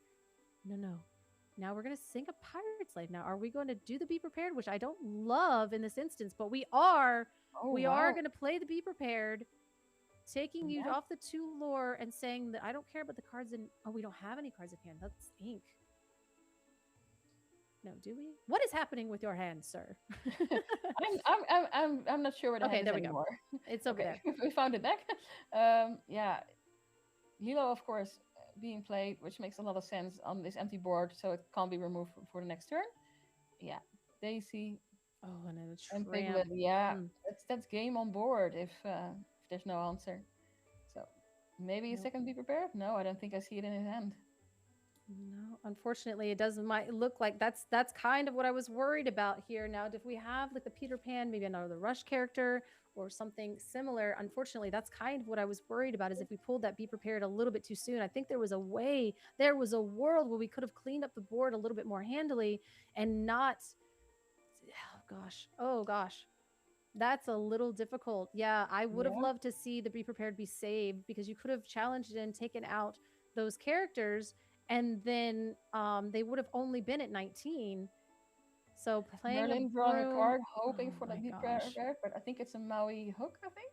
Yep, we saw the fish hook, so we are going to go ahead and rush in the Peter Pan, and then a Scrooge now.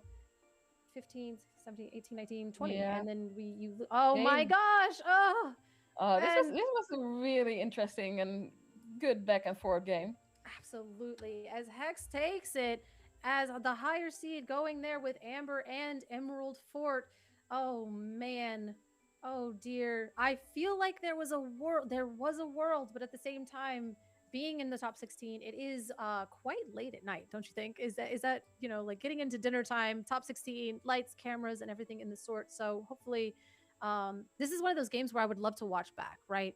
And see like, was there any alternative things that could have been done there? But at the same time, beautifully played by our top 16 players. Zikbar going on to, I hope I said that correctly, going on to the top 8. Coming up. Congratulations for Zikbar for making it to the top 8. Really, really interesting match to see. Really, really cool. Looking at the TCG hub, a lot of games have been finished. I think there's only one still going on. Oh, do you have the link for that? Oh yeah, I have the link for that. I will share it with you. Only one was still going on, so it's.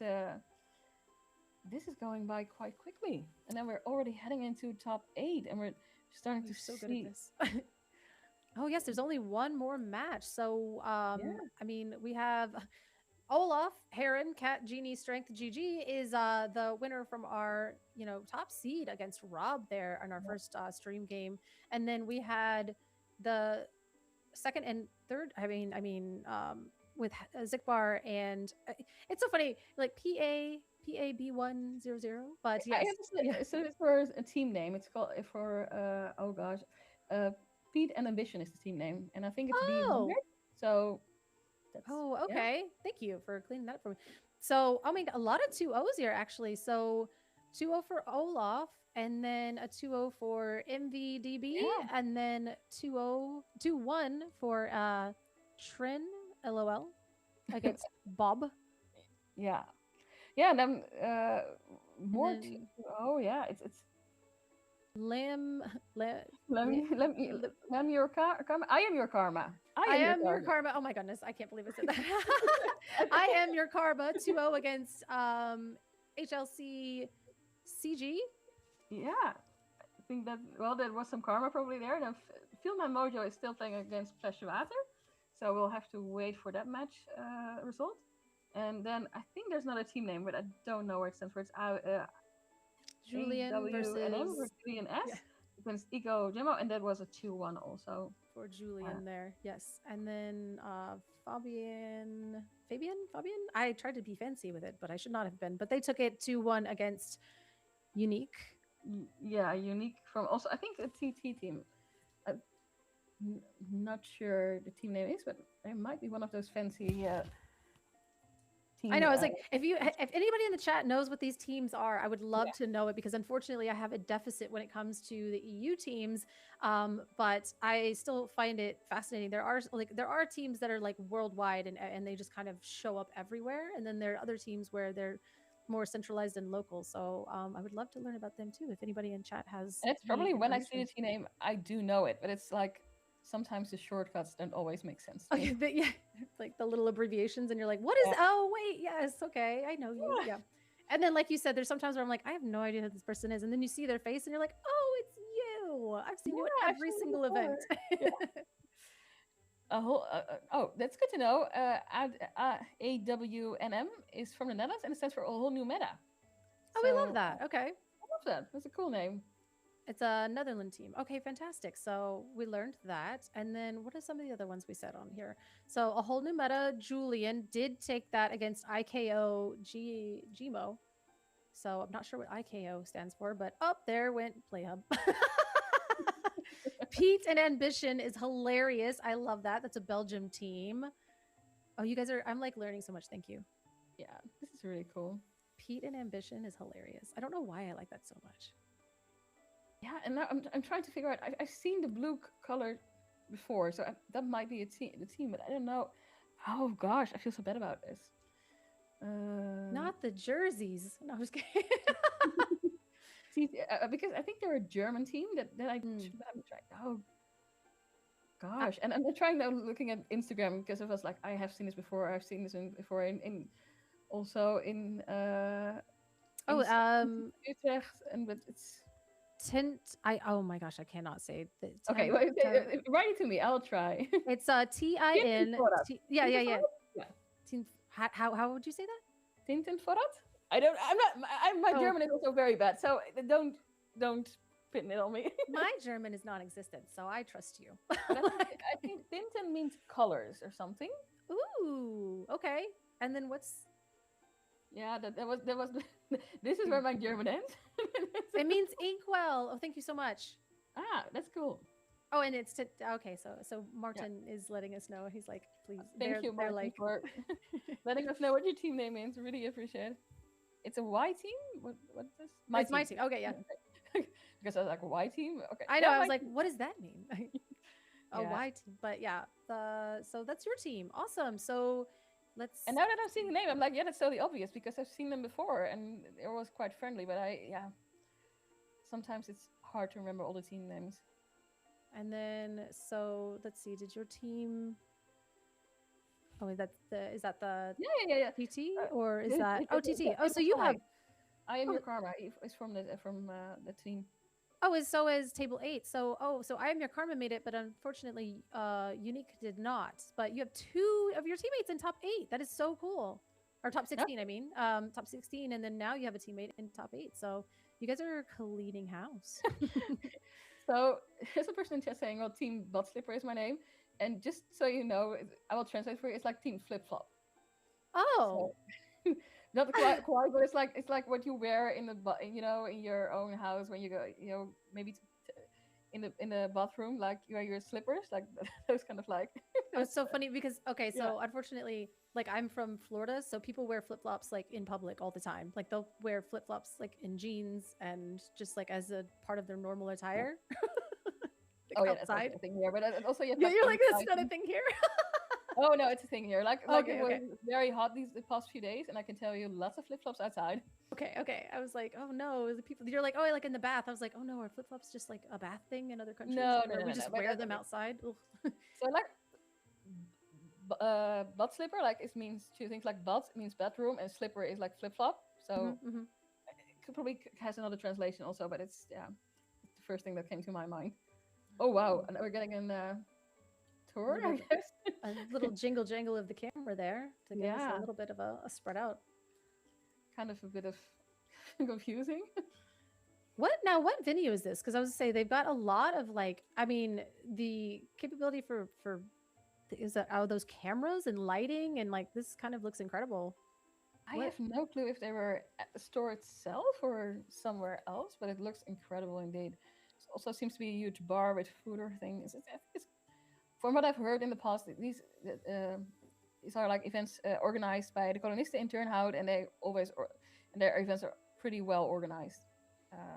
They're It's Usually, quite you fit. get usually you're like in a closet, and then the Yeah. overhead lighting is like the kind of nightmare like, old hotel where it's like flickering. But then like I'm seeing like there's like projectors and other things available to the people. So this is a bar and a club, so that Club. makes sense with all Yeah. of the lights and things going on. So I mean, but and let's the be black honest, walls it's a and good yeah. way to play Lorcana. I mean, if you have the space, why not? Yeah. Is the floor sticky? I need somebody to report back to me. I hope not. That's always the thing when you go into a bar or club. You're like, not anymore. Okay. Apparently it's not sticky anymore. We love that. You always go to a place and it's like dark and the music is loud and there's lights and everything, and you're like, oh, and then you walk in and you're like, my feet are sticking to the floor. But it's a good space for something to play. Good deal. You live next to it. Well, you doxed yourself. So now we know how to come hang out with you. I think probably will be fine.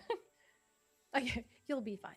But yes, You'll be fine. I think we have one table left, I do believe. So we're kind of waiting on that to finish up. Again, I think the top 16 is untimed, so anything can happen. But I think we do need Hex to report as far as what I can tell on the Rubbers Burger Play Hub, because they did win 2-1 in this first round of top 16. So it's just to film my mojo against Flesje Water. So we'll be waiting for what they are. They finished and then hopefully report the results. Yeah, and if somebody can find Zikbar, tell them to report. It's always my favorite thing where I'm like, get in there. Well, it's top 16. I think in the point of time, the judges will probably also. It's quite easier to say like, please report, or we'll report it for you. Yeah. I was We're doing getting a notification that the table is still playing, so we're just waiting for the table. But yeah, it's such a cool event, and so pretty well organized. Compliments to the organizers. Seeing also lots of judges walking around, lore guides, I should say, and yeah, compliments to them. Yeah, absolutely. I mean, and it's so funny, like we were seeing all the jerseys, we were discussing that earlier. I remember walking into, it was DLC Atlanta. It was my very, very first time. I mean, obviously it was the very first DLC, but it was like my first time of being like, okay, what is this community going to be like? Because I played Magic the Gathering previously, and that was a different experience, and we won't get into that. But I remember standing in line, and there was these people in jerseys in front of me. And I remember being like, wait, this is like, that's a thing that you can do in this game. You can have, and the funny thing is like looking back now, I was actually standing behind the entirety of the Forbidden Mountain. So they have very cool jerseys. They like stand out immediately. Yeah, they stand out immediately, and I was like, I did not realize like what this is or what this could be, and I think it was like equal parts intimidating and inspiring. And then I kind of, the longer I was in the community, I'm like, well, how do people get into teams? And a lot of times it's like friends and play testing groups that like you guys are so close and you spend so much time together, and that's who you test with, that you guys decide to make it official and get jerseys, which are way expensive, more expensive than I thought they were. But at the same time, it's just such a cool facet of this community. And I love how you can kind of go and be like, those are my people. But I think that's the easiest way to get started. We see that all over the Netherlands also, like small teams, people will start as friends and then just start playing Lorcana together. Like, oh, it would be cool to have a jersey and a team name. And yeah, also people play testing together. And it's such a cool aspect of Lorcana in general. And it's also fun when you walk on the DLC indeed and see all sorts of teams, but also not just like having those jerseys on, but really supporting each other. Like I was so impressed and fan by how the teams were supporting each other, you know, going to tables, helping each other out, you know, when they were tired. Or I keep saying it, but the Lorcana community is just amazing. And also people who didn't have a team were just like team adjacent, like, oh, you know, come sit with us. We'll take care of you this DLC. And it's just, super sweet. I do love that. Well, yeah, I mean, it is like, it's so interesting because it is a 1v1 game, right? Like it's hard to say like, oh, that's my teammate, but like you get into these things where like when one of your teammates wins, it's like you won. So you could be having the worst run of the entire day, and then you all meet up in the end, and you're like, "Well, how are you doing?" And like all of a sudden, you realize one of your teammates or your friends has made top 8. And for some, it makes my day. Like I'll go from having the worst, like I'm like at table 1000. I'm ready to flip the table. I'm going to eat my cards. I'm just like so mad that I even took. And then I go and I found out like my buddy made top 8. And all of a sudden, my entire focus is like just as excited for them. Like, how can I support you? Like, let's go. Like, I'm just going to go drop and watch your games now because like I'm so invested in what your journey and your story today. So I don't know. It makes it a lot easier to swallow when you have a bad run, when you see your friend doing well. Yeah, I mean, and that's also a nice thing. Oh, I do want to say, some DLCs and the side events, you also had multiplayer, and that's also quite cool. And then you can actually play with your team. Okay, so that's. I mean, we should do that more often. It's a nice, fun thing. I have an attendee ticket for DLC Indie, and I've always been a competitor. So those are like the thing. I've never actually experienced any of those. So I'm quite excited to see what side events are available. You should side event. There can be so many fun side events, and I think one of the things also not only multiplayer. Last time at Ghent at least they had a side event which you would open a booster box with 3 persons and together you could win. So and then everyone was allowed a maximum of 2 colors and only one person could use a color. It was super fun. I didn't do it myself, but I heard so many positive stories about it. So yeah, there are some team competitive things out there. Are you part of a team or are you more like a player, single player when you go to these events? I'm more of a single player. I don't have a I have a lot of people that I test and I play with. But I think because I cast, I'm like dangerous to have on a team. Well, because I if I see something and they're like, it might be something like secret tech that they're trying to like they're still working on or something like that. And if I see something, I know like they can be like, hey, don't talk about this, but it is going to influence the way that I cast games. I just can't help that.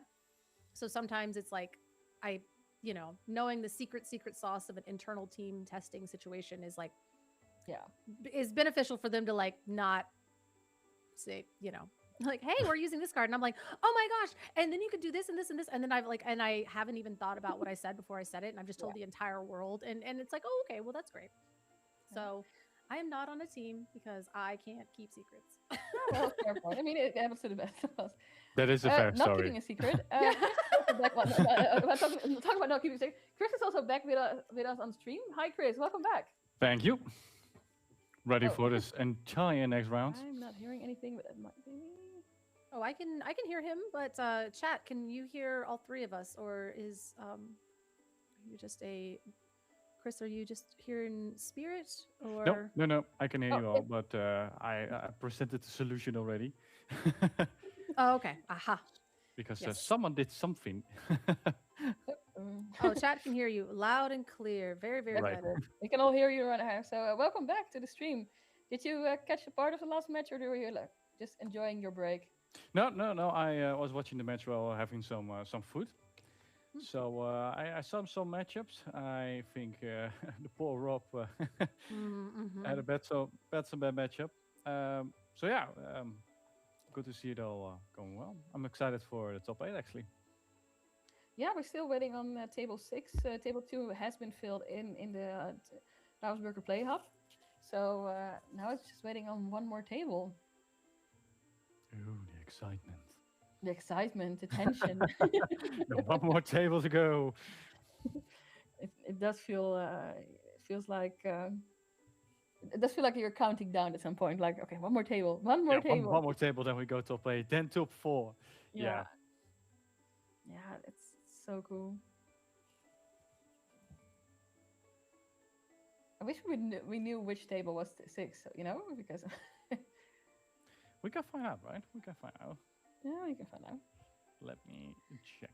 Do we have some meta? Somebody in the chat asked, do we have some meta report or wasn't published? We don't have a meta report right now. Camera said it might be published afterwards, but we don't have any statistics we can share with you at this point in time. I do not for this tournament, which is like not really helping. But I did pull some statistics for the one in the UK, and I'm wondering if potentially, like, if it'll be similar to this one, and maybe like you said, you can get some information later. But it seems like that Amber and Amethyst was the highest played deck in the UK in the Games Expo CCQ. Amethyst. Yes, 40 Illumineers, 17% of the room are on Amber and Amethyst. And then was it Infinity or Core? it's oh please tell me that if it's not, it has to be Infinity. I would feel very silly. I would feel very, very silly. I thought it was Infinity, right? It might be Core because that sounds like Core numbers, but now Yeah, let's it sounds see. like Core numbers. Yeah. Yeah. But Wait, let's see the UK Games Expo in Birmingham. I know Mai, you're usually good at these. Usually you have all the information. Like basically if I want information, I just go to your channels. Okay. So I also fell out of a bit of Mountain, for example, and a breakdown of the UK Games Expo Core CCQ decks. Mhm. And there you see the Amber Amethyst, the Amber Sapphire. But I'm curious, is this that's what I was like. Infinity? I mean, there's 14 Amber Ruby. That has to be Core. This has to be Core because I mean, Right? Yeah. Wait, I'm let looking. me check. I Okay. have the website here. Is Core constructed? Okay, thank you. Because I It's was Core, yeah, okay. losing my mind. It's core constructed. It's 2 days, and it's core constructed. Okay, All right, I'm that losing my mind. explains a Okay. lot. Yeah, because I was like, there are 14 Amber Ruby players in this room, and there's no way you would do that unless you were playing toys. Yeah. But Amber and Amethyst, that is insane to me. But then again, I know this is Infinity, but I love this data, and I just like love data. And I know you guys asked for the data here, but I'm just giving you data that's like kind of relevant because this is going to be like set champs level stuff, right? Yep. Yeah, I probably will say that for the set champs in about 2 weeks, you'll find all sorts of different answers against Amethyst Ruby, of Amethyst Amber, of course. But yeah, I mean, it's for oh man, that is very interesting to me because I know that Amethyst Sapphire is probably like it's the second highest deck played, but Amber and Amethyst does kind of handily take care of that deck. Amber Emerald being the third most played deck, Emerald Sapphire next, Amber Steel, then Sapphire Steel, which is kind of crazy to me, but then Amber Ruby behind that. Amethyst Steel all the way 6% of the meta. I see it. It's somebody sent me the image. It's quite an image. Yeah, that's. I mean, that Yeah. is. It looks like a meme. If you showed this to me 2 years ago, I'd be like, okay. No way. No way that Hyperhacker is winning this all. Oh no, yeah, like looking at set 3, right? Like set 3, set 4, I'd be like, this is a joke because look how high all of these like other than Amber Steel, like this is Well, insane. You had the Mufasa deck, of course. The Yes, Amber, but was it Ruby. 6% of the room? Maybe 1 or 2. It was in the other category. This is core. We are discussing core. I did kind of get a little bit sorry, I went a little off the rails, but yeah, we are discussing core at this point. But yeah, Ruby, like a few years ago, Amber Ruby was like in the other category. Absolutely. Yeah, but that's how quick it goes. Like one set can turn things around, and how cool is that? And this, I mean, I get what you're saying, but seeing this, I'm more like, okay, there's something. I'm like, is this real? But then I'm looking at it like, if this is real, this is super cool. Right, and I knew that the Amber and Amethyst deck is going to be really, really good because it does just smush Blurple into the dirt. But then it does kind of get got by Amber Emerald. But then Emerald Sapphire is kind of has game into mostly everything except for Amber Emerald. It can kind of get stuck unless it does find that spooky site. Yeah. Amber Steel being so low is very interesting to me. I don't know how it does into Amber Amethyst. Maybe that being like the highest played deck kind of kept people off of it. But Amber Ruby, I wish it was a little higher because that deck, if you guys want to know a secret, oh my god, that is my favorite deck. It's so fun to play and I beat dogs every time. It's so... If it's beating dogs, it will become more popular. Let's be honest. Like most people dislike dogs, so more people will play it. It's the most fun I've had since the bounce package came out, and I'm not even exaggerating. And next week is the set champs are starting. Let's not forget that. Like worldwide, the set champs are starting for Disney Lorcana, for Wilds Unknown. So we'll probably see a lot more core constructed data coming from the set champs. Oh yeah, absolutely. Yeah, I also put up the matrix some jewels to see how the matrix is handling itself there. And what you see there is again the same numbers basically. Only is emerald sapphire switch with amber emerald. Chris, Colorislaw, I want to thank you so much for hosting with me today. I need to unfortunately, I'm going to go. Oh. So I won't be able to see you guys do the top 8, 4, and finale. I wish you all the luck. And again, thank you so much for doing this together with me. I enjoyed it quite a lot. This is lovely to be like. I feel like this is our first time, like, quote unquote, meeting. So it's really nice to be able to like talk to you after bugging you in the discords, all the time. So well, if you ever want to call, just hit me up and we'll call. I love talking also about Lorcana and getting to know everyone. And so please let me know if you ever want to call. Well, let everybody know where they can find you because you are a wealth of information and you've saved me more times than I can count. Thank you so much. So for everyone at home, if you want to follow me, you can do that on Instagram. My channel is called IllumineerTales. I post mainly this Lorcana news and anything else about Lorcana I find interesting.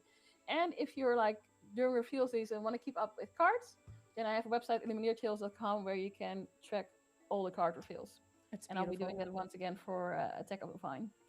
That was such a beautiful, like, I just want to like give you like so much credit for that because that was such a beautiful website. You were so quick with the information that you put up. You also had the links to the creators that actually revealed the cards, so they got credit for it. It was like it was just like phenomenally well done. And I think I was using the official website. I'm so sorry, Ravensburger, if you're listening. I was using the official website, but yours was so well organized that I actually on stream started using yours. But yeah, it's a very, very well put together website. Thank you so much. It feels like a huge compliment. I'm not trying to compete with Ravensburger in any No, way. no, I like they only put the cards of the day after, and I'm like, for me, I just want to have a complete overview of the cards immediately. Yep. I'm a gremlin and I needed them immediately. And I was like, because I want to be able to, because again, like now we get to evaluate them with core, we get to evaluate them with infinity and sealed with an also draft. So I was like, I have to have all of the information in one spot and you're just amazing with that. So thank you so much. Yeah, well, I'm very happy to hear that. And it will be back for Attack of the Vine. And I will keep keeping the content creators credit because that's also another part of why I did it. Because I feel like there's so much content creators putting effort in revealing cards and they deserve that credit and be able to find them easily for where they did the reveal. So yeah. And that was fun to watch. Yeah. I really enjoyed casting with you guys. It was amazing to meet you and do this together with you. And I wish you the best of luck for the upcoming rounds. And I wish I could stay, but unfortunately I had an earlier appointment, which I can't miss. So, but yeah, thank you so much. And also thanks to Camrash if he's listening for asking me to do this. Well, the pleasure is entirely up to us. Yes. Good luck and hopefully catch up later. Absolutely. Catch up later. All right. And it does look like we have one round left to go. These Illumineers are thinking long and just taking all of the time that they have, which is unlimited in the top 16. So we have here. I love Ravensburger Play Hub. You ever click on it and then it just says no? You know what? No. Yeah. Computer says no. Yeah, exactly. And it's usually when I'm like, oh, it's clicked, it load, and then I go to look at it and it immediately just poops. But then, yes, feel my mojo against. Yeah, it's table 6. It's Flesje Water. I don't. Dutch. Fries is feel my mojo. Yeah. Is that the second? What does that one mean? The water, is that like a word or is that just another? Flesje Water. Yeah, it's called bottle of water. It's literally. Oh, it's just a bottle of water. Okay. Yeah. Okay. Awesome. I was wondering. I was like, I will not be able to decipher that out on my own. So thank you for that. And yes, we're still waiting for those two Illumineers to finish up their rounds. So that's quite interesting. I think they finished up the round, didn't they? Oh, and It just did. Okay, we're walking around the tables. We're taking. Well, I love this. We're all remote, but then we have like the boots on the ground that are able to. And like shout out to Dutch Illumineer and everybody else putting this on because I have attempted to do production and cast at the same time, and it is some of the most miserable things I've ever had to do in my entire life. I am not going to lie. Having to it's like the casting and what you guys see on Twitch is very much the show, right? It's supposed to be clean and the audio and this and making sure about all of that is going on well behind the scenes is a monumental job. And for the team of people having to do that, I always want to make sure that they get as much credit as possible for bringing you a seamless show. It's, Which it honestly is. It's also running everything smoothly behind the screens, can tell you. it is truly it's truly wild because it could be like one thing and you're like, all right, are we good? And they're like, no, nobody can hear you, and you're like, ah! yeah. Stress. Okay, no. Don't stress. Yeah. Just wait. We will fix it for you. Exactly. So major props to anyone that is in the production business as well, especially I've had the pleasure of working on like bigger shows and smaller shows, and let me tell you, the bigger shows have like teams of 5 to 6 people on several different battle station computers, and then I've been to teams where it's just like one person doing it and their head is on fire the whole time. So shout out to this, because I think that it's so important for these games to be streamed and available for people to watch and enjoy. Yeah, absolutely. And we're seeing so many different avenues for it. I mean, we have us over here in Belgium. Well, not me personally, but in Belgium, we have this CCQ going on. We are in the top 8 going forward, as well as there is an ETB one going on in Canada right this moment. And then we have a core CCQ going on in the UK Games Expo. So there's like almost, let's see, that's like 5, 7, almost 800 people watching Disney Lorcana at this moment in time. Are there also any games in the rest of the world, or? Oh, I'm sure. There's some people that don't even have anything to do with Twitch. Yeah, there's like almost 900 people watching Disney Lorcana at this moment in time on Twitch alone. So, that's just really exciting to know that our game. Live tournaments. You also got the online tournaments, of course, on YouTube, and of course, yeah. And people that are just playing for the fun of it. So it's been an incredible experience watching this game grow. And I think season 3 is going to be even bigger, even better. Bigger. I know, bigger. Yeah, faster, stronger. Yeah, absolutely. We're gonna need a Daft Punk sound now. Yeah, it's definitely. I mean, we are like. I think this is like, when the game first came out, people are like, oh, TCGs, they hit that 2-year mark, and it's like, well, that's going to be a pretty good indicator of how long the game will last. And now we're heading into the 3rd year, and it just seems like everything is about to just explode. Let's hope so. Let's hope for a lot more players, and also in the local communities. Absolutely. I mean, because chances are highly likely that in your local community, in your local area, there is a community waiting for you to play.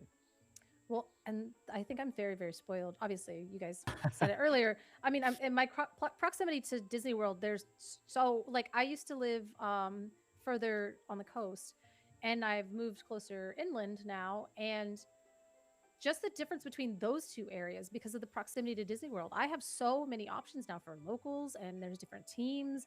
And the closer you get to Disney World, the more lively the Disney Lorcana community is. And so I think my perception of how it's going in the rest of the world is a little skewed, because I can't breathe without finding a place to play or somebody that knows about it or collectors or anything like that. So for me, I'm like, this is the best. And then other people are like, well, it's a little difficult. And we have some difficulties. We only have like 8 men or something on an evening. Yeah. And you're like, oh, you don't have like a group of raging adults that are obsessed with Disney just like from birth. I'm like, I guess it's like a Florida thing. maybe it's like wherever. It's a Florida thing. Yeah. I don't know. No. I think there are so many potential ways to play Lorcana. Also, like I said, in your local area, just find out to play the Ravensburg hub, finding your local address, and chances are highly likely that you find something. But just take that step. There are always people who want you to go forward, and we are willing to help you with starter decks and stuff like that. So make that step and enjoy the beautiful world of Lorcana. Yeah, I was actually streaming the other day, and I was on some tangent. Who knows what I was talking about? But an Illumineer popped in and was like, "Color," and I'm like, "What's up?" And they're like, "I went to my second locals today, and they did even but like twice as good as they did at the first one. And they just came into the stream because they wanted to tell me that. And I was like so excited for them. And they were like, I brought this deck and it seems to be really good. And what they had done is they had found the dogs deck and built that because it was the cheapest one to build. And they were like, you know, I didn't realize it was going to be the most powerful one. And I'm going to be the villain at locals. But I'm like, yeah, but you're winning. Like, you know what I You're mean? winning, yeah. Make those me.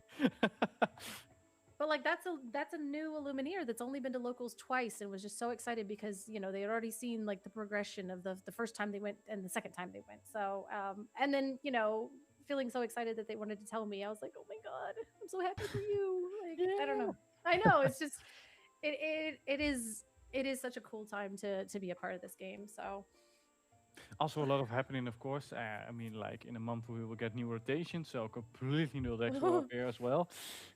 I'm so excited. I'm so excited. And the promo, actually, if you not that you guys need to leave us, like please stay with us. We love you. But at the Disney Lorcana, the official channel right now, they're doing an interview, and actually on the back you can see the no, it's not. Okay, I was like, that's from this end. The Attack of the Vine, it was Baker that posted. He was holding one of the new promos from Attack of the Vine, the Woody. Ooh. And I was like, that card is so good. So Attack of the Vine is so exciting for because they're going to continue with the toy synergy, which is exactly what I had hoped for the sets going through. And Jewel colors come back. I see. Well, we don't talk about Bruno, but the player on the right over here looking like the singer from Coheed and Cambria. We have Claudio here. We will get. I mean, players are sitting down, so that is good to know. Yeah, they're setting up the game. I'm curious. I'm just curious what they do. You know what they play?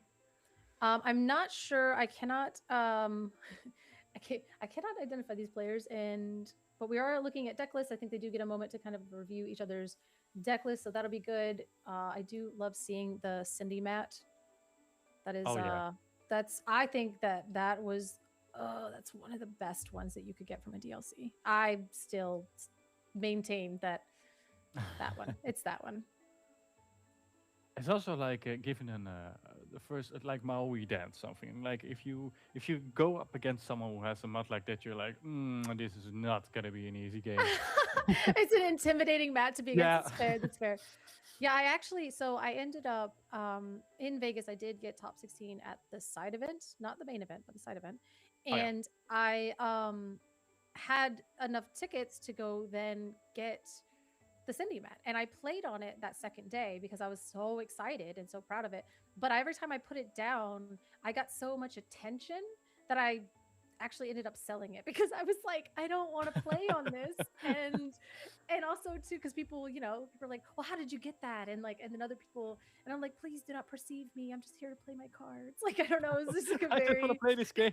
Yeah, exactly. And they're like, oh, you must be really good, and I'm like, no, please. And then they'll beat me, and they're like, aha. I'm like, no, it's okay. It's the Cindy mat just brought too much heat. I couldn't handle the heat. Yeah. It's exactly the same with the set championship. When you got like one of the other times, you just bring them down, and you're like, haha. Oh yeah. Oh my gosh. Yeah. The Rockstar mat, the Rockstar Stitch champion mat, still. Oh, for example, yeah. That one. If you put that one down in front of me, I'm still a bit terrified because that one was so hard to acquire. Yeah. I got the Ursula one actually, the second one, and I was like, But that Stitch one is still insanely cool. So when I got my Ursula's Return mat, I actually I beat Brandon DeCandio. Yay! Okay, so that's like my little thing is at that set champs when I won the Ursula, DeCandio was in that set champs, and I won and he didn't, and that's so silly. That's my exciting thing, and now he's a developer for the game, and so I feel really cool when I say things like that. Well, let's get ready for top 8 battle. We are here at the CCQ and turnout. Fabian is going straight no mat. I've always wanted to go to like a DLC and put like no mat on the table and then pull my deck out of like a Ziploc bag and then just go. No. You know what I mean? And, like, No. and then just like make direct eye contact with my opponent. Yeah, just intimidating in a whole different way. Yeah, like you're a psychopath. I'm like, Yeah, "Mhm." what are you doing? Yeah. And then only play a chances, for example. Yeah, and ask to borrow dice, and so your Yeah, opponent's like, can I "What are borrow you?" your dice? Oh, yeah. Ooh, Alright. that's Tamatoa happy as a clam into the inkwell, and that Yep, I think this I'm deck is curious. fully foiled out too, because it's. I think the camera's having a hard time with it, but Ooh, Maleficent Dragon for a popsicle. So, Ooh. what will be the second color of the other one? I think The it is shark gonna be a versus- mirror match. Oh my goodness, it's a mirror. Okay, I'm the only insane person that enjoys it. But Kita, Crystal Scion into the inkwell. Into This is a new Tipo. card. Crystal Scion is so great, but she's in the inkwell and it's fine. But Yeah. at the same time, Tipo, we have ramp now. If we can have Olaf hit ramp, then we'll have a game. Yeah, this is gonna be a long game, I think. I am so excited. Yeah, let's see what happens. All right. Now, he's gonna, the- the bra, the- all right. Yeah, and he is going for a different path. Yeah, so we went for the Chicha going here, opting instead of doing that turn to ramp. We are going to go play a Vision of the Future over on Fabian's side, just because we want to look at the top 5 cards of our deck and pick the best one for the circumstance. Now, Spooky how Sight far is away not are a you? card. Yeah, Spooky Sight is not a card that we want, so we'll go ahead and throw that to the bottom. Yep. Yeah, Spooky Side will not do anything in this matchup for you. Well, maybe that Tipo or something, but do you really want that? No, it is kind of driving me insane because we do. And an Asteroid C, all right, he's ramping on. Yeah, we go ahead and play Sail the Ezra C, like you said. And Oh, we're what he's inking the gonna ink. Olaf. And we another are- Kita. All right, we're saying, hey, listen, Nikita is not going to be good in this matchup. And we're in a mirror. I don't want to give my Ruby and Sapphire opponent 5 cards out of their inkwell. And that makes sense to me to get those Kitas out of your hand because, again, the reason you play her is because you want to utilize the 5 ink that you would get better Yep. than your opponent. But if you're in the mirror, there ain't no way. Like, you know what I mean? Like, Yeah, and then it's gonna bite you.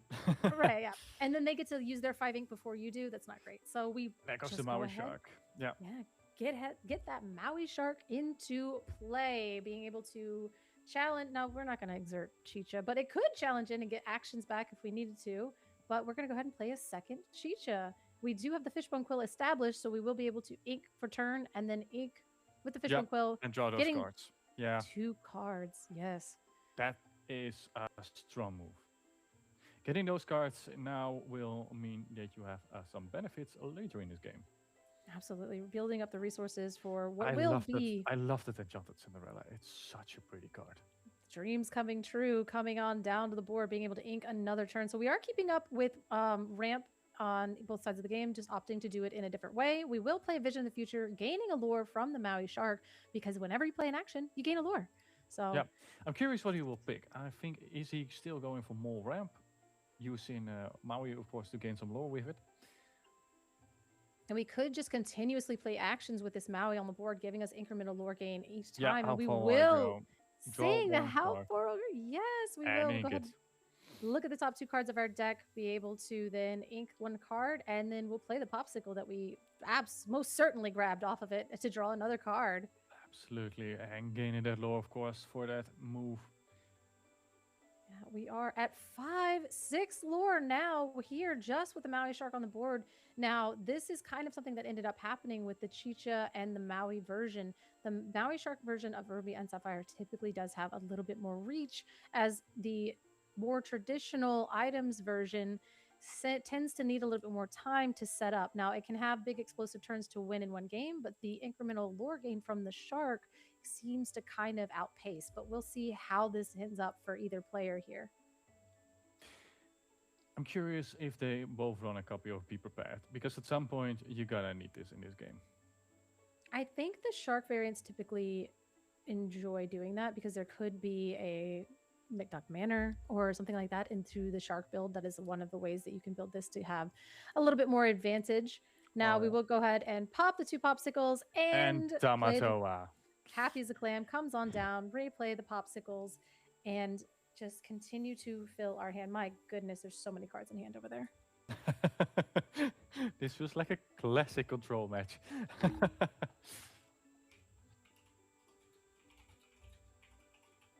Yeah, you want to use the Tamatoma for, I would say, Lucky Dime at some point, and then going for the old school Tamatoa. Let's see what he's playing. This Sisu getting some board control back. Yes. That's a Yeah, turn. there we go.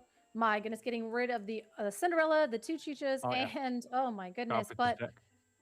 now this board does start, you start getting a little bit more. You want to do this balance between, like, if they have Be Prepared in their deck, this board is a board that I would love to be prepared, but at the same time, that means I'm taking a turn off and not developing all of my items. Yeah. So, it again, stalling this as much as possible, building up the items and getting to where we need to be is kind of the name of the game here. As we do, we do strong quill. shuffle. Yeah. Let's see what's going on here. All right, pressing the turn.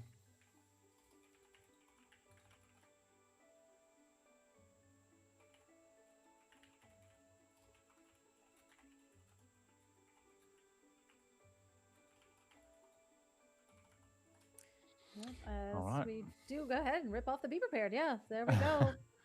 And oh Yeah. dear.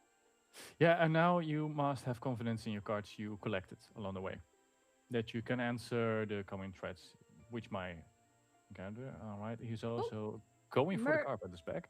Yeah, put the carpet bag down into play, immediately exerted and immediately paying the one to go back and get an item. So it is the Get it, popsicle. yeah. Yeah. And be able to set up. Now, again, the Be Prepared was pretty good in that instance. Again, like I said, Yeah. that board was decently juicy enough to get that Be Prepared off and going. And unfortunately, it does look like we took a turn off to play the Merlin's carpet bag to get back some items and giving Olaf a little bit more space here, being only 2 to 7. Yeah. I'm curious what we're gonna do now. What are you going for? Maui Shark at some point? Now we do. No, Nope, we're just going to Tamatoa. go for the Tamatoa So Shiny. All right, we're As- gonna add more items to the pile. Absolutely. And it does look like a popsicle, so we will be able to draw a card. Now, that was kind of the problem here, is like the Be Prepared with not a lot of things to rebuild towards is going to allow you this space to let our Olaf.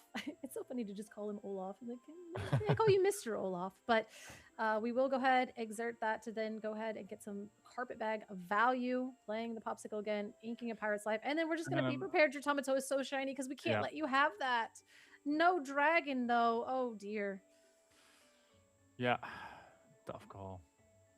Yeah. Now, the carpet bag is going to be a massive part of card advantage with being able to just get those popsicle or get those. Yeah, you just banish a popsicle, get it back, play it, Yep. and you have your new card. Yeah.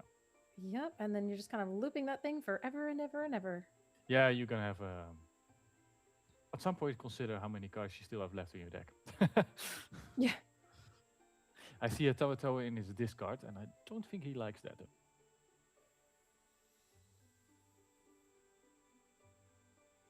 It's also fun to see how many combos such a deck can make, especially if there's items in the carpet is back. You'd be like, "Pop, more items and more items onto the game." Mm-hmm. Now, I haven't seen a Scrooge yet from either player, which is like, maybe the Maui Shark player is probably not playing Scrooge, but even Olaf, I don't think we saw a Scrooge even in the first feature match that they had. No, I did see an Olaf though. And so we will go ahead and ink the bell, and then we will ink with our fishbone quill for a super secret card that we'll use for later, and then go throw another item, in which case it was probably a ink runner because we drew a card, or it was a popsicle. Either one. Either one will do. Yeah.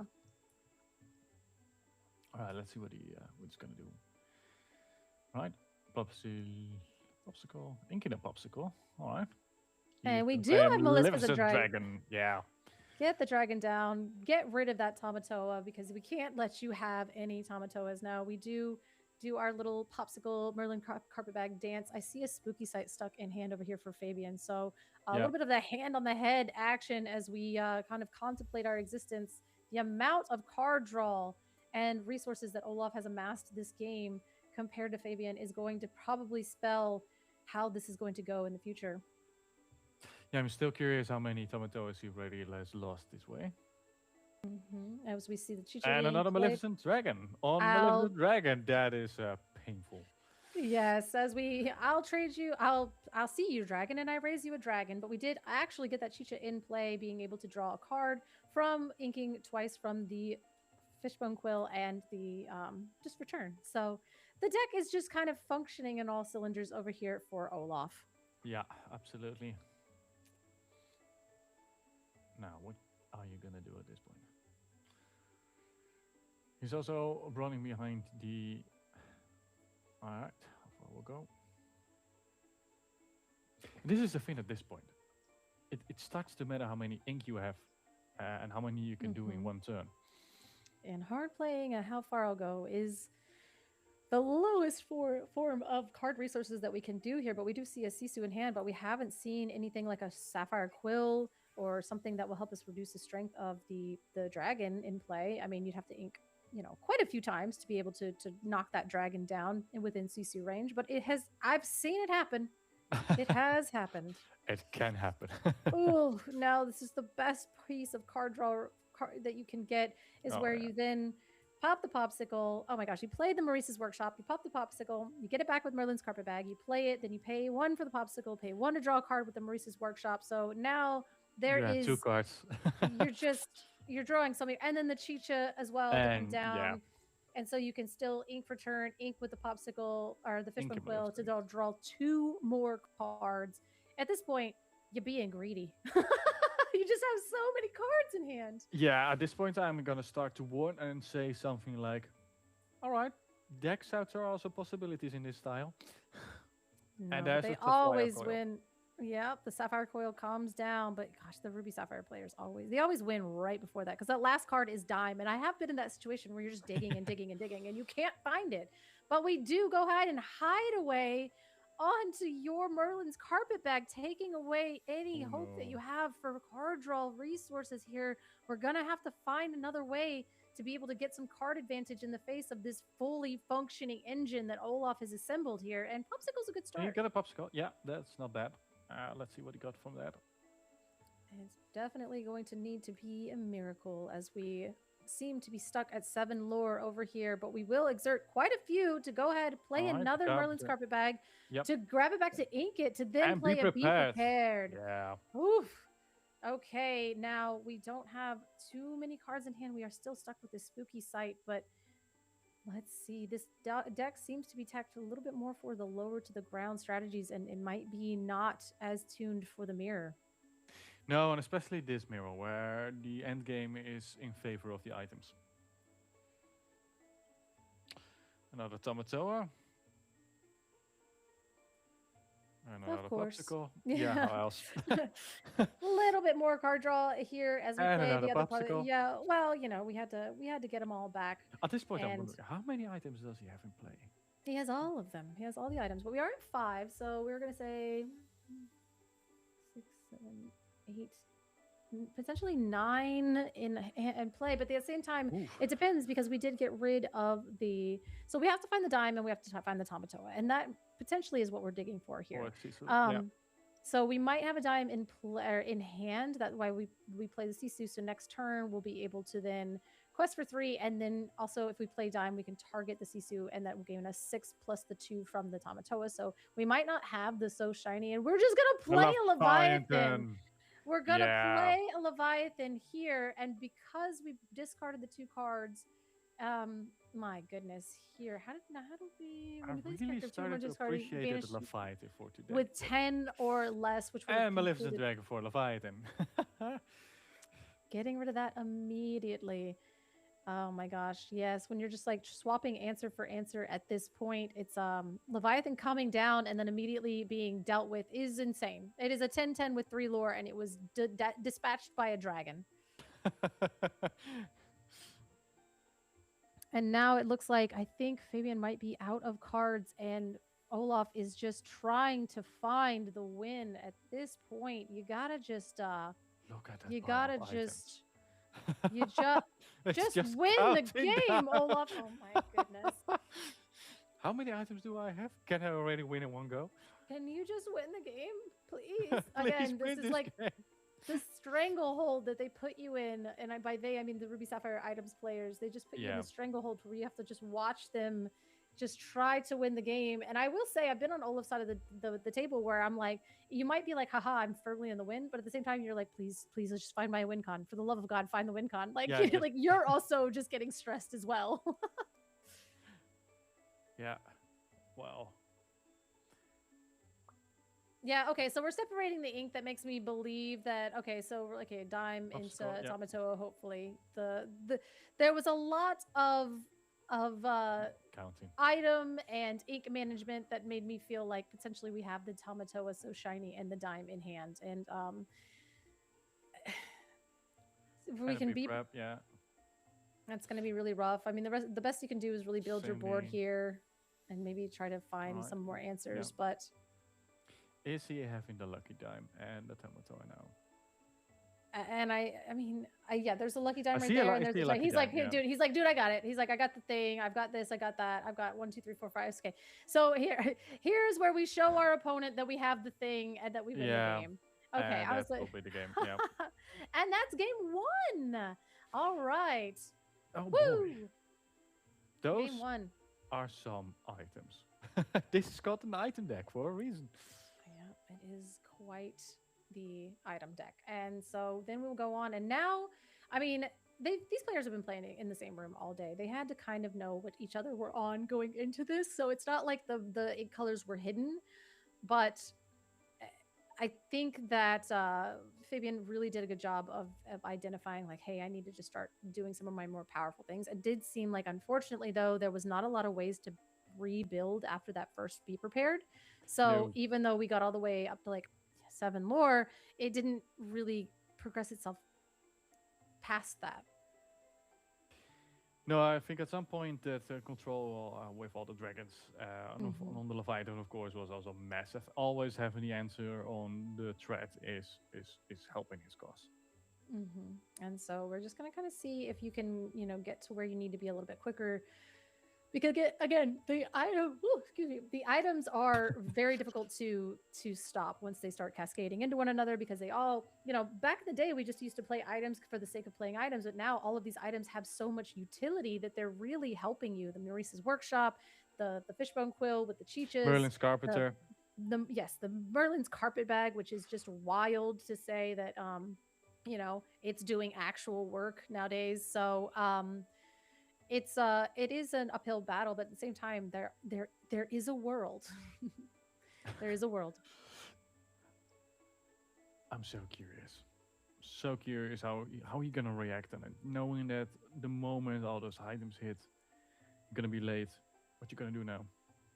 Yeah, and that's the thing is, like, if you don't have any item removal, it doesn't really even matter, because as we saw, Olaf just did the classic thing where they built up their board and built up everything else, and then just played Tamatoa and I to win the game. So a lot of times, even having the item removal doesn't matter, because the player is protecting their dime. So I think that the play here for Fabian is to just go faster, lean heavier into the aggressor role, as opposed to trying to stretch it out into the long game.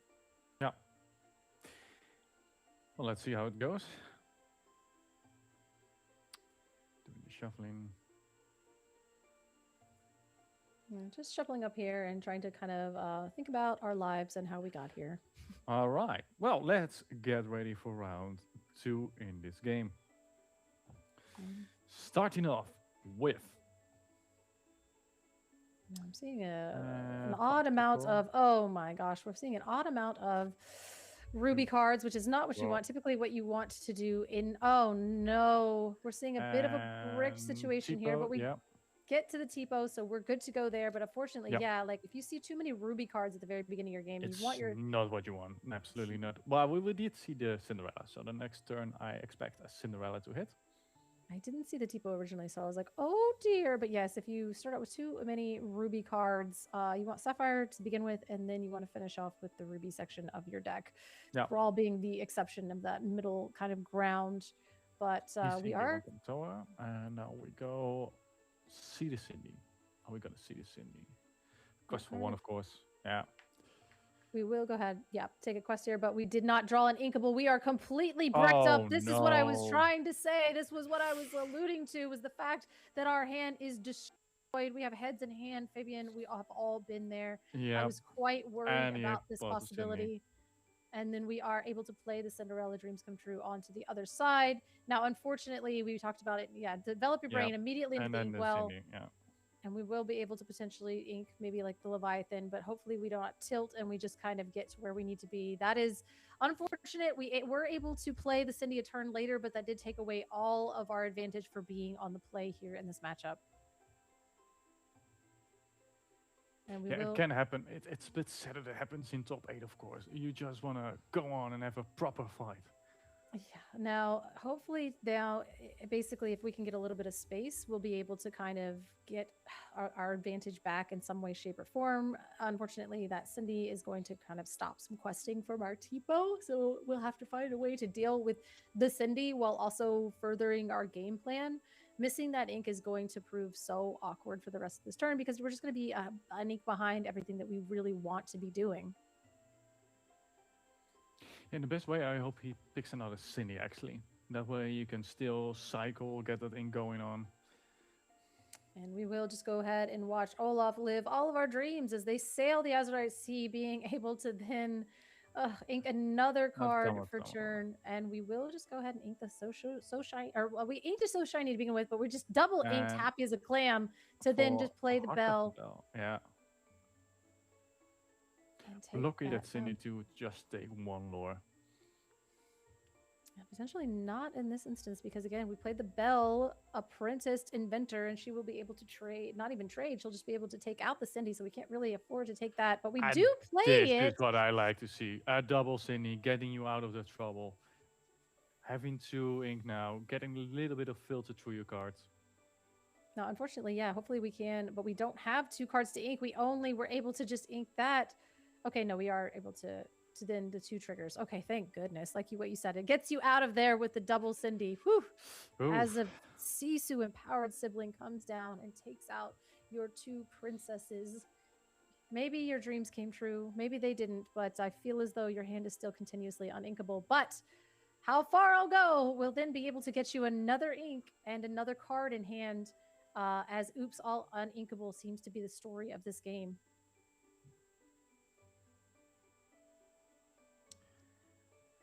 And we do see a dragon in hand. Now, I know that once you get past 6 ink, inking dragons is actually a no-no. So I can see why this player is really favoring onto that, making sure that we have to be able to get rid of these characters because Sisu questing for 3 and then Bell just being able to freely quest without doing anything on our side of the board is becoming quite difficult, as a little bit of a hand shuffle happened there.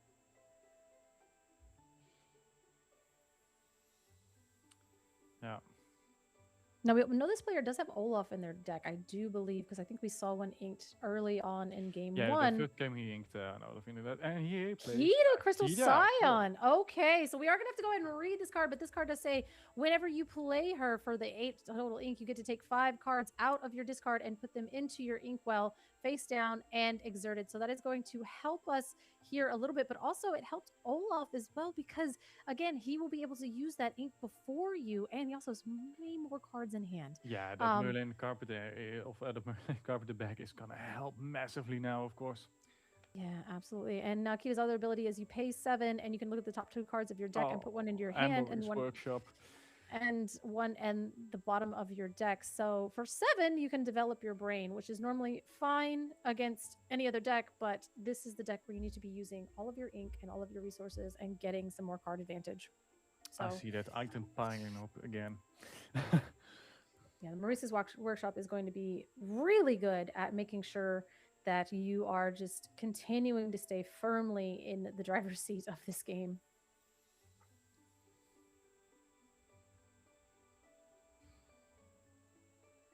And we are inking the now we are playing a item against, we're getting the Fishbone Quill triggers, we're getting Maurice's Workshop triggers, we're getting Merlin's Carpet Bag triggers, as well as Ink Runners to be able to draw cards. So and then we're just questing for a measly 4 each turn. Now, Kita is a 7/7, and that is not nothing. So it will be able to tank this Sisu and finally take it out and stop it from questing. But this dragon will also do that as well. And we are going to go ahead and probably Vitalosphere and then take out the bell, keeping our Kita able to quest, getting us up to 4 lore, I do believe. I'm always getting a little bit spooked when someone is counting how many items they have. Oh yeah, no, I mean it is they're firmly in the driver's seat here. It is a kind of an interesting matchup of how we're going to be able to do this, but we have the ability to do the popsicle dance, draw a card for And workshop one as extra. well. Yep. And then we are just going to go ahead and insert all of the ink to then be prepared to get rid of the 2 massive threats that were on the other side of the board. Playing a popsicle, seeing what we get here. And is it a miracle? It's a vision the other side, and which is vision of the future, which is pretty decent. Be able to get the best card off of the top 5 cards of our deck. And it's a popsicle. Potentially. Yeah. We're going to have to get some resources here. Now we play the shark. We could. Yeah. I don't know if you want to play the shark at this point. So we're popping, and then we're popping and replaying. We're doing the dance. Yeah. And then we're Do it replaying. one more time. Yeah, we're trying to just get cards, and then we're going to ink the Tipo.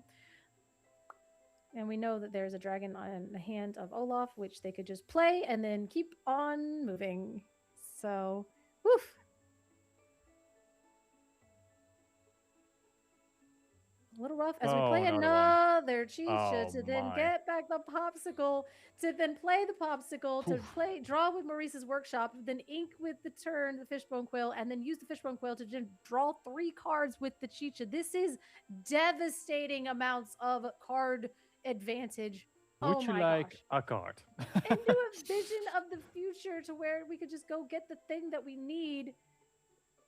Now, was that 5 cards, or did we... Yep. Well. All right.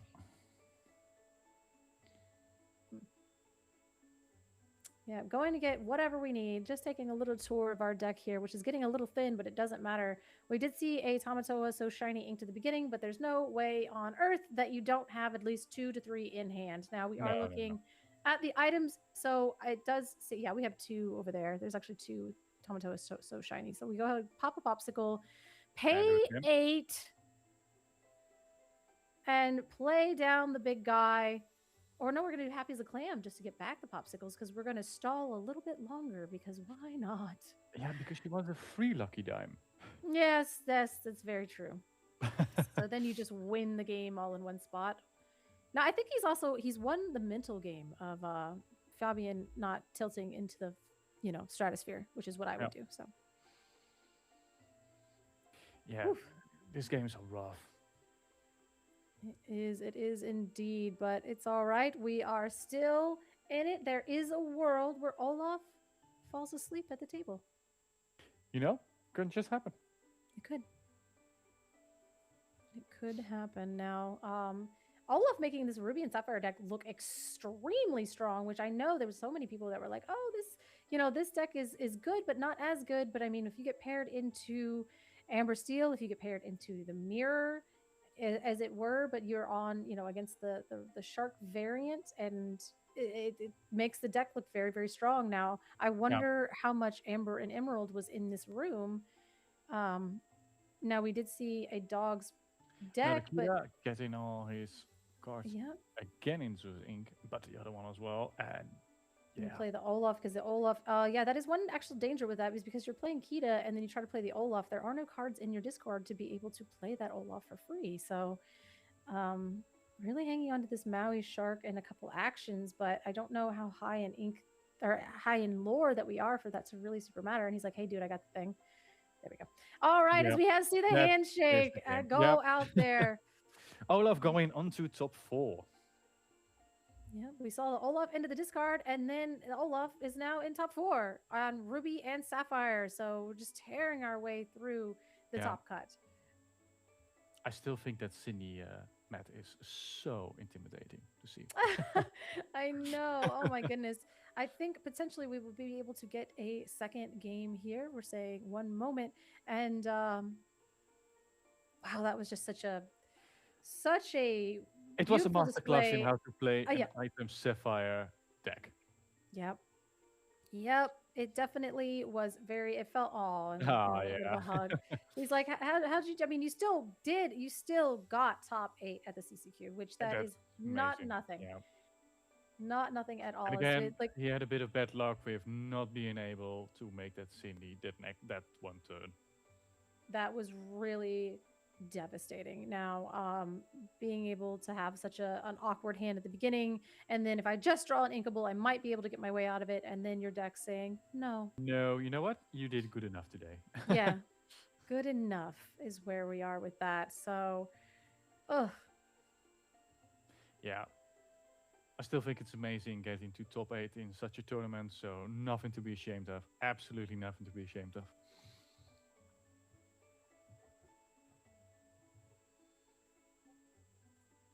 And we are going on to table 2. Ooh, what do we see here? I believe I see a Dox, and I don't know the other one, Julian. We have Julian and Zikbar again, as we do know that was the dogs player. I didn't see a fort, but I did see Mulan, and hopefully we'll be able to see it there. We are on to. I can't actually. Yeah, I think Is this Sigmar just game won one? the Okay. game. Yeah, so Yes. I think we're moving to game 2 with Julian having the on the play ability. All right. Let's see. I do like those purple sleeves. They're really match. It's matte. Yeah, it goes with like the theme of it. It does. It looks really, really good. So this is no dog. So this is a fort, I do believe. I mean, there's like, okay, listen, there's some dogs in this deck. I saw it. I see dogs in the hand. You Steelstone. can't say Yep. it's not. You can't. You got to say it. Okay, I was gonna say you can't be doing that. But both dogs players, as we do have a lady decisive dog coming down on the play, which is typically a very, very good card to have on the play. Now, this matchup can be a little bit funky, but we are going to go Ursula, and I'll see your lady and play a lady. Yeah, we saw an earlier funkier matchup on the live streams ahead, and we called it a Mexican standoff. I believe I saw 10 versus 10 characters. Oh, yes, as we ink the Rapunzel to then play the tramp and then play another tramp to quest for 3. Now, this is basically a safe quest unless your opponent goes tramp into tramp as well. Yeah. And then you're going to cry. But at the same time, you got to make them have it. And it's not really too sure as we ink the Go-Go Tamago to then play our own lady to then play a Finnick. And you could just challenge, but we're not going to. No, we can't challenge because it need to be 3. But yeah, so opting not to use the Finnick's ability. So that does make me feel like we are going to try to get down an early tramp just to have stuff on the board as the Mulan comes down. Such a strong card in this deck, Mulan. To finish, sometimes amazing. I think the Mulan Tramp card is also a hard combination you must not underestimate. Absolutely. Now, it probably, maybe we drew the Mulan for turn because we did use the tramp to buff up the lady to quest. We do have 3 lore over on the side of Julian's board, so we'll probably get that updated soon. Yep. And Zikbar is seemingly really trying to go for the tramp. He's going, yeah. All right, for the Nani. Nani does come down, now being able to look at the top 4 cards of your deck and pick out a 2-cost character, which the deck has a lot, and Mulan is a better one, but we see a Snowfort getting thrown to the bottom of the deck. That is rough. But it's okay. We do have a Dale in hand, and Dale is a big difference maker here. Now, it doesn't affect the strength statically, so an Under the Sea could hit both of them, but I don't think these decks are playing Under the Sea. I don't think so. I don't think so. You could have a wild mix of the two, but we will be on Under the Sea watch, as I am assuming a Nani also. So we Nani'd at each other here. Yeah. All right. Actually, no, we played a tramp. I was like, because if we played a Nani, we just cheated. So we did play a tramp, I think. And now we're going to go ahead and discard quite a few cards, I think, potentially not having... Well, maybe he had like a couple cards in hand, so it was a tramp. We will go ahead and discard a few cards. Nani, and John Silver. Lady also in discard. Curious to see what he hold. Definitely going to be a big thing in this one. Now, it does seem like what we're going to do is potentially build up our board on Zickboard's side. Again, that Dale is going to be a huge player in this, to where we will be able to start just be like exerting our characters to gain some lore, because when everything challenges back, those ladies will be 3/3s. Then the Finnick itself will be a 2/2 as well. So Dale really ruining the challenging math, which might actually be exactly what we need here. Yeah. Yeah, you can just reveal that deal yet. You must wait.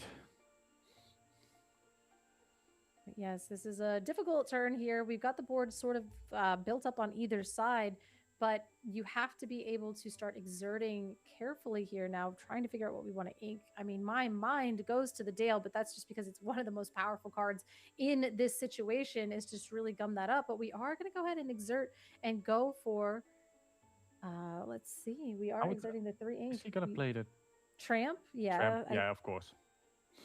Selecting Go 4 ahead. cards and finding out what card you must put away. Yeah, we're going to discard 4 as What are well. we going to So discard? What are we going to discard? we are going to get rid of the Dale, saying, Of hey, I course, don't are we? need that.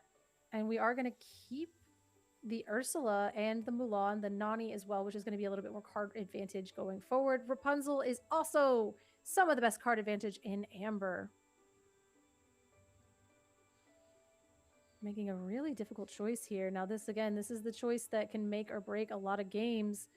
Getting rid of the Tramp, the Mulan, and the Dale, which you can get Mulan, Finnick, and Tramp back with a Lady Park Avenue in the future. So that is something to keep in mind. Yeah, I would absolutely hold on to the deal. The moment the other one exposes itself, the deal will be your friend. I know, but then we're saying that, hey, I don't think that this is a very good card in this matchup. I tend to disagree, but at the same time, they're in top 8 of the CCQ, and that's important. So we did go ahead and keep the Dale. Okay, so that is the cards that we were keeping. It was flopped around. I was like, the way you were looking at them made me feel...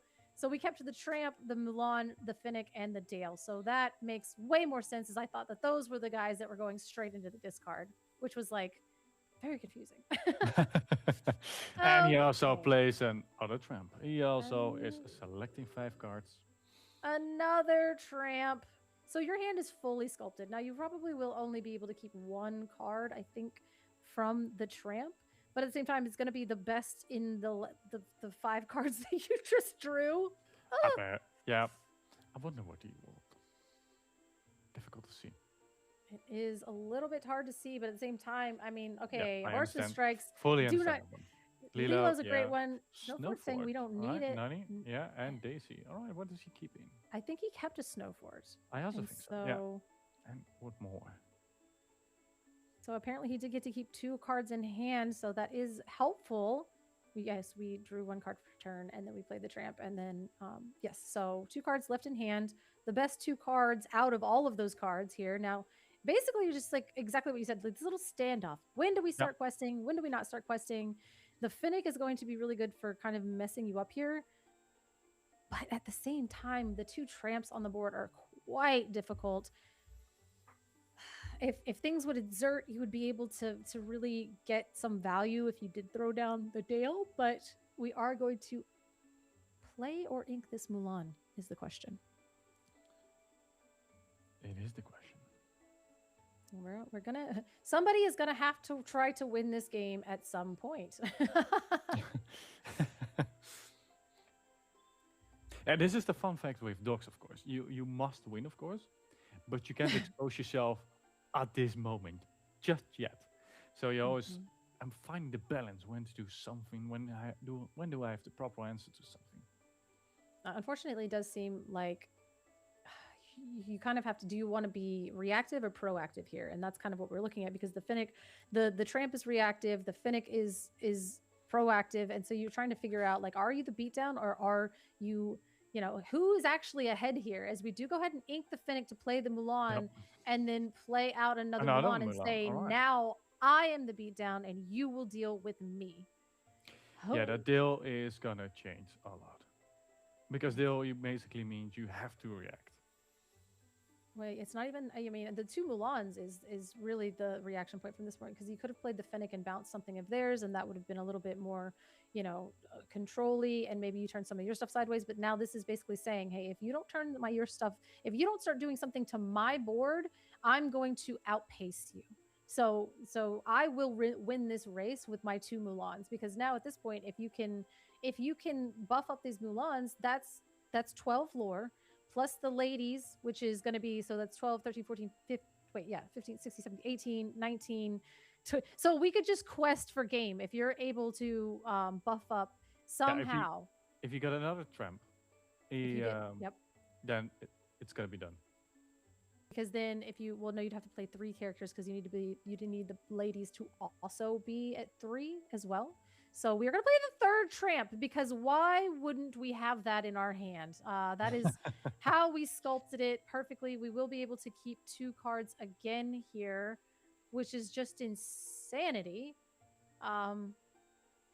Ridiculous. So, I mean, at this point, you're going to have some removal because if we are able to tramp into another tramp, that's going to... Well, you need 2 tramps and then 1 more character to be able to buff up those ladies to get within game for next turn. No, so Dale only counts as during challenges. So even if you play the Dale, that does not change the static strength of it, so it does not count for Mulan. So that is one thing, is like if a Dale is on the board, it's really, really powerful during challenges only. But if something like Mulan or Under the Sea happens, Dale is a 0 strength. Now, no fort. All right. So now we're basically saying, hey, I'm going to have to exert all of my things and hope you don't have it. And now the Dale is going to be a massive card. And potentially now, but if we can, like the tramp in hand is going to help. And like I said, if we have the right series of draws here, we could just win the game right now. And I think that's why he's like, okay. The top of my deck, the top of my deck has to be gold. If that's a tramp, we could just win. Okay, it's a snow. It's a snow fort. It's a snow fort. Okay, hold on. Let me see. That changes the math. Whoa, no, I think we could. No, we need another tramp. I'm sorry. I just got so excited. He's doing the math as well because that will give Mulan. She'll quest for 2. You can play the tramp. One will quest for 6. The other one quest for 2. But then you would need another. You still need 3 characters, so you can't play the Dale and the tramp. So they can't win this turn, but that does. You got to answer this the is other tricky. board, yeah, absolutely. So yeah, you put the Dale on the board to deal with some of these characters, and I think that's really good. But then on the crackback, if he has lady in hand, he would be able to shift lady and get some of these characters back. But he was only at 3 ink, so you would have to take out the lady. So we are going to play the Snow Fort, I do believe. Or no, we're playing the Dale. That's good. So play the Dale, and now everything challenges a little bit heftier with a 2/6 now becoming a 6/6, and our lady as well. So only the Snow Fort makes things a little bit more difficult. Because it does say during your opponent's turn, your characters gain resist. So we are going to sit here and try to separate and figure out some of the challenges that we want to do. I would love to try to quest potentially with these Mulans, but I don't know if we're going to be able to. The lady is the first thing I am taking out. That thing needs to get gone. Because shifting, if I take out your whole board and then you just shift a lady, I'm going to cry. Especially since we just decided to take out the oh, and the Snow Fort, it does have resist on your turn, so the Snow Fort does make everything a little bit more funky. I do not envy these Illumineers. Oh my goodness. This is a brain puzzle from the next level. Good luck with it.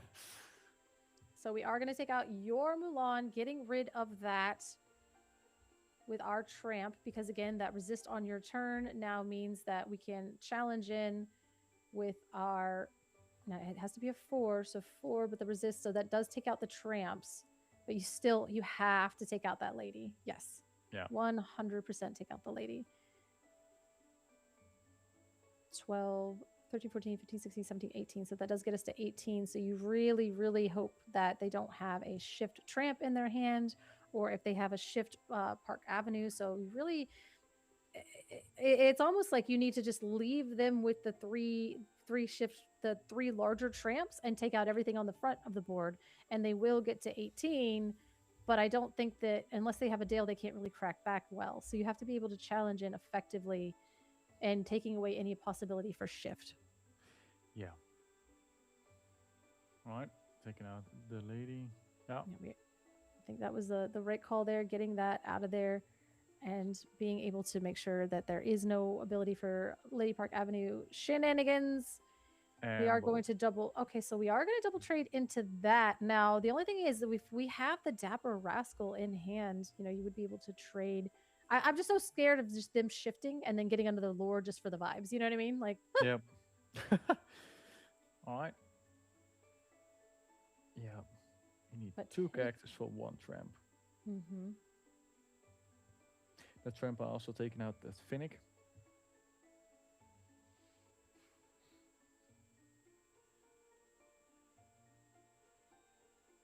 So we're saying 12, 13, 14, 15, 16, 17, 18. So now we're allowing you to get to 18. And we are going to go ahead and play the Lilo out of the discard here. Yep. So this is a very interesting thing. Now we have no cards in hand. So that was actually, okay, that changed it way more than I thought. We had no cards in hand. So you had all the information possible. Taking out that Lady Park, the shift decisive dog is probably really exactly the cleanup that you needed to do. Let's see. Now you will be able to challenge in quite a bit here. You will be able to get rid of both of the decisive dogs. And I think opting, are we just going to quest? Yeah, we're going to quest. We're saying, go for it. Saying, hey, you can't win from here, but you're going to have to continuously deal with me being at 2. All right. So another job to clean the entire board. Now, if you're able to just buff up those ladies, you just win the game. You have to buff up the blondes, so you need another.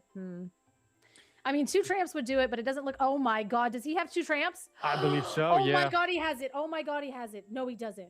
He does, because the tramps cost 2. So then you could. Oh, but you have to play one more character. Oh no, it'd have to be 3 tramps.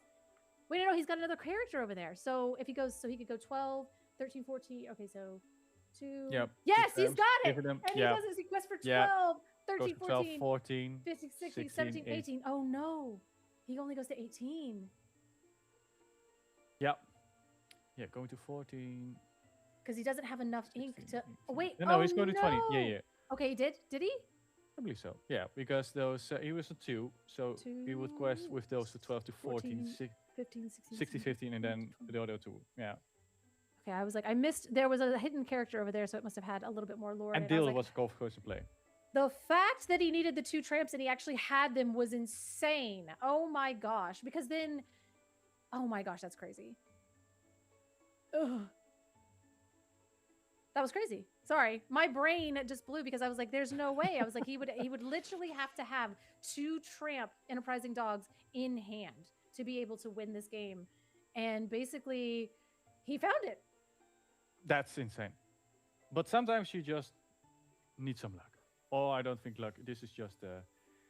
Well, I think they were putting themselves into the position where I think the one player said, "Hey, you need exactly 2 tramps," and basically, our other player said, "Hey, I have to draw another tramp and I win, or I could maybe stave this off for a turn, but then I still lose." So you're basically playing to your outs, and your outs were 2 tramps, and boy howdy. Yeah, that's a nice feeling to have. Going to top 4. Absolutely, yeah. We're going into top 4 here. Let's go ahead and take a look at what is happening here on the Ravensburger Play Hub, seeing who we have left in this matchup. Oh, please, Play Hub, please, please. No, just do it. I know. Work, just work, going. work. Yeah, going into because we just saw the 2 games. So see how many we had, because that was our top 8, I do believe. And all right. Oh, hello. Ravensburger Play Hub not loading. So Oh, not? Oh, but me it loaded. oh, there we go. So yes, we had Olaf versus Fabian and Yep. Olaf 2-0. We have that was the last match of our Yep. top 8. Hex is finished as well. Yeah. So Zikbar taking that one, correct? Hello. Yeah. Hello. Well, I'm glad to be back after a long break. Oh well, sometimes you need a break. But I watched every match, so I'm happy you streamed the dogs matchup. It was a fun match to watch, and again, that Mulan is such a strong card. And the rest straight to Mulan. Especially with the tramps on hand. Oh yeah, was already absolutely. Game over, so yeah. I'm Yeah, I curious to didn't- see what we see now on top 4 as well. I believe he drew that tramp for hand, and I think that will be the moment that goes down for me. Like, it Indeed. was in turn, you know, we had Snow Fort tramp in hand, and then all of a sudden that second tramp was exactly what he needed to get those Mulans all the way to be able to quest for 12, a measly 12, going from 2 to 20 in a turn. Who would have thought? That's crazy. Only with Tamatoa you can do this kind of stuff. Yeah. And a Mulan. Or 2 But Mulans. now we will see again the spicy deck from early in the day. Wait, Green are we going to red. see the Leviathan? Yeah. we're The going to see Leviathan the deck is Leviathan. still in it? Yes. Yeah, of course. He's on 6 wins, I think. No, 7. Oh my goodness. Who is Yeah, he playing won the every Leviathan match. deck? Yeah, he won every match. So Which player is this? the one with the long curly hair. He had 2 draws. He had 2 draws. Yeah. And Oh, every okay. So game, double drawing Yeah, into top cut and then coming out. And He's actually on screen right now. yeah he's Yeah. one with his leg. Oh, I seriously hope he is on the stream. Yeah. I want that to see the needs to- Leviathan deck. I was like, they can't hear us, but let's just send our vibes because I really would Yeah. love to be able to see that deck. I did that really pessimistic thing where I just assumed the fun deck is no longer in it, but I mean, No, let it's me. If still in it. Emerald and Ruby wins the CCQ, I have so many Yeah. victory dances that I have to do. Just in your face and in your face and in your face because I was so into this deck and people told me it was You bad can say, and I was like, I told you so. I told you so. But yeah, no. So obviously I want them to win because, you know, that'd be lovely. But also I need them to win. Oh, and I hope it looks, this is the player, correct? We're It looks going like we to get our wish. Oh Yeah. yeah, we're gonna enjoy this one.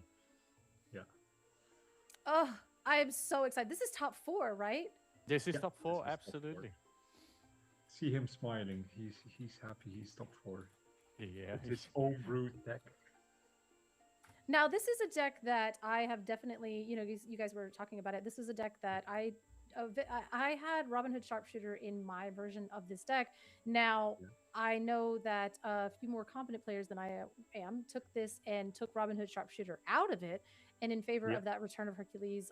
And that I had that in it, but they didn't like the variants of the Robin Hood Sharpshooter, as especially in a meta with Brawl and Firefly Swarm and And- things of those nature. But Is he tied up against Zack? I'm just wondering.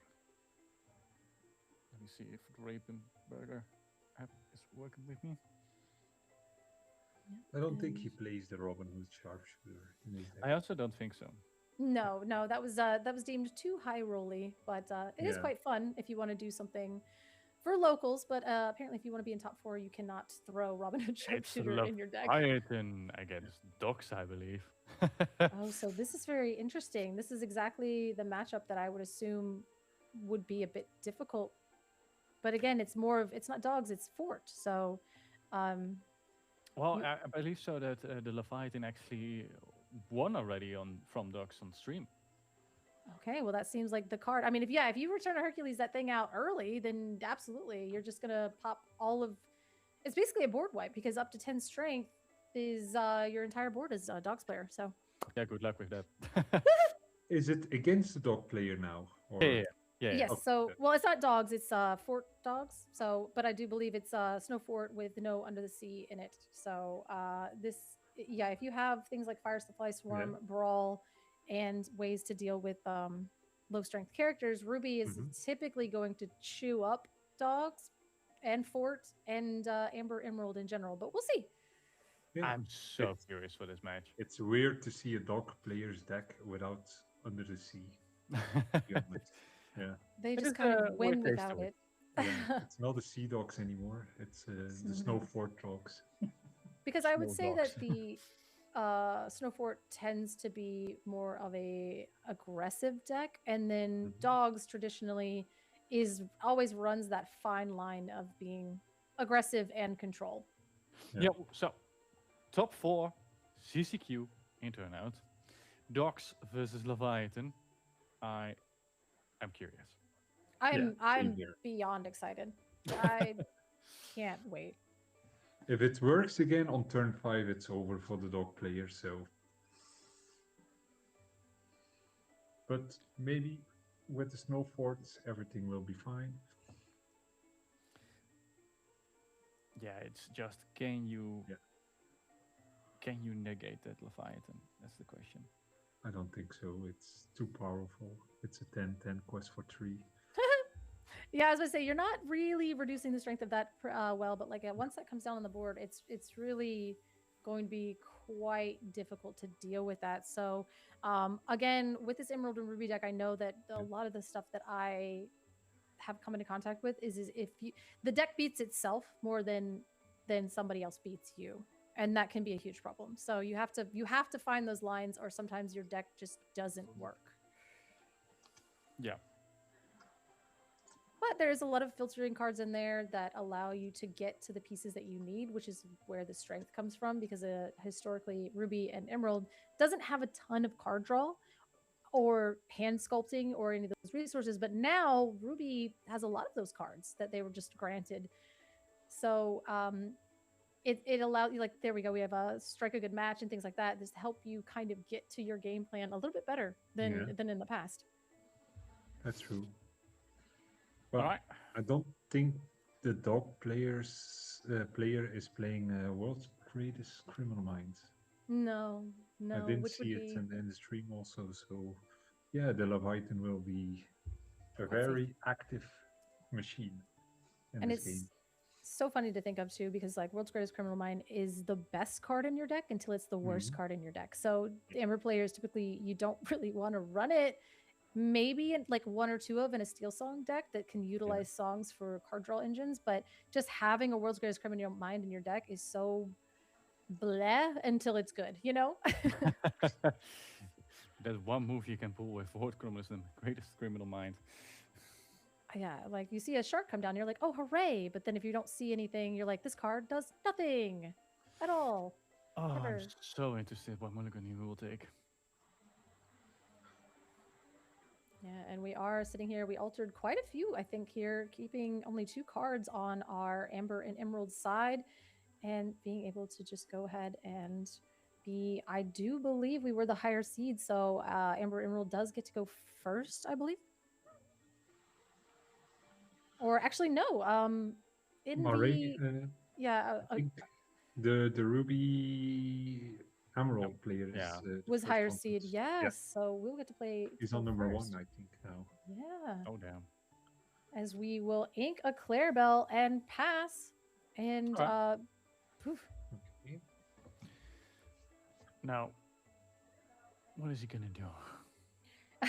He's probably going to play some Disney Lorcana cards in a legal order, hopefully. But we do see a Nala in hand, and it might make its way into the Inkwell because everything else in our hand is too important. We play the Island which of course does have support. We see the Snow Fort, we see the Piglet, we see the Go-Go, we see our path to victory as we wait for our opponent to then, kidding, they played a Jebediah. Ooh, okay. Having the control of Jebediah is strong. That's awesome.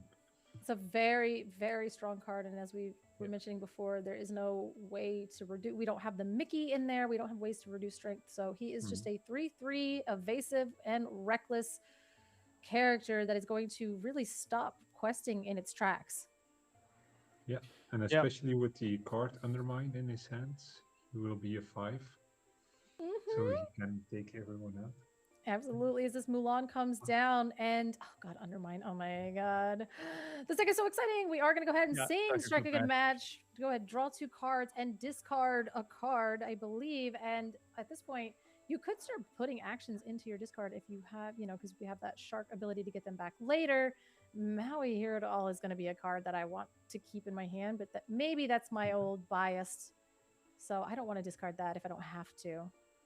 Interesting. So he We are going for the sudden chill, which leads Sudden me to chill, believe you're scared of Ursula Deceiver coming down and taking that song from you, so you're maybe protecting yourself from going down a card. But are we going to ink the hero to all? Okie dokie. And just play another Jebediah. Well, it's good to have evasive on board. So Also giving a lot of pressure against Yeah. questing and stuff like that. because if you play a tramp and you give the challenger to another character, you can take out his characters. So Ooh, Oh, we and get another double Mulan. So yeah, we're using that Willow to be able to play in another Mulan. Now we don't have the snow fort. We are able to then potentially quest Islandwe to buff up Mulan to make her quest for 3, but I don't think it's worth it in the face of these 2 Jebediahs. So basically trying to say, hey, I see that you're trying to do stuff, but Jebediah is not going to let you do those things. Nope. Inking that hypnotize. Yeah. And we Alright. do have, we have it. Firefly Swarm. Firefly. I love this card so much. This is our uninkable brawl, but it does say if you take 2 cards this turn and put them into your discard, it turns into a Dragonfire where you're able to just banish the character for funsies. So uninkable, but truly, I think one of my favorite cards coming out in Wilds Unknown. Getting a snow fort ready. It's here. It's making a splash as we ink the Lilo to then play the tramp, buff it up. And now are we just going to go ahead and get the lore here? And we are going to go ahead and quest saying, hey, listen, I've got resist on my turn now. They have 4 willpower. You got 2, 3 willpower or strength characters. What are you going to do? I'm going to, I believe, 8 lore now. We're going to undermine, I think. Oh, Return of Hercules into the Inkwell to then play Return of the Hercules to then play Sisu. Oh my gosh. Yeah. Oh my gosh, that was insane. Yeah, that would. Oh, and then you do get to can also play. work. And oh my gosh, and if you were to play anything active character, so basically that just negates the character that he would have played, correct? Yeah. Oh wow, that's so good. And we're gonna play Mulan and pass because our dreams and hopes were dashed by the biggest dragon in the And game. shattered.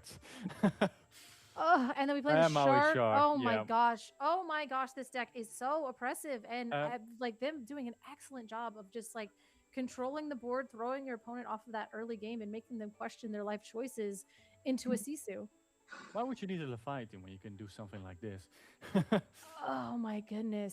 We didn't see the Sisu on the No, on the first one, last- we didn't see it, no. previous game. So Oh my gosh, Nani coming down, a great way to do some resources, being able to look at the top 4 cards of your deck, and hopefully one of them is going to be better than the rest of them. Daisy Duck being, you know, we can't grab the Rapunzel, but we can grab the Daisy. Now, there are a critical mass of actions in the Ruby and Emerald deck, so the Daisy will probably not be gaining you too many characters, but we're just going to go ahead and throw these characters on a quest, go to 7. Oh my gosh, any action that you play will also be able to... Oh, and oh my Lenny. god, Lenny. Yeah. Lenny's amazing. Lenny says whenever you play this character, you may look at reveal their hand, and then you discard an action card of your choice. But then also, once during your turn, when you play an action, you can ready this little guy. Yeah. You just ready it's him. a Mowgli, but better. But way You get to better. choose Yeah, the you get to and choose discard indeed, yeah. an action. And then he just sits around and becomes a little nightmare every single time you play an action. So he can double sing, he can ready, challenge in. I mean, he can't really challenge, but hey, listen. But he's still doing the most. He could quest twice if he really wanted to. Yeah. Great value. And he's Yeah. a toy. And he's a Some- toy. We are going to throw that into the Sisu. Nani taking out that giant dragon because of the snow fort. We do have that +1 strength on our side. Playing the Rapunzel, which we... Oh, man. No Rapunzel value because, you know, Nani did not make it through the dragon fight. Quest for 1. Yeah. Immediately quest for 1. And then we are going to go And ahead and play in Diablo. Diablo. It's a spy. He spied what's in your hand, and it's not that crazy. So we are just going to go ahead and quest the Lenny. Now, again, Jebediah looking menacing on the board, but doing a lot of nothing because it does have Reckless and no lore. Gonna go play He's another waiting for an Nani. opportunity to What is attack. he searching for? Is I he was gonna say- searching? Oh, does he have a hit? Yeah, yes, at least do it. Yeah, we are able to take, I think, the Willow off of this, or the Mulan. Okay, no, the Nala. Yeah. Sorry, which is pretty good here. Now we are at 7 lore, and we're building up quite the board. So there is a world where we go ahead and just hold here, and then try to just quest out in one turn. And We've he's seen this going Mulan full pop quest. off. Yeah. Yeah. 12. Even if the dog's player exert his characters, the Maui Hashork will Right. deal with it. Oh, and and And we get played back. the Olaf. Olaf for reduced to take And away there goes the 2 lore. lore. Yeah. It does take away 2 lore, and now we are at 12. So now if we could play 2 actions, we could just win the game between our Maui on our Lenny combo over here on Ruby and Emerald. This is looking a little insane for a deck that we have just really not seen in a top cut like this. No. Nope, that's game. Oh gosh, and that is it. We go ahead and scoop it up, going on to game 2. Ruby Sapphire, or Ruby and see, I can't even say it properly because I just can't believe it. This is awesome. It's the first time ever to say those words on live stream. It's just Ruby and Emerald in Infinity in top 4, Yep. taking game 1 crazy. of a CCQ. That's like it's insane. speechless. Yeah, this is what we had earlier this day. Insane. What do you mean LorcanaSpinz? I called it too. Remember my list I sent you? It's not this list because Well, of course, this list that is deck better. Woo! Did have an advantage being on the play for now, so he will go on the draw now. Mhm.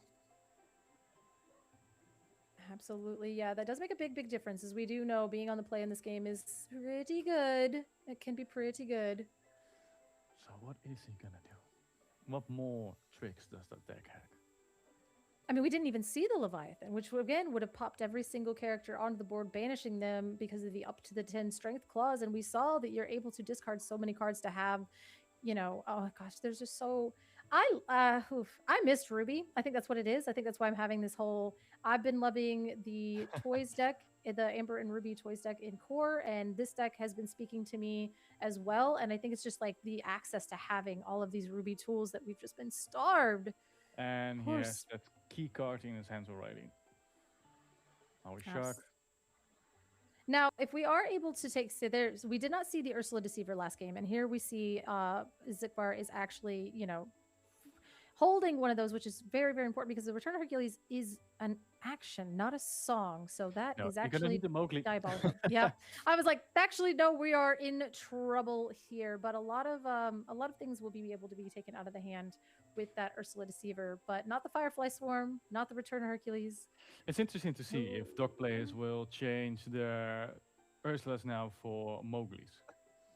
The Mowgli is so- just so difficult because of that, you're not able to choose. And then I know there's Timon, but then Timon doesn't really help you as well because, it's uninkable and it comes down on 3. And of course, you're not able to find that off a Nani. So that one really doesn't help you either. It's so difficult. Poor Amber. I'm just kidding. Poor Amber. What are they to do? They can play the bare necessities in their deck to choose. Oh my gosh, you're so right. Yeah. Like lore gains last week. Yes. Okay, inking that deal, going for a lady. Yeah. Next turn, Tramp. Getting that speed up. Now, we do know that the fort decks don't like to play a ton of actions, so even putting that bare necessities in there kind of dilutes the deck for your Nanis and for your other cards that you're trying to handle, and it also being a song makes it susceptible to the Ursula from the other side. It is such a. This is like the fun part of the meta, right? You're like, okay, how do I counter it? How do I how many layers deep am I going to go into trying to metagame this situation? But going for the Eidolon Wii and the Tramp here to get a big quest. Yep. It's a pretty good jump. turn That's 2 on the play. A good jump. Yeah. Now to see, we do have the Mulan in hand. We have the Nani and the Piglet. We are going to do the Ursula to see.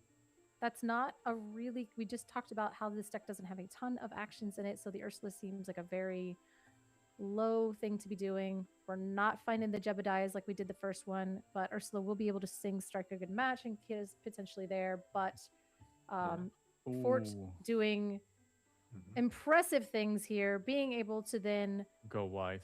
absolutely Using that Elwyn to get Lady even more lore. Yeah, we are at 8. My goodness, this might be a little bit too late because even if you take a turn off to Firefly Swarm, I guess you could Firefly Swarm the lady, but you still have the piglet that is a problem. You're not able to get after, gosh, near anything. No, but you could Firefly the piglet, of course. And then You could. take a small risk that he doesn't have many more characters to fed that lady. The problem is the lady, unfortunately. Well, you have 2 ladies, so you're right. It has to be the piglet at this point. I did not see the other hidden lady because you're like, oh, well, you could just shift and then get all this stuff back. It's always take out the lady. It's always. But at the same time, I think... oh, this is a difficult turn. Because there's so many avenues for Fort here to just take the game.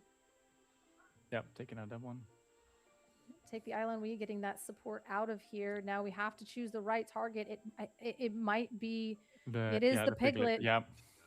But now if you play 2 characters, all you have to do is play a tramp and then 2 more characters. Well, with the Nani, you can only play the Nani. Oh my gosh. Okay, he has a Nani and a piglet, so play the piglet. It's back. It's relentless. I might have went with the Nani. And going quest. Yeah. Questing up. Take that to 11. Yep. Gonna say, I mean, we are only on 3 ink here. We're at 11, 10, 11 lore, inking the Bruno. We have to start doing some really cool stuff, and that was not it. That is not a play you might want to do now. Diablo was not what we needed here. Now. All right, let's see what more is happening. We could have just won the Full game, quest? but we are going to full quest. The lady's only questing for 1 each, which is sort of fine. But we will go ahead and potentially... Go to 17? Yeah. Yep. Now, did we play anything? I don't think so. He did. We just Or exerted no, our he played equal Snowfort. vibes? He played Snowfort. Oh, okay. So that does make it even worse to try to challenge back Here into... it comes. Now, we can Return of Hercules into the Sisu if we have it, but it doesn't... We are going to discard a Jebediah. Right, Came a little too late. Do we have it? I don't know if we do. He's thinking, can I solve this? This is quite the pickle that we're in. We're going to have to remove pretty much everything. We have a Bruno available to us, but that's not going to be able to do much. I don't think we have any characters to Return of Hercules out. No. Oh, it's oops, all actions over here. Oh, no. Not like this. Yeah, he's going to ink. He's inking the Gatlin Moliere to then play the Return of Hercules to then play the Leviathan. Leviathan. Okay, Yeah. but we do have to choose because now the Snow Fort makes that a 3-2. So we need to be able to take out the arena. It's not the whole board because of the Snow Fort. 3, 4, 5, 6. Oh, no, it is. It is the whole board. Yeah. It's the whole board. Yep. We just had to do the math. Yeah. Because it is up to 10 strength. My goodness, the Leviathan was sneaky there in the hand. I didn't even see it. Yeah, this is, I would say, my favorite card of the day. It's such an underdog deck. Yeah, absolutely. It's again on stream. Yeah, no, we do have the option of the Willow and the Piglet and the Tramp here. I think we are going to... of course. Yeah, Lady getting some cards back. Oh, did we ink it or did we put it in our hand or did we... Okay, so, so we just... Did we show it to him and then ink it immediately? What a weird thing to do there. But I guess we do have the 1 card in hand opting to ink it because we might have a Lady Park Avenue in hand and we are trying to get up to that. I don't... He talked about... Yikes. Oh, so we will go ahead and and discard this. We don't talk about Bruno. Returns that card to your hand, puts I it know, back into your God. hand, and then we Yep. will draw from the Prince John that we so sneakily put out there. Now this is a discard deck masquerading as a Ruby deck. What is happening? And going for the 2 lower, drawing that card from Diablo. This might be the corner that we needed to turn here. Diablo sneakily getting us a card each turn, but at the same time, my goodness. This like- is... Diablo being the least aggressive card on the board is actually really harrowing. You're like, what? All right, so he's gonna go for that lady. We Just did gonna have the put Lady that Park back. Avenue in hand. Does he have a lady and a tramp in his hand? Yeah. We will be able to get back pretty much any character that we want, and that's why we had to grab and just ink the tramp immediately, is because we did have that stuck in hand. So what we get back here, I mean, we are at 17, so it's going to have to be oops all answers from here with Ruby and Emerald Illumineer at 3 with quite a wide board. I mean, that Leviathan question for 3 each time will get us there, but we That still will have to get be you, yeah. able we still have to be able to get rid of everything forever and ever. So what is he gonna pick? So the problem here is everything in this Ruby and Emerald deck is strength-based removal. So everything is going to be quite harder to get rid of. So it's really 2 piglets. both piglets. Okay. Get 2 piglets back to our hand. Does he have enough time to make that? We're not inking See an face up, Olaf which in is his hand, so Full so quest, yeah. let's go ahead and quest out. See if you can get rid of this Park Going to- Avenue. 10, I believe. Yep. 10 is a respectable one, but are we just gonna pass the turn because we don't have a lot of things we can do? Oh, we can just he's play gonna the throw an Olaf, and it Olaf. does take you off the Right. 2 lore. God, this Olaf is so good. Going to 15 lore. Absolutely. And so that leaves 2, 3, 4, 5, 6, 7, 8, 9. So that'll get us to 19 next turn. But it does keep you off of it. It did buy you a turn. So you don't win next turn, but you're pretty So- close. He's gonna play those 2 piglets right now. He must, right? I mean, basically say you don't have it because again, we can't win next Yeah. turn. So we get up. So you have to have a way to clear these 2 piglets. Or play another Olaf. Well, I mean, piglet questing for, we are at 17, so piglet questing for Oh, yeah, 3, so 6. we will have to we Two have Olaf. we can't let you we can't let you get to 6 lore. So Diablo is gonna sing. Okay, we're gonna think about it here. The thing is like, okay, so Strike a Good Match is gonna be able to get 1 card in the discard, also draw us the 2 cards, potentially drawing us into a fire. We have a Firefly Swarm. Okay, so that's perfect. Now we need to be able to get a few cards into the discard to make that into a Dragonfire. And then now we're done. So now Firefly Swarm is a Dragonfire. And we're counting our cards here. Maybe we play an Olaf for the vibes. Okay. We also have Bruno available to us as well. I mean, gosh, yep. the path to victory here is fascinating. yeah, So it's one of the more Who's an Olaf interesting for, I would say matches. Bruno. we do, like I said, we do have the Bruno, but that does turn our Firefly Swarm we will be able to get rid of that piglet. Will they be able to get rid of 1 piglet? But we have to be able to get rid of both piglets. Right, and yeah, Bruno for a piglet. Bruno for a piglet there. Now we do have the Snow Fort, so it does make challenging into that very difficult. So we are going to go ahead and make you discard. But we do have a Prince John, so we get to draw another card, potentially drawing into another answer. Then maybe the Firefly Swarm only doing 1. Now Leviathan does challenge at the 10-10, so I don't think it cares about resist. Thoughts? But we are going to play another yeah, Olaf. Olaf, yeah. Taking you down away from that lore. We could have Leviathan challenge in now, and that would be, my goodness, it still takes you off of that. So 17, you're going to go down 2 lore to 15, challenge in with Leviathan, get rid of the lady, and then you only have the piglet left on the board. Yeah. And being at 15, you can't really do much about it. Or he can play Gogo Tamago. Oh, he could play the Firefly Swarm as well. And get rid of the lady that way. Because the 2 cards that went into the discard, it is now a Dragonfire. Yep. And still Leaving- get the 3 lore. Yeah. And still get the With 3 the lore. 16. My goodness. Oh my god. This deck is my favorite deck ever. This is awesome. This is Not- brilliant. Yeah. Yeah.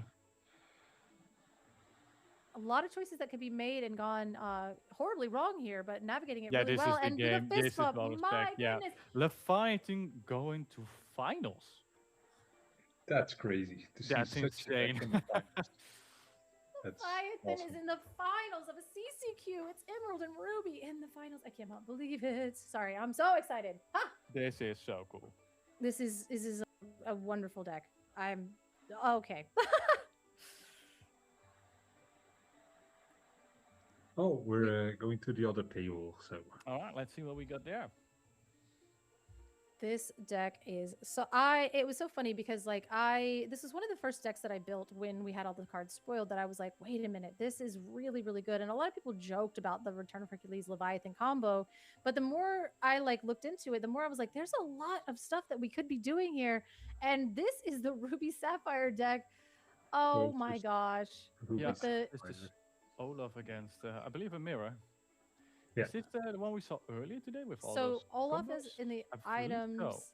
and then yeah, we do see the Lilo and Lilo here double singing